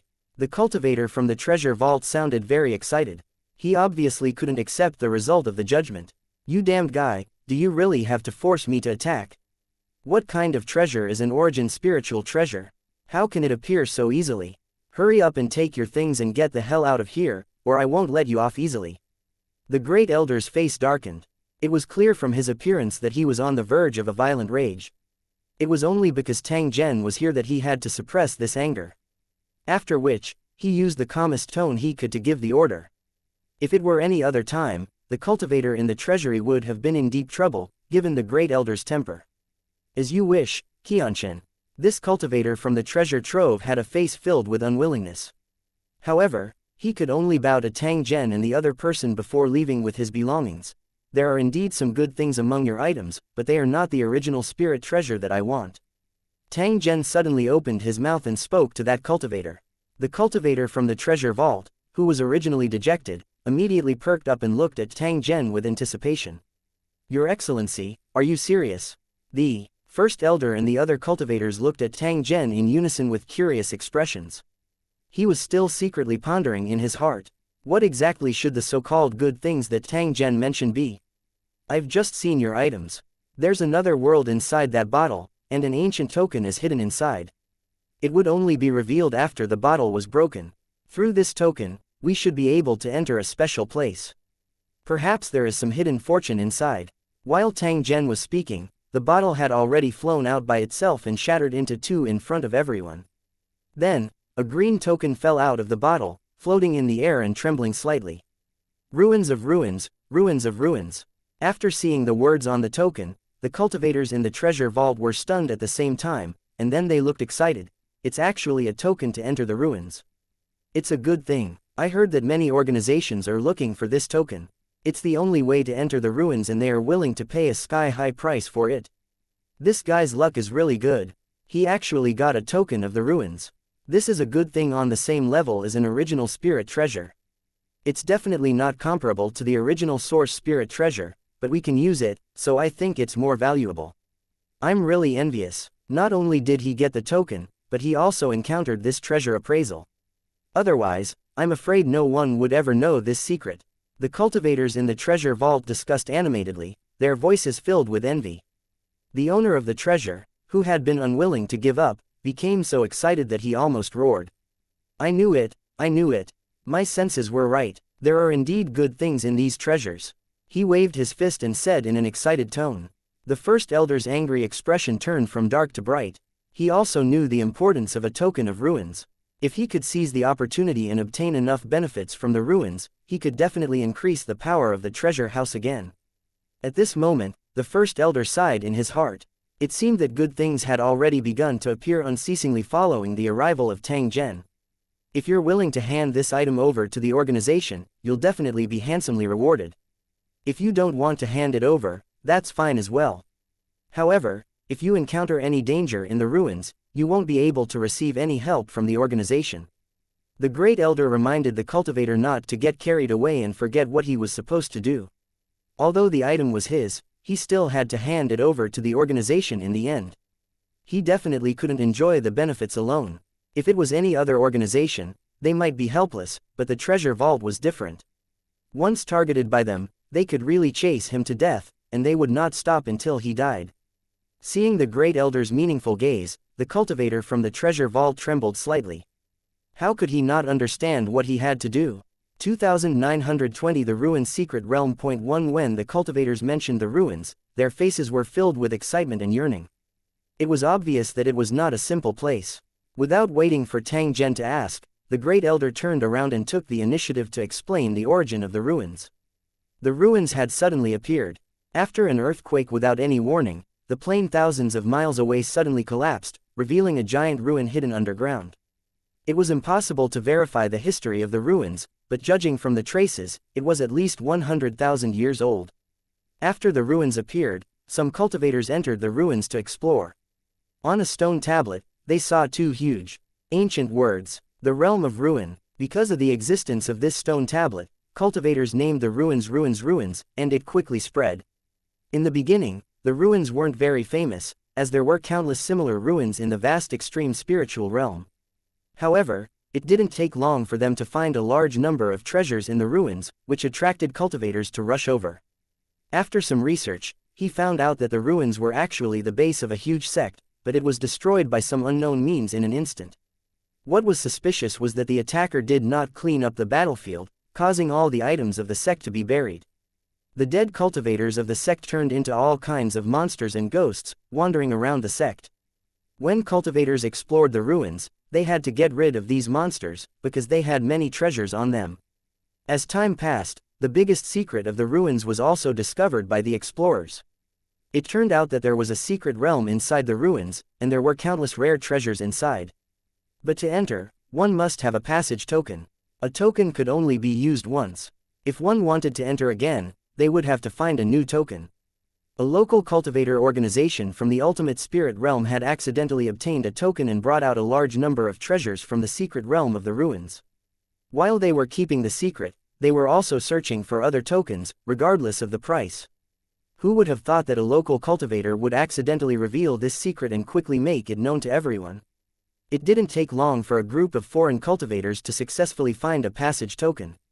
They had organized a large number of people and entered the ruined secret realm, and they had indeed brought back a large number of treasures. The rumors were confirmed, and the entrance token of the ruined secret realm became the target of countless cultivators. In the following time, through various channels, the passage tokens were found one by one. The lucky ones who got the pass token all entered the ruined secret realm successfully and brought back a lot of treasures. As they gained more and more, the reputation of the ruined secret realm grew, and the value of the tokens also increased. If the token hidden in the bottle were to fall into the hands of cultivators from the outside world, it would definitely cause a bloody battle. Tang Zhen nodded his head and did not say anything else after hearing the first elder's explanation. However, he was still confused. What kind of place was the ruined secret realm? How could he bring out treasures so easily? If it was a place where the sect stored treasures, it was impossible to have so many tokens, and it was even more impossible for anyone with a token to enter. Such an obvious question, Someone must have thought of it long ago, but in the end, they chose to shut up because of the truth. Although Tang Zhen had his suspicions, he did not have any plans to investigate further. Unless there was something he wanted in the ruined secret realm, Tang Zhen was too lazy to care. In the following time, the appraisal continued. As he had expected, although there were many items in the treasure house, none of them were original spirit treasures. All the cultivators were filled with regret, but they had to accept the reality. They knew that this treasure appraisal activity was originally with the mentality of getting lucky. Although they did not find any original spirit treasure, they found a pass to the ruined secret realm, which was enough to make them excited. Everyone could already guess that it wouldn't be long before the treasury organized a group of people to head to the ruined secret realm. All cultivators had been looking forward to that place for a long time. At this moment, the cultivator responsible for finding the owner of the round ball had returned to the headquarters. The Great Elder's expression was extremely ugly when he saw the two cultivators come up empty-handed with embarrassed expressions. The rules of the treasure vault were extremely strict. Once they accepted a mission, they had to do their best to complete it. If they could not complete the mission, they would be punished, and no one could escape. In particular, the missions related to Tang Zhen were not allowed to have any changes. Otherwise, the first elder would jump out and kill. What's going on? I asked you to bring the person back. Where is he now? The first elder's voice was deep, and the two cultivators on duty felt like they had fallen into an ice cave. Tang Zhen didn't say a single word. He was like a god statue. After we received the order, we immediately looked for the traces of that foreign cultivator, and then followed him all the way to the ruins of ruins. Ruin. The head elder frowned slightly. They had just obtained the token to the ruined secret realm, and the other party had already come to the ruins. This was too much of a coincidence. So what if he's in the ruins? We can just capture him. Would he dare to resist? The Great Elder continued to ask, but he had already realized that something must have happened. When we arrived at the ruins, we couldn't find that cultivator. After asking around, we found out that he had colluded with the cultivators of the 1,000 Feet Peak and entered the ruins' secret realm. All the cultivators in the treasure vault were shocked when they heard this, and their faces were filled with disbelief. No one had expected that the foreign cultivator that Tang Zhen wanted to track would actually be entangled with the mortal enemy of the treasure house. The most unbelievable thing was that the other party had actually followed an enemy organization and entered the secret realm of the ruins that countless cultivators yearned for. The treasure house was lucky enough to get the pass to the ruined secret realm, so how did the enemy get it? There was also another question. Why did the cultivators of the 1,000 Feet Peak bring that foreign cultivator into the secret realm of the ruins? There must be something wrong with this matter. What did you find out? Hurry up and tell me. The Great Elder was burning with anxiety at this moment. He had finally found an opportunity to perform, but an unforeseen event had occurred at the critical moment. If he caused Tang Zhen to be dissatisfied, it would simply be a disaster. Even if he didn't pursue the matter, it would cause the treasure house to miss out on the opportunity. At this moment, the Great Elder hated the cultivators of the Chenjiang Peak to the core. He swore that if he had the chance, he would completely eliminate them. Under everyone's intense gaze, the two cultivators quickly explained. After asking around, we got a general idea of the situation. It turned out that not long ago, the foreign cultivator had accidentally discovered the secret cave abode of the ancient cultivators. He should have obtained a lot of treasures and stored them in different places. He also has a copy of our treasure. However, the most important item he had left on him was the passage token to the secret realm of the ruins, which he had already refined. It was for this reason that the cultivators of the 1,000 Feet Peak brought him into the ruined secret realm. When the cultivators heard this, they suddenly realized what had happened. I'm going to the ruins, who's going to lead the way? Tang Zhen suddenly opened his mouth and spoke to the surrounding people. First Elder was slightly stunned, then revealed an excited expression and quickly expressed that he was willing to lead the way. He then turned around and ordered his subordinates to start the rune warship and follow Tang Zhen to the ruins. 2921 Overbearing 1 There was a type of rune warship in the extreme spiritual realm that originated from ancient times. The battleships could be big or small. The big ones could hold tens of thousands of cultivators and cross hundreds of thousands of miles. A transportation tool like a boat could borrow the power of the river to travel all the way to the ends of the earth. Cultivators used this characteristic to turn the energy of heaven and earth into a great river and sea, driving the symbol warships to travel between heaven and earth. They didn't need to worry about energy supplies. Even if they were unmanned, they could still travel on their own for 10,000 years. It wasn't as slow as a real ship, but its speed was strange, and it moved like a strong wind. At a certain time in the past, runic warships could be seen everywhere in the sky above the extreme spiritual realm. In the decisive battles between many major forces, runic warships were often dispatched.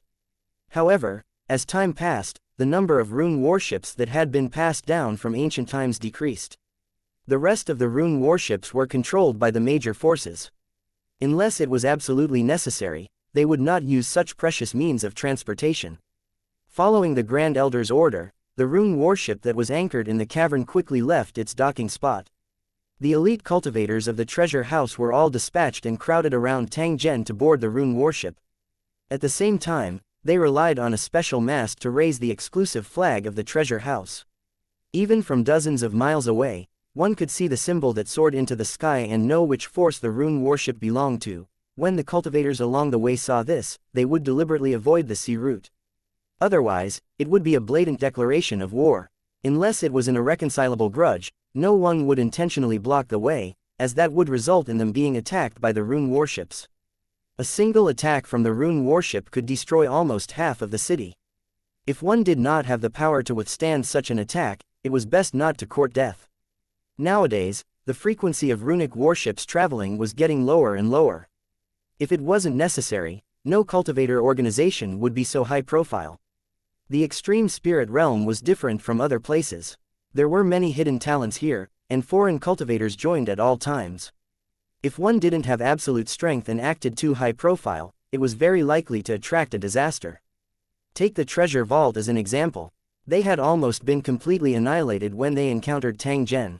However, the few original spirit treasures in the treasure vault had saved them from a disaster. It could even be said that they had profited from a disaster. After this incident, the treasury would keep an even lower profile and would not do anything that would bring about their own destruction. However, if they had a backer like Tang Zhen, the treasure house would definitely not deliberately keep a low profile. Instead, they would take the opportunity to expand their territory. Whoever dared to provoke him would have his entire clan exterminated. Of course, this was just a thought. Everyone was clear that Tang Zhen would definitely not accept their offerings. However, the Great Elder still tried his best to remember Tang Zhen's might and to gain benefits for himself and the treasure house. It could be said that his luck was bursting. The foreign cultivator that Tang Zhen was looking for had actually colluded with the enemy forces. Regardless of the reason, the Grand Elder had to be involved. Not only did he have to take the opportunity to attack the opponent, but he also had to be careful at the same time and not give the other party the opportunity to curry favor with Tang Zhen. Whether it was the cultivators in the treasure vault or Tang Zhen himself, they were all very clear about the Great Elder's thoughts. Tang Zhen was indifferent. He had obtained 4 origin soul treasures from the treasure trove. So what if he allowed the other party to take advantage of his might once? After seeing Tang Zhen's attitude, the cultivators in the treasure house became even more excited and secretly rubbed their hands together. If the opportunity was right, they would launch an attack on the Chenjiang Peak and try to destroy the other party in one fell swoop. The opportunity was right in front of them, and it could be said to be fleeting. If they could grasp it, the treasure house would have the opportunity to rise rapidly. The runic warship flew through the sky without any concealment, immediately attracting the attention of many cultivators. They were all guessing in their hearts. What was the treasure vault planning to do, to actually use the rune warship? The curious cultivators followed the rune warship, wanting to see what was going to happen next. Who would have thought that as they walked, more and more cultivators would follow them, causing more and more commotion. It didn't take long for news to arrive that the treasury was preparing to start a war. When the news spread, it immediately caused an even greater sensation. After all, in this area, the treasure house could be considered a rather famous force. Once a war was started in the treasury, it would have a great impact. Countless cultivators would be affected by the war. After crossing a plain, they finally arrived at their destination. The cultivators in the ruins were all shocked by the aura of the rune battleships. They looked at the sky with their mouths agape. They had a feeling that the treasure vault battleship was here to question them. The cultivators of the 1,000-foot peak were especially nervous when they faced their opponents in the treasure vault. The dispute between the two sides had been going on for a long time. If they seized the opportunity, they would definitely not show any mercy. The Chenjiang Peak didn't have time to participate in the crisis of the treasure vault branch because they had other important things to do. He didn't expect that the other party would take the initiative to come to his door, as if he wanted to fight.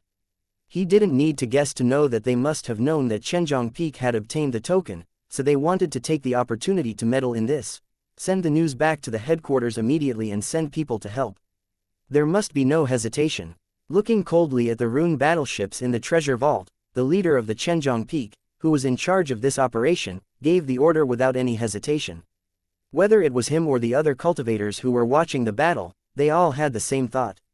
The reason why the treasure vault had sent so many people here was to target the Chenjiang Peak. Otherwise, there would be no cultivator organization here that would need the treasure vault to send out such a large force. This was indeed the case, but the main purpose of the treasure house was not to fight. It was just that the Great Elder would definitely not explain this matter easily, and would rather the misunderstanding continue. How the situation would develop would still depend on Tang Zhen's attitude. In the end, they were only his assistants.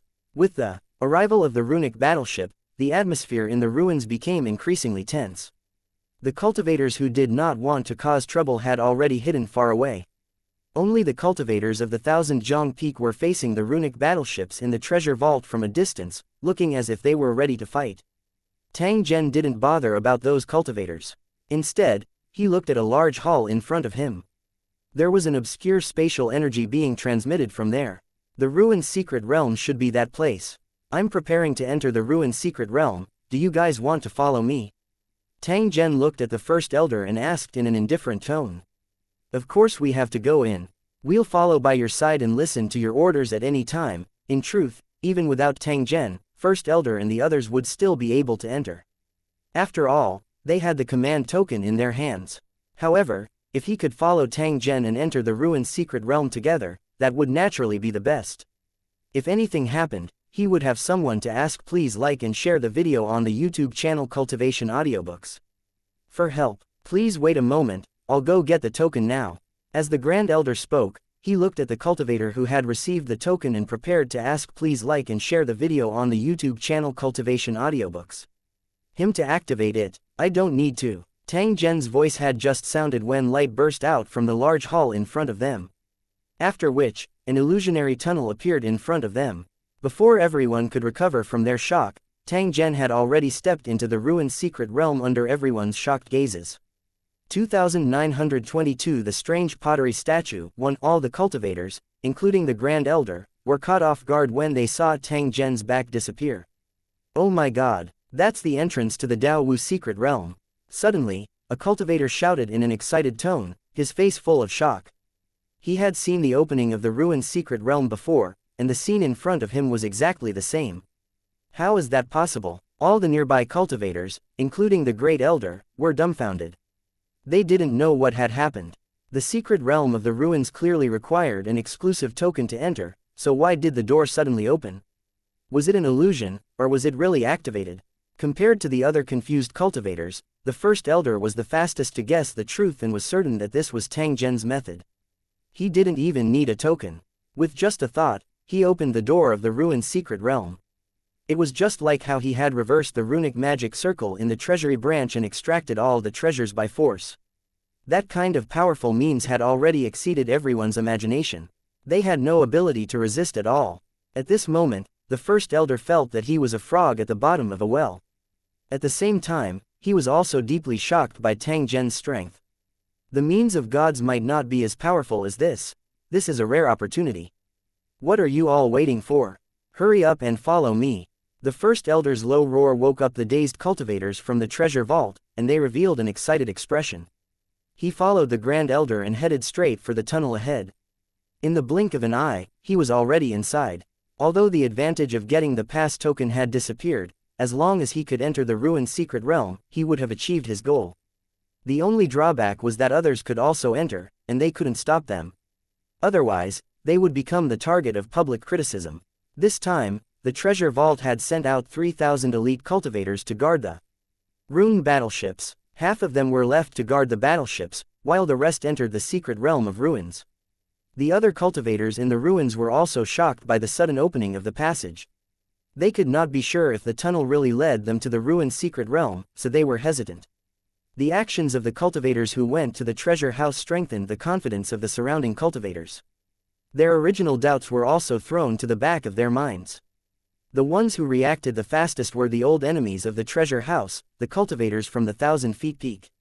As soon as the cultivators from the treasure vault entered, the cultivators from the outside world also entered.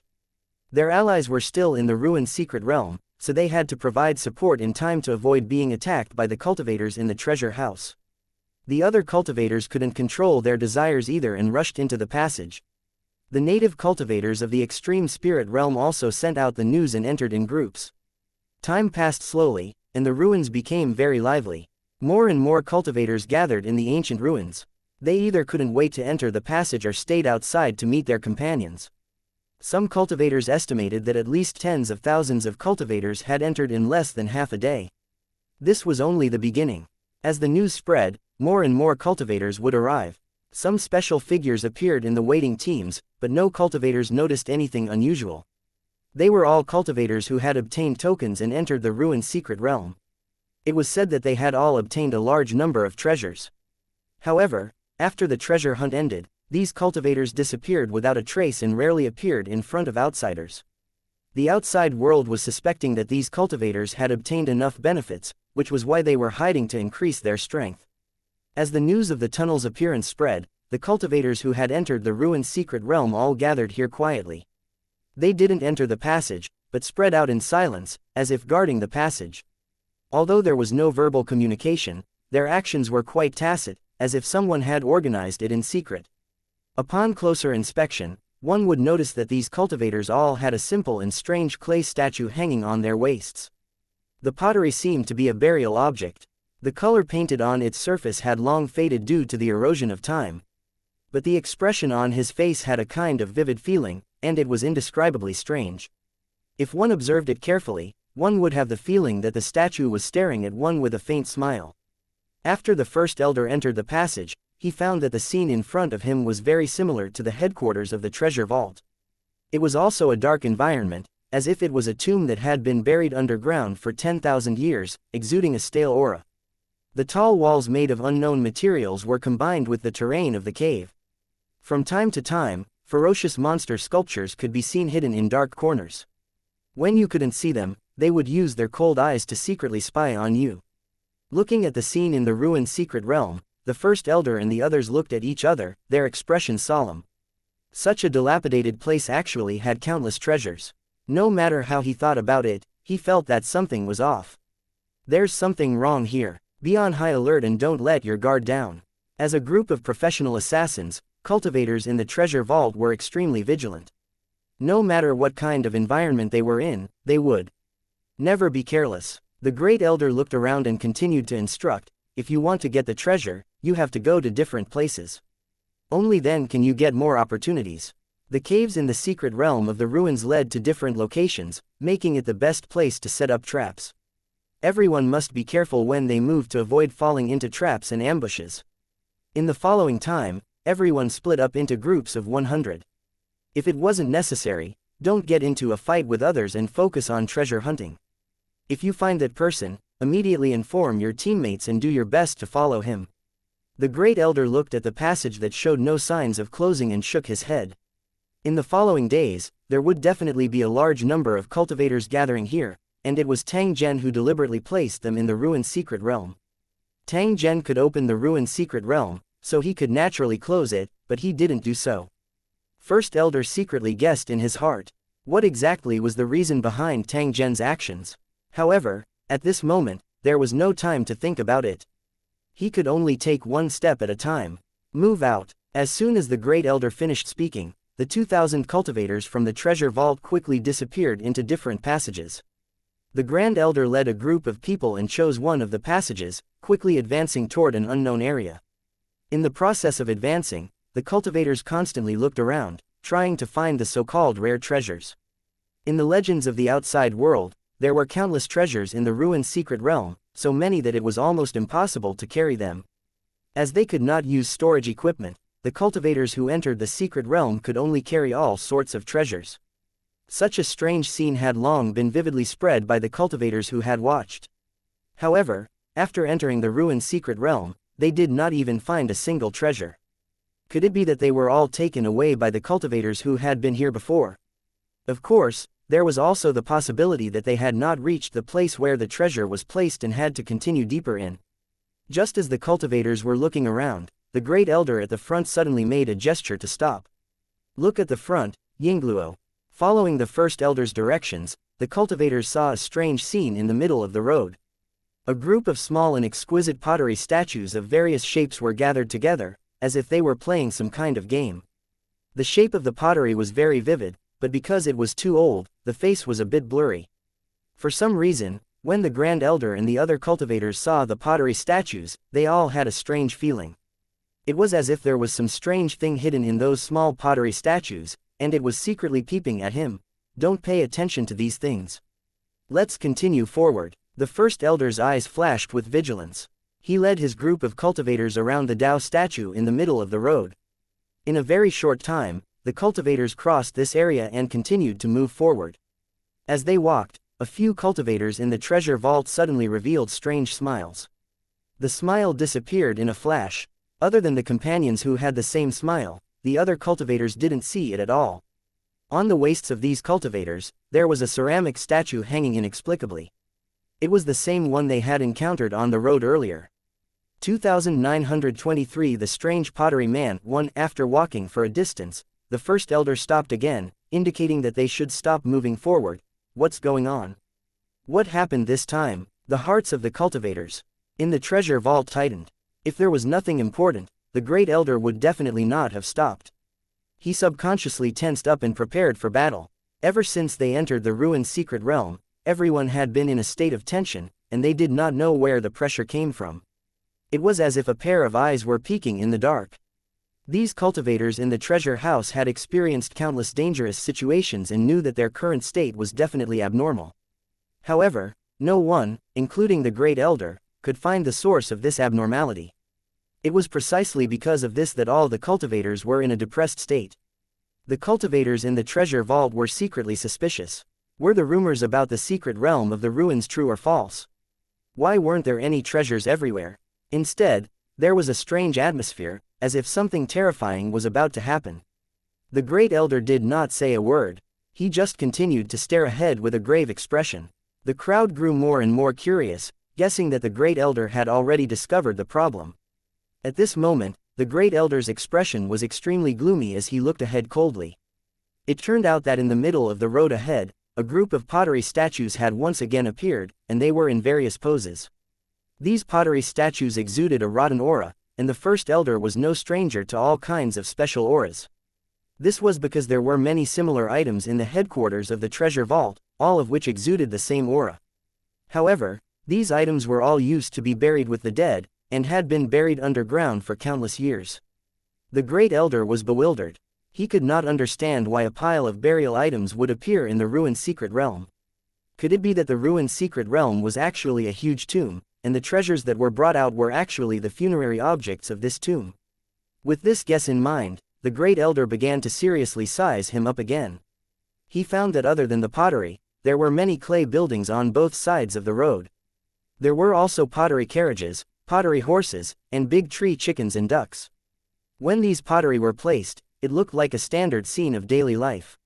There's no mistake, it's a burial object. When the great elder saw this, he was certain of his speculation. These pottery products were definitely not ordinary objects. If it was any other time, the great elder wouldn't even look at it, but at this moment, he felt a chill in his heart. Chief Elder was now certain that the source of his unease was these strange pottery statues. Just as the Grand Elder was focused on his observation, the motionless statues suddenly began to change. Hee, a clay figurine of a child playing suddenly began to move, and at the same time, it began to laugh. The voice was sharp and thin, reverberating in the dark tunnel. All the cultivators present had killed countless people and had seen mountains of corpses and seas of blood. However, after hearing the laughter, he felt a little scared and the uneasiness grew stronger. After rolling a few times on the ground, the child got up and looked at the first elder and the others. He tilted his head and looked at them seriously. "You guys are here. As if seeing an acquaintance, the small pottery statue waved his hand and said to the first elder and the others. The strange aura made the cultivators even more nervous, as if something bad was about to happen. "They're here." Just as the cultivators were guessing, a sharp voice came from their group. The sudden turn of events shocked all the cultivators and they all looked towards the source of the sound. He saw a cultivator from the treasure vault standing in the middle of the road. His body was as stiff as a statue. His face was pale, as if a layer of white ash had been applied to it. His facial features were a little blurry, as if they had faded. He didn't pay any attention to the crowd and only stared at the small head in front of him, his eyebrows curved like crescent moons. "They're here," he replied again. His mouth didn't seem to move at all, but his voice still came out. It was sharp, eerie, and creepy.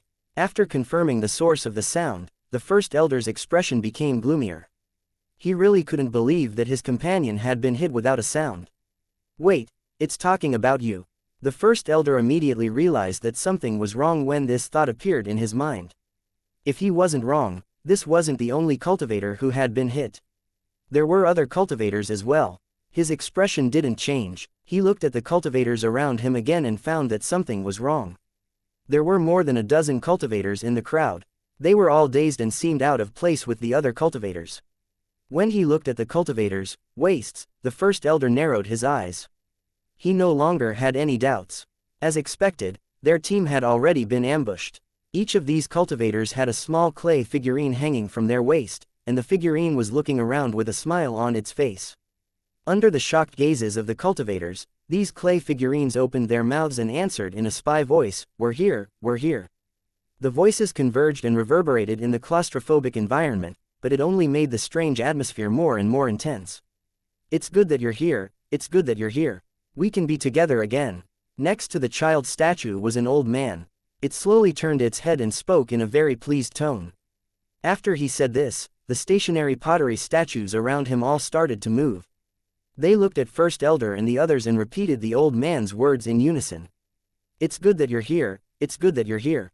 We can be together again." Then, all the statues raised their heads at the same time and looked at the First Elder and the others as if they were picking their prey. "Be careful, spread out." Seeing this, the Great Elder decisively chose to attack an abnormal cultivator. At this time, there was no room for hesitation. He had to get rid of this hidden danger as soon as possible. A fierce attack landed on the cultivator from the treasure vault, sending him flying. Like a ragdoll, he crashed heavily into the wall and then fell to the ground. With the Great Elder's strength, he could easily kill any cultivator present without any resistance. If he didn't have such strength, what right did the Grand Elder have to command the treasury and intimidate the enemy forces? However, what happened next shocked all the cultivators. They couldn't believe their eyes. The cultivators from the treasure vault who were sent flying had their bodies shattered and were dead. To everyone's surprise, his body trembled and he actually stood up from the ground again. However, his face was covered in cracks and blood was seeping out from the cracks. "It hurts, I'm going to kill you," the cultivator from the treasure vault said in a strange tone. Then, he rushed toward the Great Elder like a puppet. At the same time, the other cultivators from the treasure vault that were controlled by the statue also began to attack their companions. The cultivators in the treasure vault reacted extremely quickly. The moment they were attacked, they had already launched a counterattack. At this time, they were shocked to find that the companions controlled by the Tao statues seemed to have immortal bodies. They could not be killed at all. 2924 A huge scam. 1. The situation is not good. After being possessed by these monsters, they can't be killed at all. After fighting with the cultivators controlled by the Tao people, the cultivators in the treasure vault immediately realized that something was wrong. He couldn't kill his enemy, but his enemy could kill him. This was definitely a very dangerous thing. Fortunately, the cultivators in the treasury were like wooden puppets and couldn't use any spell techniques. However, just relying on physical attacks still had powerful destructive power. If he was not careful, his body could be torn apart. There was also another situation that made the cultivators in the treasure vault more and more nervous, even somewhat flustered. It turned out that those strange pottery men were continuously charging into the battlefield, trying to find an opportunity to possess him. They were like scurrying rats, jumping here and there on the ground and in the air, trying to get onto the body of the cultivator from the treasure vault. Everyone knew what would happen to these pottery people after they ran into their bodies. The cultivators in the treasure house kept dodging or attacking to prevent these monsters from approaching them. Who would have thought that these monsters were so agile and had the ability to move in an instant, easily avoiding the cultivators' attacks? When a clay figurine was hit, its broken body would quickly recover, but it would emit wisps of black gas, and its expression would become even more ferocious. In a short period of time, 10 cultivators from the treasure vault were controlled. After revealing strange smiles, they immediately attacked their companions. Even though they were rolling on the ground, they still continued to attack after getting up. The Grand Elder noticed this and immediately felt that the situation was not good.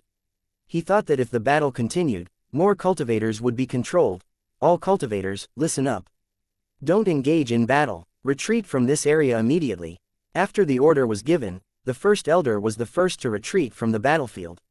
In terms of escape techniques, he was indeed well versed in the essence of the way of the killer. Since the Commander-in-Chief had left the battlefield, the cultivators in the treasure vault would certainly not linger in the battle. They all left with the Great Elder. The cultivators under the control of the Dao men had all been abandoned. After all, the cultivators in the treasure vault were busy with their own affairs. Kekakekaki, a cultivator in the treasure vault, looked in the direction where the First Elder and the others had fled and let out a sinister laugh. "We've been abandoned, Yingluo," the cultivator said in a sharp voice. He turned to look at the other cultivators, only to see their numb and cold expressions. "Let's quickly catch up, there are still many companions without bodies. We can't let them wait too long." A cultivator next to him beckoned to the pottery man on the ground and said in a cold and sharp voice, "Quickly get on my body, I'll take you to find a host. When everyone has their own bodies, we'll go outside together to find our comrades who left." After hearing his call, the pottery men on the ground ran over with sneers, grabbed their clothes, and kept climbing. In the end, they hung on their waists, neatly arranged together, occasionally letting out strange laughter. In the following time, the cultivators controlled by the pottery men began to wander around the cave. They did not have to worry about finding a boarding target, because at this moment, a large number of cultivators were pouring into the secret realm. These cultivators were all here to search for treasures, but they didn't know that this legendary treasure land actually hid a fatal danger. There was indeed some logic to it. There was no such thing as free lunch. As for the First Elder and the others, when they realized that something was wrong, they immediately ran along the tunnel. They now understood that the secret realm of the ruins was actually very dangerous. Those cultivators who had entered before had not told them the truth. Those damn bastards. Thinking about the losses he had just suffered, the First Elder was so angry that he almost vomited blood. At the same time, he felt uneasy. The cultivators from the treasure vault who had participated in this operation were all elites who had been selected. Who would have thought that they would be no match for these strange pottery men? None of them, including himself, could kill this terrifying and strange monster. In the end, they had no choice but to retreat. There was no way to save the cultivators in the treasure vault who were controlled by the Dao people, and they could only pray for their own luck. Even he himself was in such a sorry state, not to mention the other cultivators in the treasure house. If they encountered such a strange pottery person, would they be wiped out without knowing it? If that was the case, it would be a huge blow to the treasure house. At this moment, the Great Elder could not help but feel a little regretful. He should not have followed Tang Zhen into the ruined secret realm so rashly. However, on second thought, even if Tang Zhen did not participate, he would still be eager to enter the ruined secret realm after obtaining the pass token. If that really happened, it was still unknown if he could leave alive. At this point, the Grand Elder was even more suspicious that the ruined secret realm was a trap. All the cultivators who had entered this place in the past were probably controlled by the pottery men. The rumors in the outside world came from the cultivators controlled by the Dao people. It was obvious that the other party had done it on purpose. A trace of understanding flashed in the First Elder's mind. He faintly understood Tang Zhen's previous actions. The entrance token to the secret realm of the ruins was most likely a part of the trap. A small number of cultivators were placed in and then controlled by the pottery men. After the Dao person left, he would create rumors to attract other cultivators into the ruined secret realm. From time to time, tokens would appear, which were likely forged by cultivators under their control. After choosing a suitable target, they would design a scheme to let the other party obtain the token. This situation was likely due to the limited number of pottery people, or they were afraid that they would control too many cultivators and the outside world would notice the abnormality. If Tang Zhen forcefully opened the passage, it would be equivalent to destroying the other party's plan, and the secret of the ruined secret realm would be completely exposed. However, on second thought, First Elder felt that something was wrong. The other tokens might have been forged by the controlled cultivators, but the one they had was definitely an ancient item. Moreover, Tang Zhen had also said that this token was related to an opportunity. What did it mean? The Great Elder immediately took out the token from his waist and began to examine it carefully. Then, he discovered that something similar to a map had appeared on the token, clearly marking the way forward. The cave where he had encountered the Dao man earlier was a dangerous area that could not be entered. However, he had rushed in recklessly because he had not seen the map. When the Great Elder saw this, he felt ashamed in his heart. If he had comprehended it earlier, those cultivators would not have met with such a disaster. This matter was still the Great Elder's responsibility. Of course, he would never admit it. First Elder, what should we do next? Looking at the Great Elder, who was deep in thought, the cultivators in the treasure vault didn't act rashly. Instead, they waited for his order. There might be opportunities in the ruined secret realm, but it's not easy to get them. We're different from the other cultivators. We have real tokens in our hands, which can help us avoid the dangerous areas and go straight to the core area of the ruined secret realm. Since he had already entered the ruined secret realm, he had to explore it thoroughly and not return empty-handed. Other cultivators might have taken out their treasures to deceive outsiders, but I want to make this matter true. As soon as the First Elder finished speaking, a series of hurried footsteps could be heard from the passage behind. A large group of cultivators appeared. Their faces were blurry and their bodies were stiff. There was a swaying clay figurine hanging from each of their waists. After seeing the First Elder and the others, the cultivator at the front of the group suddenly revealed a strange smile. He, I found you guys. 2925 AMS-1. Seeing the number of puppet cultivators, the First Elder's expression changed slightly, and his expression became uglier. He knew very well that things were getting more and more troublesome, to the point that he was completely out of control. When they had retreated, the cultivators in the treasure vault that had been controlled only added up to about 20.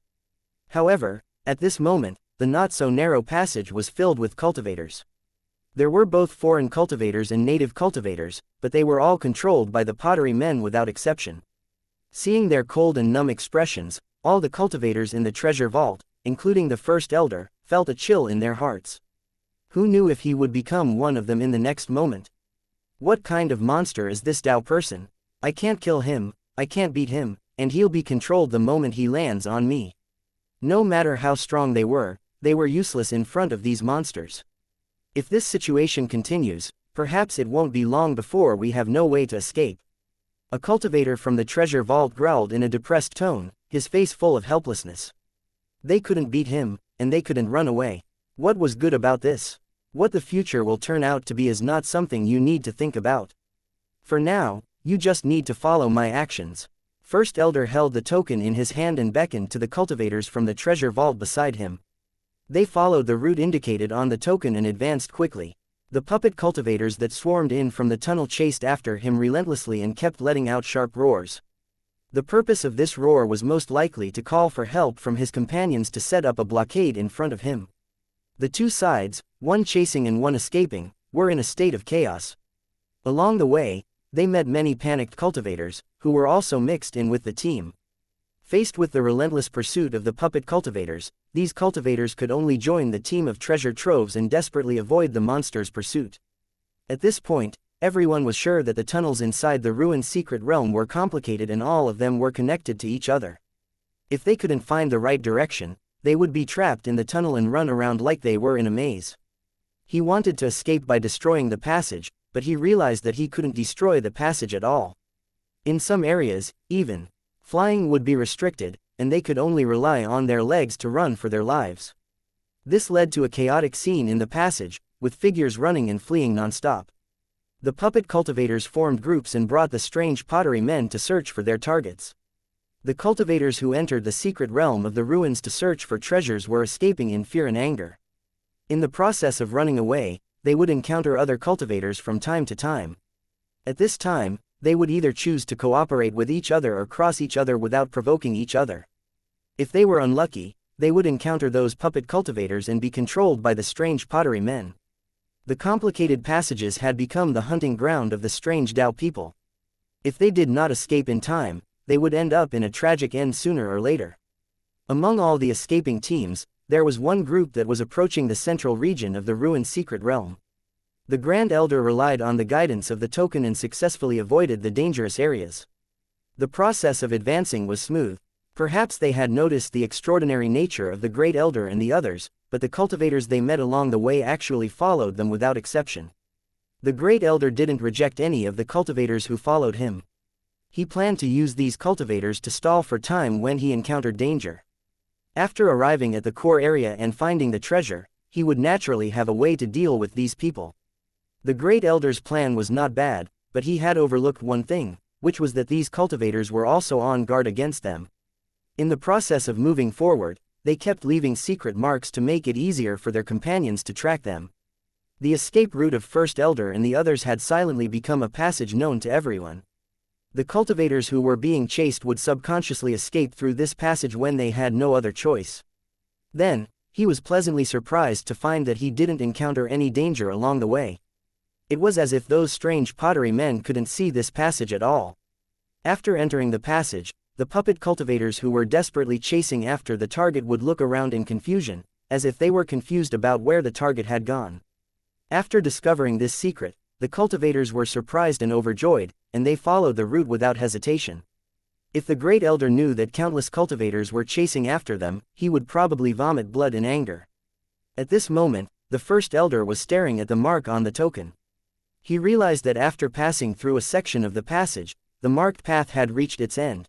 The area at the end of this route is at the core of the ruined secret realm, where the real treasure is. The First Elder was a little excited, but he was also a little confused. He had a feeling that things were not as simple as they seemed. Attention everyone, the end of the tunnel is right in front of us, and the secret of the ruined secret realm is about to be revealed. In the following time, you must listen to orders and not act rashly. Those who disobey will be executed immediately. The Grand Elder's words were mainly to warn the foreign cultivators who followed the group not to provoke him. If there really was a treasure trove in front of them, the Grand Elder would definitely not show any mercy. Faced with the Great Elder's warning, the cultivators at the back of the group remained silent, not knowing what to do. Everyone knew that such a warning did not have much meaning. In the face of enough benefits, it was common for them to turn hostile, not to mention this kind of temporary group formed to escape. Each of them had their own thoughts, and any slight movement could set off a wave. They might be cooperating to escape 1 second, but in the blink of an eye, they would be fighting to the death. The closer they got to the finish line, the more careful they became, especially the Great Elder himself, who was already prepared to fight at any time. Up until now, the impression that the ruined secret realm gave him was that it was strange and gloomy, and it was likely to hide a huge secret. If he wanted to know the secret, he would have to pay a corresponding price, and he might even lose his life. Even though he was very interested in the secrets of the ruined secret realm, it also depended on what kind of price he had to pay. If he couldn't afford it, the Great Elder would definitely reject it without hesitation. As for the other cultivators, they were also influenced by the Great Elder and became more and more vigilant. With extreme caution, he finally reached the end of the road. All the cultivators, including the Grand Elder, were shocked by the scene before them. It turned out that in front of them, there was a void with white clouds floating. The cultivators stood at the end of the huge cave. The entrance was hanging on the stone wall, and there were countless hanging vines below. The surface area of the stone wall was extremely large. It was like an incomparably huge crater, appearing to be in the shape of a ring. It was just that this huge volcano was floating in the air, and below it was a land with white clouds floating. Before arriving at the cave entrance, they shuttled through the caves in the rock walls. If they could not find the exit, they would be trapped in the thick ring-shaped mountain. The Grand Elder relied on the token's guidance and successfully found the exit. However, the scene in front of him was completely beyond his expectations. It turned out that the path the token was pointing at was not the location of the treasure, but the true entrance to the ruined secret realm. 2926 Chapter 2926 Death Hastening Charm. First Elder, what should we do next? Relying on the token's guidance, the Grand Elder successfully found a way out of the complicated passage. His prestige, which had fallen to the bottom, had been restored to its original state, and he had regained the trust of the cultivators in the treasure house. In this dangerous environment, it was truly a very fortunate thing to have an expert like the First Elder leading the team. The itinerant cultivators who had followed them here naturally would not act rashly. Instead, they brazenly observed the reactions of the cultivators in the treasure vault. But at this moment, a loud noise came from behind him, and a large group of cultivators ran over from the depths of the passage. When First Elder saw this, his eyes widened and his face was filled with surprise. However, in the blink of an eye, he understood the specific reason, and his heart was depressed. The Great Elder's original plan was to use these cultivators to resist the disaster and then deal with them at the appropriate time. However, they were tricked by these cultivators and left marks along the way to lure their companions over. Under such circumstances, the number of people in the treasure house was no longer at an advantage, and they would definitely suffer a great loss if they fought. The Grand Elder decided to keep a low profile and recruit the cultivators in the treasury.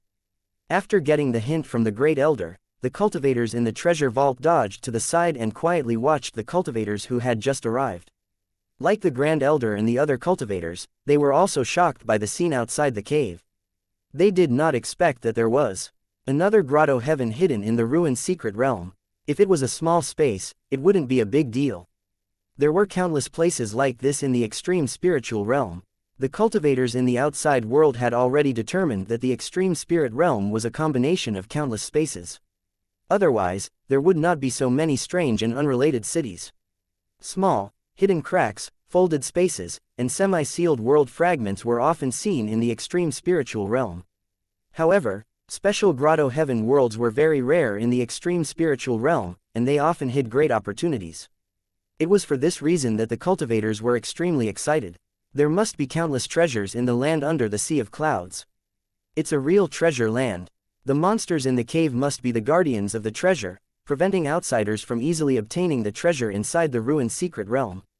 A cultivator said excitedly, expressing his opinion, which attracted the approval of the surrounding cultivators. They had entered the ruined secret realm to look for treasures, and they believed that there were earth-shattering treasures here. They found nothing in the cave. The mysterious land under the Sea of Clouds had become the last hope of the cultivators. Then what are we waiting for? Let's go down. Finally, a cultivator couldn't hold back and flew out of the cave on a first-come, first-served basis.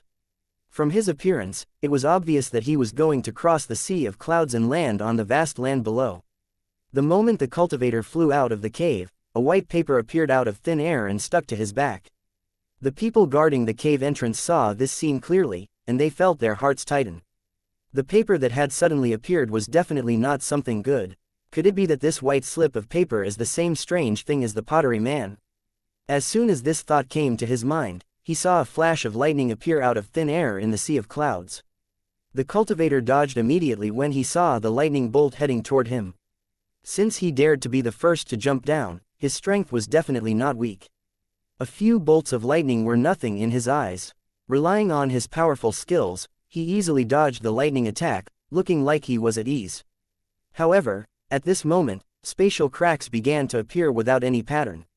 It was precisely because there was no pattern that it was impossible to determine where the spatial rift would appear. It was absolutely normal for it to appear from the body. For cultivators, no matter when, the space crack had a fatal killing power. Even if their bodies were made of energy, they would still suffer varying degrees of damage, and the unlucky ones might even lose their lives. In the process of dodging, it was inevitable that the cultivator would make mistakes. Fortunately, he had a protective magical treasure that could help him block the disaster. Even under the double attack of lightning and spatial cracks, the cultivator still passed through the clouds and flew down to the ground. However, the cultivators watching the battle at the entrance of the cave looked serious. The cultivator just now obviously didn't notice the abnormality behind him, nor did he see the note on his back. Half of it had already turned red. Thinking back to the attack just now, all the cultivators knew that after being attacked, the color of the paper would be marked red. The more attacks it received, the larger the area that turned red. What will happen if the entire piece of paper turns red? Similar thoughts appeared in the minds of the cultivators, but no one knew the answer. Although they didn't see it, the cultivators knew it wasn't anything good. The biggest possibility was that when the note turned red, the cultivator would die. The cultivators at the entrance of the cave hesitated because of the strange note, not knowing if they should take the risk and try. He was afraid that the paper would fall on him and turn into a curse. At this moment, a loud noise came from the passage again. Another group of cultivators ran over. Seeing their panic, the cultivators immediately understood that there were pursuers behind them. At this moment, in the cave, other than the strange pottery man, nothing could make the cultivators so panicked. However, these monsters could not be killed at all. Instead, they would turn him into a puppet host. At this moment, the cultivators had no other choice. Even if there was a deep abyss in front of them, they had to bite the bullet and jump in. At this moment, the first elder, who had been silent all this time, gave another order: stay steady. We'll follow behind and see what happens. The cultivators in the treasure vault didn't move. They silently retreated to the side and stared at the hesitant cultivators. The cultivators waiting at the entrance of the cave could no longer remain calm when they saw that the situation was getting more and more dangerous. These monsters are more dangerous. I'm going to jump in first. A cultivator shouted loudly. He looked at his companions and flew out of the cave first. The few cultivators behind him hesitated for a moment before flying out as well. The great elder stared at the sea of clouds below, his eyes flashing as if he was trying to distinguish something. Then, he saw pieces of paper appear out of thin air and fly towards the cultivators. Some cultivators tried to dodge, but they couldn't. In the end, they were stuck on their backs. The moment the paper was stuck, strange words would appear. They were the real names of these cultivators. When the cultivators left the cave, lightning and spatial cracks appeared at the same time. The number of lightning and spatial cracks far exceeded the previous ones. This could only mean one thing: the more cultivators there were in the sky, the more concentrated the lightning and spatial cracks became. Act immediately. In an extremely short time, the great elder had figured out a pattern and then issued the order to act. He was afraid that there would be too many cultivators in the air and the sky would be filled with lightning cracks. At that time, even if he had 9 lives, it would not be enough to survive. As soon as the first elder finished speaking, all the cultivators in the treasure vault flew out of the cave at the same time. Then, they saw bolts of lightning strike their heads, and the sky was filled with dancing white paper slips. At the end of the cave, a group of puppet cultivators with blurry faces rushed over like a tide. 2927 The Strange Land 1 Ha ha ha, those guys who ran away are all here. I found it, I'm so happy. Hurry up and join us. Then, we can all have fun together. A series of strange and sharp tones came with a dense number of figures floating over. It was as if a moving market had suddenly emerged from the ground. However, the content of the discussion was creepy and made people subconsciously want to escape. Looking at the cultivators' puppets that were clustered together, as well as the pottery men that were clinging to them or running on the ground, the cultivators who were still hesitating immediately jumped out of the hole like dumplings. Although the ocean of clouds was full of danger, there was enough life force. However, if they continued to stay in the cave, they would definitely die. The Sky Valley, which was covered by a circular rock wall, looked more like a large well with countless lightning crisscrossing cracks. The snow-white strips of paper were like talismans that could take one's life as they danced in the sky. Everything was chasing after the cultivators in the sea of clouds, trying to kill them in the air. The number of casualties suddenly increased. Just as a cultivator was struck to death by lightning, another unlucky person was cut in half by the spatial crack. The cultivators finally confirmed that when the paper on their back turned red, it would fall off their bodies.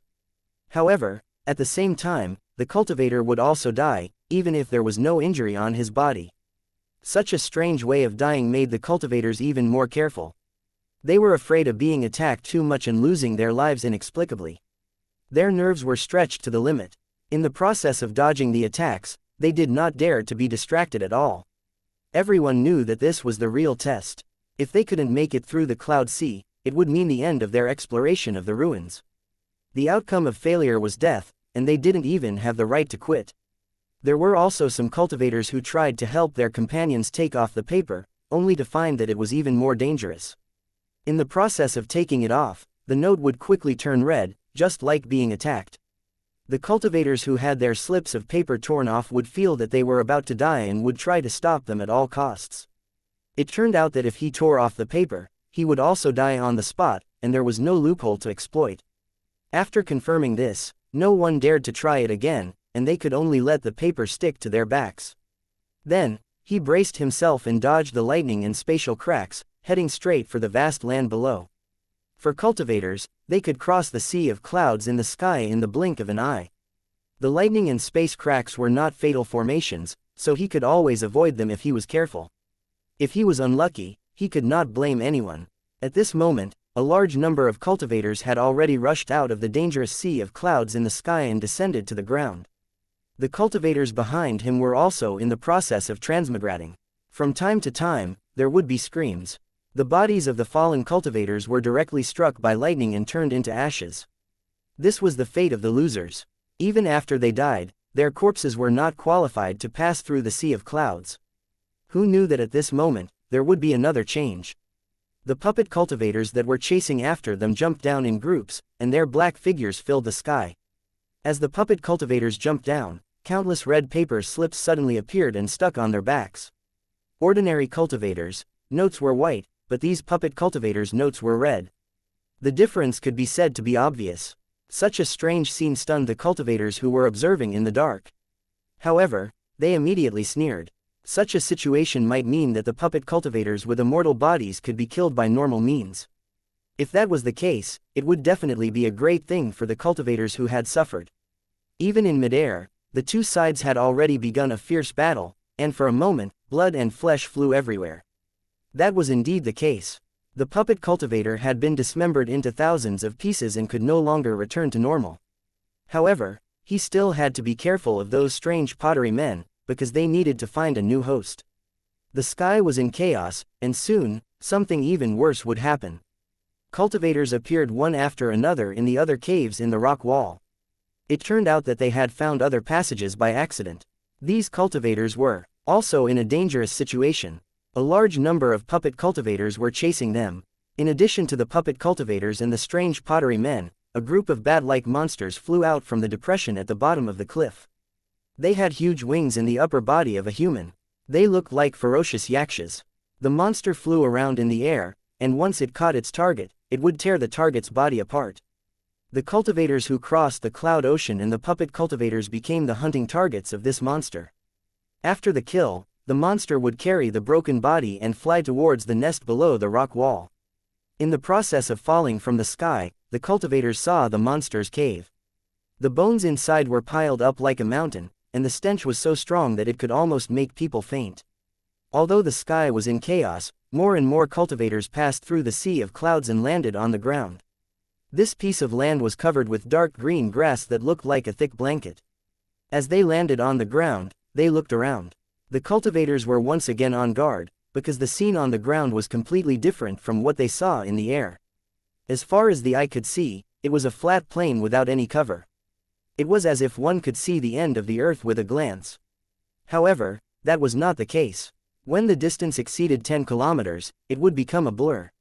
Even with the vision of a cultivator, he could not see through the fog.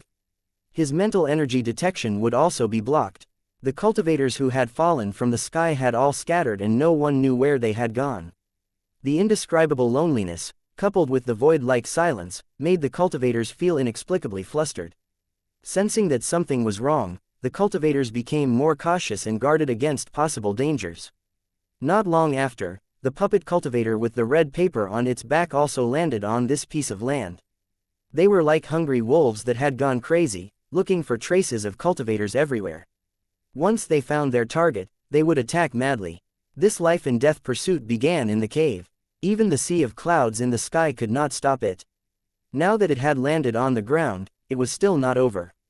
Instead, it was becoming more and more intense. Most of the cultivators were wandering around this strange land, looking for possible locations where the treasure might be hidden. They soon discovered that this strange land was not completely empty.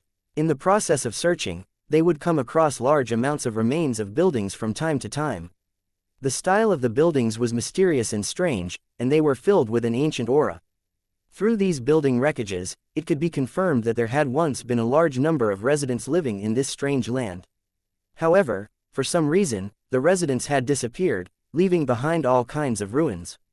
It didn't take long for the cultivators to discover something that shocked them. It turned out that on this strange plain, there were many huge and strange pottery people, which looked like the statues of ancient gods. They exuded a terrifying aura and held all kinds of magical artifacts in their hands. One look and one could tell that they were not to be trifled with. Near the statue, there were piles of treasures that were shining with a dazzling and alluring light. 2,928 treasure snatching in the secret realm. Every cultivator who saw a treasure would be filled with greed. Their eyes were filled with desire. This was because the treasures piled up here were all heavenly and earthly treasures, incomparably precious refining materials. Any one of them had great value and attracted countless cultivators to fight for it. Such precious treasures were piled up together like trash that no one wanted. The more such a scene was, the more tempting it would be for people to take all the treasures for themselves. After going through so much hardship, they finally found what they wanted. No matter what, cultivators would not give up easily. There were indeed treasures in the ruined secret realm, but it was not an easy task to get them. After observing for a while, some cultivators, driven by greed, began to try to snatch the treasures. However, when he was within 1,000 meters of the statue, the eyes of the statue began to flash with a bloody red light. At the same time, they waved their huge weapons and attacked the cultivators who dared to covet the treasure. The statue's huge body had a great advantage. Its body, which was covered with runes, was immune to energy attacks. Looking at the speed of the statue's attack, it was not as clumsy as he had imagined. Instead, it was as fast as lightning. After a few rounds of fighting, a few cultivators were hit by the statue and smashed into meat patties. At the same time, there were also some cultivators who took the opportunity to rush into the place where the treasures were piled up, trying to grab the treasures and quickly retreat. It was only then that he realized, to his dismay, that there was a seal on every single treasure. He had to break the seal to take the treasure away.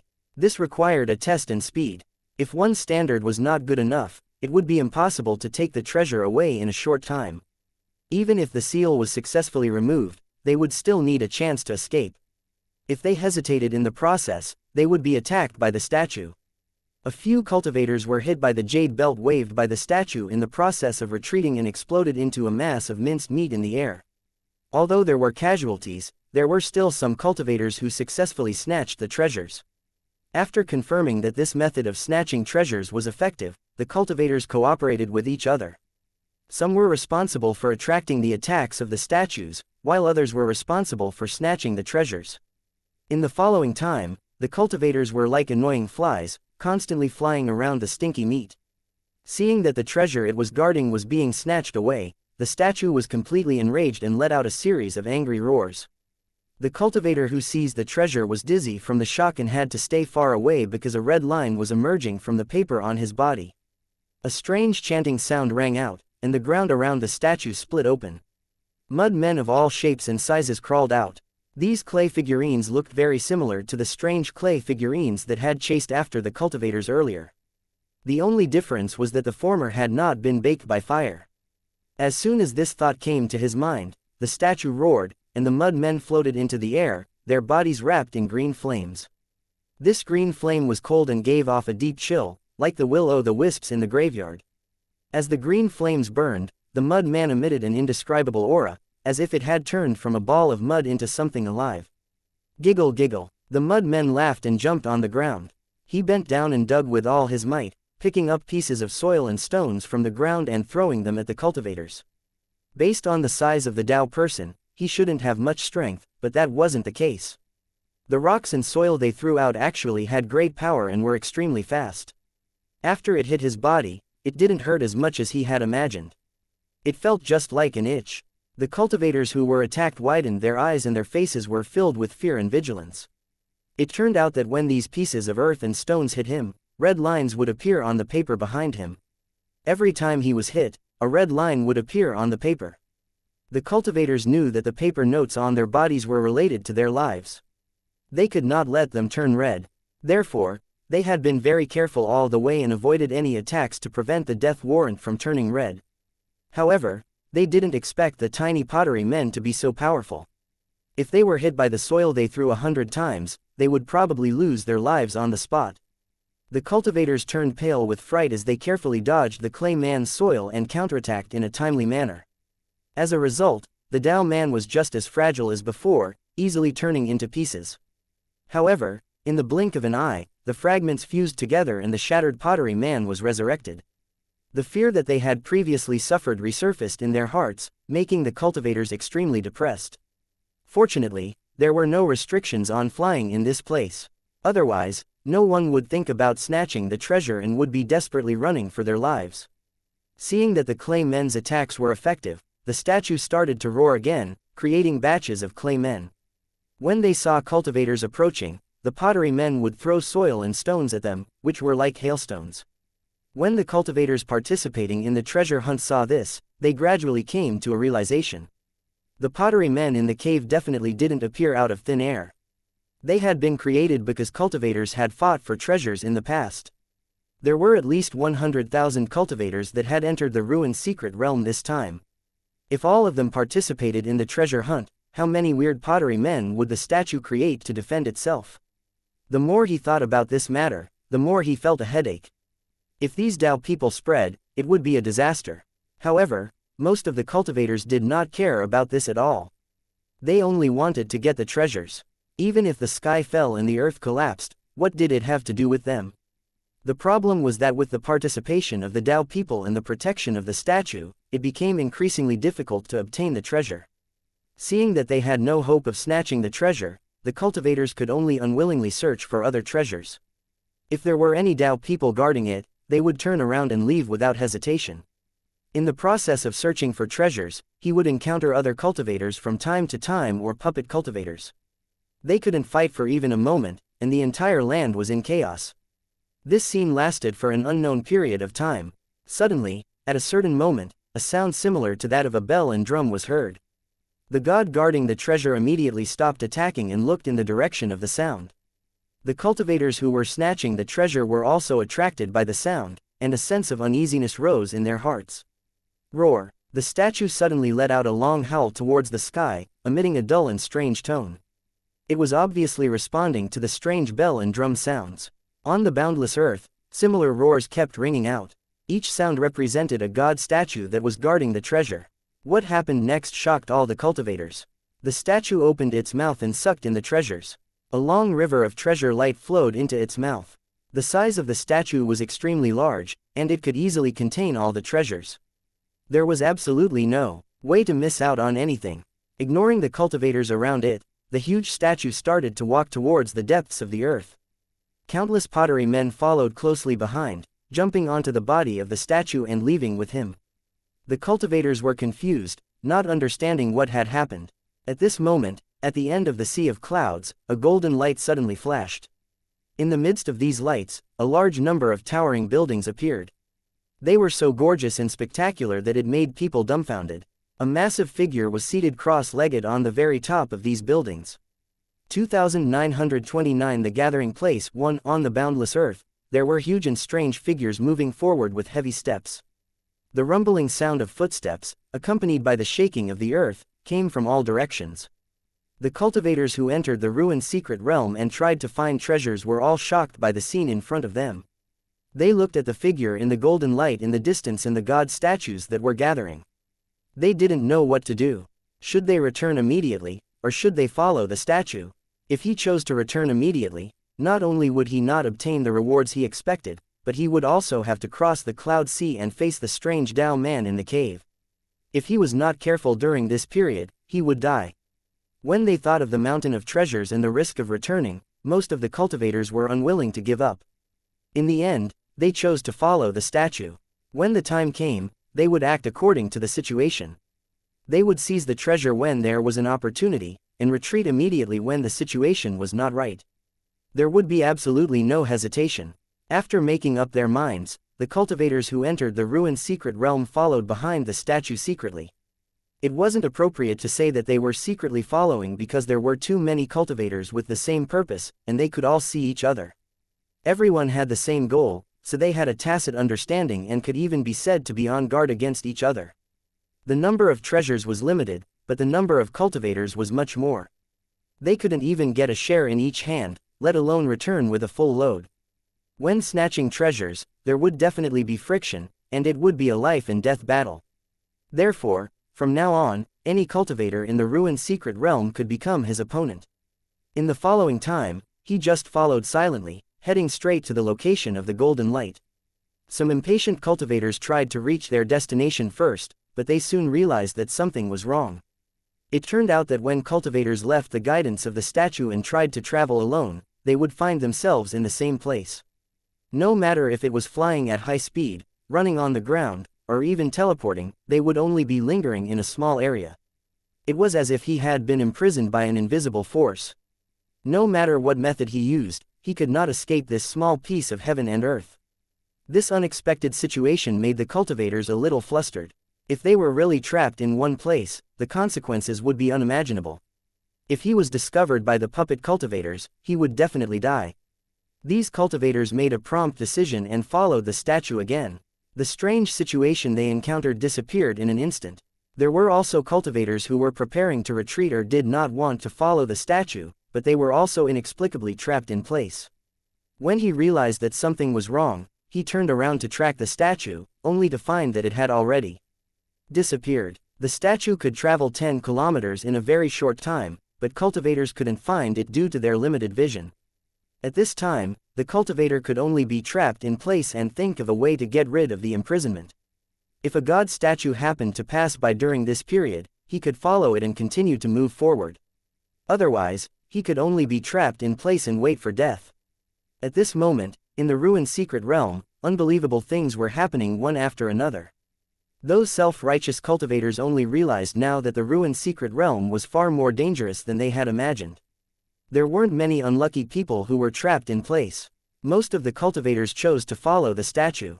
As they did not have any suicidal behavior, they were still in a safe situation and did not encounter any danger. The long road finally came to an end. Following these statues of various shapes, the cultivators gradually arrived at an area covered in golden light and filled with countless gorgeous buildings. All the buildings here were huge, as if they were specially prepared for giants of the size of the statue. The moment they arrived at their destination, the restriction on their vision suddenly disappeared, and the cultivators saw more things. One after another, huge god statues were gathering. There were so many of them that it was impossible to count. After the statue arrived at its destination, it did not stop and went straight to a square. The square was even larger and could be said to be boundless. In the center of the square, there was a huge figure sitting cross-legged. He had a benevolent expression and a faint smile on his face. He was also a huge god statue. In front of this statue, the other statues were like clay men, small and not worth mentioning. In front of the statue, there was a building that looked like a pool, but it was empty at the moment. The statue came to the side of the pond and opened its mouth to spit out the treasures in its stomach like a fountain. After spurting out the treasures stored in its stomach, the statues gathered near the giant statue, lined up like believers guarding the statue. It didn't take long for the treasures in the pool to pile up like a mountain, and the dazzling light of the treasures dazzled people's eyes. In the face of these countless treasures, the cultivators' eyes were about to spit fire. They simply couldn't keep calm. If it weren't for the fact that they were afraid of the strangeness of this place and the fearsomeness of the god statues, the cultivators would have launched an attack long ago to snatch the countless treasures. As time passed, more and more statues gathered here. The number of cultivators also increased, and they all gathered around the square. The cultivators who had entered the secret realm of the ruins were all attracted here, staring at the countless treasures in a daze. Although the treasures were tempting, no cultivators dared to take action in advance. Whether it was the army-like god statues on the square or the pottery people all over the square, none of them were people to be trifled with. In particular, the huge figure sitting in the center of the square made people feel even more uneasy, even more so than the statue and the pottery men. All the cultivators were guessing in their hearts, what was the origin of this huge statue, and why was it entrenched in the secret realm of the ruins? All the statue pottery men were surrounding it as if they were worshipping it. Furthermore, the longer he looked at this figure, the more uneasy he felt, as if a mountain was pressing down on his heart. Grand Elder, what is the origin of this figure? At the edge of the square, the Grand Elder led a group of cultivators. Looking very low-key, after they passed through the cloud ocean, they didn't wander around like the other cultivators. Instead, they carefully explored the ruined secret realm. Even when they encountered the treasures protected by the statue, the cultivators in the treasure vault did not snatch them. Instead, they chose to observe in the dark and find ways to gather their lost companions. When the statues gathered in this direction, the cultivators in the treasure house also followed quietly and waited silently under the orders of the Great Elder. The various encounters in the secret realm of the ruins were like a bucket of cold water that was poured over the heads of the cultivators in the treasure vault. They did not dare to act rashly anymore. The first elder's mind was currently focused on searching for Tang Zhen. However, he had yet to see Tang Zhen's figure until now. This filled his heart with doubts. Tang Zhen had clearly entered the ruined secret realm, but why had he not appeared? The Great Elder was becoming more and more uneasy, feeling that he had fallen into a trap and that the answer to the mystery was about to be revealed. Just as this thought appeared in his mind, he saw the god statues lined up in the square suddenly kneel down and kowtow to the huge figure. The strange pottery men also knelt on the ground and began to chant, the dream of life and death, turning into the void in an instant. The holy realm of Lingua, protect the mayfly forever. 2930 God Punisher. 1. The chanting of the Tao man reverberated in the world, bringing with it an indescribable desolation. At this moment, the Tao person seemed to have a real life and was praying to the God he believed in. They prayed to the heavens to annihilate all disasters and let happiness and peace descend upon the world. Pray to the gods so that all living beings troubled by death can obtain the right to live forever. The surrounding cultivators couldn't help but feel emotional after hearing the contents of the chant. Don't laugh at mortals, fear of death. Even cultivators like them were pursuing immortality. However, the world was difficult, and the road of cultivation was too ethereal. How many people could get what they wanted in the end? Although it looked like they were driven by greed when they entered the ruined secret realm, they were actually fighting for an opportunity. The path of cultivation was like this. If one didn't fight for it, one would end up with nothing. Perhaps it was the influence of the scripture, but more and more cultivators began to recite it in their hearts. There were even some cultivators who were already chanting softly, slowly matching the rhythm of the pottery men. Again and again, his voice resounded through the clouds. Something's wrong, shut up. The Great Elder's expression changed slightly. He looked at the cultivators chanting sutras around him and quickly reminded them loudly. Hearing the first elder's chiding, many cultivators from the treasure vault seemed to wake up from a dream, and their faces revealed shock. It turned out that they had been affected unknowingly, and their minds were controlled by a special force. Fortunately, he didn't fall too deeply. Otherwise, he might not be able to get out after a while. At this time, he looked at his other companions. They were obviously deeply involved, and their faces were filled with strange and fanatical expressions. Looking at the huge figure in the middle of the square, their eyes were full of worship, as if they were looking at an omnipotent God who could satisfy all their wishes.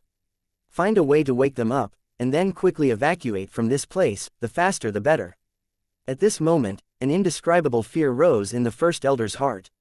He felt that something terrifying was about to happen. He no longer thought about treasure hunting, he just wanted to escape from the ruined secret realm as soon as possible. The cultivators in the treasure house also had a bad feeling and were trying to find a way to wake up their chanting companions. Who would have thought that these chanting cultivators were already deeply trapped in it and couldn't be awakened so easily? I pray for my Lord to descend immediately. Just as the Grand Elder was about to give up, all the Tao people raised their hands and shouted the same name. God Punisher, God Slaying, God Punisher. The target of their shouts was obviously the huge figure in the middle of the square, named Xianxia. The correct way to address him should be, Yi. Yi Shen was his name and his rank, which meant he was a god. God Punisher. Confusion flashed through the head elder's mind. He had been in the extreme spiritual realm for so many years, but he had never heard of Xianxia. Could it be that Yingying is an ancient god? After knowing that this huge figure might be a god, the Great Elder was even more determined in his heart. It was better to stay as far away as possible when it came to matters related to the gods, not to mention directly facing the gods themselves. There was no such thing as free lunch in the world. They had been led here and were likely to pay a heavy price. He just didn't know if it was too late for him to wake up now and escape from the ruined secret realm. Don't worry about them. Let's leave now, immediately. The first elder roared in a low voice. However, Tang Zhen's figure flashed across his mind. He was guessing if there was a connection between him and Xianxia. The Great Elder, who was determined to retreat, turned his head and looked at the figure in the middle of the square. Then, his body trembled, and he couldn't help but tremble. It turned out that the huge figure sitting cross-legged had already opened its tightly shut eyes. As the Great Elder turned around, Yi Shen's eyes, which seemed to be able to see through everything, fell on him. At this moment, the first elder was frozen on the spot, unable to move at all. The Grand Elder wasn't the only one. All the cultivators who hadn't been affected by the chanting felt the same way. He was being stared at by Yi Shen, and he had no power to resist at all. He was as lowly as an ant. As Yanshan opened his eyes, both the statue that was raising its hand to the sky and the Tao man that was chanting scriptures cheered excitedly. The cultivators who were being controlled were trembling violently. They were cheering as well, but their consciousness had already recovered and they wanted to regain control of their bodies. Only when he was struggling in pain would his face be distorted and his eyes look frightened. In fact, their bodies had long lost control and they could not control themselves. Quiet. Yi Shen suddenly opened his mouth and uttered a single word. The words of the gods were absolute and had supreme power. As the master of this world, no one could resist Yi Shen's power. When he gave the order, the surroundings suddenly fell silent. Countless pairs of eyes were looking at Yi Shen. There was fanaticism, fear, struggle, and confusion in their eyes. But all of you, are you praying to me for eternal life? Yanshan asked in an emotionless voice, which was the standard tone of a god. Yes. The Tao man and the controlled cultivator replied in unison. The only difference was that the former's tone was filled with fanaticism, while the latter's was mixed with helplessness and resistance. But you all want to witness eternity? Yanshan continued to ask. His eyes swept across every figure around him as if he had seen through their hearts, making those who had dirty thoughts feel ashamed. Yes, it was still the same voice that resounded through the clouds, and it was even more uniform and loud. But you are willing to serve me as your master and become the people of my Scandinavia? I'm willing. There was no hesitation in his answer this time. Yi Shen's 3 questions had completely controlled all the monks who were chanting. The Grand Elder and the other cultivators were in despair. They felt like they were losing control of their bodies. Yi Shen looked around and smiled. He said in a happy voice, "From this moment on, you are the people of the Holy Sea. From now on, you will enjoy eternal life in my God kingdom." As soon as Yi Shen's voice fell, countless earthworm-like things drilled out of the ground and bit the heads of those pottery men. As if it was being filled with air, the pottery man's body began to increase, turning into the size of a child. The cultivators that were controlled were covered from head to toe by the black mud that surged up from the ground. They tried to struggle, but it was no use. In the end, they were swallowed by the black mud. Then, they turned into clay statues, no different from the clay people, just a little bigger. There was a strange aura on their bodies, which must be the exclusive mark of Yanshan. As for the god statues, they became more real, as if they had turned from clay to flesh and blood. Looking at the changes around him, Yi Shen was pleased with himself. He looked at the Grand Elder and the other cultivators. His eyes gradually turned cold, and black veins appeared around his eyes. His eyeballs bulged out and were covered with black blood vessels, as if they would explode at any moment. You stupid trash, the opportunity is in front of you but you don't cherish it. There's no meaning in living anymore. Since you're not willing to serve me as your master, then you'll be my food. This is also your good fortune. Yanshan suddenly opened his mouth and let the cultivators see a terrifying scene. It turned out that Yi Shen's mouth was filled with countless bones. As he opened his mouth, a large number of white bones fell out. It turned out that the so-called Yanshan was really a clay god statue, with countless bones inside. 2931 Tang Zhen is here. Damn it, what the hell is this? Seeing such a terrifying scene, the cultivators were scared out of their wits and felt that a great disaster was coming. It was obvious that once Yanshan swallowed it, he would definitely die. God knew why there were so many bones in Yanshan's stomach. Judging by the size, Yanshan must have devoured at least hundreds of millions of creatures. No one wanted to become one of the skeletons. At this moment, they only wanted to escape as soon as possible and never return to the ruined secret realm. Unfortunately, it was too late. The cultivators' bodies had already turned rigid, like clay statues that had been burned. They could not move at all. "Don't let me go," a group of cultivators shouted in shock and anger. They could only watch as their bodies flew off the ground and approached Yi Shen uncontrollably. The feeling of fear was indescribable. It was as if the entire world was collapsing in front of him and he could not escape the fate of being devoured. Then, they saw black tentacles that looked like blood vessels stretching out of the skeleton in Yanshan's mouth. These tentacles continued to extend, like twisted venomous snakes, and at the end of them were countless capillaries. They danced in the air and charged at the cultivators who were flying over. Ah! With a scream, a cultivator was bound by tree root-like tentacles and dragged back into Yanxin's mouth. The tentacles were like maggots, quickly burrowing into his body. They didn't let go of his eyes and 7 orifices. The cultivator struggled with all his might, but he soon stopped. His body shriveled up at a speed visible to the naked eye. Seeing this, the other cultivators let out desperate roars. They continued to struggle, but they couldn't break free from the tentacles' control. The difference in power between the two sides was too great. In front of Yanxin, these cultivators were as weak as ants. The first elder's heart was filled with despair. He could only repeatedly pray in his heart, hoping that Tang Zhen would be able to appear and rescue him. Although the possibility of this happening was extremely low, it still represented a sliver of hope. However, Tang Zhen was only a divine servant, while Yanxin was likely a real god. After Tang Zhen appeared, he might end up like him, becoming food in Yanxin's mouth. Just as he was trying to find a way to escape, he suddenly felt his body become light, and then he slowly floated into the air. Damn it, let me go. When his life was in danger, it didn't matter if it was a god or not, the great elder would curse loudly without any qualms. Unfortunately, it was no use. Like the other cultivators, the first elder's body flew toward Yi Shen uncontrollably. Looking at Yanxin's greedy and mocking eyes, the first elder suddenly understood something and sneered in his heart. God Punisher my ass, it was just an evil god, a false god, and could not be compared to a real god. But even so, he was still in existence that he could not fight against and could only obediently let others slaughter him. My life is over. With this thought in mind, the great elder closed his eyes in despair, no longer thinking about anything else.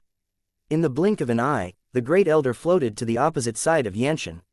Looking at the huge figure in front of him, he couldn't feel any majesty at all. A tentacle-like blood vessel flew over at lightning speed. It wrapped around the Grand Elder's body and quickly retreated into Yanxin's mouth. At this moment, hundreds of cultivators were trapped in Yanxin's mouth and were turning into skeletons at a speed visible to the naked eye. Swish! With a flash of light, the tentacle that was holding the first elder was cut off in midair. The broken tentacle was shaking and twitching, throwing out streams of red blood.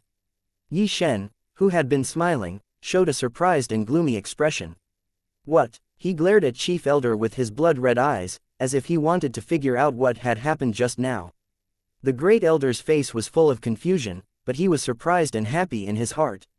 The current situation didn't allow him to think too much. The moment the tentacle was cut off, he retreated without hesitation. You're looking for death, Yanxin roared, not at the Chief Elder, but at the light in the sky. After it saved the Great Elder, it continued to dance in the air, cutting off the other tentacles one by one. Those broken tentacles quickly went back into Yi Shen's mouth, but the blood splashed everywhere, dyeing Yi Shen's mouth red. Yanxin's face was already hideous, but now he looked even more terrifying, like a demon that had crawled out of hell. He waved his huge palm and smashed it at the flying light, trying to capture and destroy it. However, the light was so fast that Yi Shen couldn't catch it even though he had used all his powers.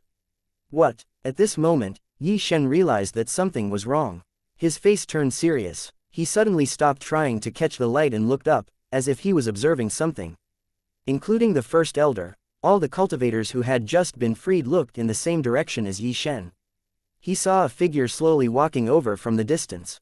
1 second, he seemed to be very far away, but the next second, he was already in front of him. Flowing light, who had cut off the tentacle earlier, was like a pet who had seen its master. It kept flying and circling around the figure. After seeing this figure, the first elder's heart inexplicably relaxed, and at the same time, a faint smile appeared at the corner of his mouth. He was now certain that Tang Zhen had saved him at the moment of life and death. The fact that he appeared at this time showed that Tang Zhen was not afraid of Yi Shen and even dared to directly challenge him. Otherwise, he wouldn't have taken action and saved her from danger. The first elder, who had already given up hope, suddenly had a feeling that he might have a chance to leave the ruined secret realm alive. As for the other cultivators, most of them had never seen Tang Zhen before. However, they recognized the light that had saved them. Although they were not clear why Tang Zhen had saved them, their gazes clearly contained a trace of gratitude. However, that was all. If Tang Zhen challenged Yanxin, they would definitely choose to stay far away. This was because they were not qualified to participate in a battle of this level. Perhaps they could blow themselves to death with a single breath. The surrounding pottery men and god statues were all staring at Tang Zhen at this moment. Their fierce eyes were not concealed at all. Tang Zhen stopped in front of a countless number of gazes.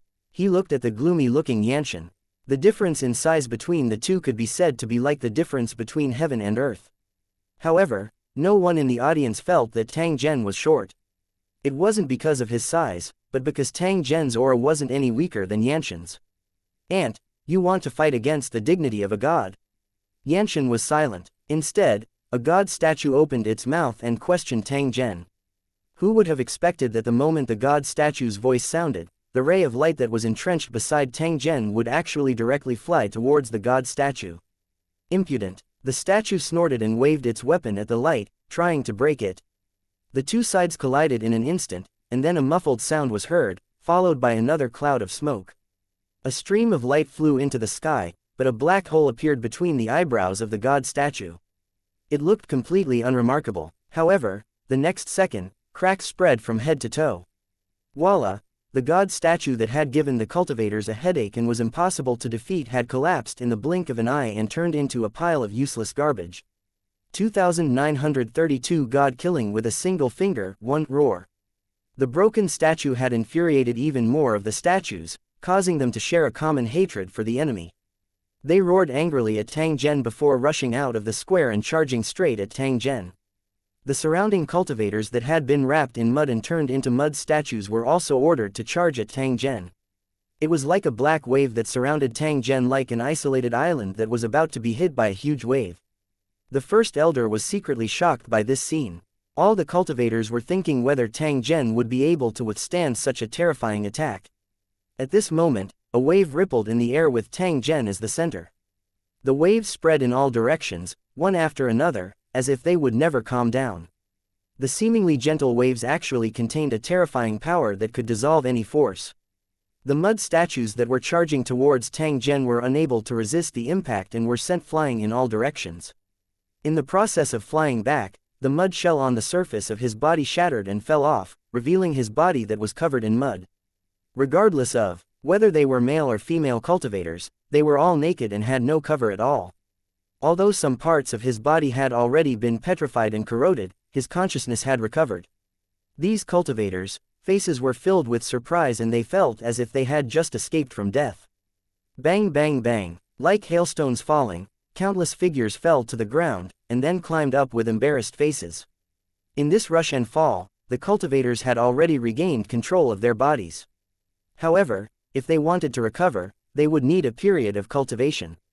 They sat on the ground and fixed their eyes on the battlefield in front of them while they were healing their bodies. Among the countless retreating figures, Tang Zhen, who was in the middle, stood like a mountain. He was not affected at all.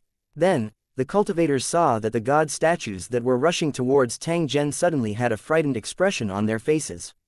It turned out that a gust of wind had hit them, mixed with a drizzle, and drenched the aggressive god statues. The indestructible statue was actually being hit by the raindrops, and a pit appeared on it. This was only the beginning. As the raindrops became more concentrated, the surface of the statue started to become blurry. The muddy water with a foul smell flowed down the huge body of the statue. The closer they got to Tang Zhen, the denser the rain became, splashing onto the god statue. Pa-da! The arms of the god statue at the front suddenly broke, and the patterns on its body were already blurred. Its head was full of potholes, and its deformed mouth let out an unwilling roar. As soon as the roar came out, it stopped abruptly, and the huge head was broken from the neck, rolling on the ground. Voila! The cracking sound reverberated in the square, and soon, more cracking sounds were heard. The huge, ferocious-looking god statues were falling limply to the ground under the pattering of the rain, turning into piles of mud. Items made of mud would not be able to withstand a single blow when washed by the purest water energy. Wah wah wah! Seeing the god statues fall one after another, the strange pottery men in the square immediately let out a series of wails. Looking at their appearance, they were obviously extremely sorrowful, crying and pitying the fall of those god statues. There were also many Dao people who jumped and cursed Tang Zhen loudly while chanting some inexplicable incantations. It didn't take long before a howl came from the distance. Countless cultivators suddenly charged out from the thick fog and dragged their stiff bodies as they pounced towards Tang Zhen. These were the puppet cultivators that were being controlled.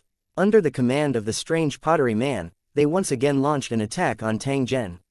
The puppet cultivators were not like statues, and they were unafraid of the pure water. There were at least 10,000 of them. Every cultivator who was watching the battle could not help but feel worried. They were afraid that Tang Zhen would not be able to defeat the puppet cultivator and that there would be no hope. Who would have thought that just as this thought rose, he would see Tang Zhen coldly laugh as he extended his hand and pointed forward. Roar! The puppet cultivators that were charging towards Tang Zhen suddenly stopped. They followed the direction pointed by his finger and rushed towards the place where the Dao people were gathered. The Dao man screamed and cursed in horror, turning into a pile of broken pieces under the puppet cultivator's rampage. The gentle wind and fine rain floating in the sky fell on the fragments, turning them into mud. The melted mud wriggled and struggled, constantly extending arms and heads, but in the end, because of the rain, it could not return to its original form. After struggling for a long time, there was no more movement. The cultivators who were watching the battle were amazed. They didn't expect that such a terrifying crisis would be easily resolved by Tang Zhen. By the time they came back to their senses, they realized that all the pottery men had been turned into mud. The puppet cultivators with red talismans on their bodies were also standing on the square-like statues. As the rain poured on them, muddy water flowed out of their 7 orifices. Although it looked terrible, as the mud flowed, the puppet cultivator's originally blurry facial features gradually became clear. The strange aura on his body was also slowly dissipating, and he was no different from an ordinary cultivator. When the spectating cultivators saw this, they suddenly came to a realization. They knew that Tang Zhen had saved the lives of a large group of cultivators.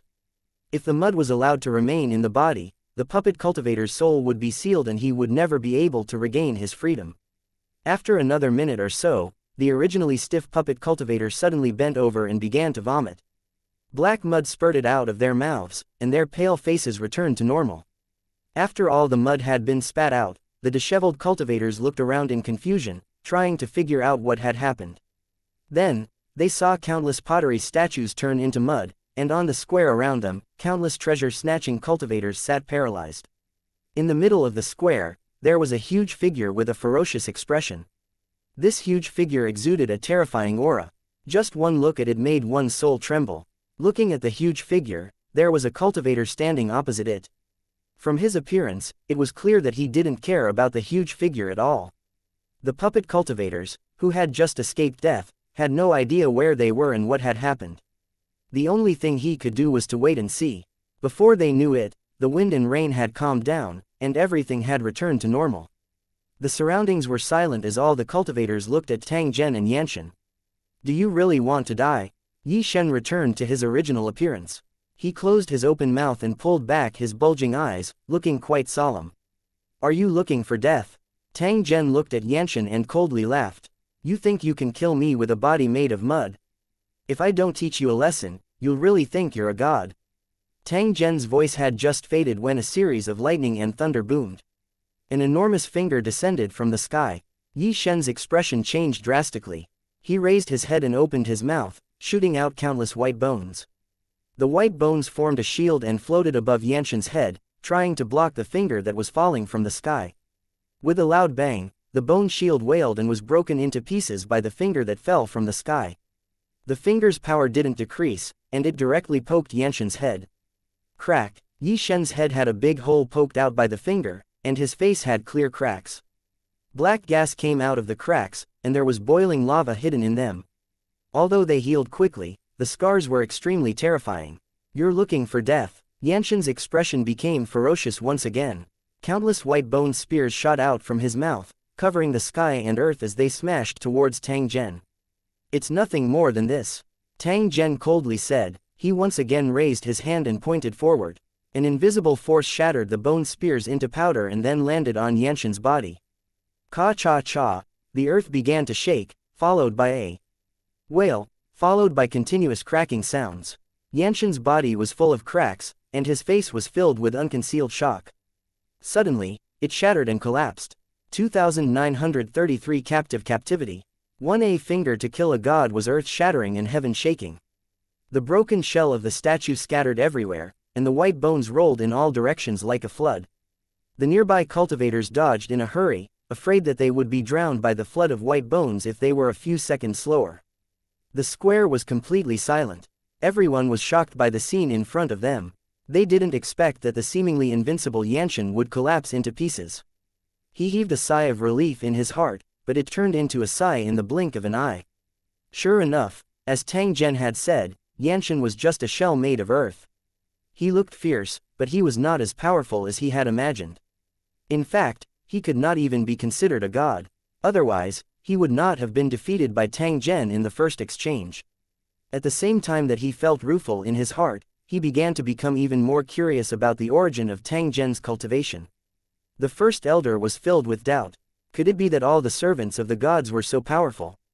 The cultivators' imagination ran wild, but it didn't affect the battle in the middle of the square, because what had just shattered was only a body. Xianxia's true body hadn't been revealed yet. Roar! As the shell shattered, the white bones that were piled up like a mountain scattered around, and the object hidden in the stomach of the statue finally revealed its true appearance. It was a red jade stone in the shape of a water drop. The red was not its original color, but it was dyed red by the liquid inside. The jade stone was filled with blood vessel-like patterns, and the dancing tentacles were growing from within. As the bones fell, the blood vessels began to wave around, making it look like a strange octopus.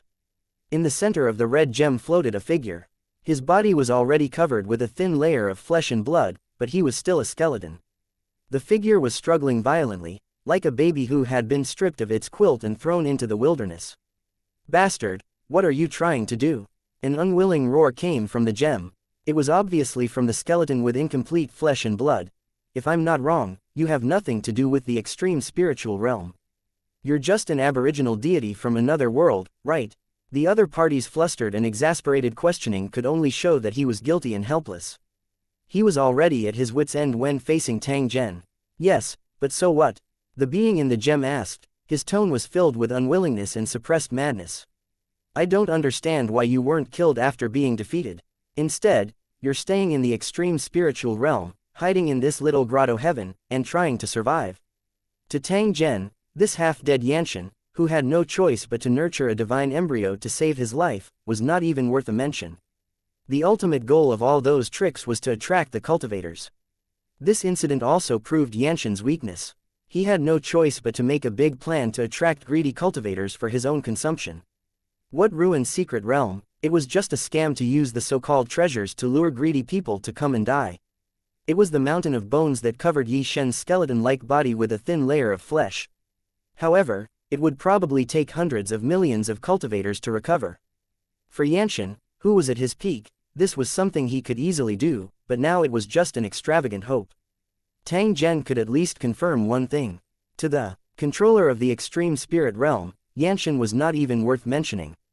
Otherwise, he wouldn't have been allowed to stay in the extreme spiritual realm, struggle on whilst at death's door, and even pretend to be mysterious and set up a trap. As for how many foreign or local cultivators would be lost, the controller of the extreme spiritual realm did not care at all. The more he thought about it, the more shocked he was.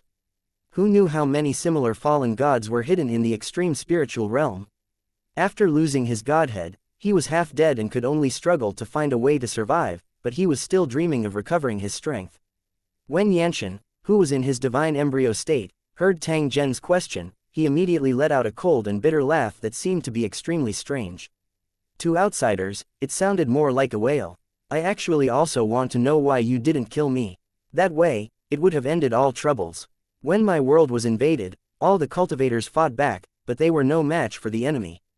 Seeing that the entire world was about to be destroyed, I could only gather a large number of cultivators and put them into my god kingdom, then fight the invaders. Who would have thought that the enemy was so powerful? In just one round, I was almost completely destroyed and had no choice but to hide in my god's kingdom." At that time, he was still thinking that he was lucky to have a chance of survival, but now that he thought about it, it was clearly the other party's intention. "At the time, I was on the verge of death, and in order to preserve my life, I had to use some special method to reconstruct the divine embryo. He then refined the soil and created a body of a god spirit, barely keeping his life. However, the price I paid was that the entire divine kingdom was devoured by me, and my believers and cultivators all became bones in my stomach. Tang Zhen nodded. He had already guessed this point. Judging from the number of bones, there were probably more than 100 million of them. Obviously, they couldn't all be the remains of foreign cultivators. If so many foreign cultivators had been killed, it would have caused a commotion a long time ago, instead of revealing the secret only now. The cultivators would never have imagined that the shelter they thought was safe would become the place where they all died. If the skin was gone, the hair would not be able to attach itself. This kind of annihilation was not rare in the war between gods. Whether they were willing or not, cultivators would eventually become the sacrifice of war because of the fall of their god. In such a dimensional war, if the gods were defeated in the end, the cultivators would have almost no chance of survival. However, the believers of the Holy See did not die at the hands of the enemy. Instead, they died at the hands of the gods they believed in. This was indeed a tragedy. Yanxian's situation was indeed a little miserable, but compared to those indigenous gods who had lost their lives, he was a little more fortunate. Perhaps he wanted to know why the ultimate spiritual realm's controller was doing this. At this moment, the truth had been revealed. Yanxian was not a native deity of the extreme spiritual realm. He was just a captive, so his status was insignificant. As long as Tang Zhen was willing, he could kill the other party at any time. There was no need to worry about him taking revenge.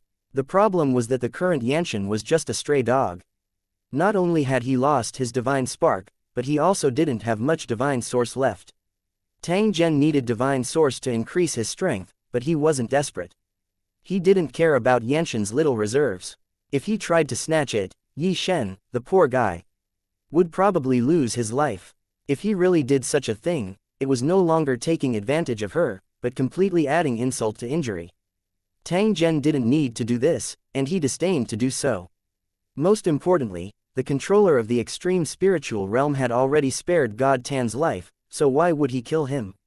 If the master of the extreme spirit realm's plan was delayed because of this, he would definitely not let him go. Tang Zhen was extremely fearful of an existence that surpassed the God King level. Why would he take the initiative to provoke the other party? If he had a choice, Tang Zhen would rather that this did not happen. If he had known the truth earlier, he would never have entered the ruined secret realm. However, it was different now. This matter was related to the origin spiritual treasure. Therefore, Tang Zhen had to force himself to carry out this matter to the end. 2934. Where is the target? At this moment, Yanxian was like a lamb waiting to be slaughtered. His life or death was in the hands of Tang Zhen. He clearly knew about this point. Therefore, he simply remained silent and did not have any more communication with Tang Zhen. He must have already seen through it. If he couldn't escape death today, it would be a form of release. Tang Zhen secretly shook his head. He was too lazy to bother with Yi Shen. Instead, he had other things to do. Ever since he entered the ruined secret realm, he had been searching for the cultivators on the 1,000 Feet Peak, as well as the cultivator who had stored the original spirit treasure in the treasure vault. To his disappointment, he did not gain anything during this period of time. The other party had already disappeared. The ruined secret realm was only so big, so where could he run to? Tang Zhen had a feeling that the other party had already left the ruined secret realm, which was why they could not find him. Based on the information he had, the other party had indeed entered the ruined secret realm half a day earlier than Tang Zhen and the others. Before Tang Zhen entered, the other party did not leave the ruined secret realm.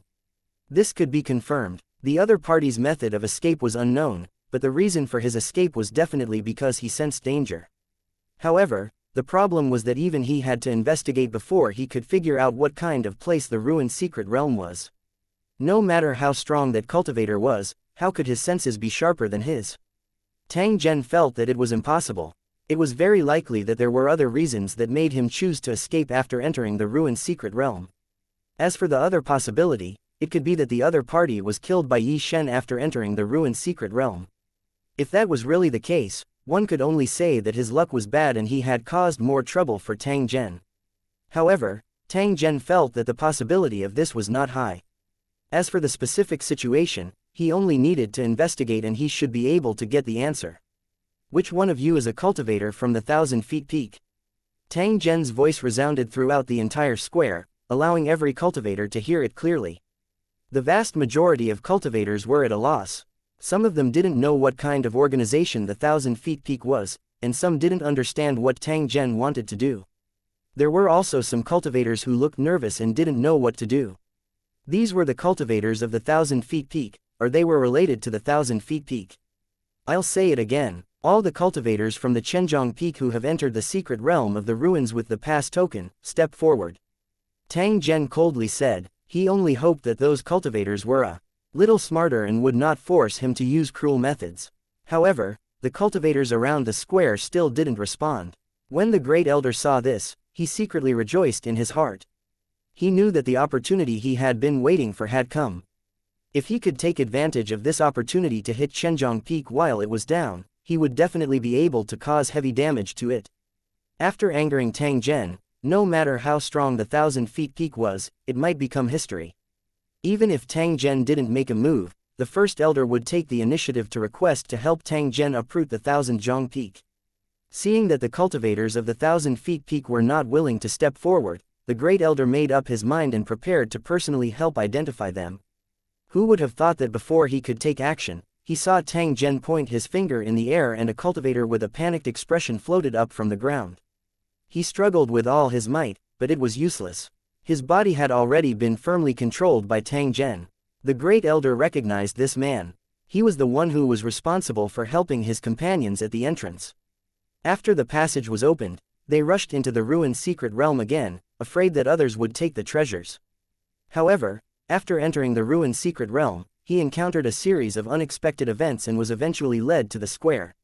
When they heard Tang Zhen's order, the cultivators on the 1,000 Peak were so scared that their faces turned ashen.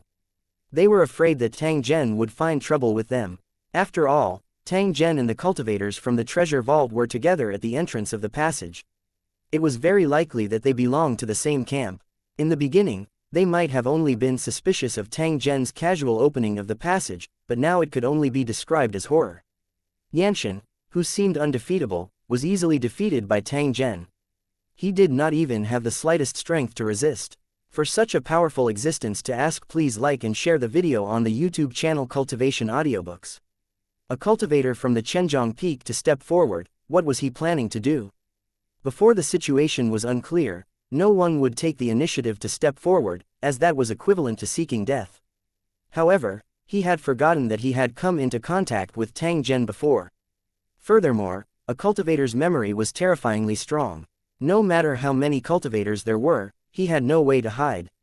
He might be caught by Tang Zhen in the end. Compared to taking the initiative to step forward, the treatment of being personally searched by Tang Zhen would definitely be different. The cultivator was extremely frightened and tried to ask, please like and share the video on the YouTube channel Cultivation Audiobooks.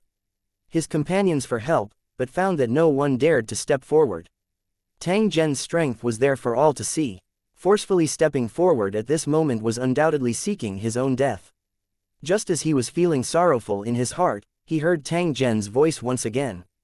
It was filled with an irresistible majesty. Find the cultivators of the 1,000 Peak who entered the secret realm of the ruins with the token and execute the order immediately. Upon hearing Tang Zhen's order, the cultivator instinctively wanted to resist. In the end, he discovered that his body had already lost control. His eyes swept through the crowd, then he walked in a direction with mechanical steps. The cultivators who passed by him all dodged, thinking that he was a cultivator from the 1,000 Peak. As for the cultivators of the 1,000 Peak, their hearts were in their throats, and they were even ready to escape. However, they knew very well that the chances of them escaping the ruined secret realm were extremely low. However, he couldn't just sit and wait for death. As long as there was a chance of survival, he couldn't give up. Under the gazes of countless people, the cultivator came to the group of cultivators like a puppet. He's one of them. His expression was twisted. He didn't want to say it, but he couldn't control his mouth and body. Damned beast. Fuck. The cultivator from the 1,000 Peak cursed angrily and then disappeared into a cloud of smoke. You want to run? Stay here. The cultivator in charge of identifying the person had a cold glint in his eyes as he rushed forward and slashed with his saber. With a scream, his body was pierced through by a knife. Get over here. He let out another angry roar and made a hand seal. A rope flew out from his body. The cultivator could not dodge in time and was tied up tightly. When the other party was struggling, he lifted him up and brought him to Tang Zhen. Although that cultivator was severely injured, he was not dead yet. However, there was unconcealable fear in his eyes when he looked at Tang Zhen. Of course, he was very clear that his accomplice was being controlled by Tang Zhen. Otherwise, it was absolutely impossible for him to treat him like this. It was precisely because he was clear of this that he felt despair from the bottom of his heart. He knew that it was impossible for him to be a match for Tang Zhen. Whether he lived or died, it was already completely under his control. This cultivator was quite unyielding. Knowing that he couldn't escape this calamity, he made up his mind. I don't know what advice you have, but if I was blind and offended you before, I'll do as you please. However, if you want me to betray my brother, please don't say anything. I would rather die than do such a thing. When the surrounding cultivators of the 1,000-feet peak heard this, they were touched. They didn't expect their companion to be so loyal. You're thinking too much. Tang Zhen's tone was calm as he looked at the cultivator and asked, you guys brought a cultivator into the secret realm with a pass. Is that true? He asked. The cultivator nodded his head. There was no way to deny this. Let me ask, please like and share the video on the YouTube channel Cultivation Audiobooks. Where did that cultivator go? Hearing Tang Zhen's question, the cultivator was stunned for a moment. Then, he said in a depressed tone, you said that guy is a bastard. He's so cunning. After he entered the ruined secret realm, he used some unknown method to teleport away when we weren't paying attention. We've been looking for him for half a day, but we can't find him at all. We don't know where he's gone to. Tang Zhen secretly nodded when he heard the cultivator's answer, confirming his previous speculation. That cultivator was indeed not in the ruined secret realm. He had used a special method to escape from this sealed space. 2935 Bounty 1. The cultivators on the 1,000-foot peak were indeed depressed. Their cultivators had inadvertently learned an important piece of news. A foreign cultivator had a pass token to the secret realm of the ruins. How this news was spread and whether it was true or not could be verified later. The most important thing now was to find a way to control it so that other competitors wouldn't be able to seize the opportunity. Things went smoothly. The members of the 1,000-feet peak easily found the cultivator and brought him back to the headquarters for interrogation. The original plan was to grab the pass token and then kill them to silence them. The cultivators had done such things more than once and had long been accustomed to it. However, after the interrogation, they realized that the situation was different from what they had imagined. It turned out that after the cultivator obtained the passage token, he completely refined it in order to ensure that nothing went wrong. This meant that other than him, other cultivators couldn't use the pass token. If they were not careful, it might even cause the pass token to be damaged. Left with no other choice, the cultivators of the 1,000-feet peak could only hold back and formulate a new treasure hunting plan. The target they were supposed to kill had become a key protection target, and nothing could happen to him. The cultivators of the 1,000-feet peak decided that they would kill this cultivator after the treasure hunt was over. The cultivator was silent. Perhaps he had already realized that the situation was not good, so he had been very careful along the way, quietly looking for an opportunity to escape. However, the cultivators on the Chenjiang peak were extremely strict and did not leave the mountain at all, so he had no chance of escaping. Who would have thought that after the ruined secret realm, things would change, catching the cultivators on the 1,000-feet peak off guard. They had encountered a strange Dao person. In the process of fighting it, the Chenjiang peak members who were responsible for guarding the cultivator had their bodies controlled by the Dao person. The cultivator took the opportunity to break free from the control and rushed into the other passages. Although they had already entered the ruined secret realm, the 1,000-feet peak members still had no intention of letting this cultivator go. When they realized that he was running away, they immediately began to chase him down. Who would have thought that the other party would choose such a strange route in the process of escaping? It was actually unimpeded and they didn't encounter any danger at all. The pursuing cultivator immediately confirmed that there was a big problem with the other party and could not let him escape. Even if they couldn't find out the hidden secrets, they had to kill him to prevent other forces from getting any benefits. As a result, in the process of the pursuit, the cultivator used some unknown method and suddenly disappeared in front of everyone. Some cultivators who knew spatial magic confirmed that this was a teleportation technique. The other party had used this method to escape. After losing their target, the 1,000-feet peak members' fate was similar to that of the other cultivators. They knew nothing about the ruined secret realm, so they could only run around randomly. First, He got lost in the passage, then he was chased by the strange Dao people, and then he passed through the cloud sea and was attracted to the ruins by the god statues. They had suffered heavy losses along the way, but they had not found the treasure they had expected. One could imagine how depressed they were. After listening to the explanation of the 1,000-feet peak cultivator, Tang Zhen was sure that the other party did not lie. This was in line with his previous speculation. That cultivator was indeed cunning enough to know that even if he found the treasure, he would not have a good end. Therefore, he had made preparations in advance, chose to endure along the way, and escaped from the ruined secret realm at the right time. He was just an ordinary cultivator, and he had no way of breaking the space barrier and leaving the secret realm. Therefore, Tang Zhen was able to confirm that this cultivator should have some kind of special teleportation tool on his body. Considering that the other party had stored 2 origin spiritual treasures and a passage token, he could judge that his escape method should be related to these treasures. Perhaps these items had come from his unexpected gains, but he had not realized the value of these items. In the end, he only took the pass token and the items that could help him escape with him, but he stored the 2 origin spiritual treasures. Everything was clear now. The target had already left the ruined secret realm, so there was no point for Tang Zhen to stay any longer.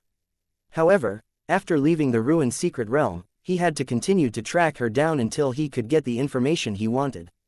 If it was in another place, Tang Zhen might be able to accurately lock onto the other party's position through divination and other similar methods. However, in the extreme spirit realm, this method would be greatly disturbed, and it might not even work at all. This was because the laws of this world were constantly changing, and divination was to deduce and make judgments by controlling the laws of the laws. Therefore, even Tang Zhen could not easily complete the tracking. He might not even be able to find that cultivator. Looking at the surrounding cultivators, Tang Zhen had an idea in his heart. He said in a faint tone, "From now on, I'll use the treasures in this ruined secret realm as a reward to find the whereabouts of a cultivator. Whoever can find him and bring him to me will have all these treasures. Whoever hurts him, I will kill him even if I have to go to the ends of the earth." As Tang Zhen spoke, he pointed at the treasures that had piled up like a mountain in the pool. A crack appeared in the void and sucked in all the treasures, making the cultivators anxious. However, the crack didn't close. Instead, it appeared behind Tang Zhen and followed him wherever he went. When they saw Tang Zhen, they could see all the treasures in the crack. It could be said that they could see everything at a glance. Tang Zhen's words reverberated in the minds of the cultivators as they felt extremely excited. If he had a choice, he would have rushed out of the ruined secret realm, captured that cultivator, and sent him to Tang Zhen. Which cultivator wouldn't want to get all the treasures in the ruined secret realm? However, they were trapped in the ruined secret realm, and their condition was extremely bad. It was a question if they could even leave alive. It was simply wishful thinking to want to earn rewards. However, he quickly realized that since Tang Zhen dared to say these words, it meant that he was able to let them leave. All the cultivators were excited. This was great news for them. The first elder was a little disappointed because Tang Zhen didn't kill all the cultivators of the Chenjiang Peak because of this matter. Of course, this kind of thing could not be forced. Moreover, he could not let Tang Zhen know of his thoughts. Otherwise, it would be very easy to attract his anger. How would the first elder know that Tang Zhen had already seen through his tricks? It was just that he was too lazy to bother with him. What's more, the great elder's actions were quite normal in the cultivation world, and no one could find any fault with it. The Grand Elder only had one thought at this time, which was to activate all the power in the treasure house to find that cultivator no matter what. After completing Tang Zhen's request and obtaining the treasures in the ruined secret realm, the strength of the treasure house would increase by several times. At that time, it would really soar to the sky. He was secretly planning in his heart when he saw Tang Zhen raise his hand and wave. A passageway that had been split open appeared in front of him. An aura that was completely different from the one in the ruined secret realm surged in continuously, causing the cultivators to be invigorated. Outside was the ruins, and he could even see cultivators with surprised faces looking at the passage. "Let's go and win the reward. This is not a place for you." Just as Tang Zhen's voice fell, a strong wind rose from the ground and blew all these cultivators away. 2936 The wind and clouds rise. 1. The Grand Elder only felt his vision blur, and he was already outside of the ruins, under a stone wall. When the surrounding cultivators saw this, they quickly dodged to the side and looked at the Great Elder with suspicion. However, in the blink of an eye, more and more cultivators appeared, and the exit was suddenly packed with people. Who finally came out alive. First Elder sighed softly, his face full of emotion. Thinking back to the previous encounter, it could definitely be said that he had a narrow escape. After leaving the ruined secret realm, the uncomfortable feeling of being suppressed by the rules had disappeared. It was as if he had fallen into the bottom of an abyss and was suddenly thrown back to the ground. He felt as if he had come back to life. The Grand Elder stood up calmly and ignored the cultivators around him. He let out a low roar. Cultivators from the treasure vault, as long as you're not dead, get over here immediately. His voice reverberated in the sky above the ruins. As long as one wasn't deaf, they would definitely be able to hear him. After hearing the First Elder's call, the cultivators in the treasure vault gathered without any hesitation. This was the rule of a powerful organization. No member was allowed to disobey. The purpose of gathering at this time was to protect the cultivators in the treasure house and prevent them from being robbed by those with ill intentions. Having just left the ruined secret realm, most cultivators were not in good condition and would definitely be at a disadvantage during the battle. Only by gathering together as soon as possible could they intimidate the other cultivators with the power of a group. The Great Elder wasn't the only one considering this. In the following days, the assembly orders of various organizations rang out from time to time. All the cultivators were anxious, and they knew what each other was thinking. A huge opportunity had already fallen on them. Now, it was up to whoever was faster and luckier. As long as they were one step ahead and found the traces of that cultivator, it would mean that they would be able to make a lot of money. The more he thought about it, the more his body trembled, and the excitement he felt was almost impossible to suppress. However, all the cultivators knew that it would not be easy to get this reward. There were at least 80,000 to 100,000 cultivators who had survived in the ruined secret realm. It would not take long for Tang Zhen's reward to spread. There would be more cultivators participating, and the competition for the treasure reward would become more intense. Therefore, from this moment on, he had to race against time and absolutely couldn't let others take the initiative. All cultivators, listen up. Board the rune battleships immediately and prepare to return to the headquarters to rest. At the same time the First Elder issued the order, his gaze remained on the passage. He wanted to see when Tang Zhen would come out. If it was possible, he would naturally invite Tang Zhen to return with him and continue to guard the treasure vault. If that was the case, the treasure house would definitely be able to make use of this opportunity to let more cultivators know about their special organization. The cultivators from other organizations were also staring at the entrance of the passage, wanting to know what would happen next. One had to know that in the secret realm of ruins, there was a godlike god of war. No matter where it was, it would definitely be big news that would shake the cultivation world. The secret realm of the ruins was actually a trap, designed to kill greedy cultivators. The cultivators who had entered before this had probably already become puppets controlled by the pottery men. Once this matter spread, it would definitely cause a huge wave and the puppet cultivators would be hunted down. Whether it was for revenge or to eliminate potential threats, these puppet cultivators must not be left alive. Just as the cultivators were pondering, a figure flashed in the passage. Tang Zhen had already slowly walked out. The tunnel behind him slowly collapsed, sealing the ruined secret realm completely. The cultivators were eager to know what happened to Xianxia and whether Tang Zhen had killed him. However, no one dared to ask. All they did was secretly observe Tang Zhen and continued to speculate the possible outcome in their hearts. However, the majority of the cultivators thought that Tang Zhen would show mercy because killing Xianxia was meaningless to him. When Tang Zhen finally came out, the First Elder's heart was filled with excitement as he hurriedly stepped forward and bowed. "Sir, can you head to the treasure vault and wait for the news to arrive? At the same time, it will be convenient for other cultivators to find you when they obtain something." Hearing the First Elder's words, it was obvious that he was thinking for Tang Zhen and the other cultivators. However, when the cultivators heard this, they cursed the Great Elder for being shameless. All the cultivators in the secret realm had seen the power that Tang Zhen had displayed and knew that he was a big shot that they could not afford to offend. Not only could he not provoke them, but he also had to find a way to get close to them. It would be best if he could have some relationship with them. As long as they could do this, it was equivalent to finding a powerful backer. Who would dare to provoke them? At this moment, the First Elder's performance was equivalent to announcing to all the cultivators that the treasure trove had a special relationship with Tang Zhen. The effect was also very obvious. Regardless of whether they were enemies or friends with the treasure house, at this moment, they were all secretly pondering the relationship between the two sides.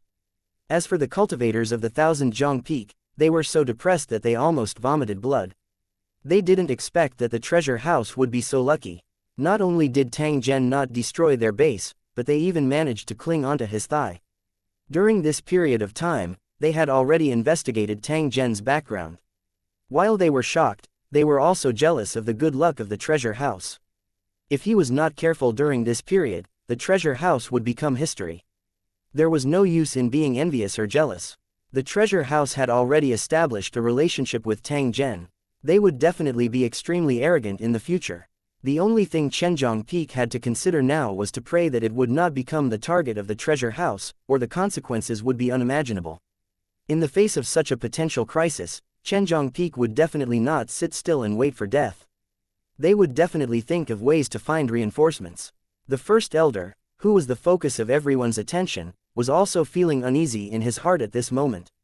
He was afraid that Tang Zhen would reject his invitation. In fact, even if Tang Zhen refused, it didn't matter. Through this matter, they could let people know the relationship between the treasure house and Tang Zhen. As for how this relationship was established, and whether it was mixed with humiliation, no one would care at all. The rise of any organization would never be smooth sailing, and most of them were accompanied by endless hatred and humiliation. However, this was not important. After all, the cultivation world was cruel. As long as one was in it, they would not be able to escape. As long as he could have the last laugh, he would be the final winner. Sure, Tang Zhen knew the great elder's thoughts, but he did not care about it. In the cultivation world, borrowing power was a common thing. It just so happened that those in high positions needed to be used by others to achieve certain goals. This was especially so in the extreme spiritual realm, where Tang Zhen was unfamiliar with the people in the place. The advantage of being a local snake could be revealed. With the resources in front of him, what reason did Tang Zhen have to not use them? Upon hearing Tang Zhen's agreement, the first elder's brows were filled with joy as he hurriedly bowed and led the way for Tang Zhen.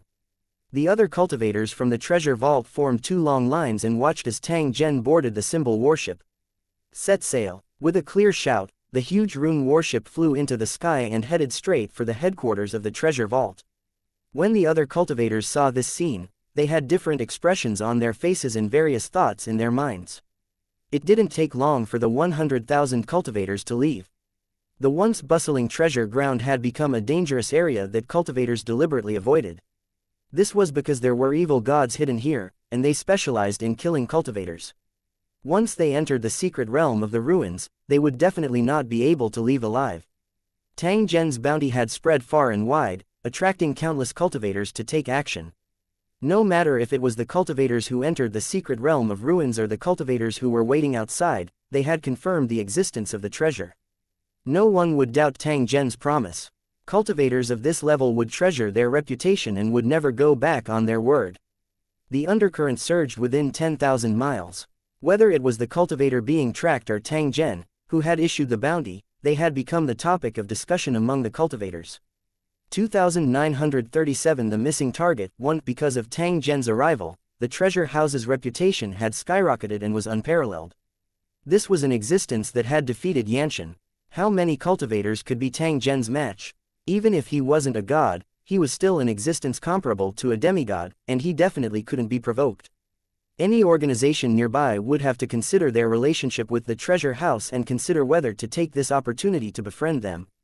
Even if they couldn't establish a cooperative relationship, they couldn't be on bad terms with him to avoid trouble. If he really became the target of the treasure house and was annihilated, then it would be too late to cry. After Tang Zhen returned to the treasury, he immediately did something that attracted the attention of countless cultivators.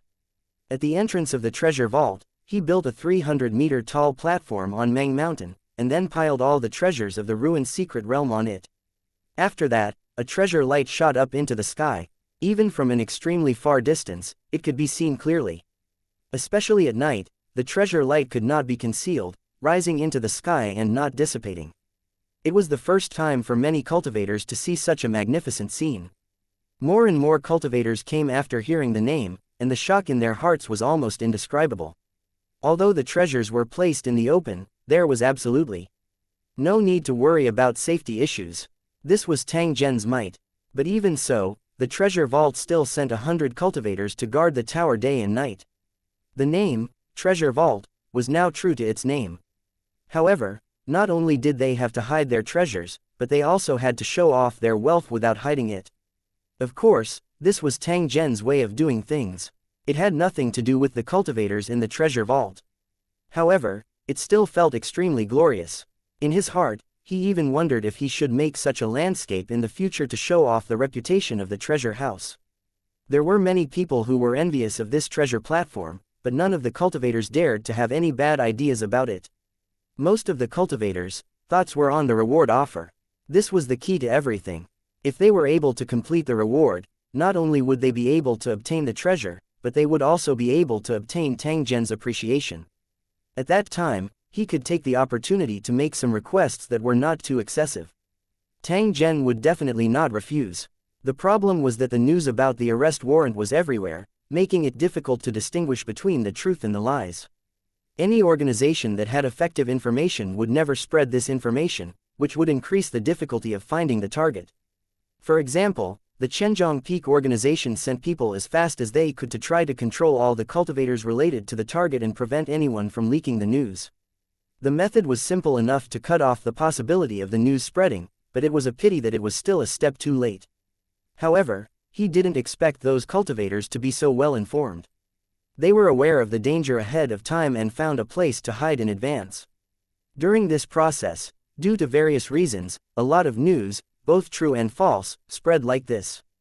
The cultivators who tried to obtain the reward immediately dug 3 feet deep into the ground to find their target based on the half-true and half-false information.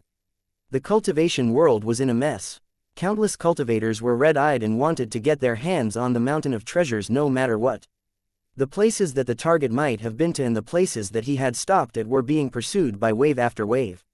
In the process of searching, the cultivators had gradually filled in all kinds of information about the target. When did he come to the extreme spiritual realm, which force he belonged to, and what kind of cultivators he usually interacted with. However, this information was basically out of date. After escaping from the ruined secret realm, this cultivator had disappeared without a trace. No one knew where he went. The target was very experienced in escaping and would not leave any flaws behind. He was just afraid of being caught by the cultivators of the 1,000-foot peak. Anyone who had been in the cultivation world for a few decades would become a wily old fox, and each of them would be extremely cunning. Even so, they still couldn't get rid of the shackles of certain things, such as the temptation of cultivation resources and wealth. It was for this reason that the cunning cultivators lost their lives one after another. However, this wanted man had hidden himself well. Even though countless cultivators searched for him at the same time, they couldn't find any clues about him. However, it was also this reason that made the wandering cultivators even more excited. In the beginning, the large organizations had the advantage because they had enough information and could mobilize more people. They would compete with each other, and there would be no mistakes. If the target had even the slightest flaw, he would not be able to escape the first wave of pursuit. There was a 90% chance that he would become the spoils of war of these large organizations. If the target could survive the first wave of search, it would prove that his escape method was impeccable, and no one would be able to find his trace. Under such circumstances, unless the target continued to move and left behind new clues, it would be difficult to track him down. Or perhaps they were extremely unlucky and were accidentally discovered by cultivators. In other words, from now on, to find and capture the target, it would basically depend on luck. To a rogue cultivator, this was the best opportunity. If they were lucky enough, they might be able to catch the target of the bounty. With this thought in mind, the wandering cultivators began to take action one after another. In this boundless world, they silently searched for the target of the bounty. A burst of snow fell, mixed with a few leaves that had left the branches. They were obviously unwilling to leave the branches, but they could not withstand the cold wind and snow. On the snow-covered road, a strange carriage slowly drove over. Smoke kept coming out of the chimney on the roof. Just by looking at the appearance of the large vehicle, one could tell that it was a tool for long-distance passengers. The passengers on the vehicle had all traveled thousands of miles. In the extreme spirit realm, cultivators were everywhere, but they had little to do with commoners. Foreign cultivators who dared to harm civilians would be severely punished. No one would escape. If it wasn't necessary, these cultivators and civilians wouldn't have any extra contact. If commoners wanted to travel, they could not fly like cultivators or use tools like teleportation or rays. However, due to the existence of cultivators, some special rune tools had already been popularized among the people.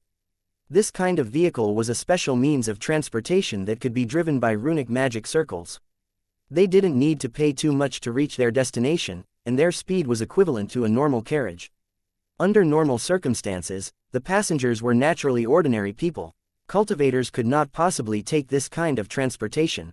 However, nothing was absolute. For example, among these passengers, there were passengers who could not be identified. "We've arrived at Sunset Snow City." The coachman jumped down and shouted to the passengers on the carriage. At the same time, he stopped the operating runic magic circle. The passengers from a foreign land got off the bus one by one, stretched their stiff bodies, and slowly walked toward the city gate in front. The city was built in the middle of the valley and had a huge area. The hillside was full of buildings, which looked spectacular in the white snow. One of the passengers looked at the cultivators at the city gate with a strange smile. "Hee Yingluo," he chuckled and then walked towards the city gate with light steps. 2938 Sunset Snow City 1. Even if the surrounding region was spring all year round and there was even a scorching desert that stretched for thousands of miles, it could not affect the ice that covered thousands of miles of Sunset Snow City. This was the characteristic of the extreme spirit realm. Different worlds were forcibly fused together, but they were not affected at all. He continued to be cold and hot. Cultivators loved such a special environment, and they treated the extreme spiritual realm as their home. The evening snow and morning breeze was a very famous landscape in the evening snow city, even more famous than the city itself. This was a sight that cultivators had to see when they came to Sunset Snow City. It was said that, by chance, it could allow cultivators to comprehend the laws of heavenly Tao. However, the rumors in this world were often not true, and most of them stopped at the wise. In fact, the so-called evening snow and morning breeze was just a name that a great cultivator had casually come up with after watching the snow scene in the early morning of the evening snow city. To put it more clearly, it was the scene of standing on the top of a pavilion by a cliff and watching the cold morning wind sweep the light snow and fall into the flowing ice river. The scenery was indeed not bad, but whether it would be helpful for cultivation was a matter of opinion. Only by personally witnessing it could one make an accurate evaluation of the landscape. Just like the other places in the extreme spirit realm, Sunset Snow City was a city where cultivators and mortals lived together. Since it was the only city in the 1,000-mile snow mountain, the number of cultivators was slightly higher than in other cities. Walking on the streets, one could often see the figures of cultivators in white robes flashing past. This kind of white robe was the symbol of the local cultivators in the Dusk Snow City, and foreign cultivators also liked to wear it. The raw material was picked from a special kind of immortal white grass on the snow mountain. It was turned into hemp by a secret method and then woven into cloth. Cultivators could buy and custom-make cloth, and then hire cultivators who were skilled in this field to make magic robes according to their needs. The white robe was impervious to fire and water, and after it was drawn with special runes, it could allow the cultivator to obtain different degrees of amplification when casting spells. Because of this special robe, Sunset Snow City became even more famous. Many foreign cultivators came to try and order a suitable robe. In addition to the items needed by cultivators, Dusk Snow City also produced a special mineral, similar to a transparent and flawless giant crystal. After the miners mined it, they would use special tools to process it into glass-like objects. This crystal was transparent and flexible, so it became the best material for architects, and it was widely used in Dusk Snow City. If you were on the street and saw that the transparent houses were full of flowers and green grass, you should not be surprised. In the cold Dusk Snow City, such a scene was very common. 1,000 miles away, the foreigners were slowly walking on the snowy streets. They looked at the various goods in the transparent windows, their faces full of surprise. After walking on the streets for a short while, the group of foreigners from afar scattered and headed to different places. One of the foreigners looked around the street and entered a pub on the side of the road. This was a very unique building. It looked like a huge warehouse with all kinds of strange things hanging from the decorations. These things were all produced in the 1,000-mile snow mountain.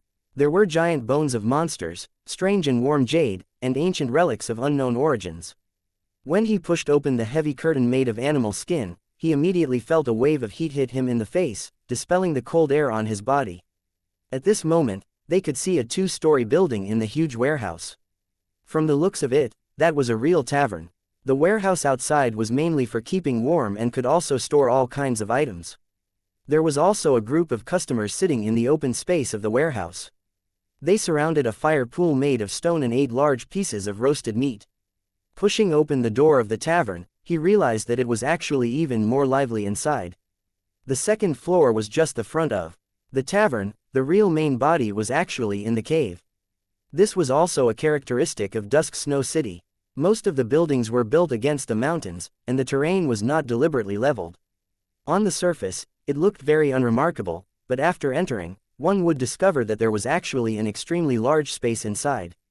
"Hello, do you want to eat and drink, or do you want to stay in the hotel to rest?"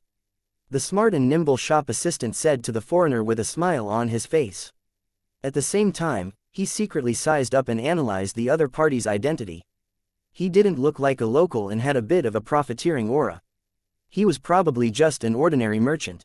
He had traveled thousands of miles to Sunset Snow City only to do business and earn some hard-earned money.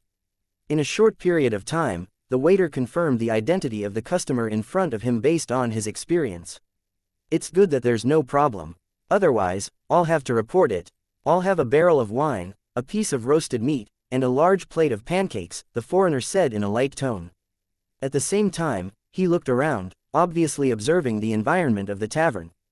In addition to fatigue, there was also a hint of vigilance in his eyes. "Please wait for a moment, the food will be here soon." The waiter arranged a table and then went to instruct the kitchen to prepare the food ordered by the foreigners.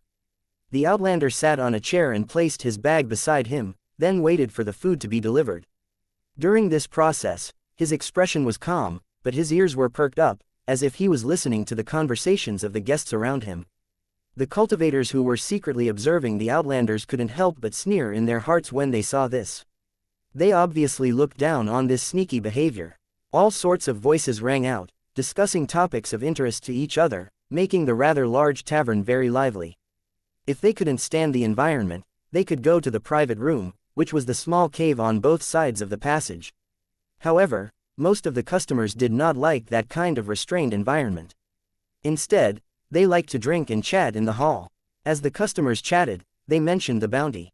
"Yesterday, I heard someone mention that the high platform in front of the treasure vault is like a mountain. Other than the base being made of stone, the top is full of treasures. The number of treasures can't be counted. You can buy a big house in Dusk Snow City with just one of them," a brawny man said to a customer at the same table with a red face. He had a big beard that was stained with wine and vegetables, and his round eyes were very bright. Just by looking at his appearance, one could tell that he was definitely a pure local cultivator, because this kind of big beard and bright eyes were the most prominent features of the Dusk Snow City's residents. However, his cultivation level was too low to look at, and he had only just stepped through the door. Otherwise, he would not be drinking here. Hearing the brawny man's description, the guests at the same table clicked their tongues in wonder. Anyone would yearn for treasures that were piled up like mountains. It's just that it's not an easy thing to get the reward. It's said that countless cultivators are looking for the other party's traces, but they have no results. Some cultivators also speculated that the other party should have some kind of treasure on him that can teleport in any environment and perfectly hide his original aura. When the guests at this table were talking, the other guests in the hall were listening attentively. Ordinary people were actually very curious about the cultivation world. No one noticed that the foreigner's brows furrowed slightly. The conversation between the brawny man and the others continued. During this period, some people toasted the brawny man, wanting to find out what was going on. The brawny man naturally did not refuse. Drinking and bragging in taverns, talking about news from various channels, was one of the favorite things of the Dusk Snow City residents. Under the gazes of a group of customers, the brawny man came to the main hall and began to talk with exultation. This time, it was more detailed and described all the causes and effects. Although there were some embellishments, there were generally no problems. The audience was listening attentively and would exclaim from time to time. They didn't expect such a wonderful story. The foreigner was also listening attentively, but unlike the other listeners, his heart was already in turmoil. 2939. A foreigner. 1. What happened? How did it become like this? The foreigner sat at the table, his eyes slightly dazed and his expression a little stiff. At this moment, his heart was filled with doubts. It's not a big deal. How did it cause such a big commotion? And it's not the 1,000-feet peak that issued the reward. Recalling his previous encounter, the foreigner felt a headache. He had thought that he had provoked a powerful force, but now it seemed that the Chenjiang peak was not worth mentioning at all. Perhaps they were all searching for him for the shocking treasure. Realizing this, the outlander sneered. It was all thanks to the Chenjiang peak that he was in his current situation. Otherwise, he wouldn't be in such a sorry state. If he had the chance, he would definitely make the other party pay the price. In addition to the Chenjiang peak, he also had to blame himself for not trusting others so easily. He had been through life and death in the cultivation world and had seen mutual deception. He should not have made such a stupid mistake. However, the other party was the same as him, both from the same plane, and could be considered to have met an old friend in a foreign land. Perhaps it was for this reason that he let his guard down and allowed the other party to spy on his secret. Then, for the sake of benefits, he chose to betray himself. When the outlander thought of this, he sneered again, which was followed by a deep sense of self-blame. If this continued, when would he be able to avenge his sect? In the cultivation world, strength represented everything. Otherwise, one would only end up being bullied and killed. Back then, he had been lucky enough to survive and escape to the extreme spiritual realm after much difficulty. Ever since then, he had been urging himself to cultivate all the time, not daring to slack off at all. Who would have thought that just as he obtained an opportunity, a disaster would follow closely? The heavens simply didn't give the poor man any way to live. Damn you, Dao Wu! He cursed in his heart and clenched his fists tightly. Originally, he had thought that after the limelight had passed, the cultivators on the Chenjiang peak would no longer chase after him, and he would go treasure hunting again. But looking at the current situation, this was simply an extravagant hope. Not only could he not search for the treasure, but he also had to be more careful and not reveal any flaws. There were countless capable people in the cultivation world. As long as he left a flaw, he would definitely be caught by his pursuers. At that time, even if he had a teleportation token and a mask to hide his identity, it would still be difficult for him to escape the pursuit of countless cultivators. This was because these two treasures had their own restrictions and he couldn't use them as he wished. If someone found out about the flaws of the treasure and tried to find a way to deal with it, he would really die without a burial place. The more the foreigner thought about it, the more depressed he became. He felt a burst of fire attack his heart and almost spat out blood. "Customer, your food is here." The waiter's voice rang out as he placed the food on the table and glanced at the outsider. Perhaps it was an illusion, but he found that there was something wrong with the other party's expression, and his face seemed to have become much paler. "Is your Ran all right?" Out of concern, the waiter asked. "I'm fine, maybe I'm just not used to the long journey." The outlander smiled and replied with a slightly grateful tone. "So that's how it is. This isn't a big problem, and it should be better after a while. If you do this often, remember to take a handful of soil from the fire and cook the next time you go out. Then, you can drink it with water when you feel uncomfortable. This is a folk prescription from another customer. It's said to be quite effective, so you can try it." The shop assistant was also a warm-hearted person. After chatting with the foreigner for a while, he went to get busy with his own business. After the waiter left, the foreigner looked at the food on the table, but he had no appetite at all. In order to prevent others from noticing anything unusual, he simply ate a few mouthfuls and then asked the waiter to arrange a room. He had originally wanted to disguise himself as a merchant and stay for a while before leaving Sunset Snow City, but he no longer had the mood to do so. He knew that the more he did, the higher the possibility of him being exposed. It was better to stay put. As long as he did not move, no one would notice him. While waiting, he was also constantly thinking about how he could get out of this crisis. While he was hiding, he would also secretly collect information about the outside world to make it easier for him to judge the situation outside. The more time passed, the more worried he became. Although hiding and not moving could indeed avoid exposing some traces, it was also possible that they would be caught like a turtle in a jar. If the cultivators who were hunting him chose the ones who had been living in seclusion during this period of time, there was a possibility that he would be exposed. Although he was 1,000 miles away, it wasn't a long distance for cultivators. If they were really searched, even if they were thousands of miles away, they would not be able to escape. During this period of time, he had seen more than one wave of foreign cultivators discussing the bounty at the inn. There were more and more cultivators in Sunset Snow City, and every cultivator's eyes were filled with a strong sense of judgment. Looking at them, he knew that they were here for a bounty mission. After these cultivators arrived, they would quickly leave and would not stay for long. But the pressure it brought was getting heavier and heavier.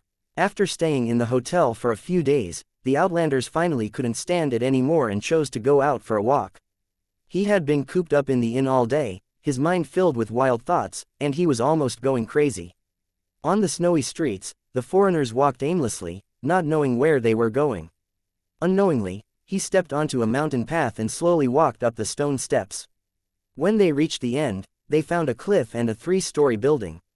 This was not a place for business. It was purely a leisure building, so that tourists could have a place to shelter from the wind and snow. After walking up the stairs and reaching the highest level, they would see a river that was blocked by snow but was still flowing slowly.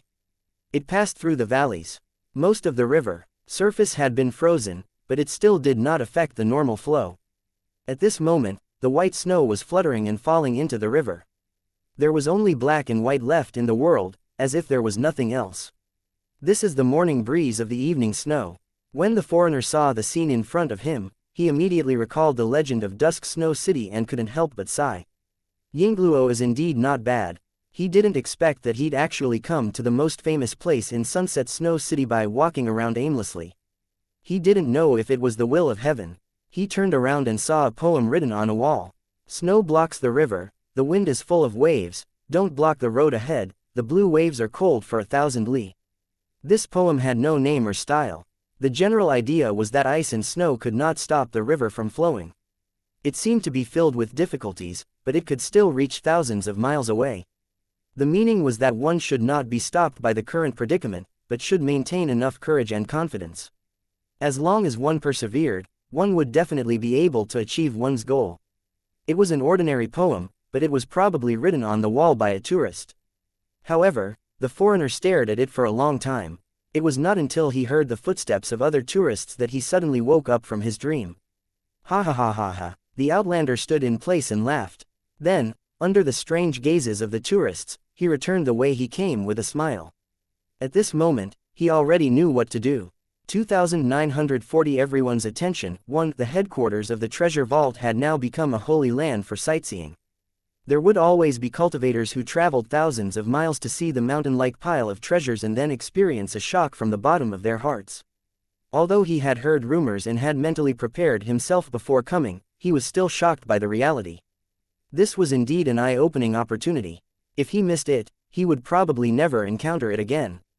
A large number of cultivators stopped near the treasure mountain, but no one dared to get close to it to avoid any misunderstandings with the cultivators in the treasure house. This kind of thing was absolutely not a joke. In order to prevent any accidents from happening, the guarding cultivators of the treasure house would not hesitate to kill anyone who dared to approach. Looking at the murderous guardian cultivators, the cultivators who had come to watch consciously kept a certain distance. They definitely did not dare to cross the line. Not only were there more people watching, but there were also many changes that were happening quietly. Ever since the bounty was issued, more and more people visited the treasure vault, and the business was getting better and better. However, the Grand Elder of the treasure vault had sent out the most elite cultivators to find the target of the bounty. To the treasure house, this was the most important thing. Everything else could come later. It was the same for the other organizations. They were all eager to see who could find the target first and get a mountain of treasures as a reward. This was especially so for the treasure vault's opponent, Chenjiang Peak. He was even more depressed as he dug 3 feet into the ground to search. This was because the target of the bounty had once been controlled by them, but in the end, he had escaped right under their noses. In the end, not only did he not get the treasure, but he also gave his nemesis a chance to rise. Every time he thought of this, he felt suffocated and angry. Some of the cultivators on the 1,000 feet peak believed that the treasures in the ruined secret realm should have belonged to them. After all, they had the token and could enter the ruined secret realm alone. Other cultivators could not enter. It was Tang Zhen who had deliberately created trouble, resulting in the change in the situation. However, he forgot that in the secret realm of the ruins, the cultivators of the Chenjiang Peak were like stray dogs, no different from the other treasure-seeking cultivators. If it wasn't for Tang Zhen's intervention, they wouldn't have had the chance to leave at all. They would have long turned into a pile of bones. Of course, those who had such thoughts were the 1,000-feet peak cultivators who had never entered the ruined secret realm. Those who had entered before would definitely scoff at this statement. The leader of the 1,000-feet peak was especially brooding over this matter. After seeing the mountain of treasures, he returned to the headquarters with a gloomy face. After that, he secretly planned some things. However, they were very secretive and not many people knew about them. Of course, on the surface, they still maintained peace with the treasure house. Because Tang Zhen was in the treasure house, he was definitely not someone they could provoke. They could only temporarily swallow their anger. As time passed, the bounty notice had been completely spread. All the cultivators within a radius of 10,000 miles knew the detailed information. Even so, there was still no news. It was as if the target had completely disappeared from the extreme spiritual realm. The cultivators who were concerned about this matter had their hearts in their mouths, afraid that they would suddenly hear the news that the reward order had been completed. If they couldn't find it, they naturally hoped that others couldn't find it. All the cultivators thought that this situation would last for a while, but they didn't expect a sudden change. The entrance to the treasury was guarded by cultivators at all times. Although there was a runic magic circle here that could block the charge of thousands of troops and horses, it was still necessary to have the honor. The cultivators on duty were all fully armed and looked very heroic.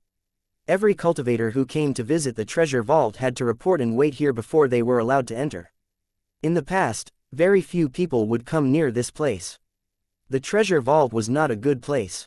On the surface, it was a business of storing treasures, but behind the scenes, it was a business of killing and robbing. Of course, in the extreme spirit realm, no organization dared to claim to be righteous. Anyone would do some dirty things in private. The cultivation world had always been like this. If one deliberately proclaimed that one was upright and above board, it would instead arouse the suspicion of the outside world. The treasure vault's headquarters had a notorious reputation. Usually, it was deserted, and not even a ghost could be seen. However, it was different now. With the announcement of the reward, the headquarters of the treasure house immediately became lively. In just one night, it had become the focus of the cultivation world. Everyone wanted to know the news about the bounty as soon as possible, and then formulate the corresponding countermeasures according to the news. Any movement in the cultivation world could affect him, so he had to pay attention to it at all times. If it was in the past, cultivators who dared to spy on the treasure vault's headquarters would definitely cause a great dispute.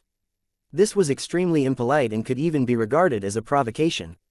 No cultivator organization could tolerate it. If he was not careful during this period of time, it could lead to a fierce battle. However, at this point in time, the cultivators in the treasure vault were too lazy to pay attention to them, because there were simply too many peeking eyes. The Great Elder had already given the order for the cultivators to spy as much as they wanted. As long as they were not deliberately provoking them, they did not need to be bothered. After a series of tests and confirming the attitude of the treasure house, some cultivators brazenly guarded the entrance of the treasure house. They just stayed there quietly and didn't cause any trouble. The cultivators in the treasure house naturally didn't care. While waiting, the cultivators began to talk about the information they had received and speculate about the bounty target. Everyone had their own arguments, and no one could convince each other. It was close to noon, and the scorching sun in the sky was roasting the plants until they were almost scorched. The treasure vault was located in the desert area, and the scorching hot sun was something that could not be avoided every day. At this moment, on the way to the headquarters of the treasure vault, a figure was slowly walking forward with a calm expression. Looking at his clothes, he was clearly an ordinary person, and he was even a traveling merchant. The path had existed for a long time before the treasury headquarters was built, and it could still be used today. After all, most cultivators use the method of flying in the sky and burrowing underground to move. This traveling merchant most likely took the wrong path, or he wouldn't have come straight to the headquarters where the treasure house was. Under normal circumstances, mortals would leave the place under the guidance of the runic magic circle if they entered by mistake. However, during this period of time, in order to cooperate with the reward order issued by Tang Zhen, the treasure vault had closed all kinds of runic magic circles to make it convenient for outsiders to arrive at the treasure vault's headquarters. The peddler wasn't the only mortal who had taken the wrong path. They would encounter a few waves of them every day. No one would deliberately guide the lost. When they found out that they had gone the wrong way, they would take the initiative to leave this dangerous place. In front of them was the headquarters of the treasure vault. Now that cultivators had gathered, anyone could see that it was a dragon's pool and a tiger's den. When mortals encountered such a place, they would avoid it like the plague and would definitely not stay here. It didn't take long for the traveling merchant to arrive in front of the treasure vault. He saw the cultivators gathered nearby, as well as the stern-looking guards at the entrance. "Mortal, this is not a place you should be. Get lost," a cultivator shouted coldly, his expression full of disgust. In the extreme spirit realm, foreign cultivators were not allowed to kill mortals easily, or they would be severely punished. Many cultivators who killed indiscriminately in other worlds and even used mortals to cultivate evil techniques would find it difficult to adapt to the extreme spiritual realm. Under such circumstances, foreign cultivators naturally wouldn't be friendly to mortals, and it was common for them to scold them. The traveling merchant turned a deaf ear to his words. Under the gaze of a group of cultivators, he walked to the entrance of the treasure vault. "Stop, what do you want?" The cultivator in charge of guarding was confused and felt that something was wrong. It was impossible for a traveling merchant to have such great courage to remain calm despite knowing that he had intruded into a forbidden area. The cultivators guarding the entrance of the treasure vault also realized this, and the atmosphere suddenly became a little tense. The traveling merchant chuckled as he stood at the entrance of the treasure vault and felt the scrutinizing gazes. "Weren't you guys looking for me everywhere? Now I've delivered myself to your door to claim my reward."